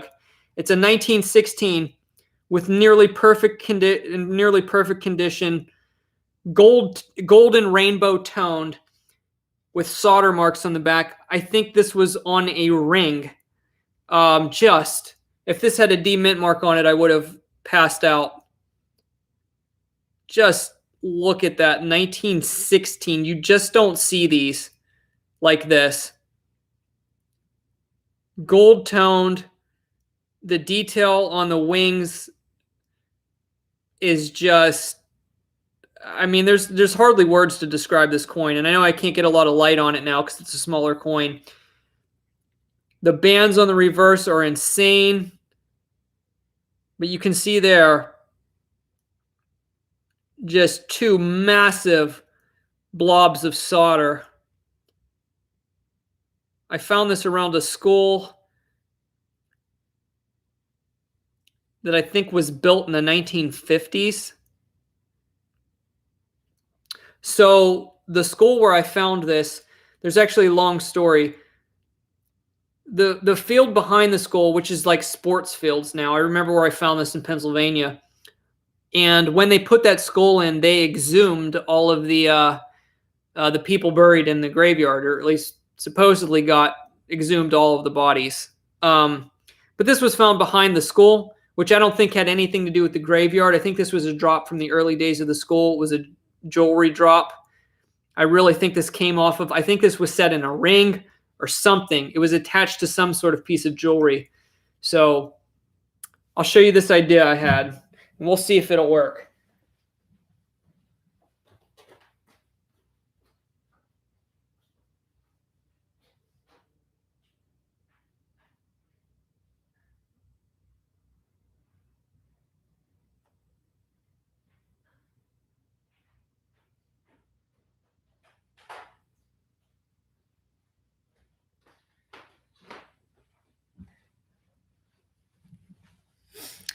So I bought these at that estate sale. They're just little porcelain picture frames with a slot on top.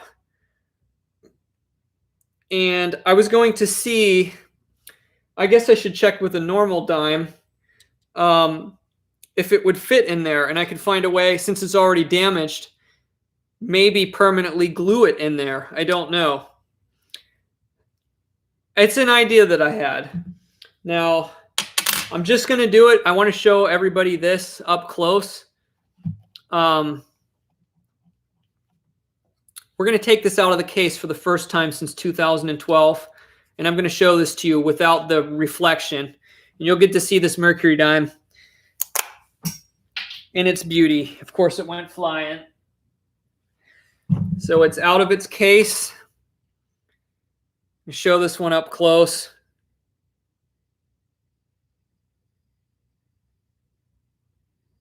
We'll get to focus. It'll just take a minute here. Look at that. Golden rainbow toned. Because I think it was a jewelry piece, what I think happened is I think it was cleaned and then it toned over the old cleaning. So I think this was pretty much like almost mint, like mint when it was, I think somebody polished it and then it toned over the old polishing to be used as a piece of jewelry. Just look at that. Unbelievable for a 1916. So let's see.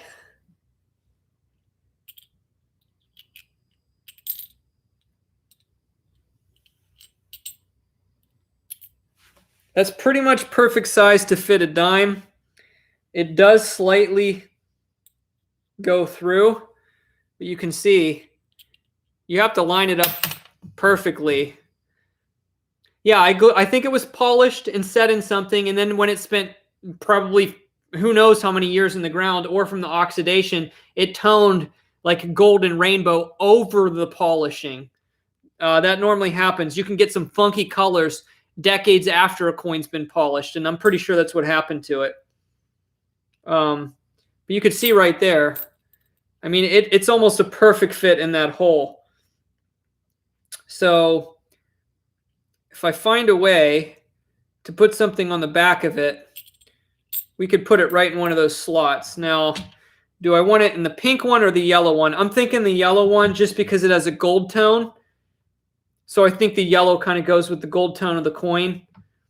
Oh, plugs. If this, even with the damage, if this had a D mint mark, it's easy over $1,000 even with the damage. Because if it had no damage and this was a 1916D, I don't know, you're talking easily thousands of dollars.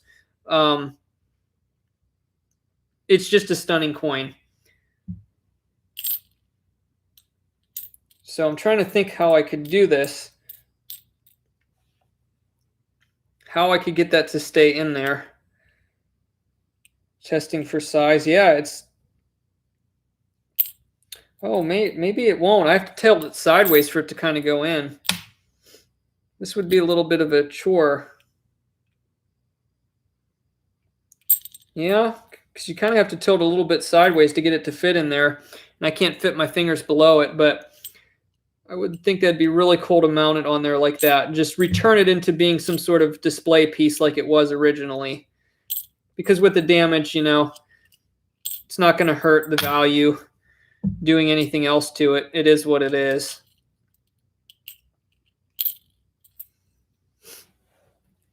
Yeah, Indian Tone said 9,100 to 40K plus. Yeah.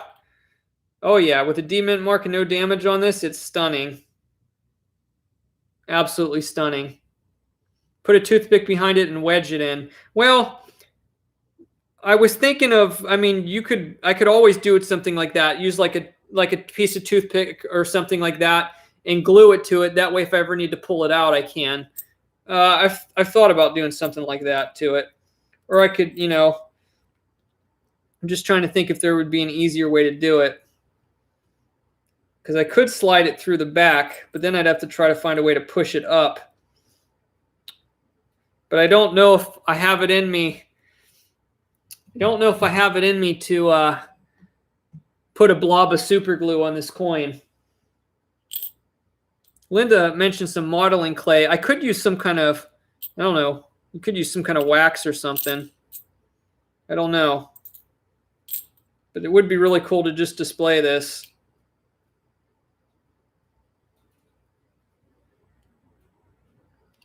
But the angles are really weird. It doesn't want to set.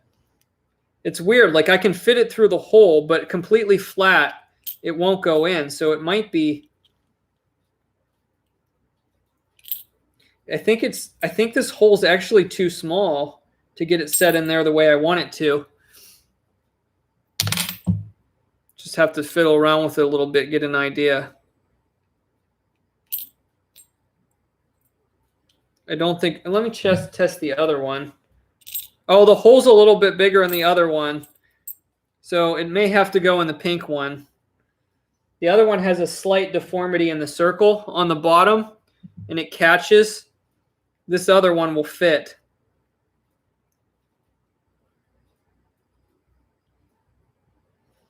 What do you think, guys? Think I should super glue it? I could basically super glue a toothpick to the back of it. Maybe I'll put a little blob over just where one of the solder marks is, and then I could put a toothpick on the back of it, slide it down in here, and then I could cut the top of the toothpick off or something like that and use that toothpick to kind of push it up through. I mean, we could try it.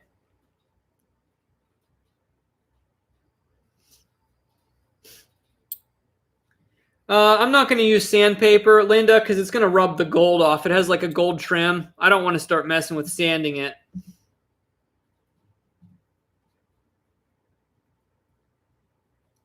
I don't have any clear silicone. Silicone would come off later in the future. Yeah, I might have to buy some special stuff. Yeah, I probably shouldn't use super glue. Oh, right, because it won't be able to come off the thing then.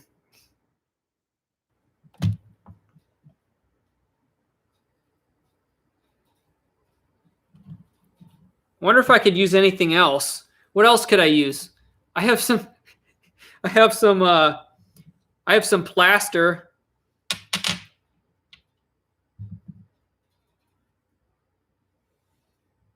Keep it as is, says Jason. I mean, I'm gonna keep it anyway. It is what it is. You know, it's a conversation piece. It's a conversation piece. Yep, this one will work. It's a perfect circle here.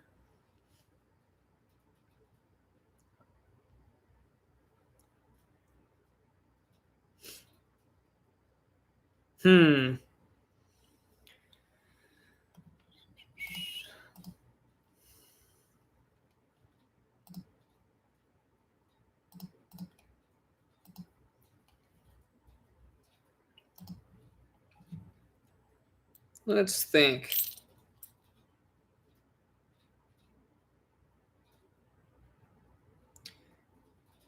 I know something that would be a pretty easy fix. I've got double-sided tape.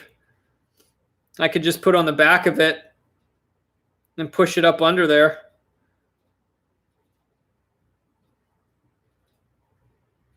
Yeah. Let's just try it. Let's try to do something simple. Because I could always peel that off if I wanted. I think if I put a square of double-sided tape under this and pushed on the back of it, I could get that to stick and stay into the hole there. And I could push it up into the opening. I think I'll try that. And I still might try to get it to go on this gold one. We're going to try it, guys. I've got double-sided Scotch tape, but I think I can push it up on the back of it and maybe get it to stick. We'll try it anyway.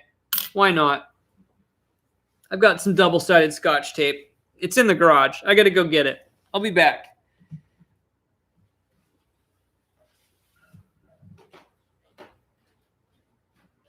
Except I need my sandals. Always need my sandals.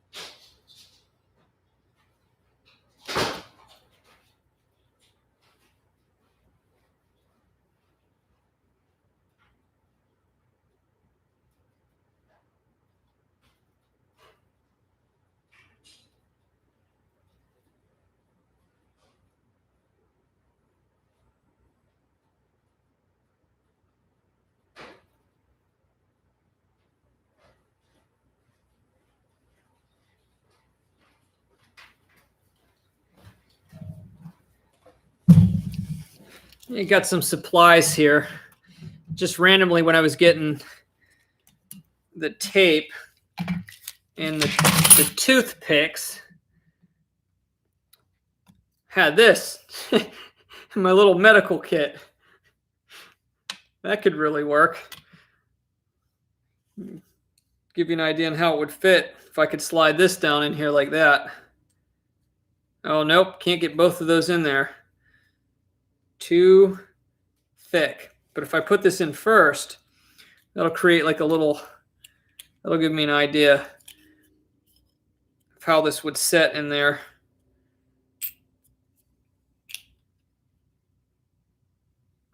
Yeah, you can kind of see, it gives me an idea. But that's not going to work. Need my scissors here. Want to make sure I get some clean tape.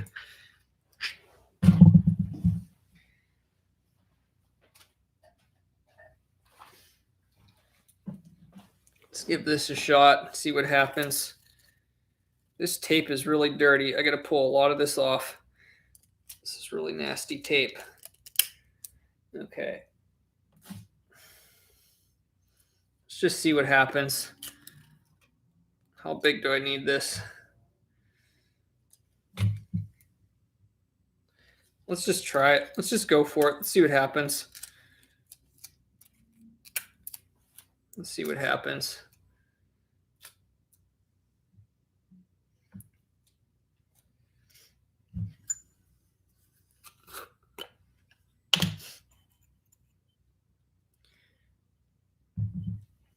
I'm going to put 2 toothpicks on the back of this and try to slide this in. This is definitely jerry-rigging this. I have no idea if this is going to work. Probably not. We're just goofing off now. I'm going to slide. No, that's too wide. I knew it looked too wide. Let's try this. Cut this down for size. Oh, yeah, because to put this in here, I'm not going to be able to expand it out. This is probably going to go horribly wrong.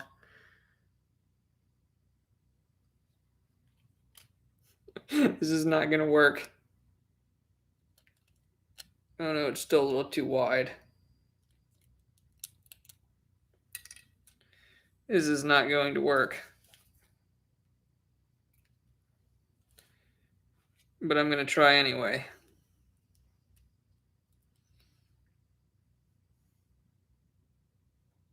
Hey. Well, I got it down in there. Oh, that went horribly wrong. I got the tape stuck to the bottom.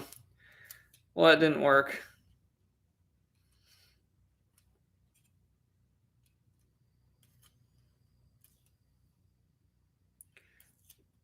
That did not work. It's dirty down inside there. I picked up a bunch of grime. So I was going to put this tape on the back of this and then just set the dime in there on it. Oh, that could actually work, actually. But I'm probably going to need another piece of tape because this one's too dirty. So if I rolled it off. Oh, if I roll it across. No way. Piece of tape right in front. And I took the back of the toothpick to try to seal it on the edges there. And now I just realized I'm using the wrong one. Oh my goodness.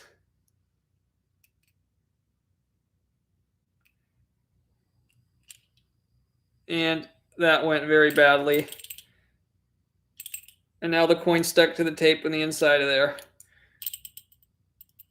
I'll get it out though. It'll work if I get it into the right one. Okay, well that was practice. Okay. Welcome to JD's Craft Hour. Okay, so I know what size tape I need. I can go a little bit larger. Yeah, this one's just too small of a gap and it's deformed. So the other one's going to work better. Except I can't get the double-sided tape off my hand. Okay, so that was practice. Test this for size. Yeah, that's about right. Okay, so now I know how to do this. We want to go in with one toothpick, slide it in. It is too long. And cut this down a little bit. Try it again. See my little flag? Right in here like this, ever so carefully.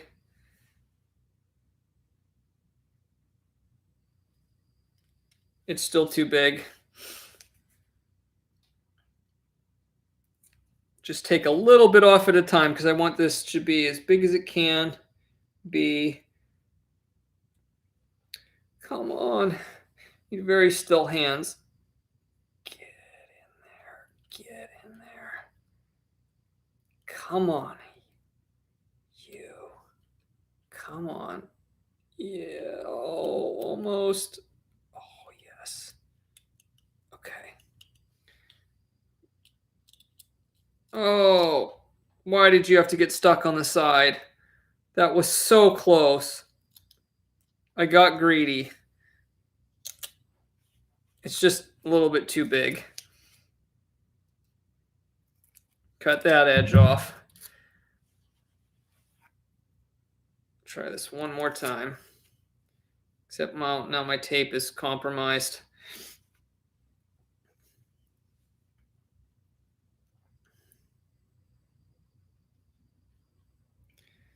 Okay. Okay, it's in. Oh, you idiot. I put the toothpick on the wrong side. Because then I can't roll it while it's in there. You idiot. And now it's not sticky enough.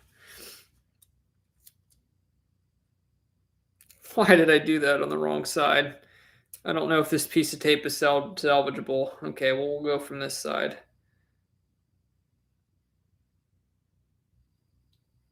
Okay. So the tape's in there. Push up, and then roll the toothpick. No! It's too stuck. Oh my goodness, this is so difficult.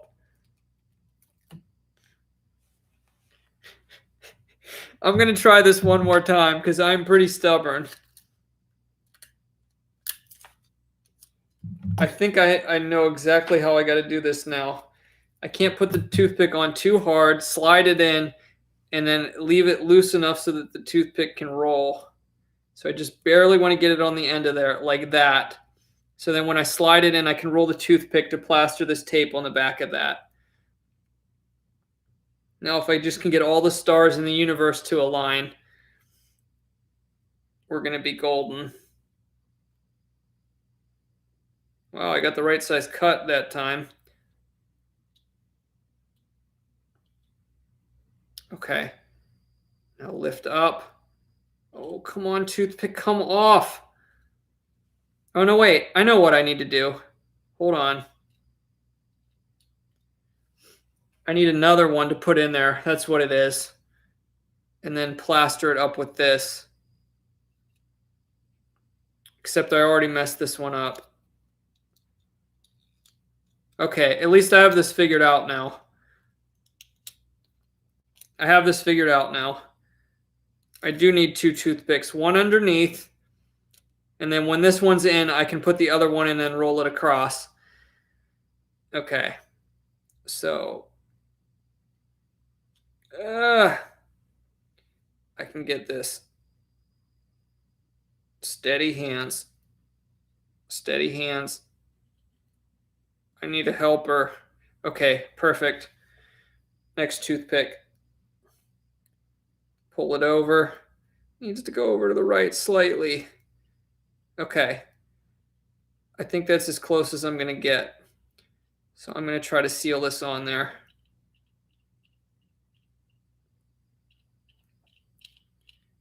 Okay. Now I need to see if the other toothpick will come off. No! No! It won't stick. Come on. No! This ain't gonna work. Because this tape is just not like porcelain very much.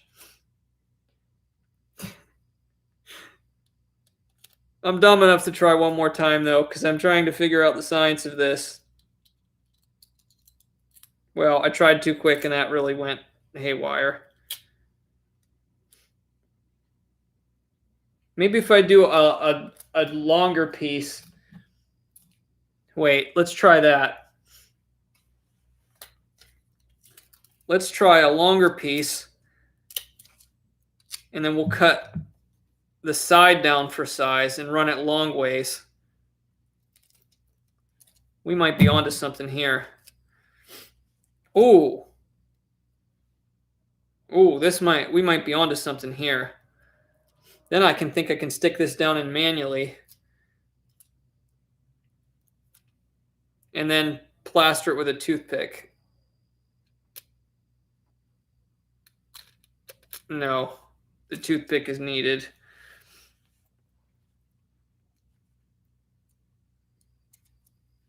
Ah! There goes the toothpick. Now let's try this.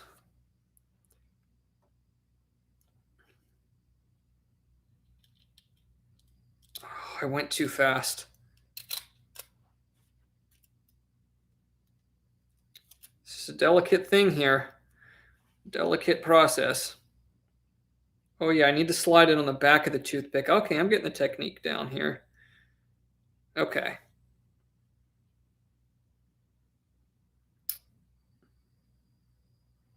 Now what? That's a good question. See if I can get this to stick. And then get this other toothpick off. While this one's down here and I'm putting tension on it. There we go. Tension.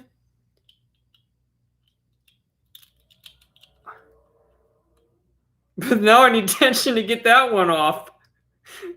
This is horrible. Or not. Oh, I think I just did it. The coin's going to be sitting down too far, though. But I just did it.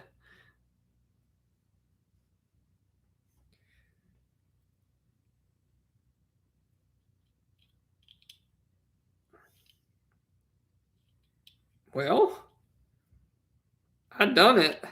I sure done it. We'll cut the top off last.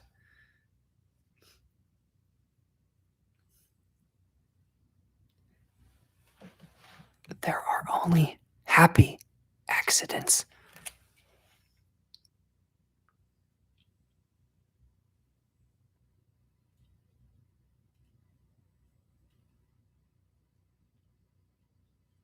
Finalize. Final seal. Now, if I can, ooh, that might not work. Ooh, I can get this one down in there. Because I need tension when I put that coin in.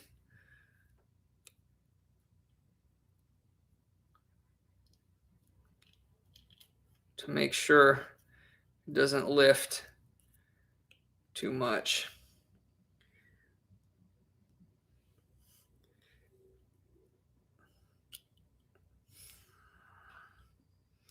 It's just recessed too far.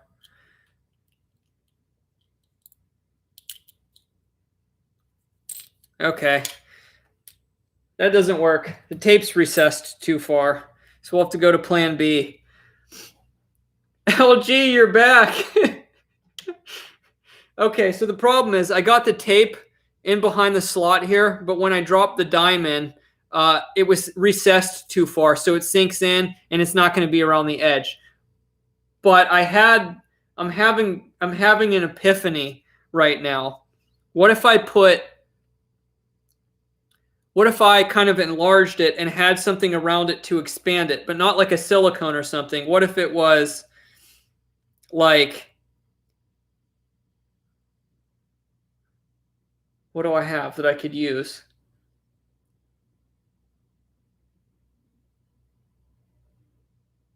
I don't know. I got to do a dunk for LG. We're going to figure this out with the materials that I have. Intermission. Here we go. Ah!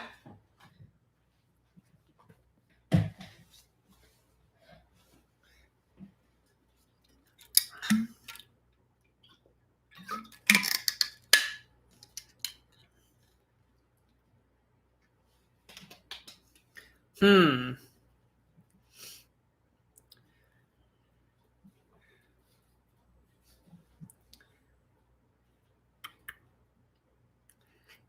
plugs. I'm not doing that.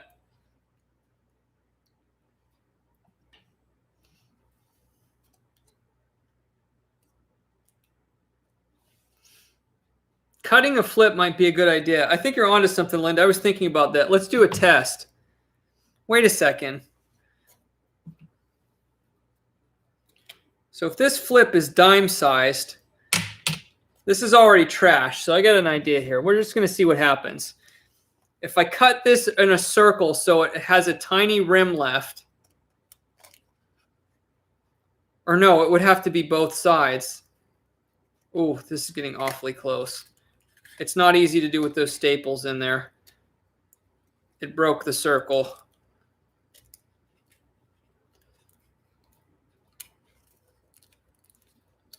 That was at least the idea. Well, that fell apart, so that's not cool. But let's get these staples off here. Let's just cut this in a square. See what we're working with here. Hit the staple. Let's test this out. Uh-huh.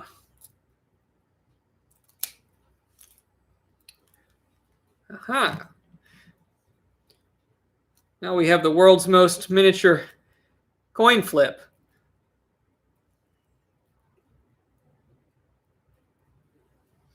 Could I use this to put tape underneath and hoist it up under there? Could this be the working magic solution?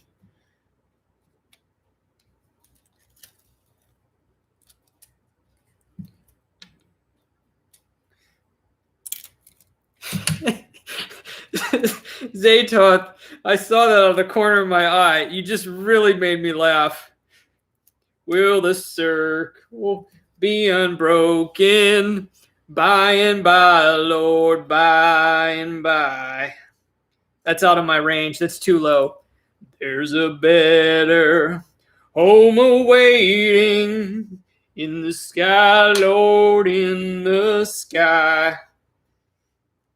I haven't heard that in years.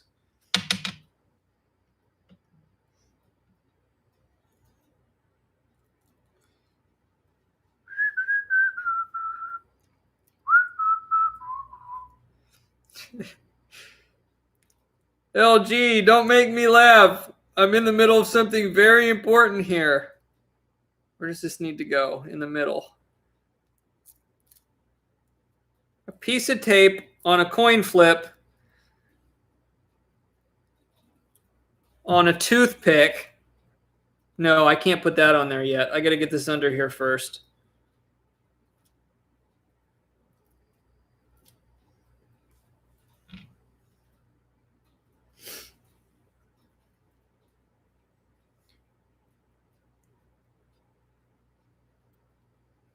Oh, I don't believe it.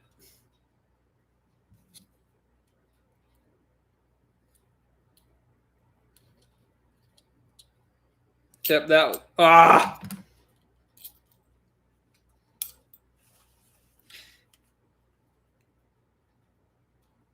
The stick's too thick. I gotta go try the toothpick method. With this on here, the stick won't go through the back.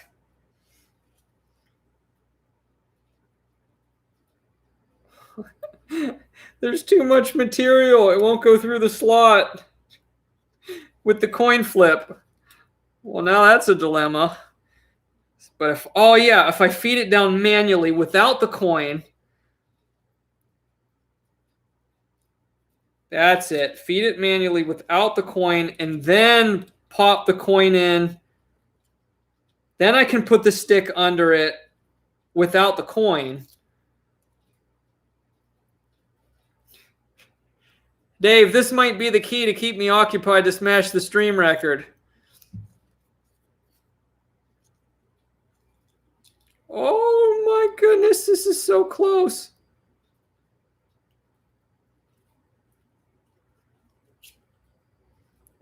but so far. So close, but so far.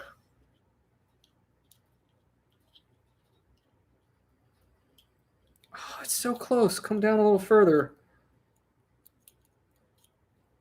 What's the issue here?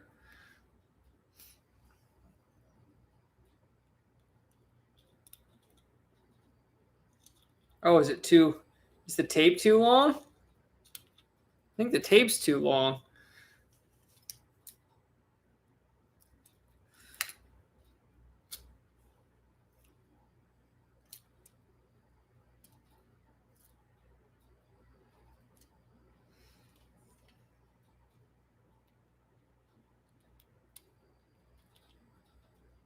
Oh my goodness. This might work.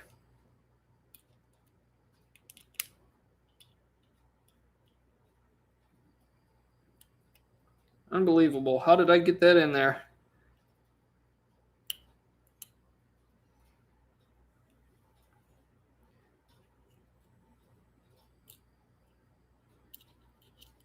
Oh, I think I'm just going to have to leave the tape at the top. Because to center this is going to be nearly impossible. But then it'll push in at the bottom. Well, there's the coin flip inside there with the tape behind it. Let's see what happens. Now, before I go plunking this in there, it's gonna sit back too far. So how do I remedy that? See, this is the problem I'm having here. LG, thank you for another super chat. I'll give you a dunk here in a minute. So the problem here is if I put it down in there, it's going to sit down in too far. So we know this way is not going to work. It was worth a try. Oh, hopefully I can get that out of there. That was worth a try. We're on to something now, though. Okay. Now the question is, can I cut a coin flip in a circular? Will it make it too wide, or will I be able to cram it into this hole if I cut a circular thing around this coin flip, seal the edges of it, and force it in? I feel like that could work. If I force it in from the front with tension behind it, this could be it. We could be onto it. But now I have to go get supplies. We'll try this.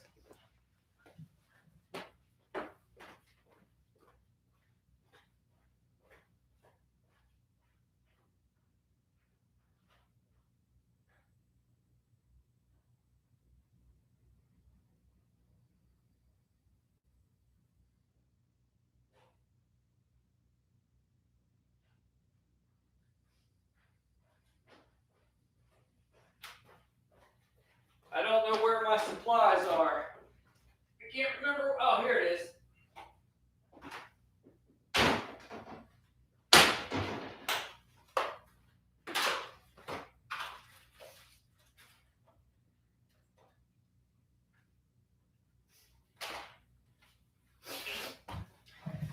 We'll give this one attempt because this probably isn't going to work, but I'm just totally curious. Oh, yeah, this is way too easy to cut too close. It's too hard in a circular motion. Yeah, that's going to ruin it. This ain't going to work. That's not going to work. Scrub that idea. Oh, wait, dunks for LG. Oh, come on, put the hoop down. Let's go big air. Oh, wait.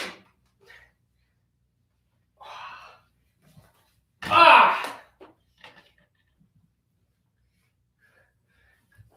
Ah! Oh. Trying to go under the leg. Ah! Missed it again.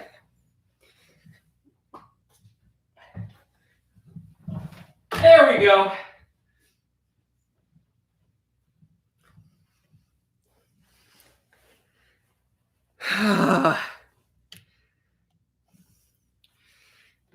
Oh, that it fell backward.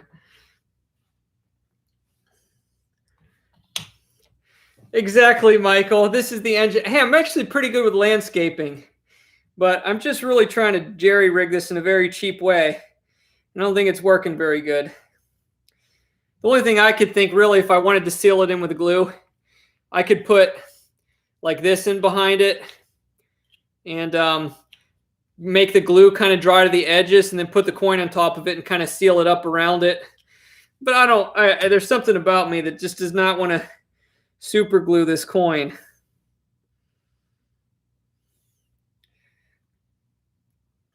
Just something won't let me do it.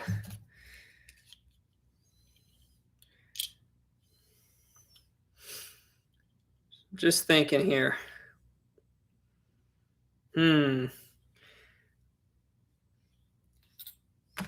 Hey, wow, that time flies when you're having fun, right? What could I do to basically widen this?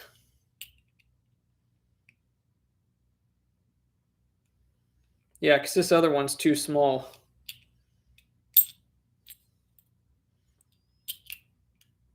Yeah, that other one's definitely too small.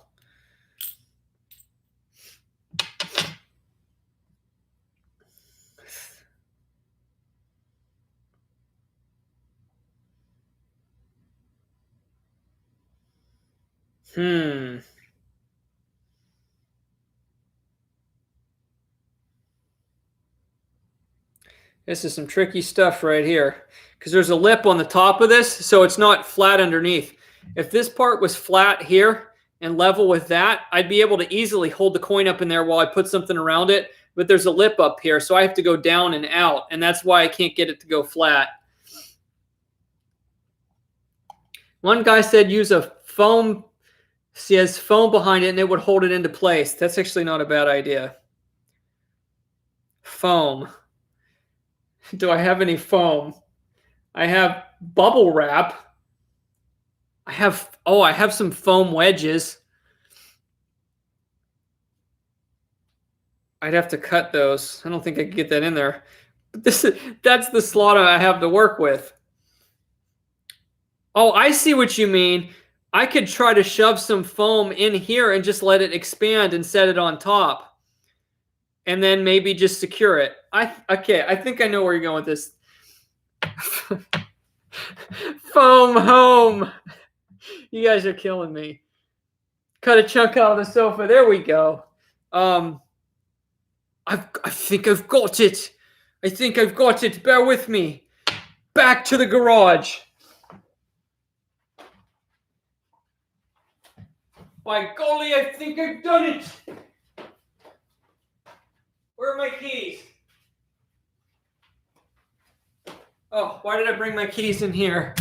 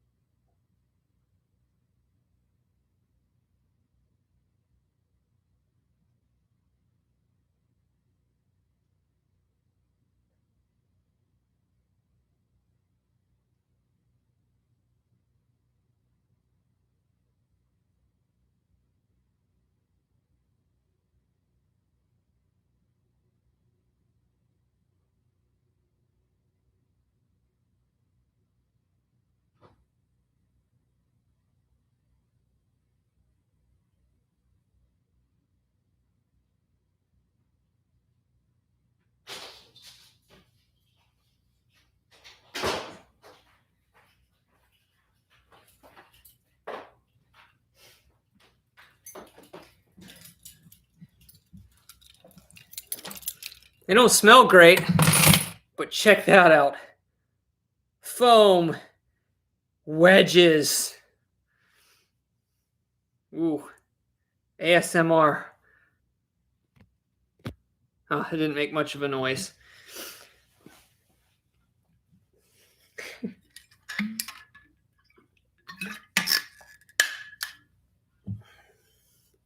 I got an idea here.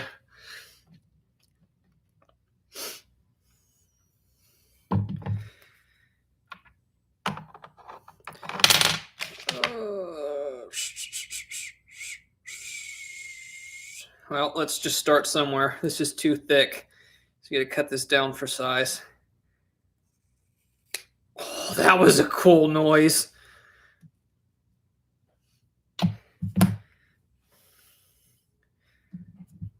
Listen to this, guys.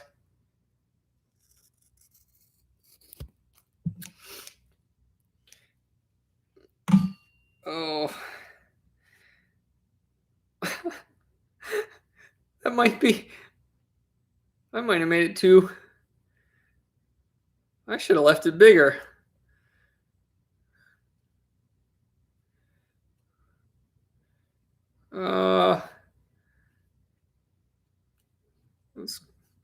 I don't know. I don't know about this.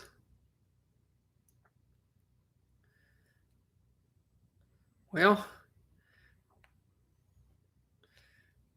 I think I just need to slightly straighten this. And then a little off the top. Little foam wedge. We're going to insert it here. We're going to scrunch it in, push it into the top.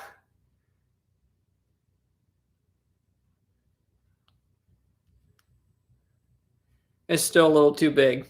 Okay. Or maybe too thick. One of the two. A little bit more off the top.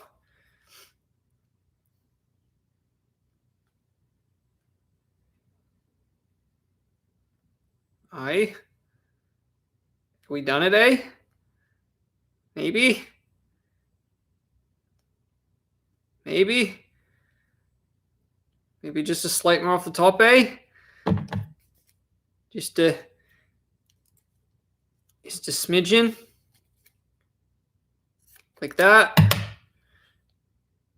I think we got it. Oh, yes, that looks good. Then, see? Then, oh, yes. And then what? Then it's hovering on top, but this is as close as I've been. Now, maybe make it a bit thinner. Let's try this out. Oh, I don't know if I can cut this sideways. Oh, I can. Wow, that was nifty. Perfect. Oh, yes. Nice.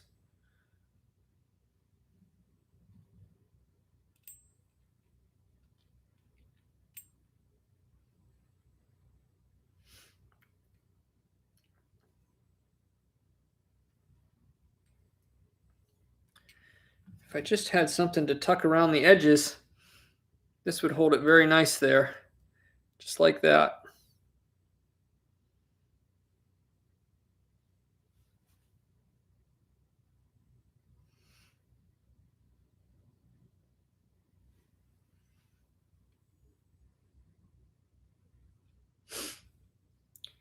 We're almost there.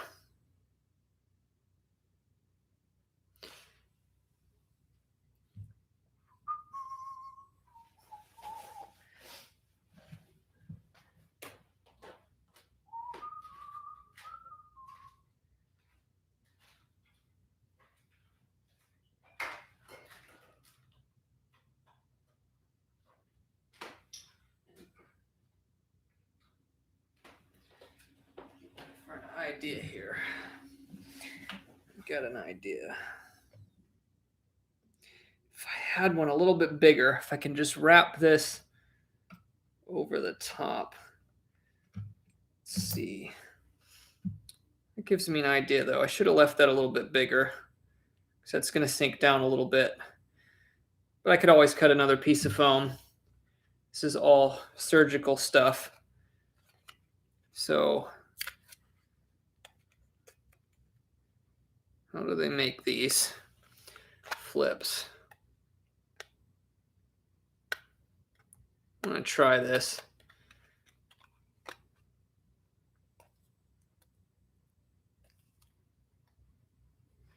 This is all experimental here. Don't try this at home.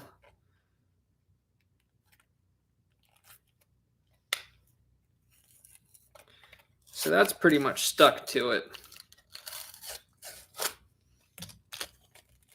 Wanted to try that out of curiosity. I'm ruining some flips here for scientific purposes. So if I could just seal that over the front of it.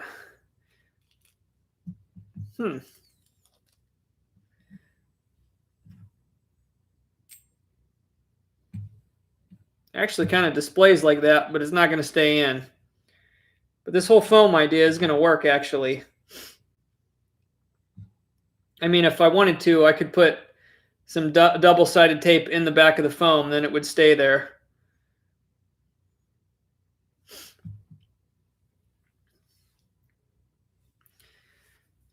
Just experimenting now.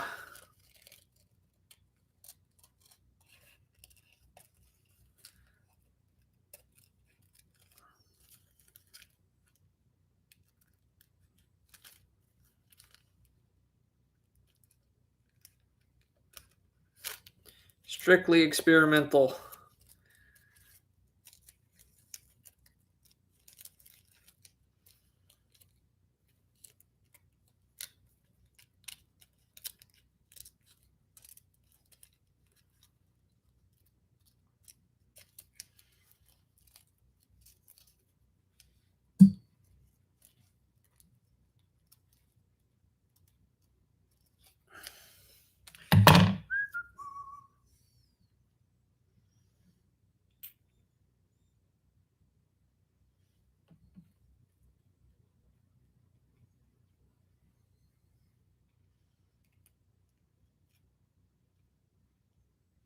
You'd see it through the plastic there.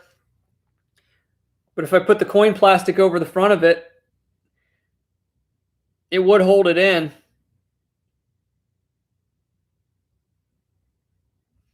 You would see that, though. The only other alternative would be to glue it in there. That's kind of interesting, though.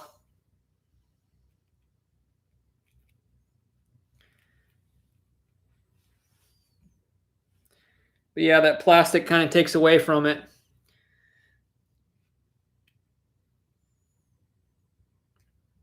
do like kind of how that sits in there, just like that, though. You can kind of position it nice.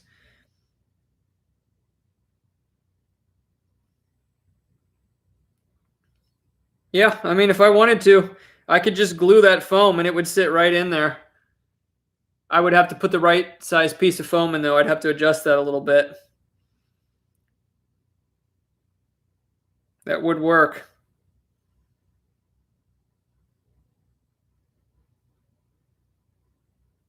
We're almost on 9 hours.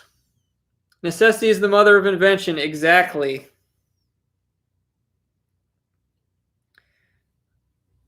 I do want to run a test out of curiosity on this other one that's got the smaller lip. We're going to run a test here.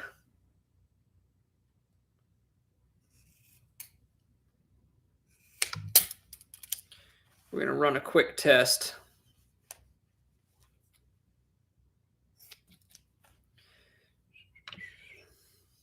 Oh yeah, I have to cut the sides down for this. That's right. We're going to run a quick test. And I am making an absolute mess.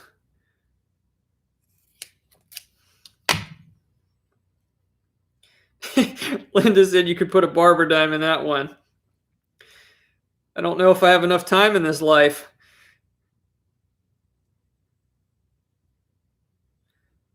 Yeah, you got to get the right size. If you do too small or too large, it just doesn't quite work because it wants to bulge out. That's the problem here. I see. You just got to get the right size all around. So it's got to be wider than this. Why not? I'm not using this foam for anything else. We'll give this a try.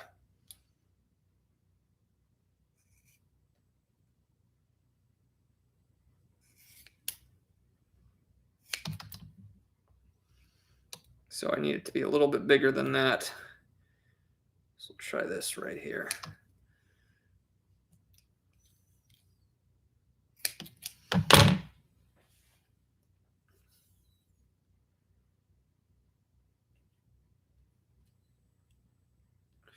Right, this has got to be smaller.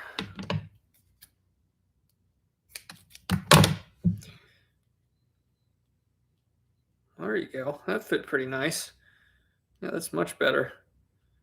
Yeah, I think I got the science to this down a little bit. Let's try this out.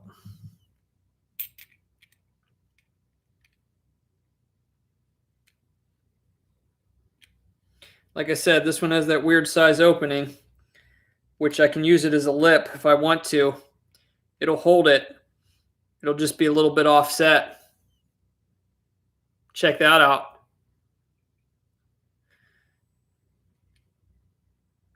Because it's slightly too small, if I put it underneath the other side, it'll actually stay. Yep. We are almost there. Literally almost there.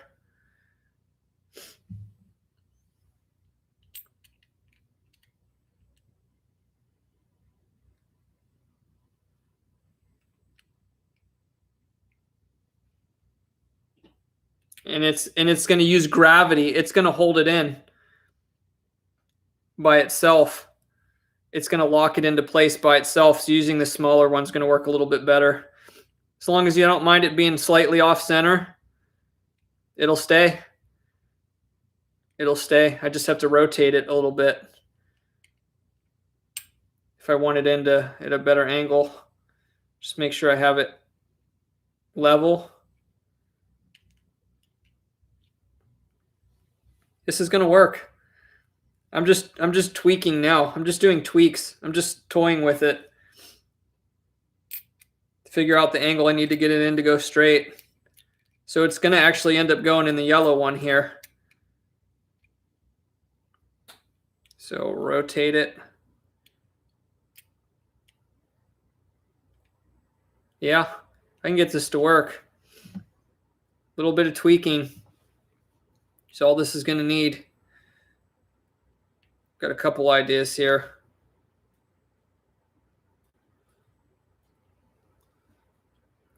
Tweaking for sure. Yeah. Actually, I'm going to try one more because if I left it a little bit wider, it would have been very secure. So I had it down. I have my prototype.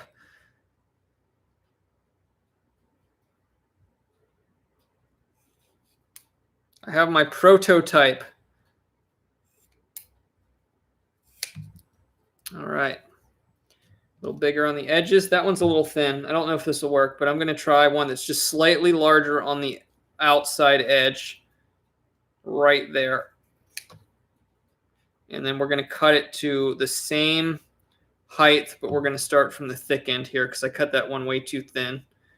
Actually, that's probably way too thin.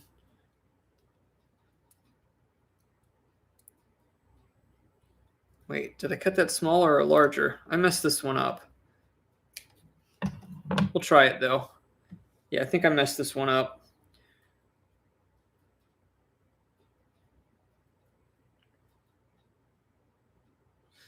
Yeah, I like the other one better.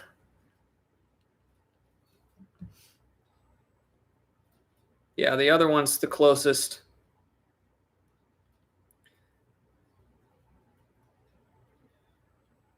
Let's try this one more time.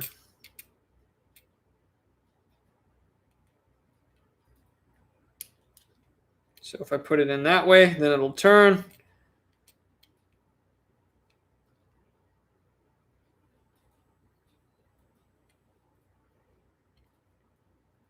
And there it is. Perfect tweaking. It's all about manipulating that foam. Just work it along the edge there a little bit so it catches that lip underneath. And then it'll hold under its own weight.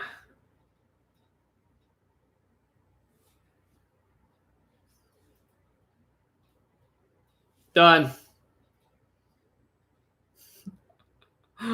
Oh, unbelievable.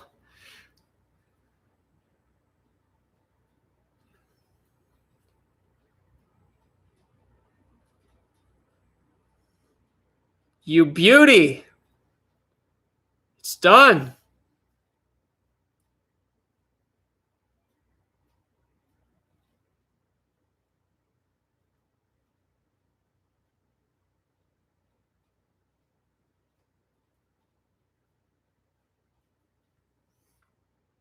Held in by its own weight. Doesn't even fall out. It's done.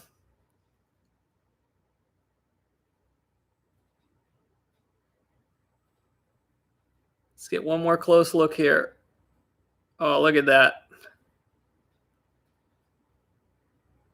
Perfect fit around the rim there.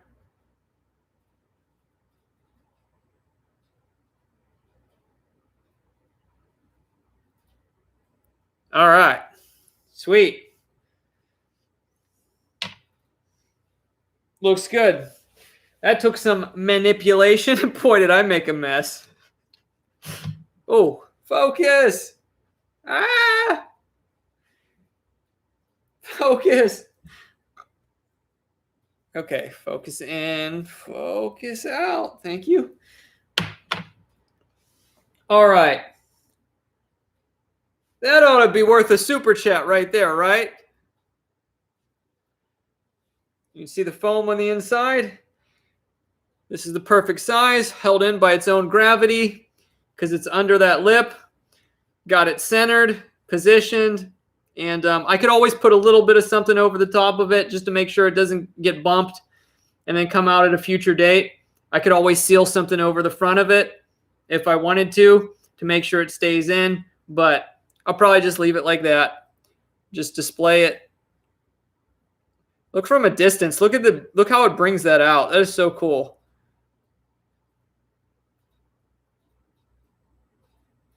That is super neat. All right. Now for the other one, no, I'm just kidding. I'm just kidding. Oh, man. Here, you see, we'll set it here for now. Oh, that looks sweet. Okay. Let me see if I can take a better picture of this. Let me do it under the lamp here.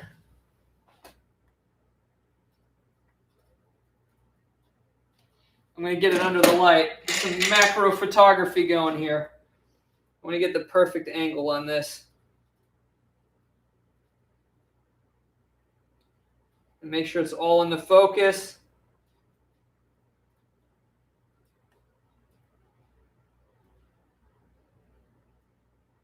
Boom. I had the vision. So under the correct lighting, wait till you see this. Instagram worthy photo right here. You ready for it, guys? You ready for it?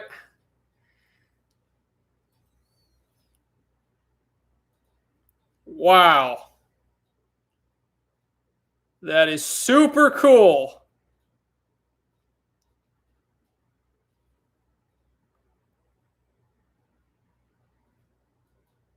I am very happy with that.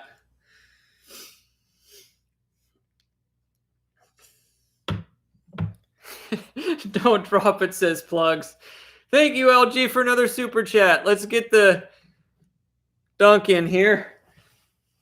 I don't want to dunk. I'll knock the coin out of the case. Just kidding. No, it's actually in there pretty solid. Let's see. Around the back, off the wall.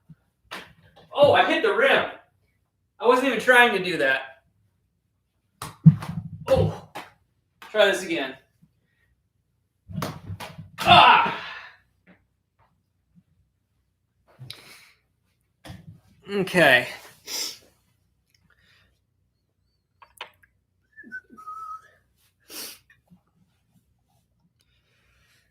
Hey, Luke, what's going on? Oh, we just hit 9 hours. 9 hours. And my throat hurts. I think one of them almonds might have slit my throat a little bit. The back of my mouth. Well, kind of like between the back of my mouth and my throat. Maybe it was this. I don't know. Something happened since I ate them almonds, them ghost pepper almonds.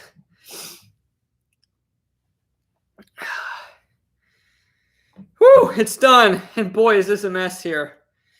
Now the question is, where am I going to set this? Where am I going to display this? I kind of have a little bit of a display going over here. Yeah, I'll probably set it right here.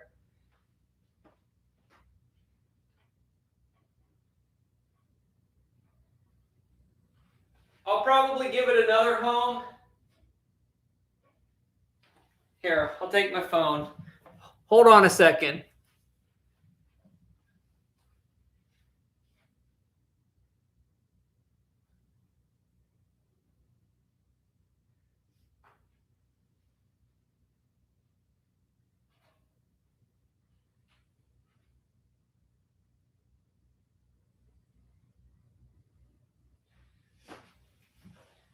Okay. So I know what my vote is. You have to pick which shelf you like it on.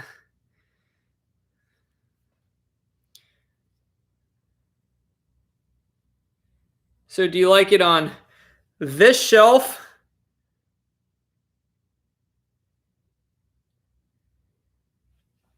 With my little tin can with all my tacks in it, a little watering can in that vase?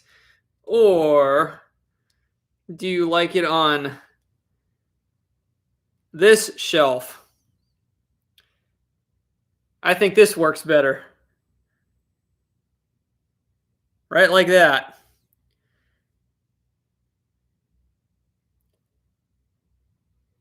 I'm going shelf number 2. I'm going shelf number 2. What do you all say? Shelf number 1 or shelf number 2? If there's anybody still here, I'm probably talking to myself at this point. I thought 9 hours and 21 minutes was the record. I'll have to check again. Yes, I agree by the aloha. Yes, that's what everybody else is saying. I agree. Okay. I'm probably going to make more metal detecting art too. But it won't be, hopefully it won't be as laborious as that was. Hold on, let me go to my previous live streams. Yeah, my longest one was 9 hours, 21 minutes, 11 seconds, not 9:45. Because if I waited till 9:45, I just would have went for 10. I would have just went for 10. So yeah, 9:21 is the record. Oh, Paula likes shelf 1. I'll probably move it around. I'll probably move it around anyway. It's just a knick-knack thing.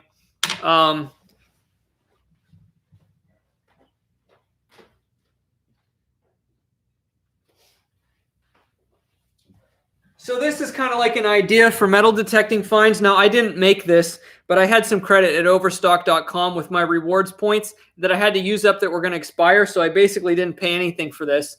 So it's this. It says home, but it's all nails. So there are a bunch of nails, and then somebody just painted the tops of them to spell out home. So there's a lot of different types of metal detecting art you could do, you know, with just even nails.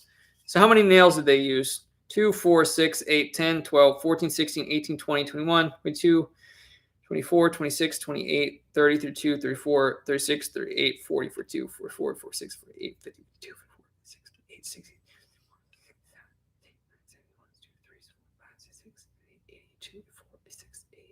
90 nails. That is 90 nails.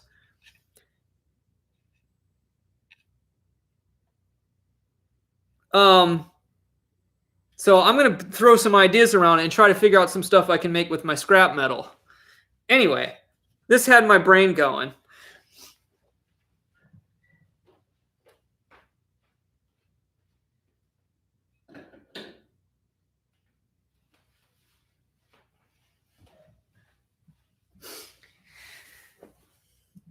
Yeah, plugs. It's really cool. Come on, focus on me. Thank you.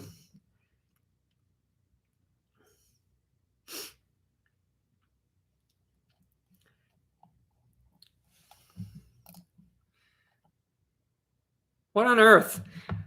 Maybe when we started talking about other stuff before, the live stream that's running right now was totally just ad limited by YouTube. This video is running limited or no ads due to content identified as not suitable for most advertisers. So, gay. I don't even make ad revenue on this video. Oh, well, probably 1/10. Huh. Probably said something. Yeah, I said a few words. I said the virus thing, and then I said some kind of other thing, and then that led to some other thing, and there we go. Now my live stream has been flagged for not being suitable for advertisers, which is fine.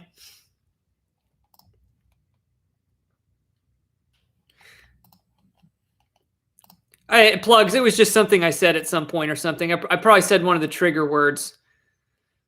I said a trigger word at some point, or a trigger phrase. I think I said globalist. I said coronavirus. Who knows what it was? I said something.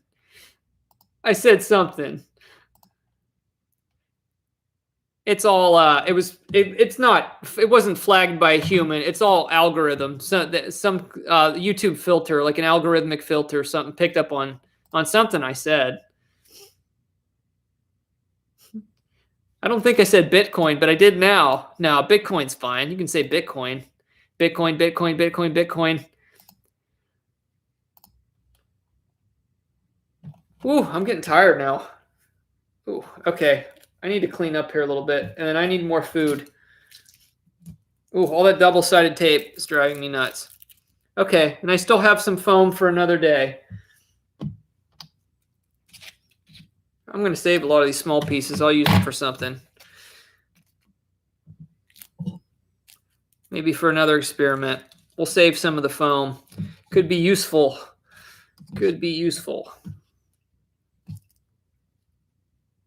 Get rid of that one piece. These coin flips that I destroyed. Sadly.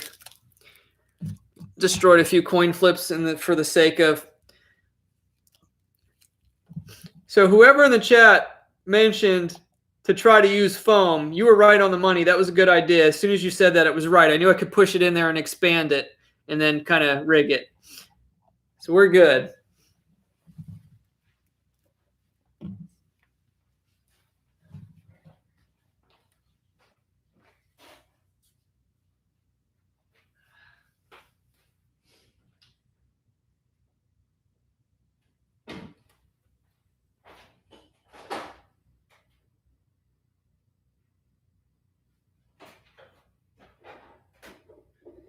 La-da-dum.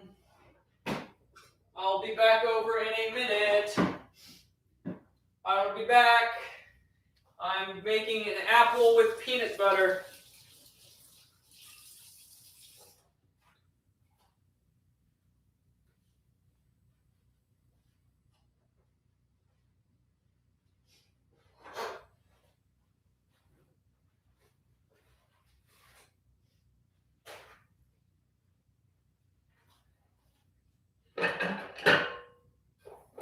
May the circle be unbroken.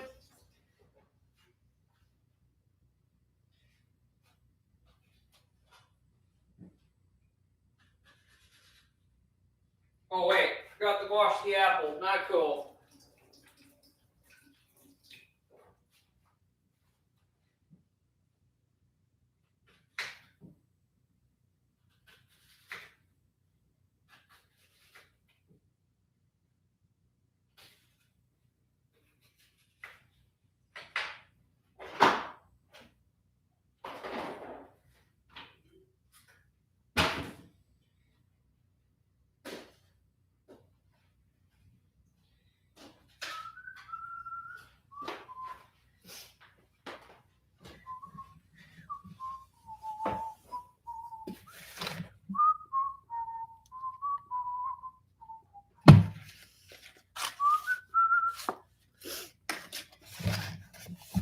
Start with this bite. Fuji apples. Good night, Luke.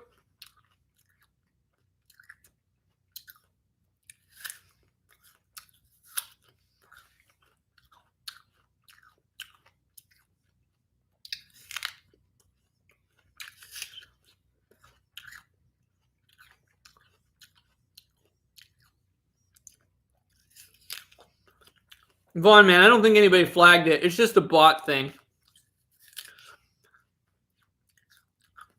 If somebody clicked report,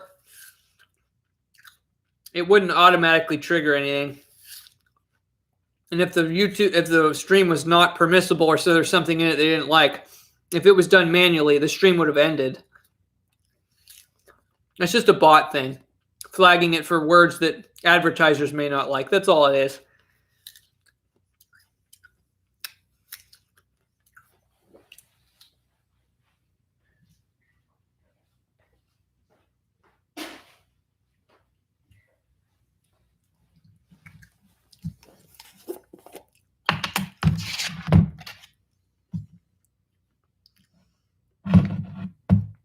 I'm thinking about that other one.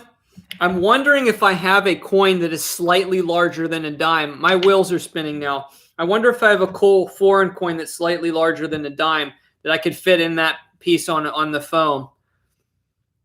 My wheels are spinning now. I bet I have an odd-sized foreign coin that would fit in that one. But the question is, I would have had to find it detecting.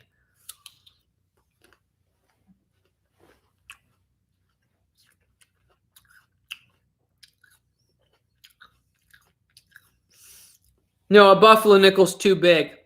It would just have to be slightly larger than a dime. No, a nickel wouldn't fit in it. It'd have to be some kind of foreign coin.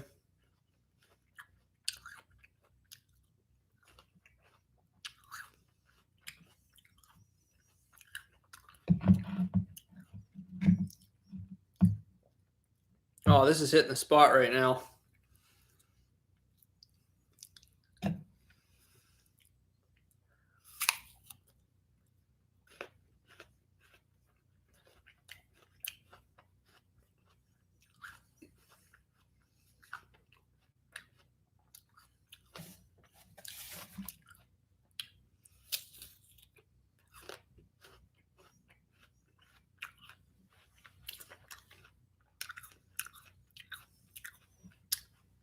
I don't know, Linda. I can look in my collection. Does anybody know? We'd have to research the diameter of a sixpence.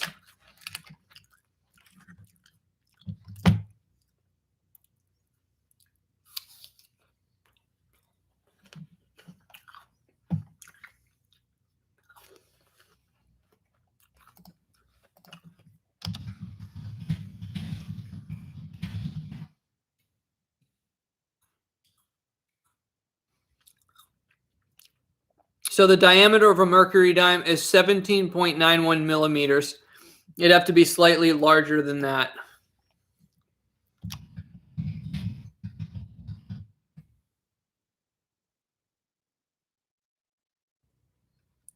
A sixpence is 19.41. That might work.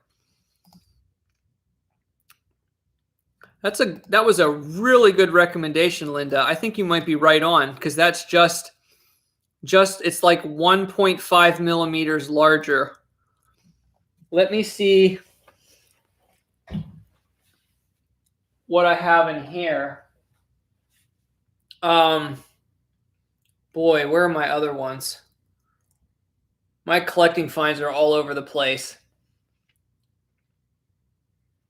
That's a good question, Paula.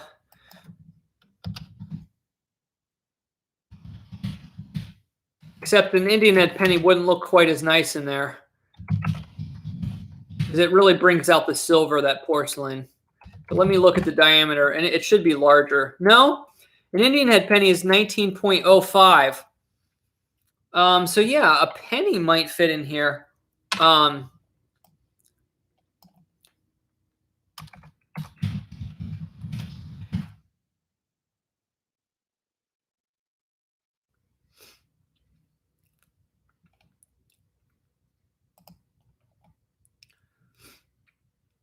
Oh yeah, all pennies, I guess the cents are all 19.05 millimeter. So I could put a penny in there. So I could start with, yeah, I could start with, I gotta have a penny sitting around somewhere. I know I got one in my wallet. I think I locked my wallet in my car. Gotta have a penny sitting around here somewhere.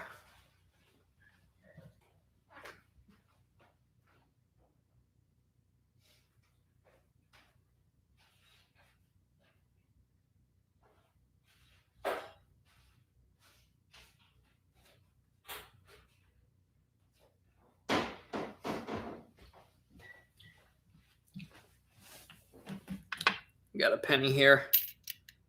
No, penny's too large.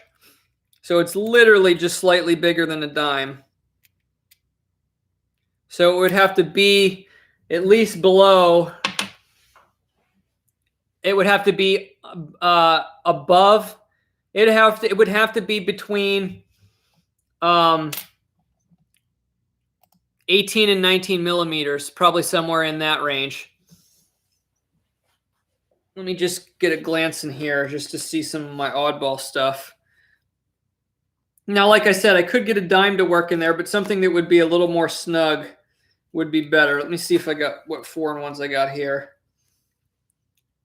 That's too big. Oh yeah, I dug a 1863 10 centimes from Belgium. Hey David. Let's see. I'm trying to find.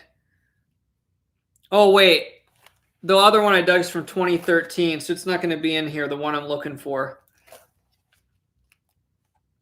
So there's the sixpence. Yeah, the sixpence is definitely. I can tell by looking at it now. It's a little bit wider than a penny.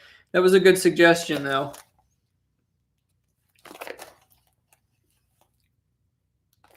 Now, like I said, I could put a dime in it, but it would be neat to get something different into it.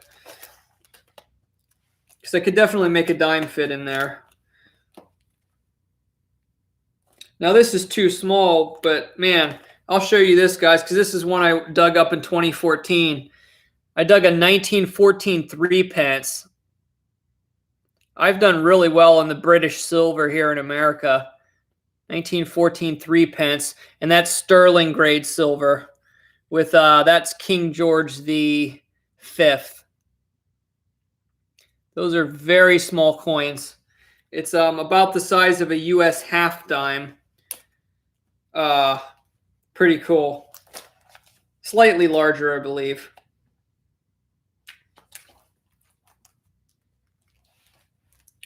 How long now? 9 hours and 18 minutes, 52 seconds. Actually, we're 2 minutes away from the record. So when we beat the record, we got to have a dunk party, which means some 99-cent super chats. So I'm going to look up the diameter of a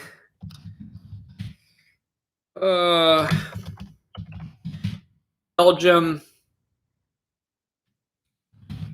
Is it a 10 cents? I can't remember.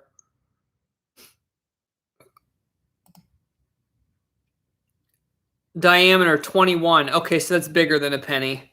Because I found a Belgium 10 centimes from 1911, but that's actually slightly bigger than a penny, so that wouldn't work.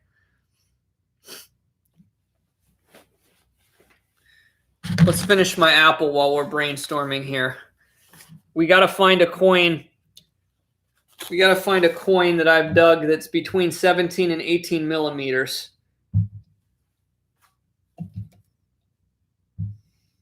I could put a really corroded penny in it, possibly. A really corroded Indian head penny, if it's lost some of its diameter. I'm sure I have one that's smaller than it should be.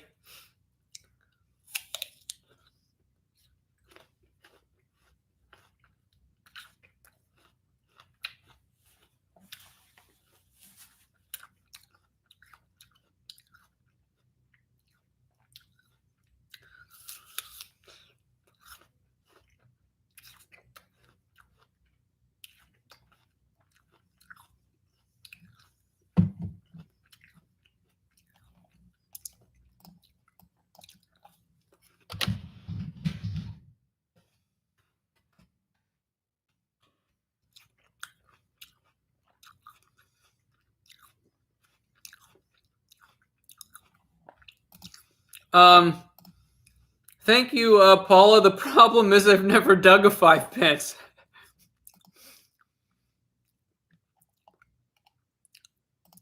A 5p is a newer thing, isn't it? I don't think they made old ones. I've never dug a 5 pence. I've only dug mostly older British coins. Great idea, though. That's still not much difference from a dime at 17.91, but that 0.09 would stretch a little bit further. I'm sure I have a 5 pence. I could probably find one in one of my bins of foreign coins, but not stuff I found detecting. So if I can't find something I found detecting that'll fit in there snug, then I'll just find something that fits even if I didn't dig it up.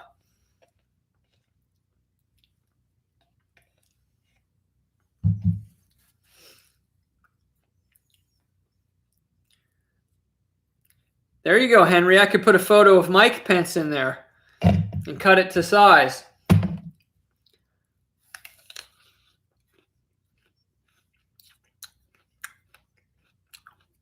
A quarter eagle is 18.2 millimeters. I guess we'll just have to leave it vacant until I find one. So I do have a quarter eagle. It's the only gold coin I own, but it's in a slab. So I don't want to take it out.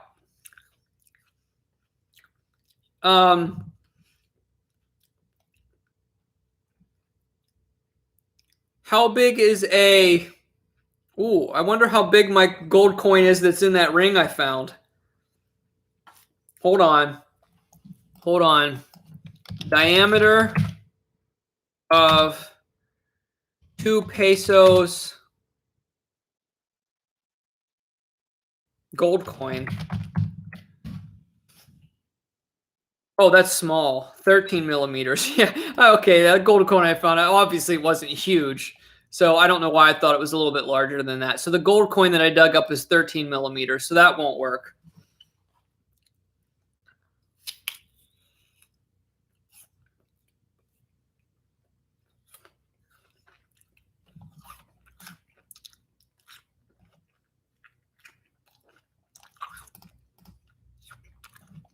The foreign coins I dug are in storage, so I would just get the bag out and just test a bunch of them.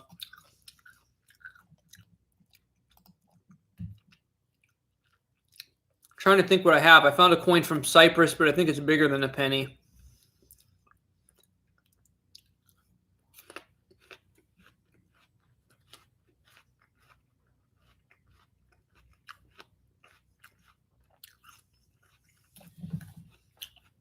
Let me check something else real quick.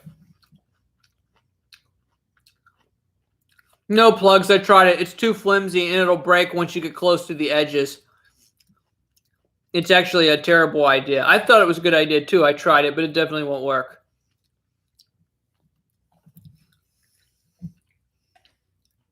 Don't do this at home, kids.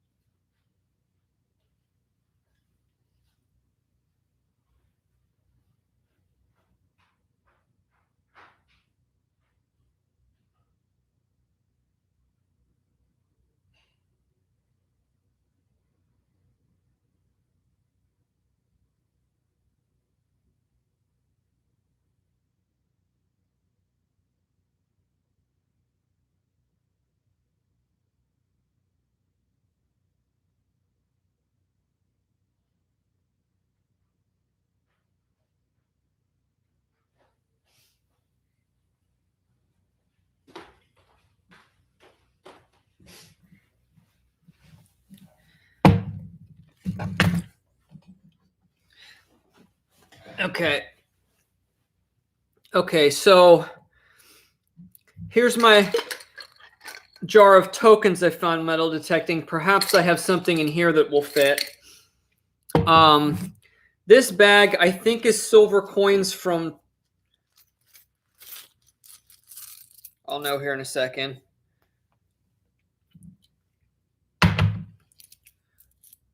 Okay, yeah, this is a barber dime that I dug that was in a fire.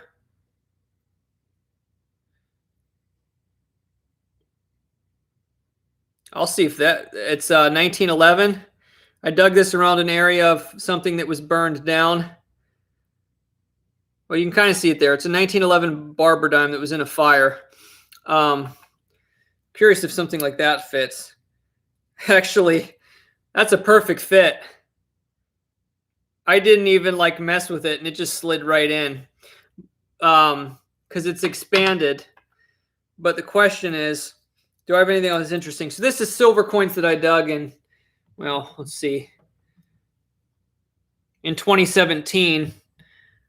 Yeah, this was silver coins I found in 2017. They got Walking Liberty half.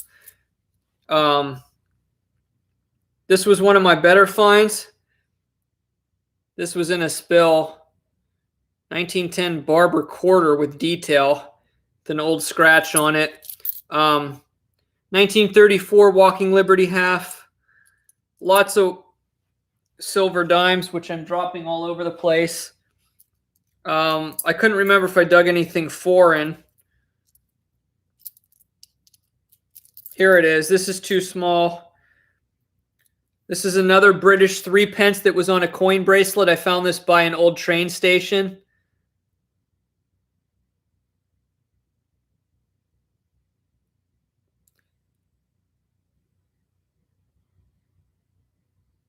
Anyway, I can't show it up close. I showed the other one before, but this was on a coin bracelet. I dug that by a really old train station.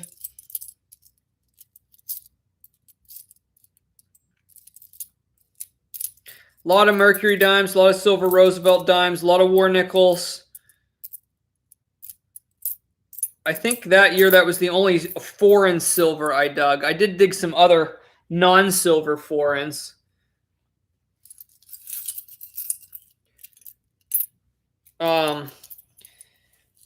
So that's my haul of silver from 2017. If I can get it all back in this bag.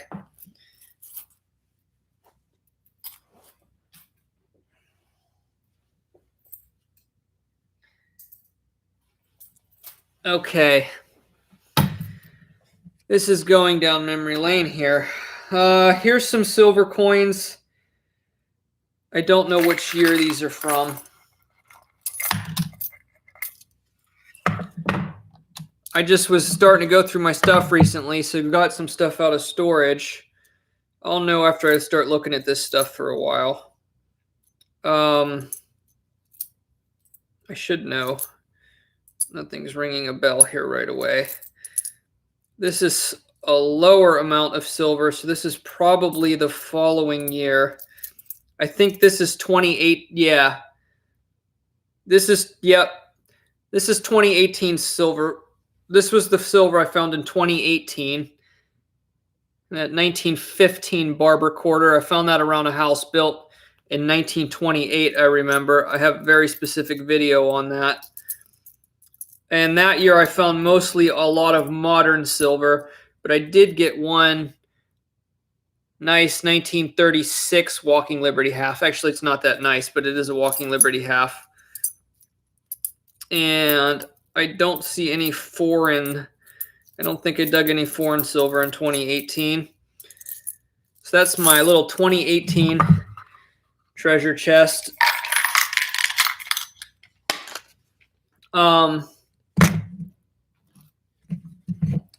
I'm going to take a brief glance at the tokens, but let me know what you all think. That, I tell you,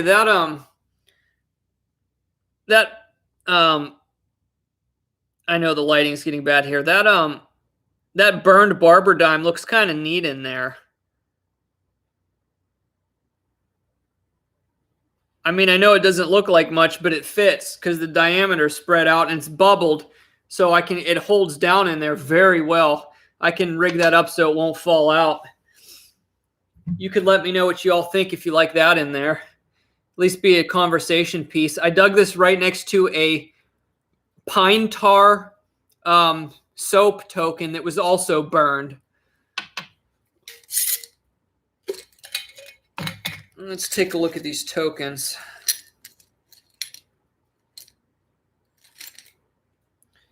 That's bigger than a penny. Yeah, most of the tokens are larger. Most of the tokens are going to be larger. But so many of them. Oh, here, I'll show you this if I can get it out. I've got square tokens in here too. A lot of old ones. These are so cool. Which one was this for? Yeah, Colgate something cream. Colgate used to make more than just toothpaste. There's like the old square tokens.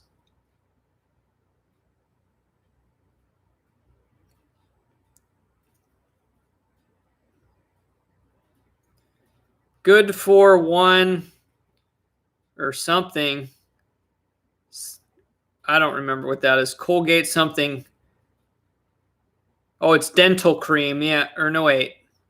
Yeah, Colgate dental cream.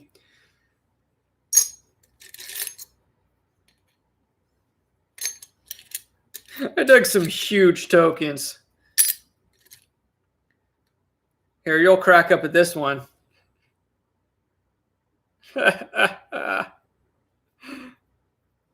When I saw that side, I about died.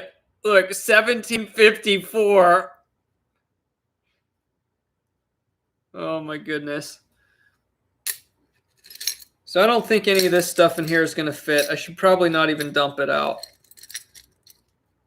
Some of this is all chewed up.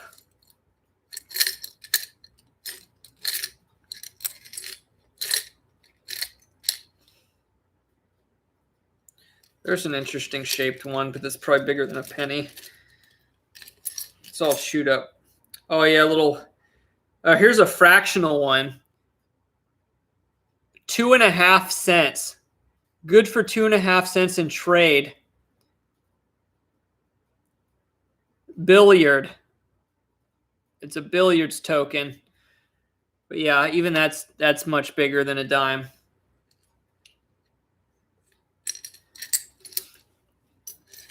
Yeah, the barber dimes, like, it's going to be the same as a mercury dime. It's just going to be a little bit of a gap.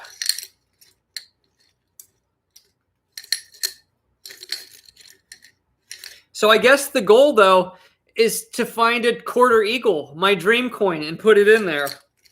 So that's going to have to be it. But I will look through my foreign coins and see if there's anything that's going to look better in there than this burned barber dime.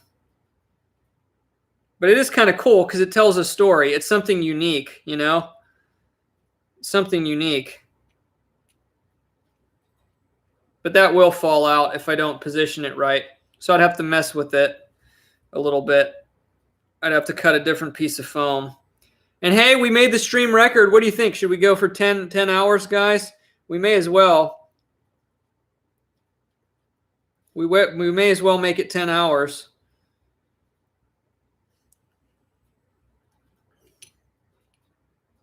Yeah, it's going to fall out like that. It was better the other way. It is kind of cool having this burned barber dime on display. That would be very cool. And I don't have to worry about it getting damaged. It's already annihilated.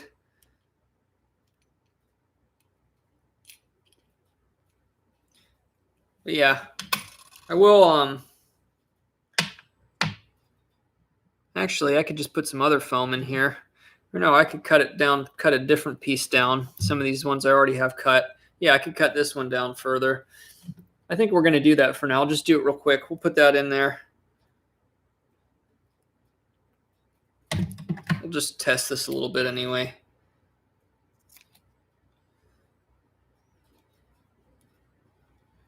Test this a bit. I got to cut this down that way too. Hey, looks pretty good. We are pretty good at this.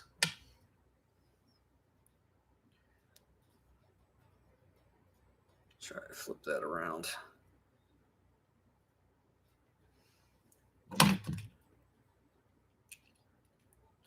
Yeah, it's still a little bit bulging there. It's a little on the thick side.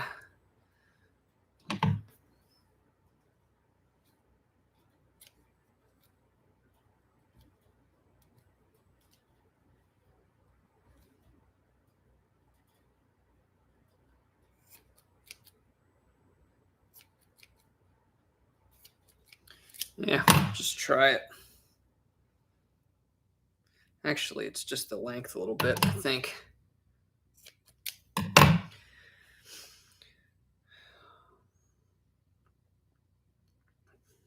Could try sideways on this one. It's probably not going to make much of a difference for this dime. Yeah, I'm going to try to get it to stay in there a little bit better, though.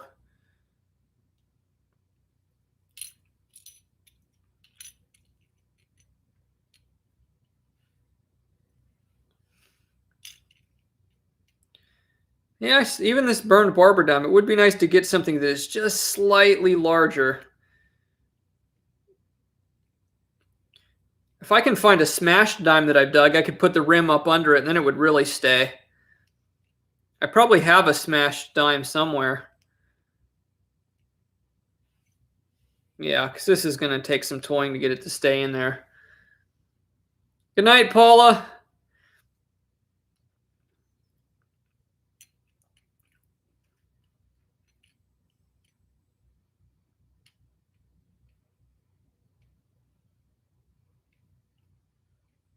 I got an idea. If I balloon it out higher on one side, I could really get that to work.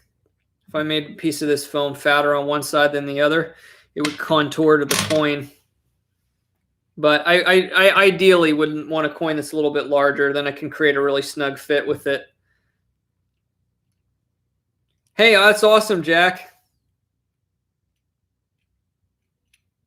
But I can still display it like this. I mean, it'll stay in there. It's just, just fall out easy.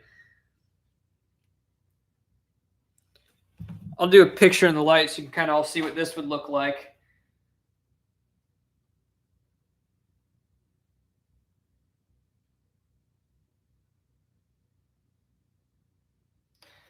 Obviously, the coin's not going to look anywhere near as good as the other one, but it would look something like that. It tells a story anyway. It's pretty crazy how that was burned.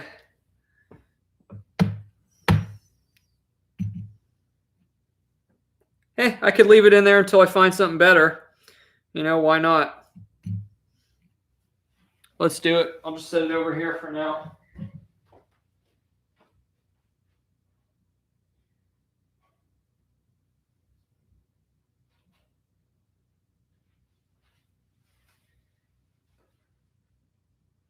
I can do them both next to each other.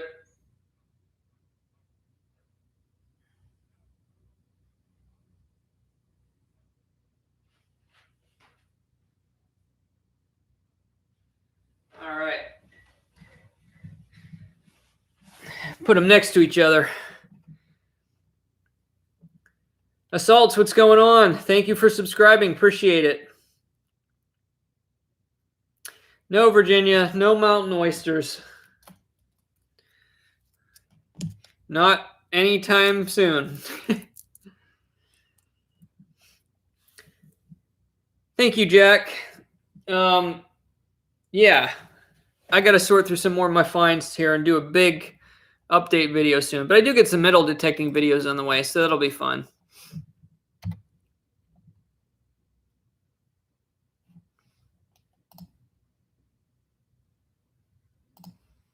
We've been streaming for 9 hours and 40 minutes. What are we doing tonight? We've done a lot. We've been making displays out of metal detecting finds, eating spicy foods, eating regular foods because I've been here a long time. Took a motorcycle driver's test, practice test, which I passed. We did so much, I can't remember everything. We're just hanging out now, though. I'm getting ready to go here soon. Somebody better super chat when I get to 10 hours.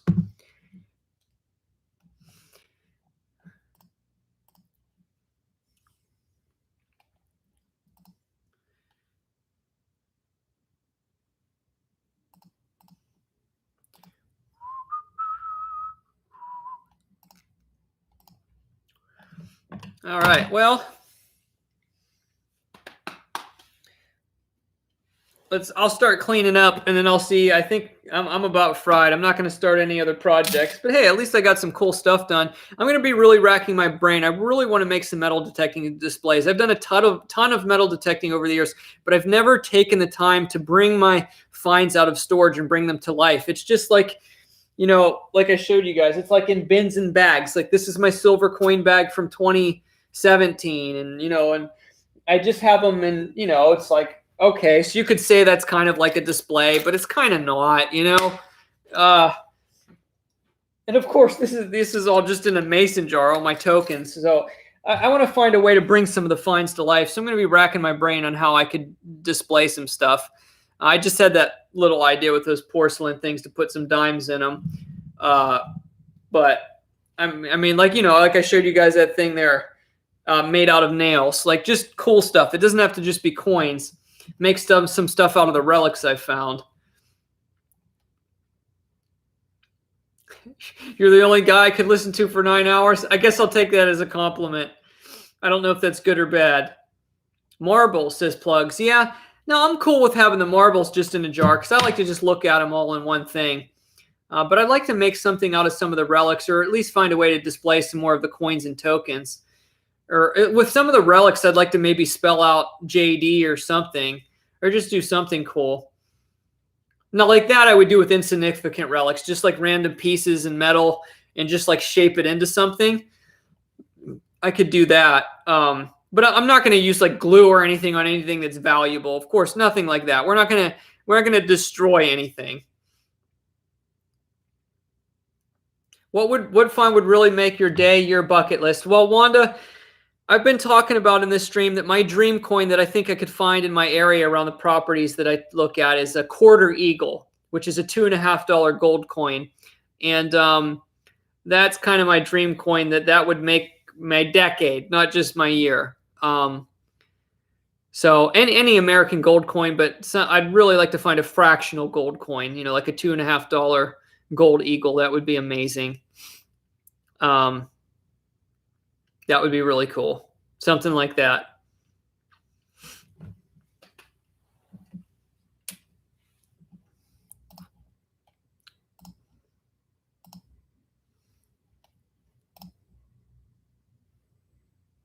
Where might I find it?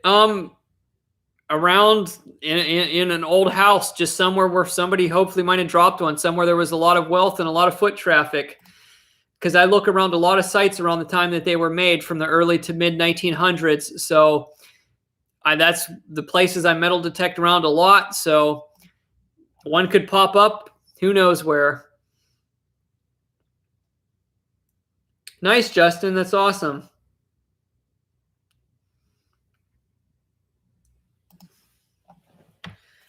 I really got to start cleaning up here.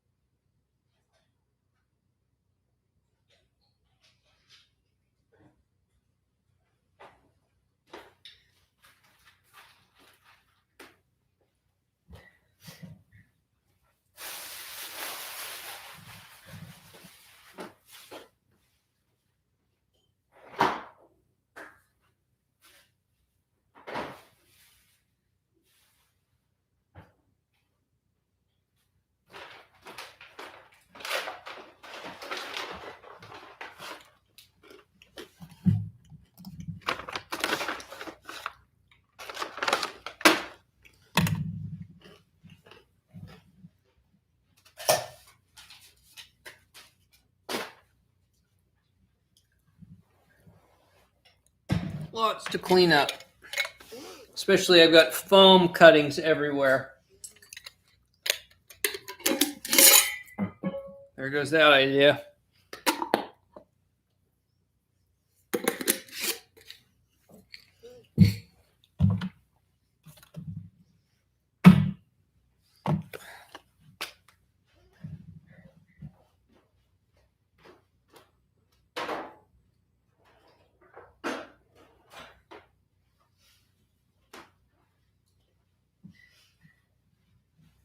Okay, I got all that, so I can put all this away.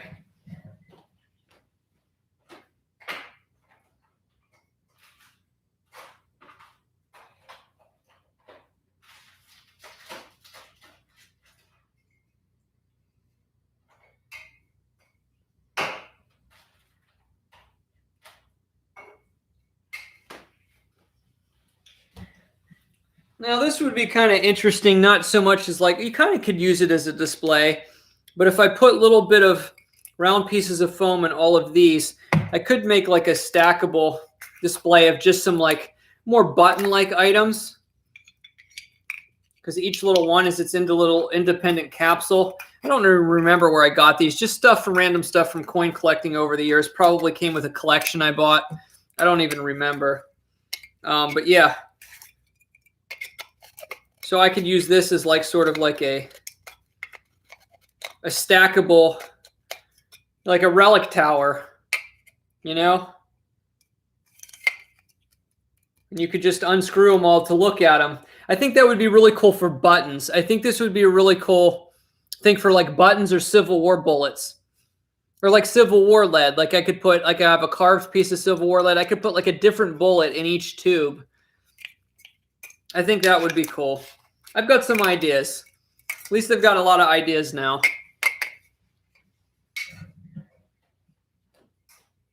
I'm going to leave these out. And I'll set them over here.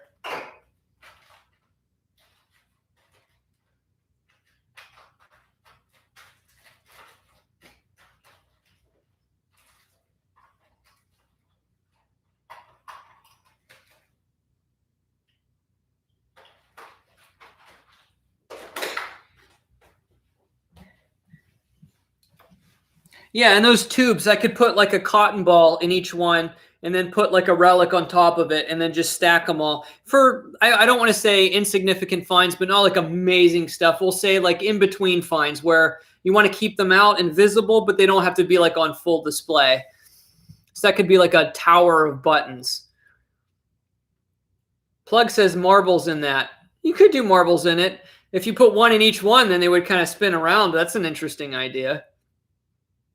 Plan to detect at your river stream area. No, because it's an urban stream and it's a really steep bank and the water's very deep also. It's all just trash. I live downstream from like a grocery store and like a bridge, and it's just absolute trash. I mean, like I showed you all earlier.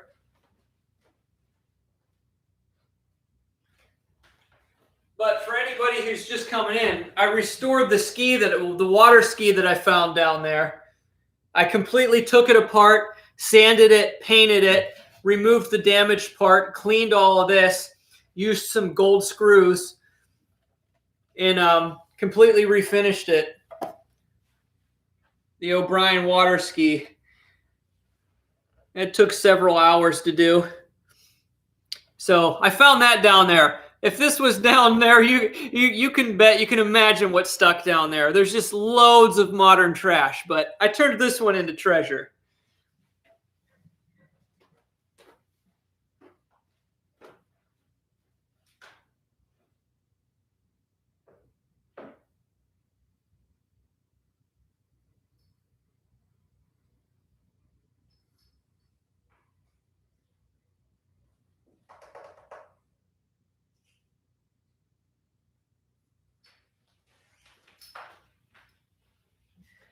Somebody was asking earlier in the stream before. I forgot I separated all these and separated them out. Somebody asked me what my best Coinstar finds were.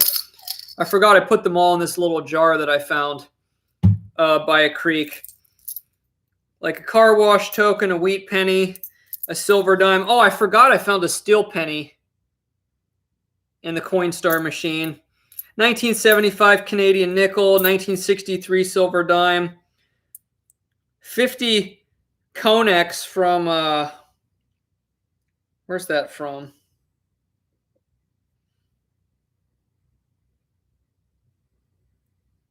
I don't remember exactly where those ones are from.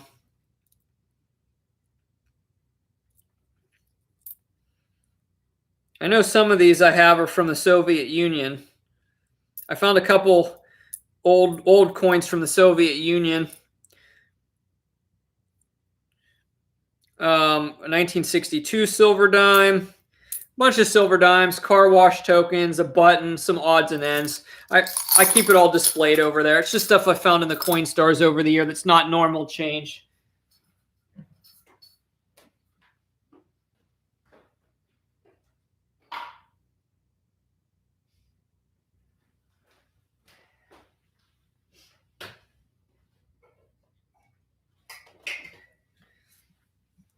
So plugs like that I did. What do you say? One marble in each one, and then they would all roll around. I don't know. That might drive me nuts. Yeah, you could do it. I think it would work better as a button tower. I have an idea. I can visualize the like piece of cotton and each one with the relic sitting on top and then screw it in. I can visualize that. I can definitely visualize that. Well, I don't know. We'll use it for something. Steel pennies. The steel penny's 1943. If you have a 1944 steel penny, you're rich. Those are super rare. The 1943s are very common. They're worth like 50 cents in good shape.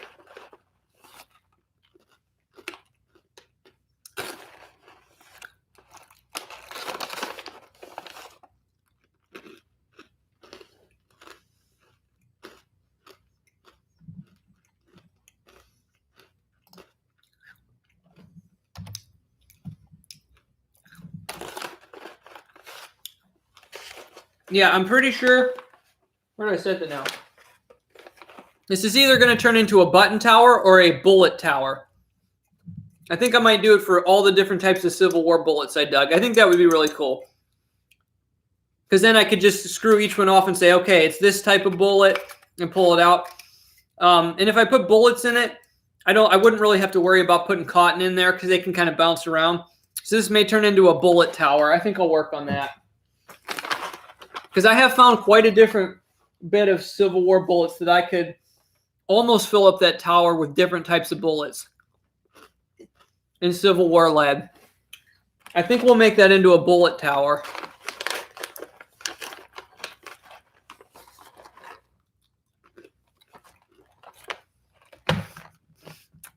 Welcome back, Kelly. We are 4.5 minutes away.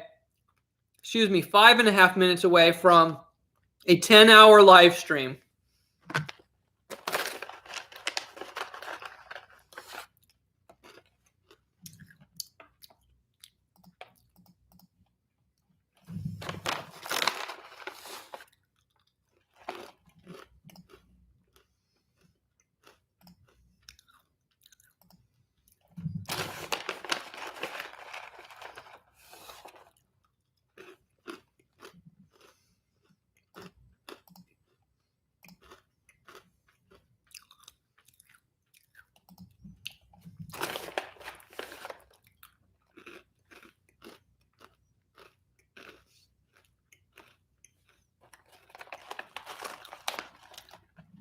That's awesome. The spot with bird dog, I find Civil War leather. It falls out of the bank when it floods. That's amazing. That's amazing.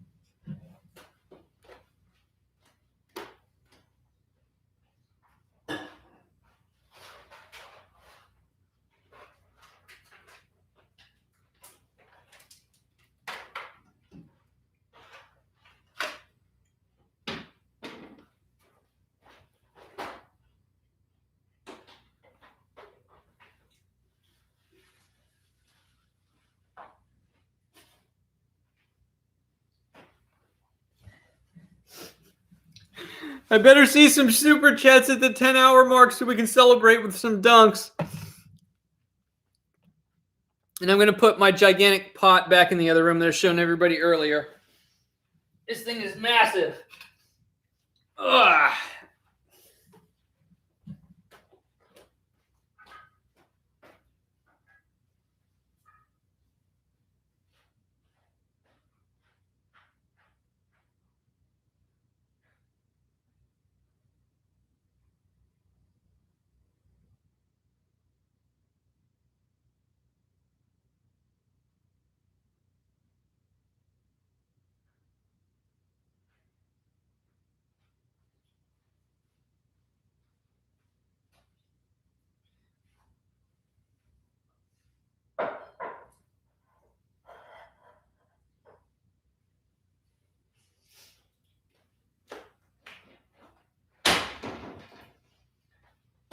All right.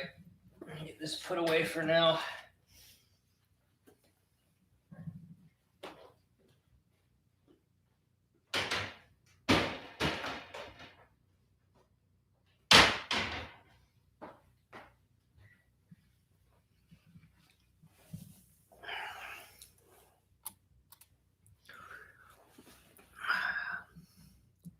Celebrate with hot nuts. Now I think I'm good. I think those hot nuts, I might have cut my back of my mouth open a little bit and got that spice in there. A little rough back there.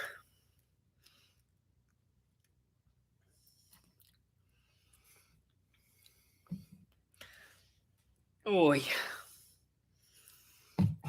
So much cleanup.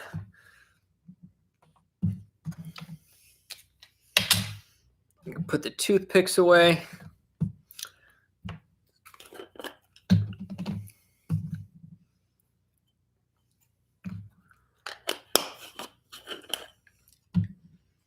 Man, we made a mess there toward the end. All for a good cause. Oh, we're a minute away from 10 hours. And I'm going to stay a little bit longer because the YouTube kind of trims the streams like slightly a bit. Sometimes it's a minute. It's hard to tell like the actual time that it makes the stream. So we always got to wait at least a minute over to make sure it shows up as 10 hours. But yeah, it's supposed to be 10 hours officially in 45 seconds. Woohoo! I mean, I got my diagrams, everything. We got the measurements for my wall in the kitchen, my blueprints for trying to save the oven outside from collapsing. I mean, we solved a lot today. We made some metal detecting art. I ate some spicy stuff. We did some crazy stuff. We got some dunks in. I went shopping. I got a lot of errands done. Camera back down here. 5, 4, 3, 2, 1. 10 hours.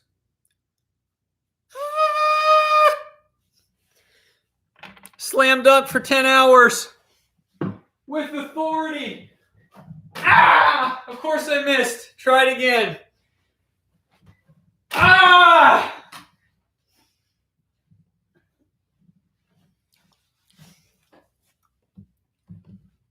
And I'm still cleaning.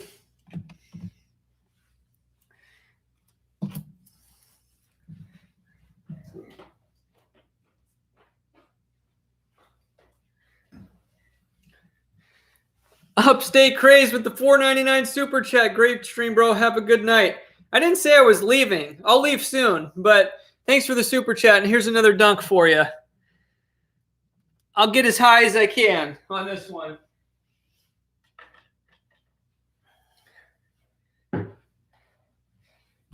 Ah!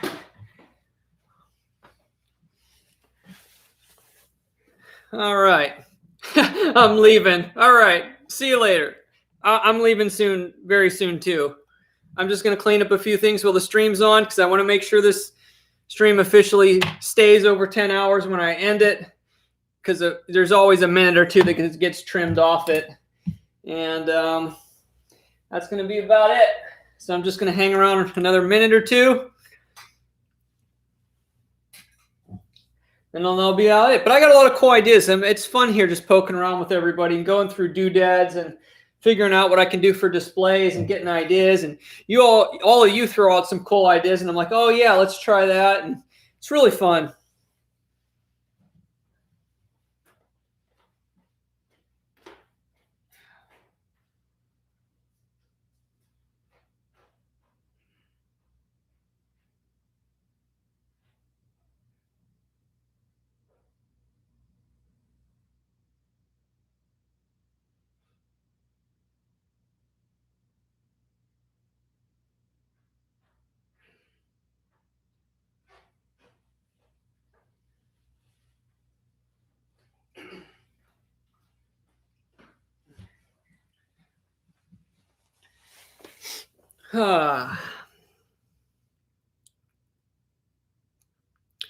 Too easy. Time to hang the hoop in the AC vent. There you go. Oh my goodness. I can't jump that high. I'll have to get a trampoline. Let's not get any ideas. There's going to be no trampolines, okay? Don't even get that out of your head. And next stream there'll probably be a trampoline. Alegria DJ with the $5 super chat. Thank you very much. Let's do another dunk.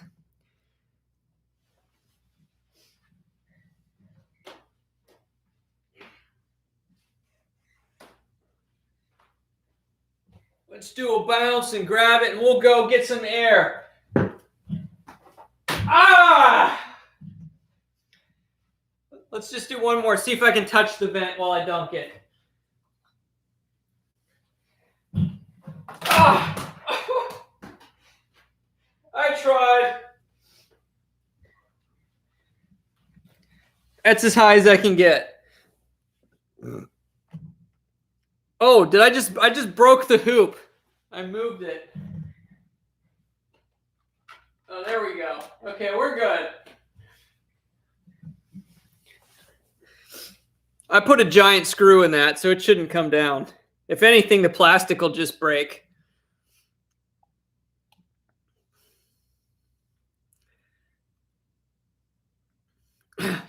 Chocolate-covered cicadas. Ooh.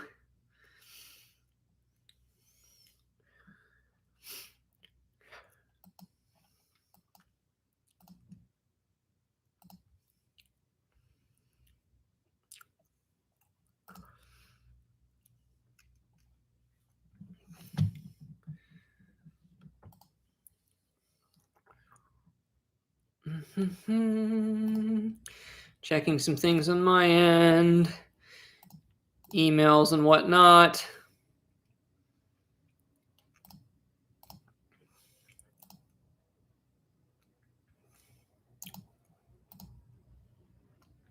Trampoline GoFundMe starts now. There you go. My mom has one of those rebounders. I could steal it from her place. No, she uses it. She would not like that if I stole it.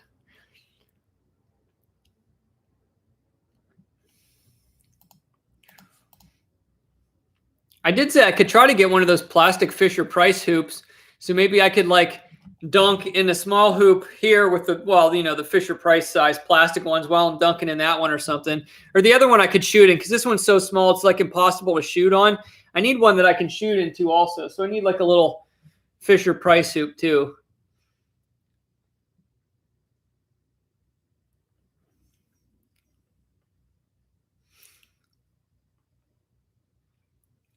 Tyler Evans said, I wanted to be a school or city bus driver or truck driver as a kid. How about everyone else?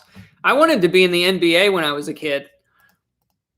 So I guess that would be no surprise to anybody. I was an NBA wannabe when I was a kid. I always envisioned myself being in the NBA.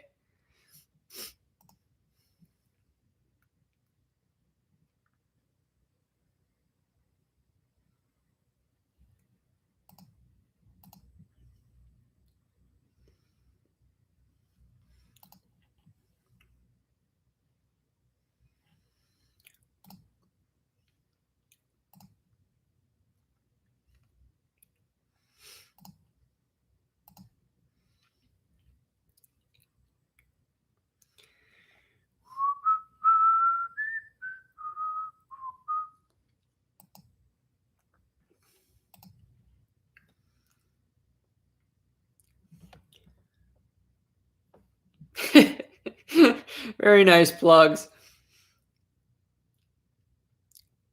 And banana pills on the floor for a challenge course. There you go. Put a banana peel on the trampoline. That's even better yet.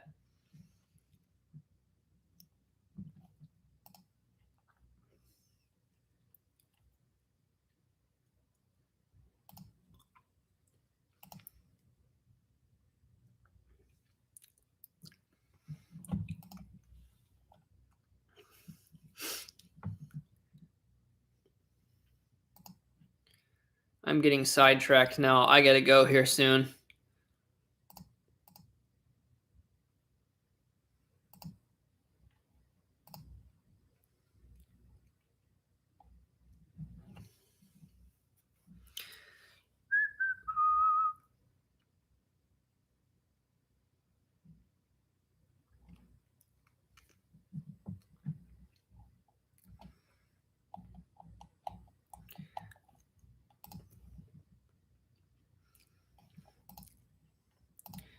Okay.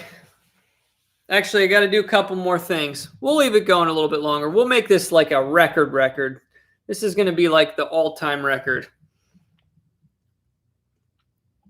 No, I might stick this out. Wait to see if the night owls come out. Maybe I should probably leave the stream running while I shower, because I'm definitely going to shower tonight. Kelly said you got to be exhausted. Yeah, I'm just now getting tired. I had energy the whole time. I've had a lot of energy lately. It's like the more you do, the more energy you have. It's kind of one of them weird things, weird paradoxes. Yeah, maybe. I think the YouTube streams can go for up to 12 hours before it starts a new stream ID. So I should go for close to 12 hours. No, not really. But I do got to shower, and I got to clean a couple things first. So I'm going to clean a couple things first, and then maybe I'll let the stream going. 2:10 p.m. there in Japan. Yeah, there you go. You're not on any time constraints unless you got to be somewhere. So somebody should super chat at least 99 cents while I'm in the shower, so I can be happy that I made money while I was in the shower. That would be like a life dream come true.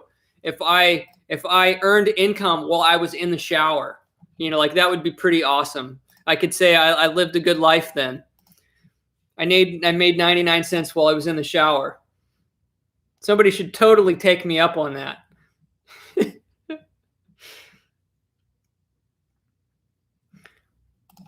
Okay, but I got to do one thing real quick, because I put my turkey in the fridge earlier, my ground turkey, but I didn't put it in a container and seal it. I need to do that now because I can't leave it like that overnight. So Operation Turkey Conservation.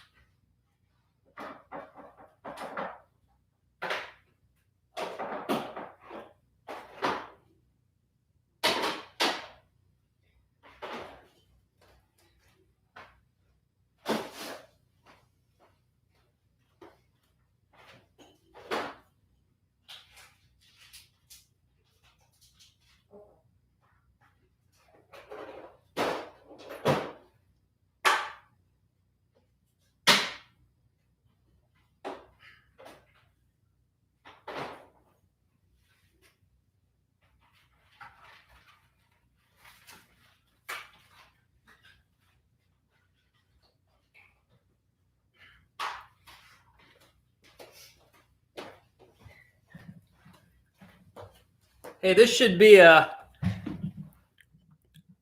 should start the next stream like this.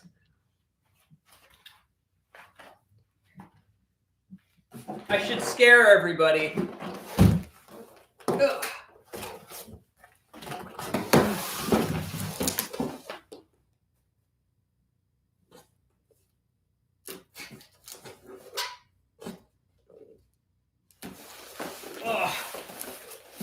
Get out now.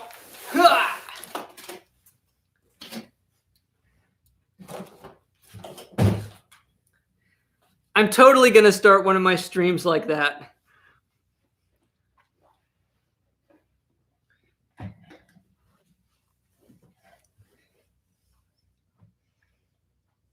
Okay.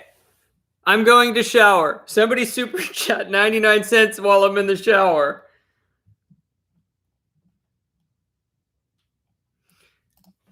All right. We're going to leave the stream running.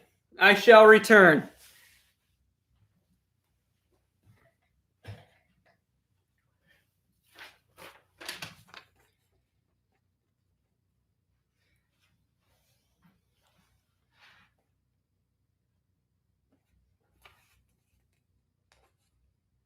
There we go.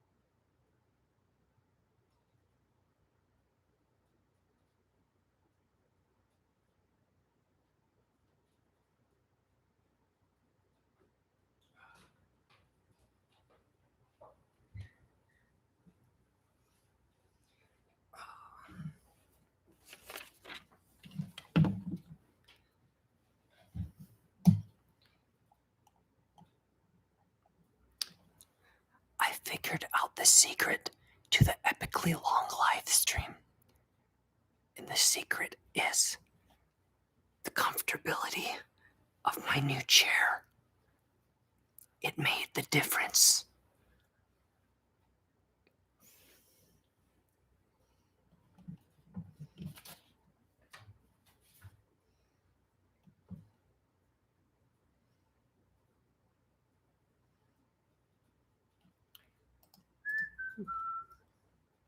Nobody sent a 99-cent super chat, so I couldn't say I made 99 cents while I was in the shower. So disappointed in you all.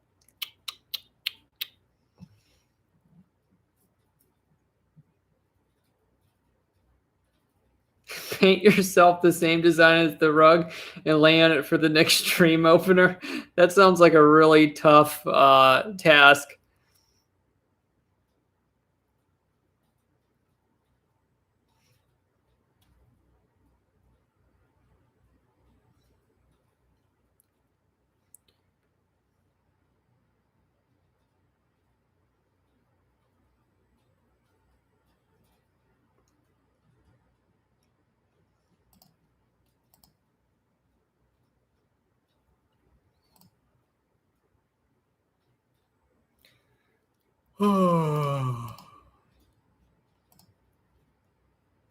Hi, Shamar. How are you? Well, that is a specimen. What just landed on my window? That is one funky looking. Oh, you're not going to be able to see this. Oh, yeah, there you can kind of see it. What is that?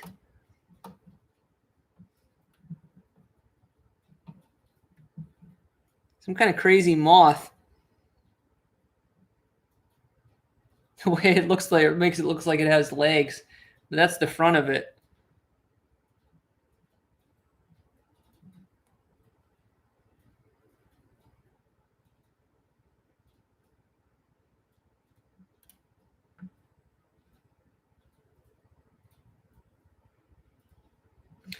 That's kind of odd.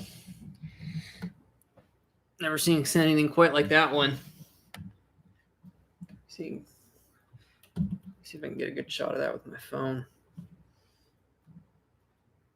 No, too much glare. No, maybe. I might be able to get that there. It's the lights. Turn the lights out. The lights out. It's late. Gotta turn the lights out. Well, that was dumb. Now my phone won't focus. Let's try one light. Oh, there we go. We might be onto something.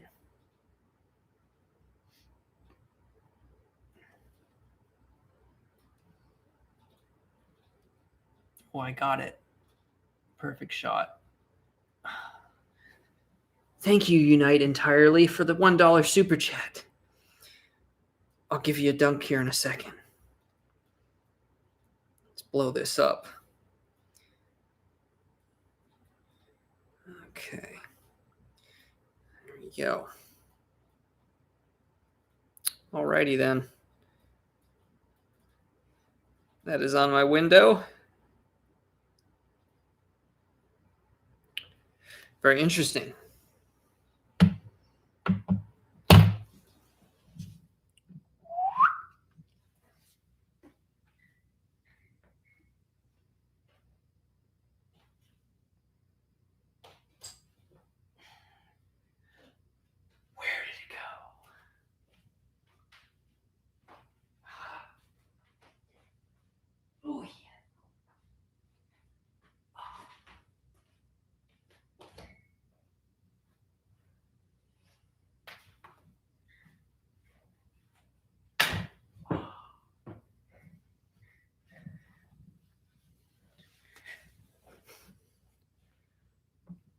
It's not a spider. It's some kind of crazy moth with some horns on it.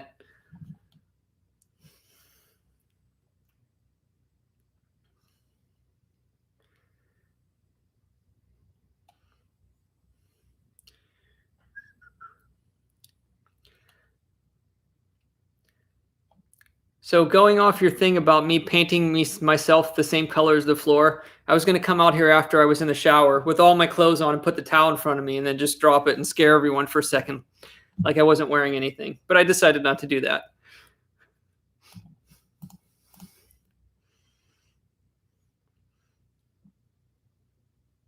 I don't want to bring it in the house because then what am I going to do with it? I'll hurt it if I go try to pick it up.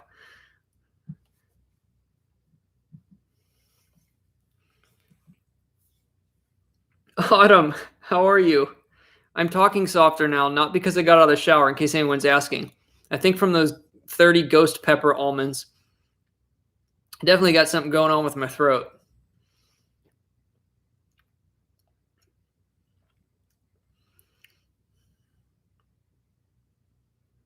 I like moths. Moths are cool. I like the big Luna moths. We are now at 10 hours and 10 hours and 28 minutes into the stream, almost 29. Any new relics on my property, says Unite Entirely. From the last video, hunting the edge of my yard and the neighbor's yard, nothing since the old Western kid's belt buckle and the badge. At the farmhouse, I've pretty much hunted that out. I doubt I'd ever find anything there. But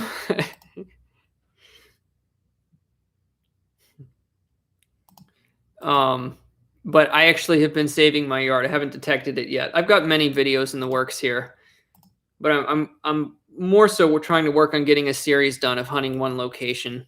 Just a fun video where there's a lot of targets, and it should be a 3 or 4 part video and at least an hour long. So I'm gonna aim to hopefully have that released here within like a week or two, and I might get some other stuff up before then. We'll see. Yes, EJ, still working in this house here. Some of the stream I was actually going over, trying to figure out what I wanted to do with one of the walls in here, and getting. We've done a lot of collaboration tonight with the viewers, trying to brainstorm some stuff. We were even identifying plants, and I've got this tore apart because I'm patching some of the wall here and getting ready to repaint the rest of that room. That's why I have stuff all thrown around there. A lot's happening. A lot is happening. EJ, and yes, I'm still doing some metal detecting. I don't do as much in the summer, and I've been taking a pretty large break, just doing some here and there. I did quite a bit of detecting toward the end of winter, but I haven't done much over the last few months, but I have gotten out a few times. I posted a couple videos on and off, but not within the last few weeks, and then I've got a few more on the way. But today, I just ended up doing an epically long live stream. We did some metal detecting art. Took a motorcycle test. We've done so much. I've been here for 10 hours. I can't believe I've been here for 10 hours. I haven't gone crazy. I mean, I haven't live streamed for 3 weeks. I had to make up for it, right? I had to make up for my absence.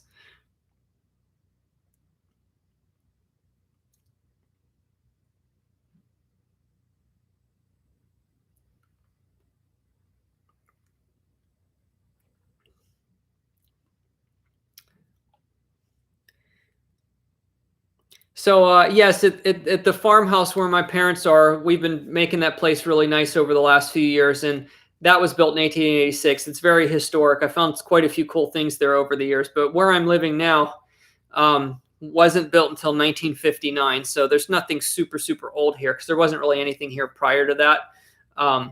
But yeah, I still think I'll find some cool stuff in the yard. On the side yard, you know, I've already found a wheat penny.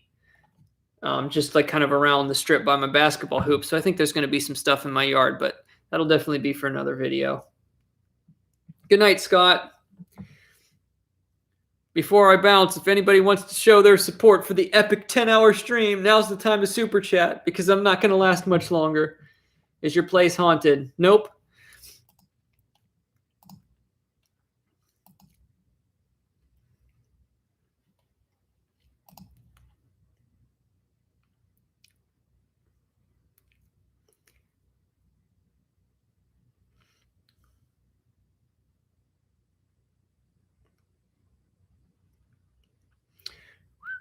Yeah, that moth thing's still on Oh, I see. That what I thought is a void in the middle. No, that's not its head. That's a very odd looking thing.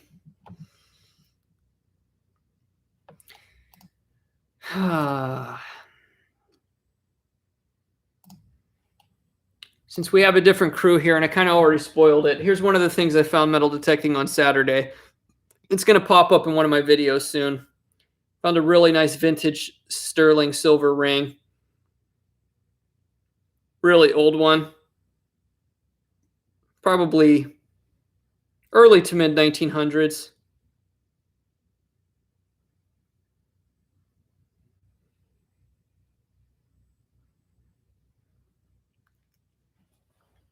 Autumn, the abloon is officially dead and gone. So that was my recent nice detecting find.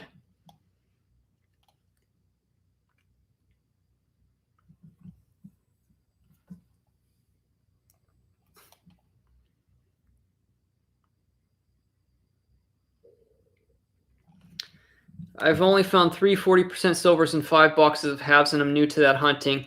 I mean, that's still better than nothing. That's actually not horrible because there can be really bad dry spells sometimes. So 3 silvers and 5 boxes, yeah, that's, I mean, not super fun, but hey, it's better than 5 skunk boxes. It's actually not too bad, especially as the hobby gets a little more popular and as the years go by, it just does get a little more difficult to find silver. So actually, any silver is a good time.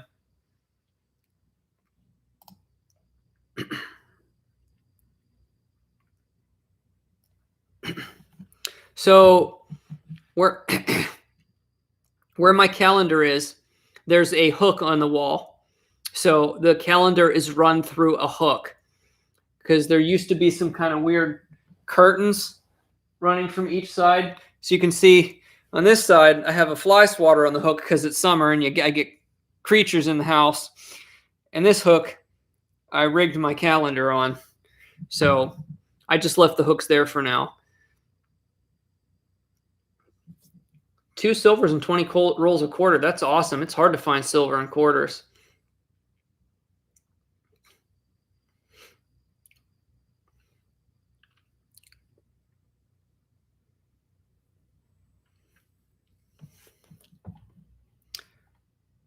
All right, guys. I think this is it. We have officially come to an end. It is time to say goodbye. So it looks like I'll give you all. We'll do a warning here. I'm going to end the stream in like 2 to 3 minutes because I want to call this here. So this is last call. Let me make sure I have. Let's look at the super chat list here.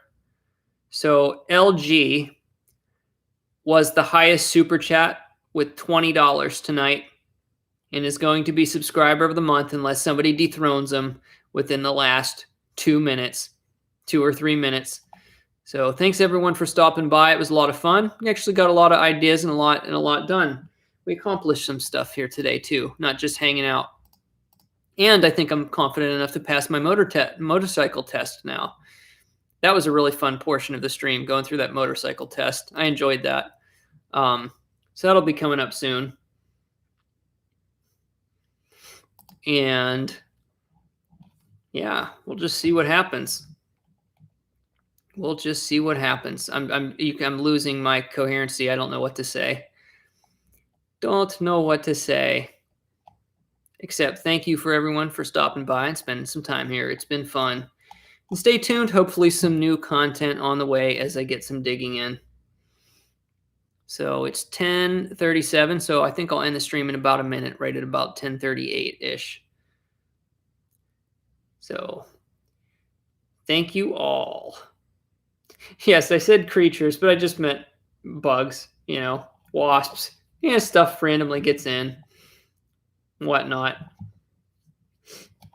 I still can't get that red fox on camera outside here in my backfield. Those things are so sly and quick.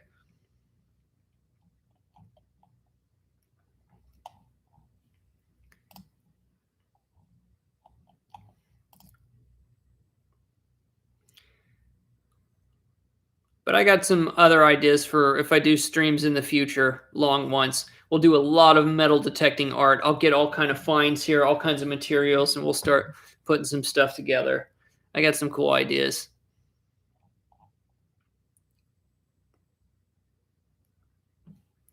All right, guys. That's it. I'm out. Have a good night, and I'll see you on the flip side. Goodbye.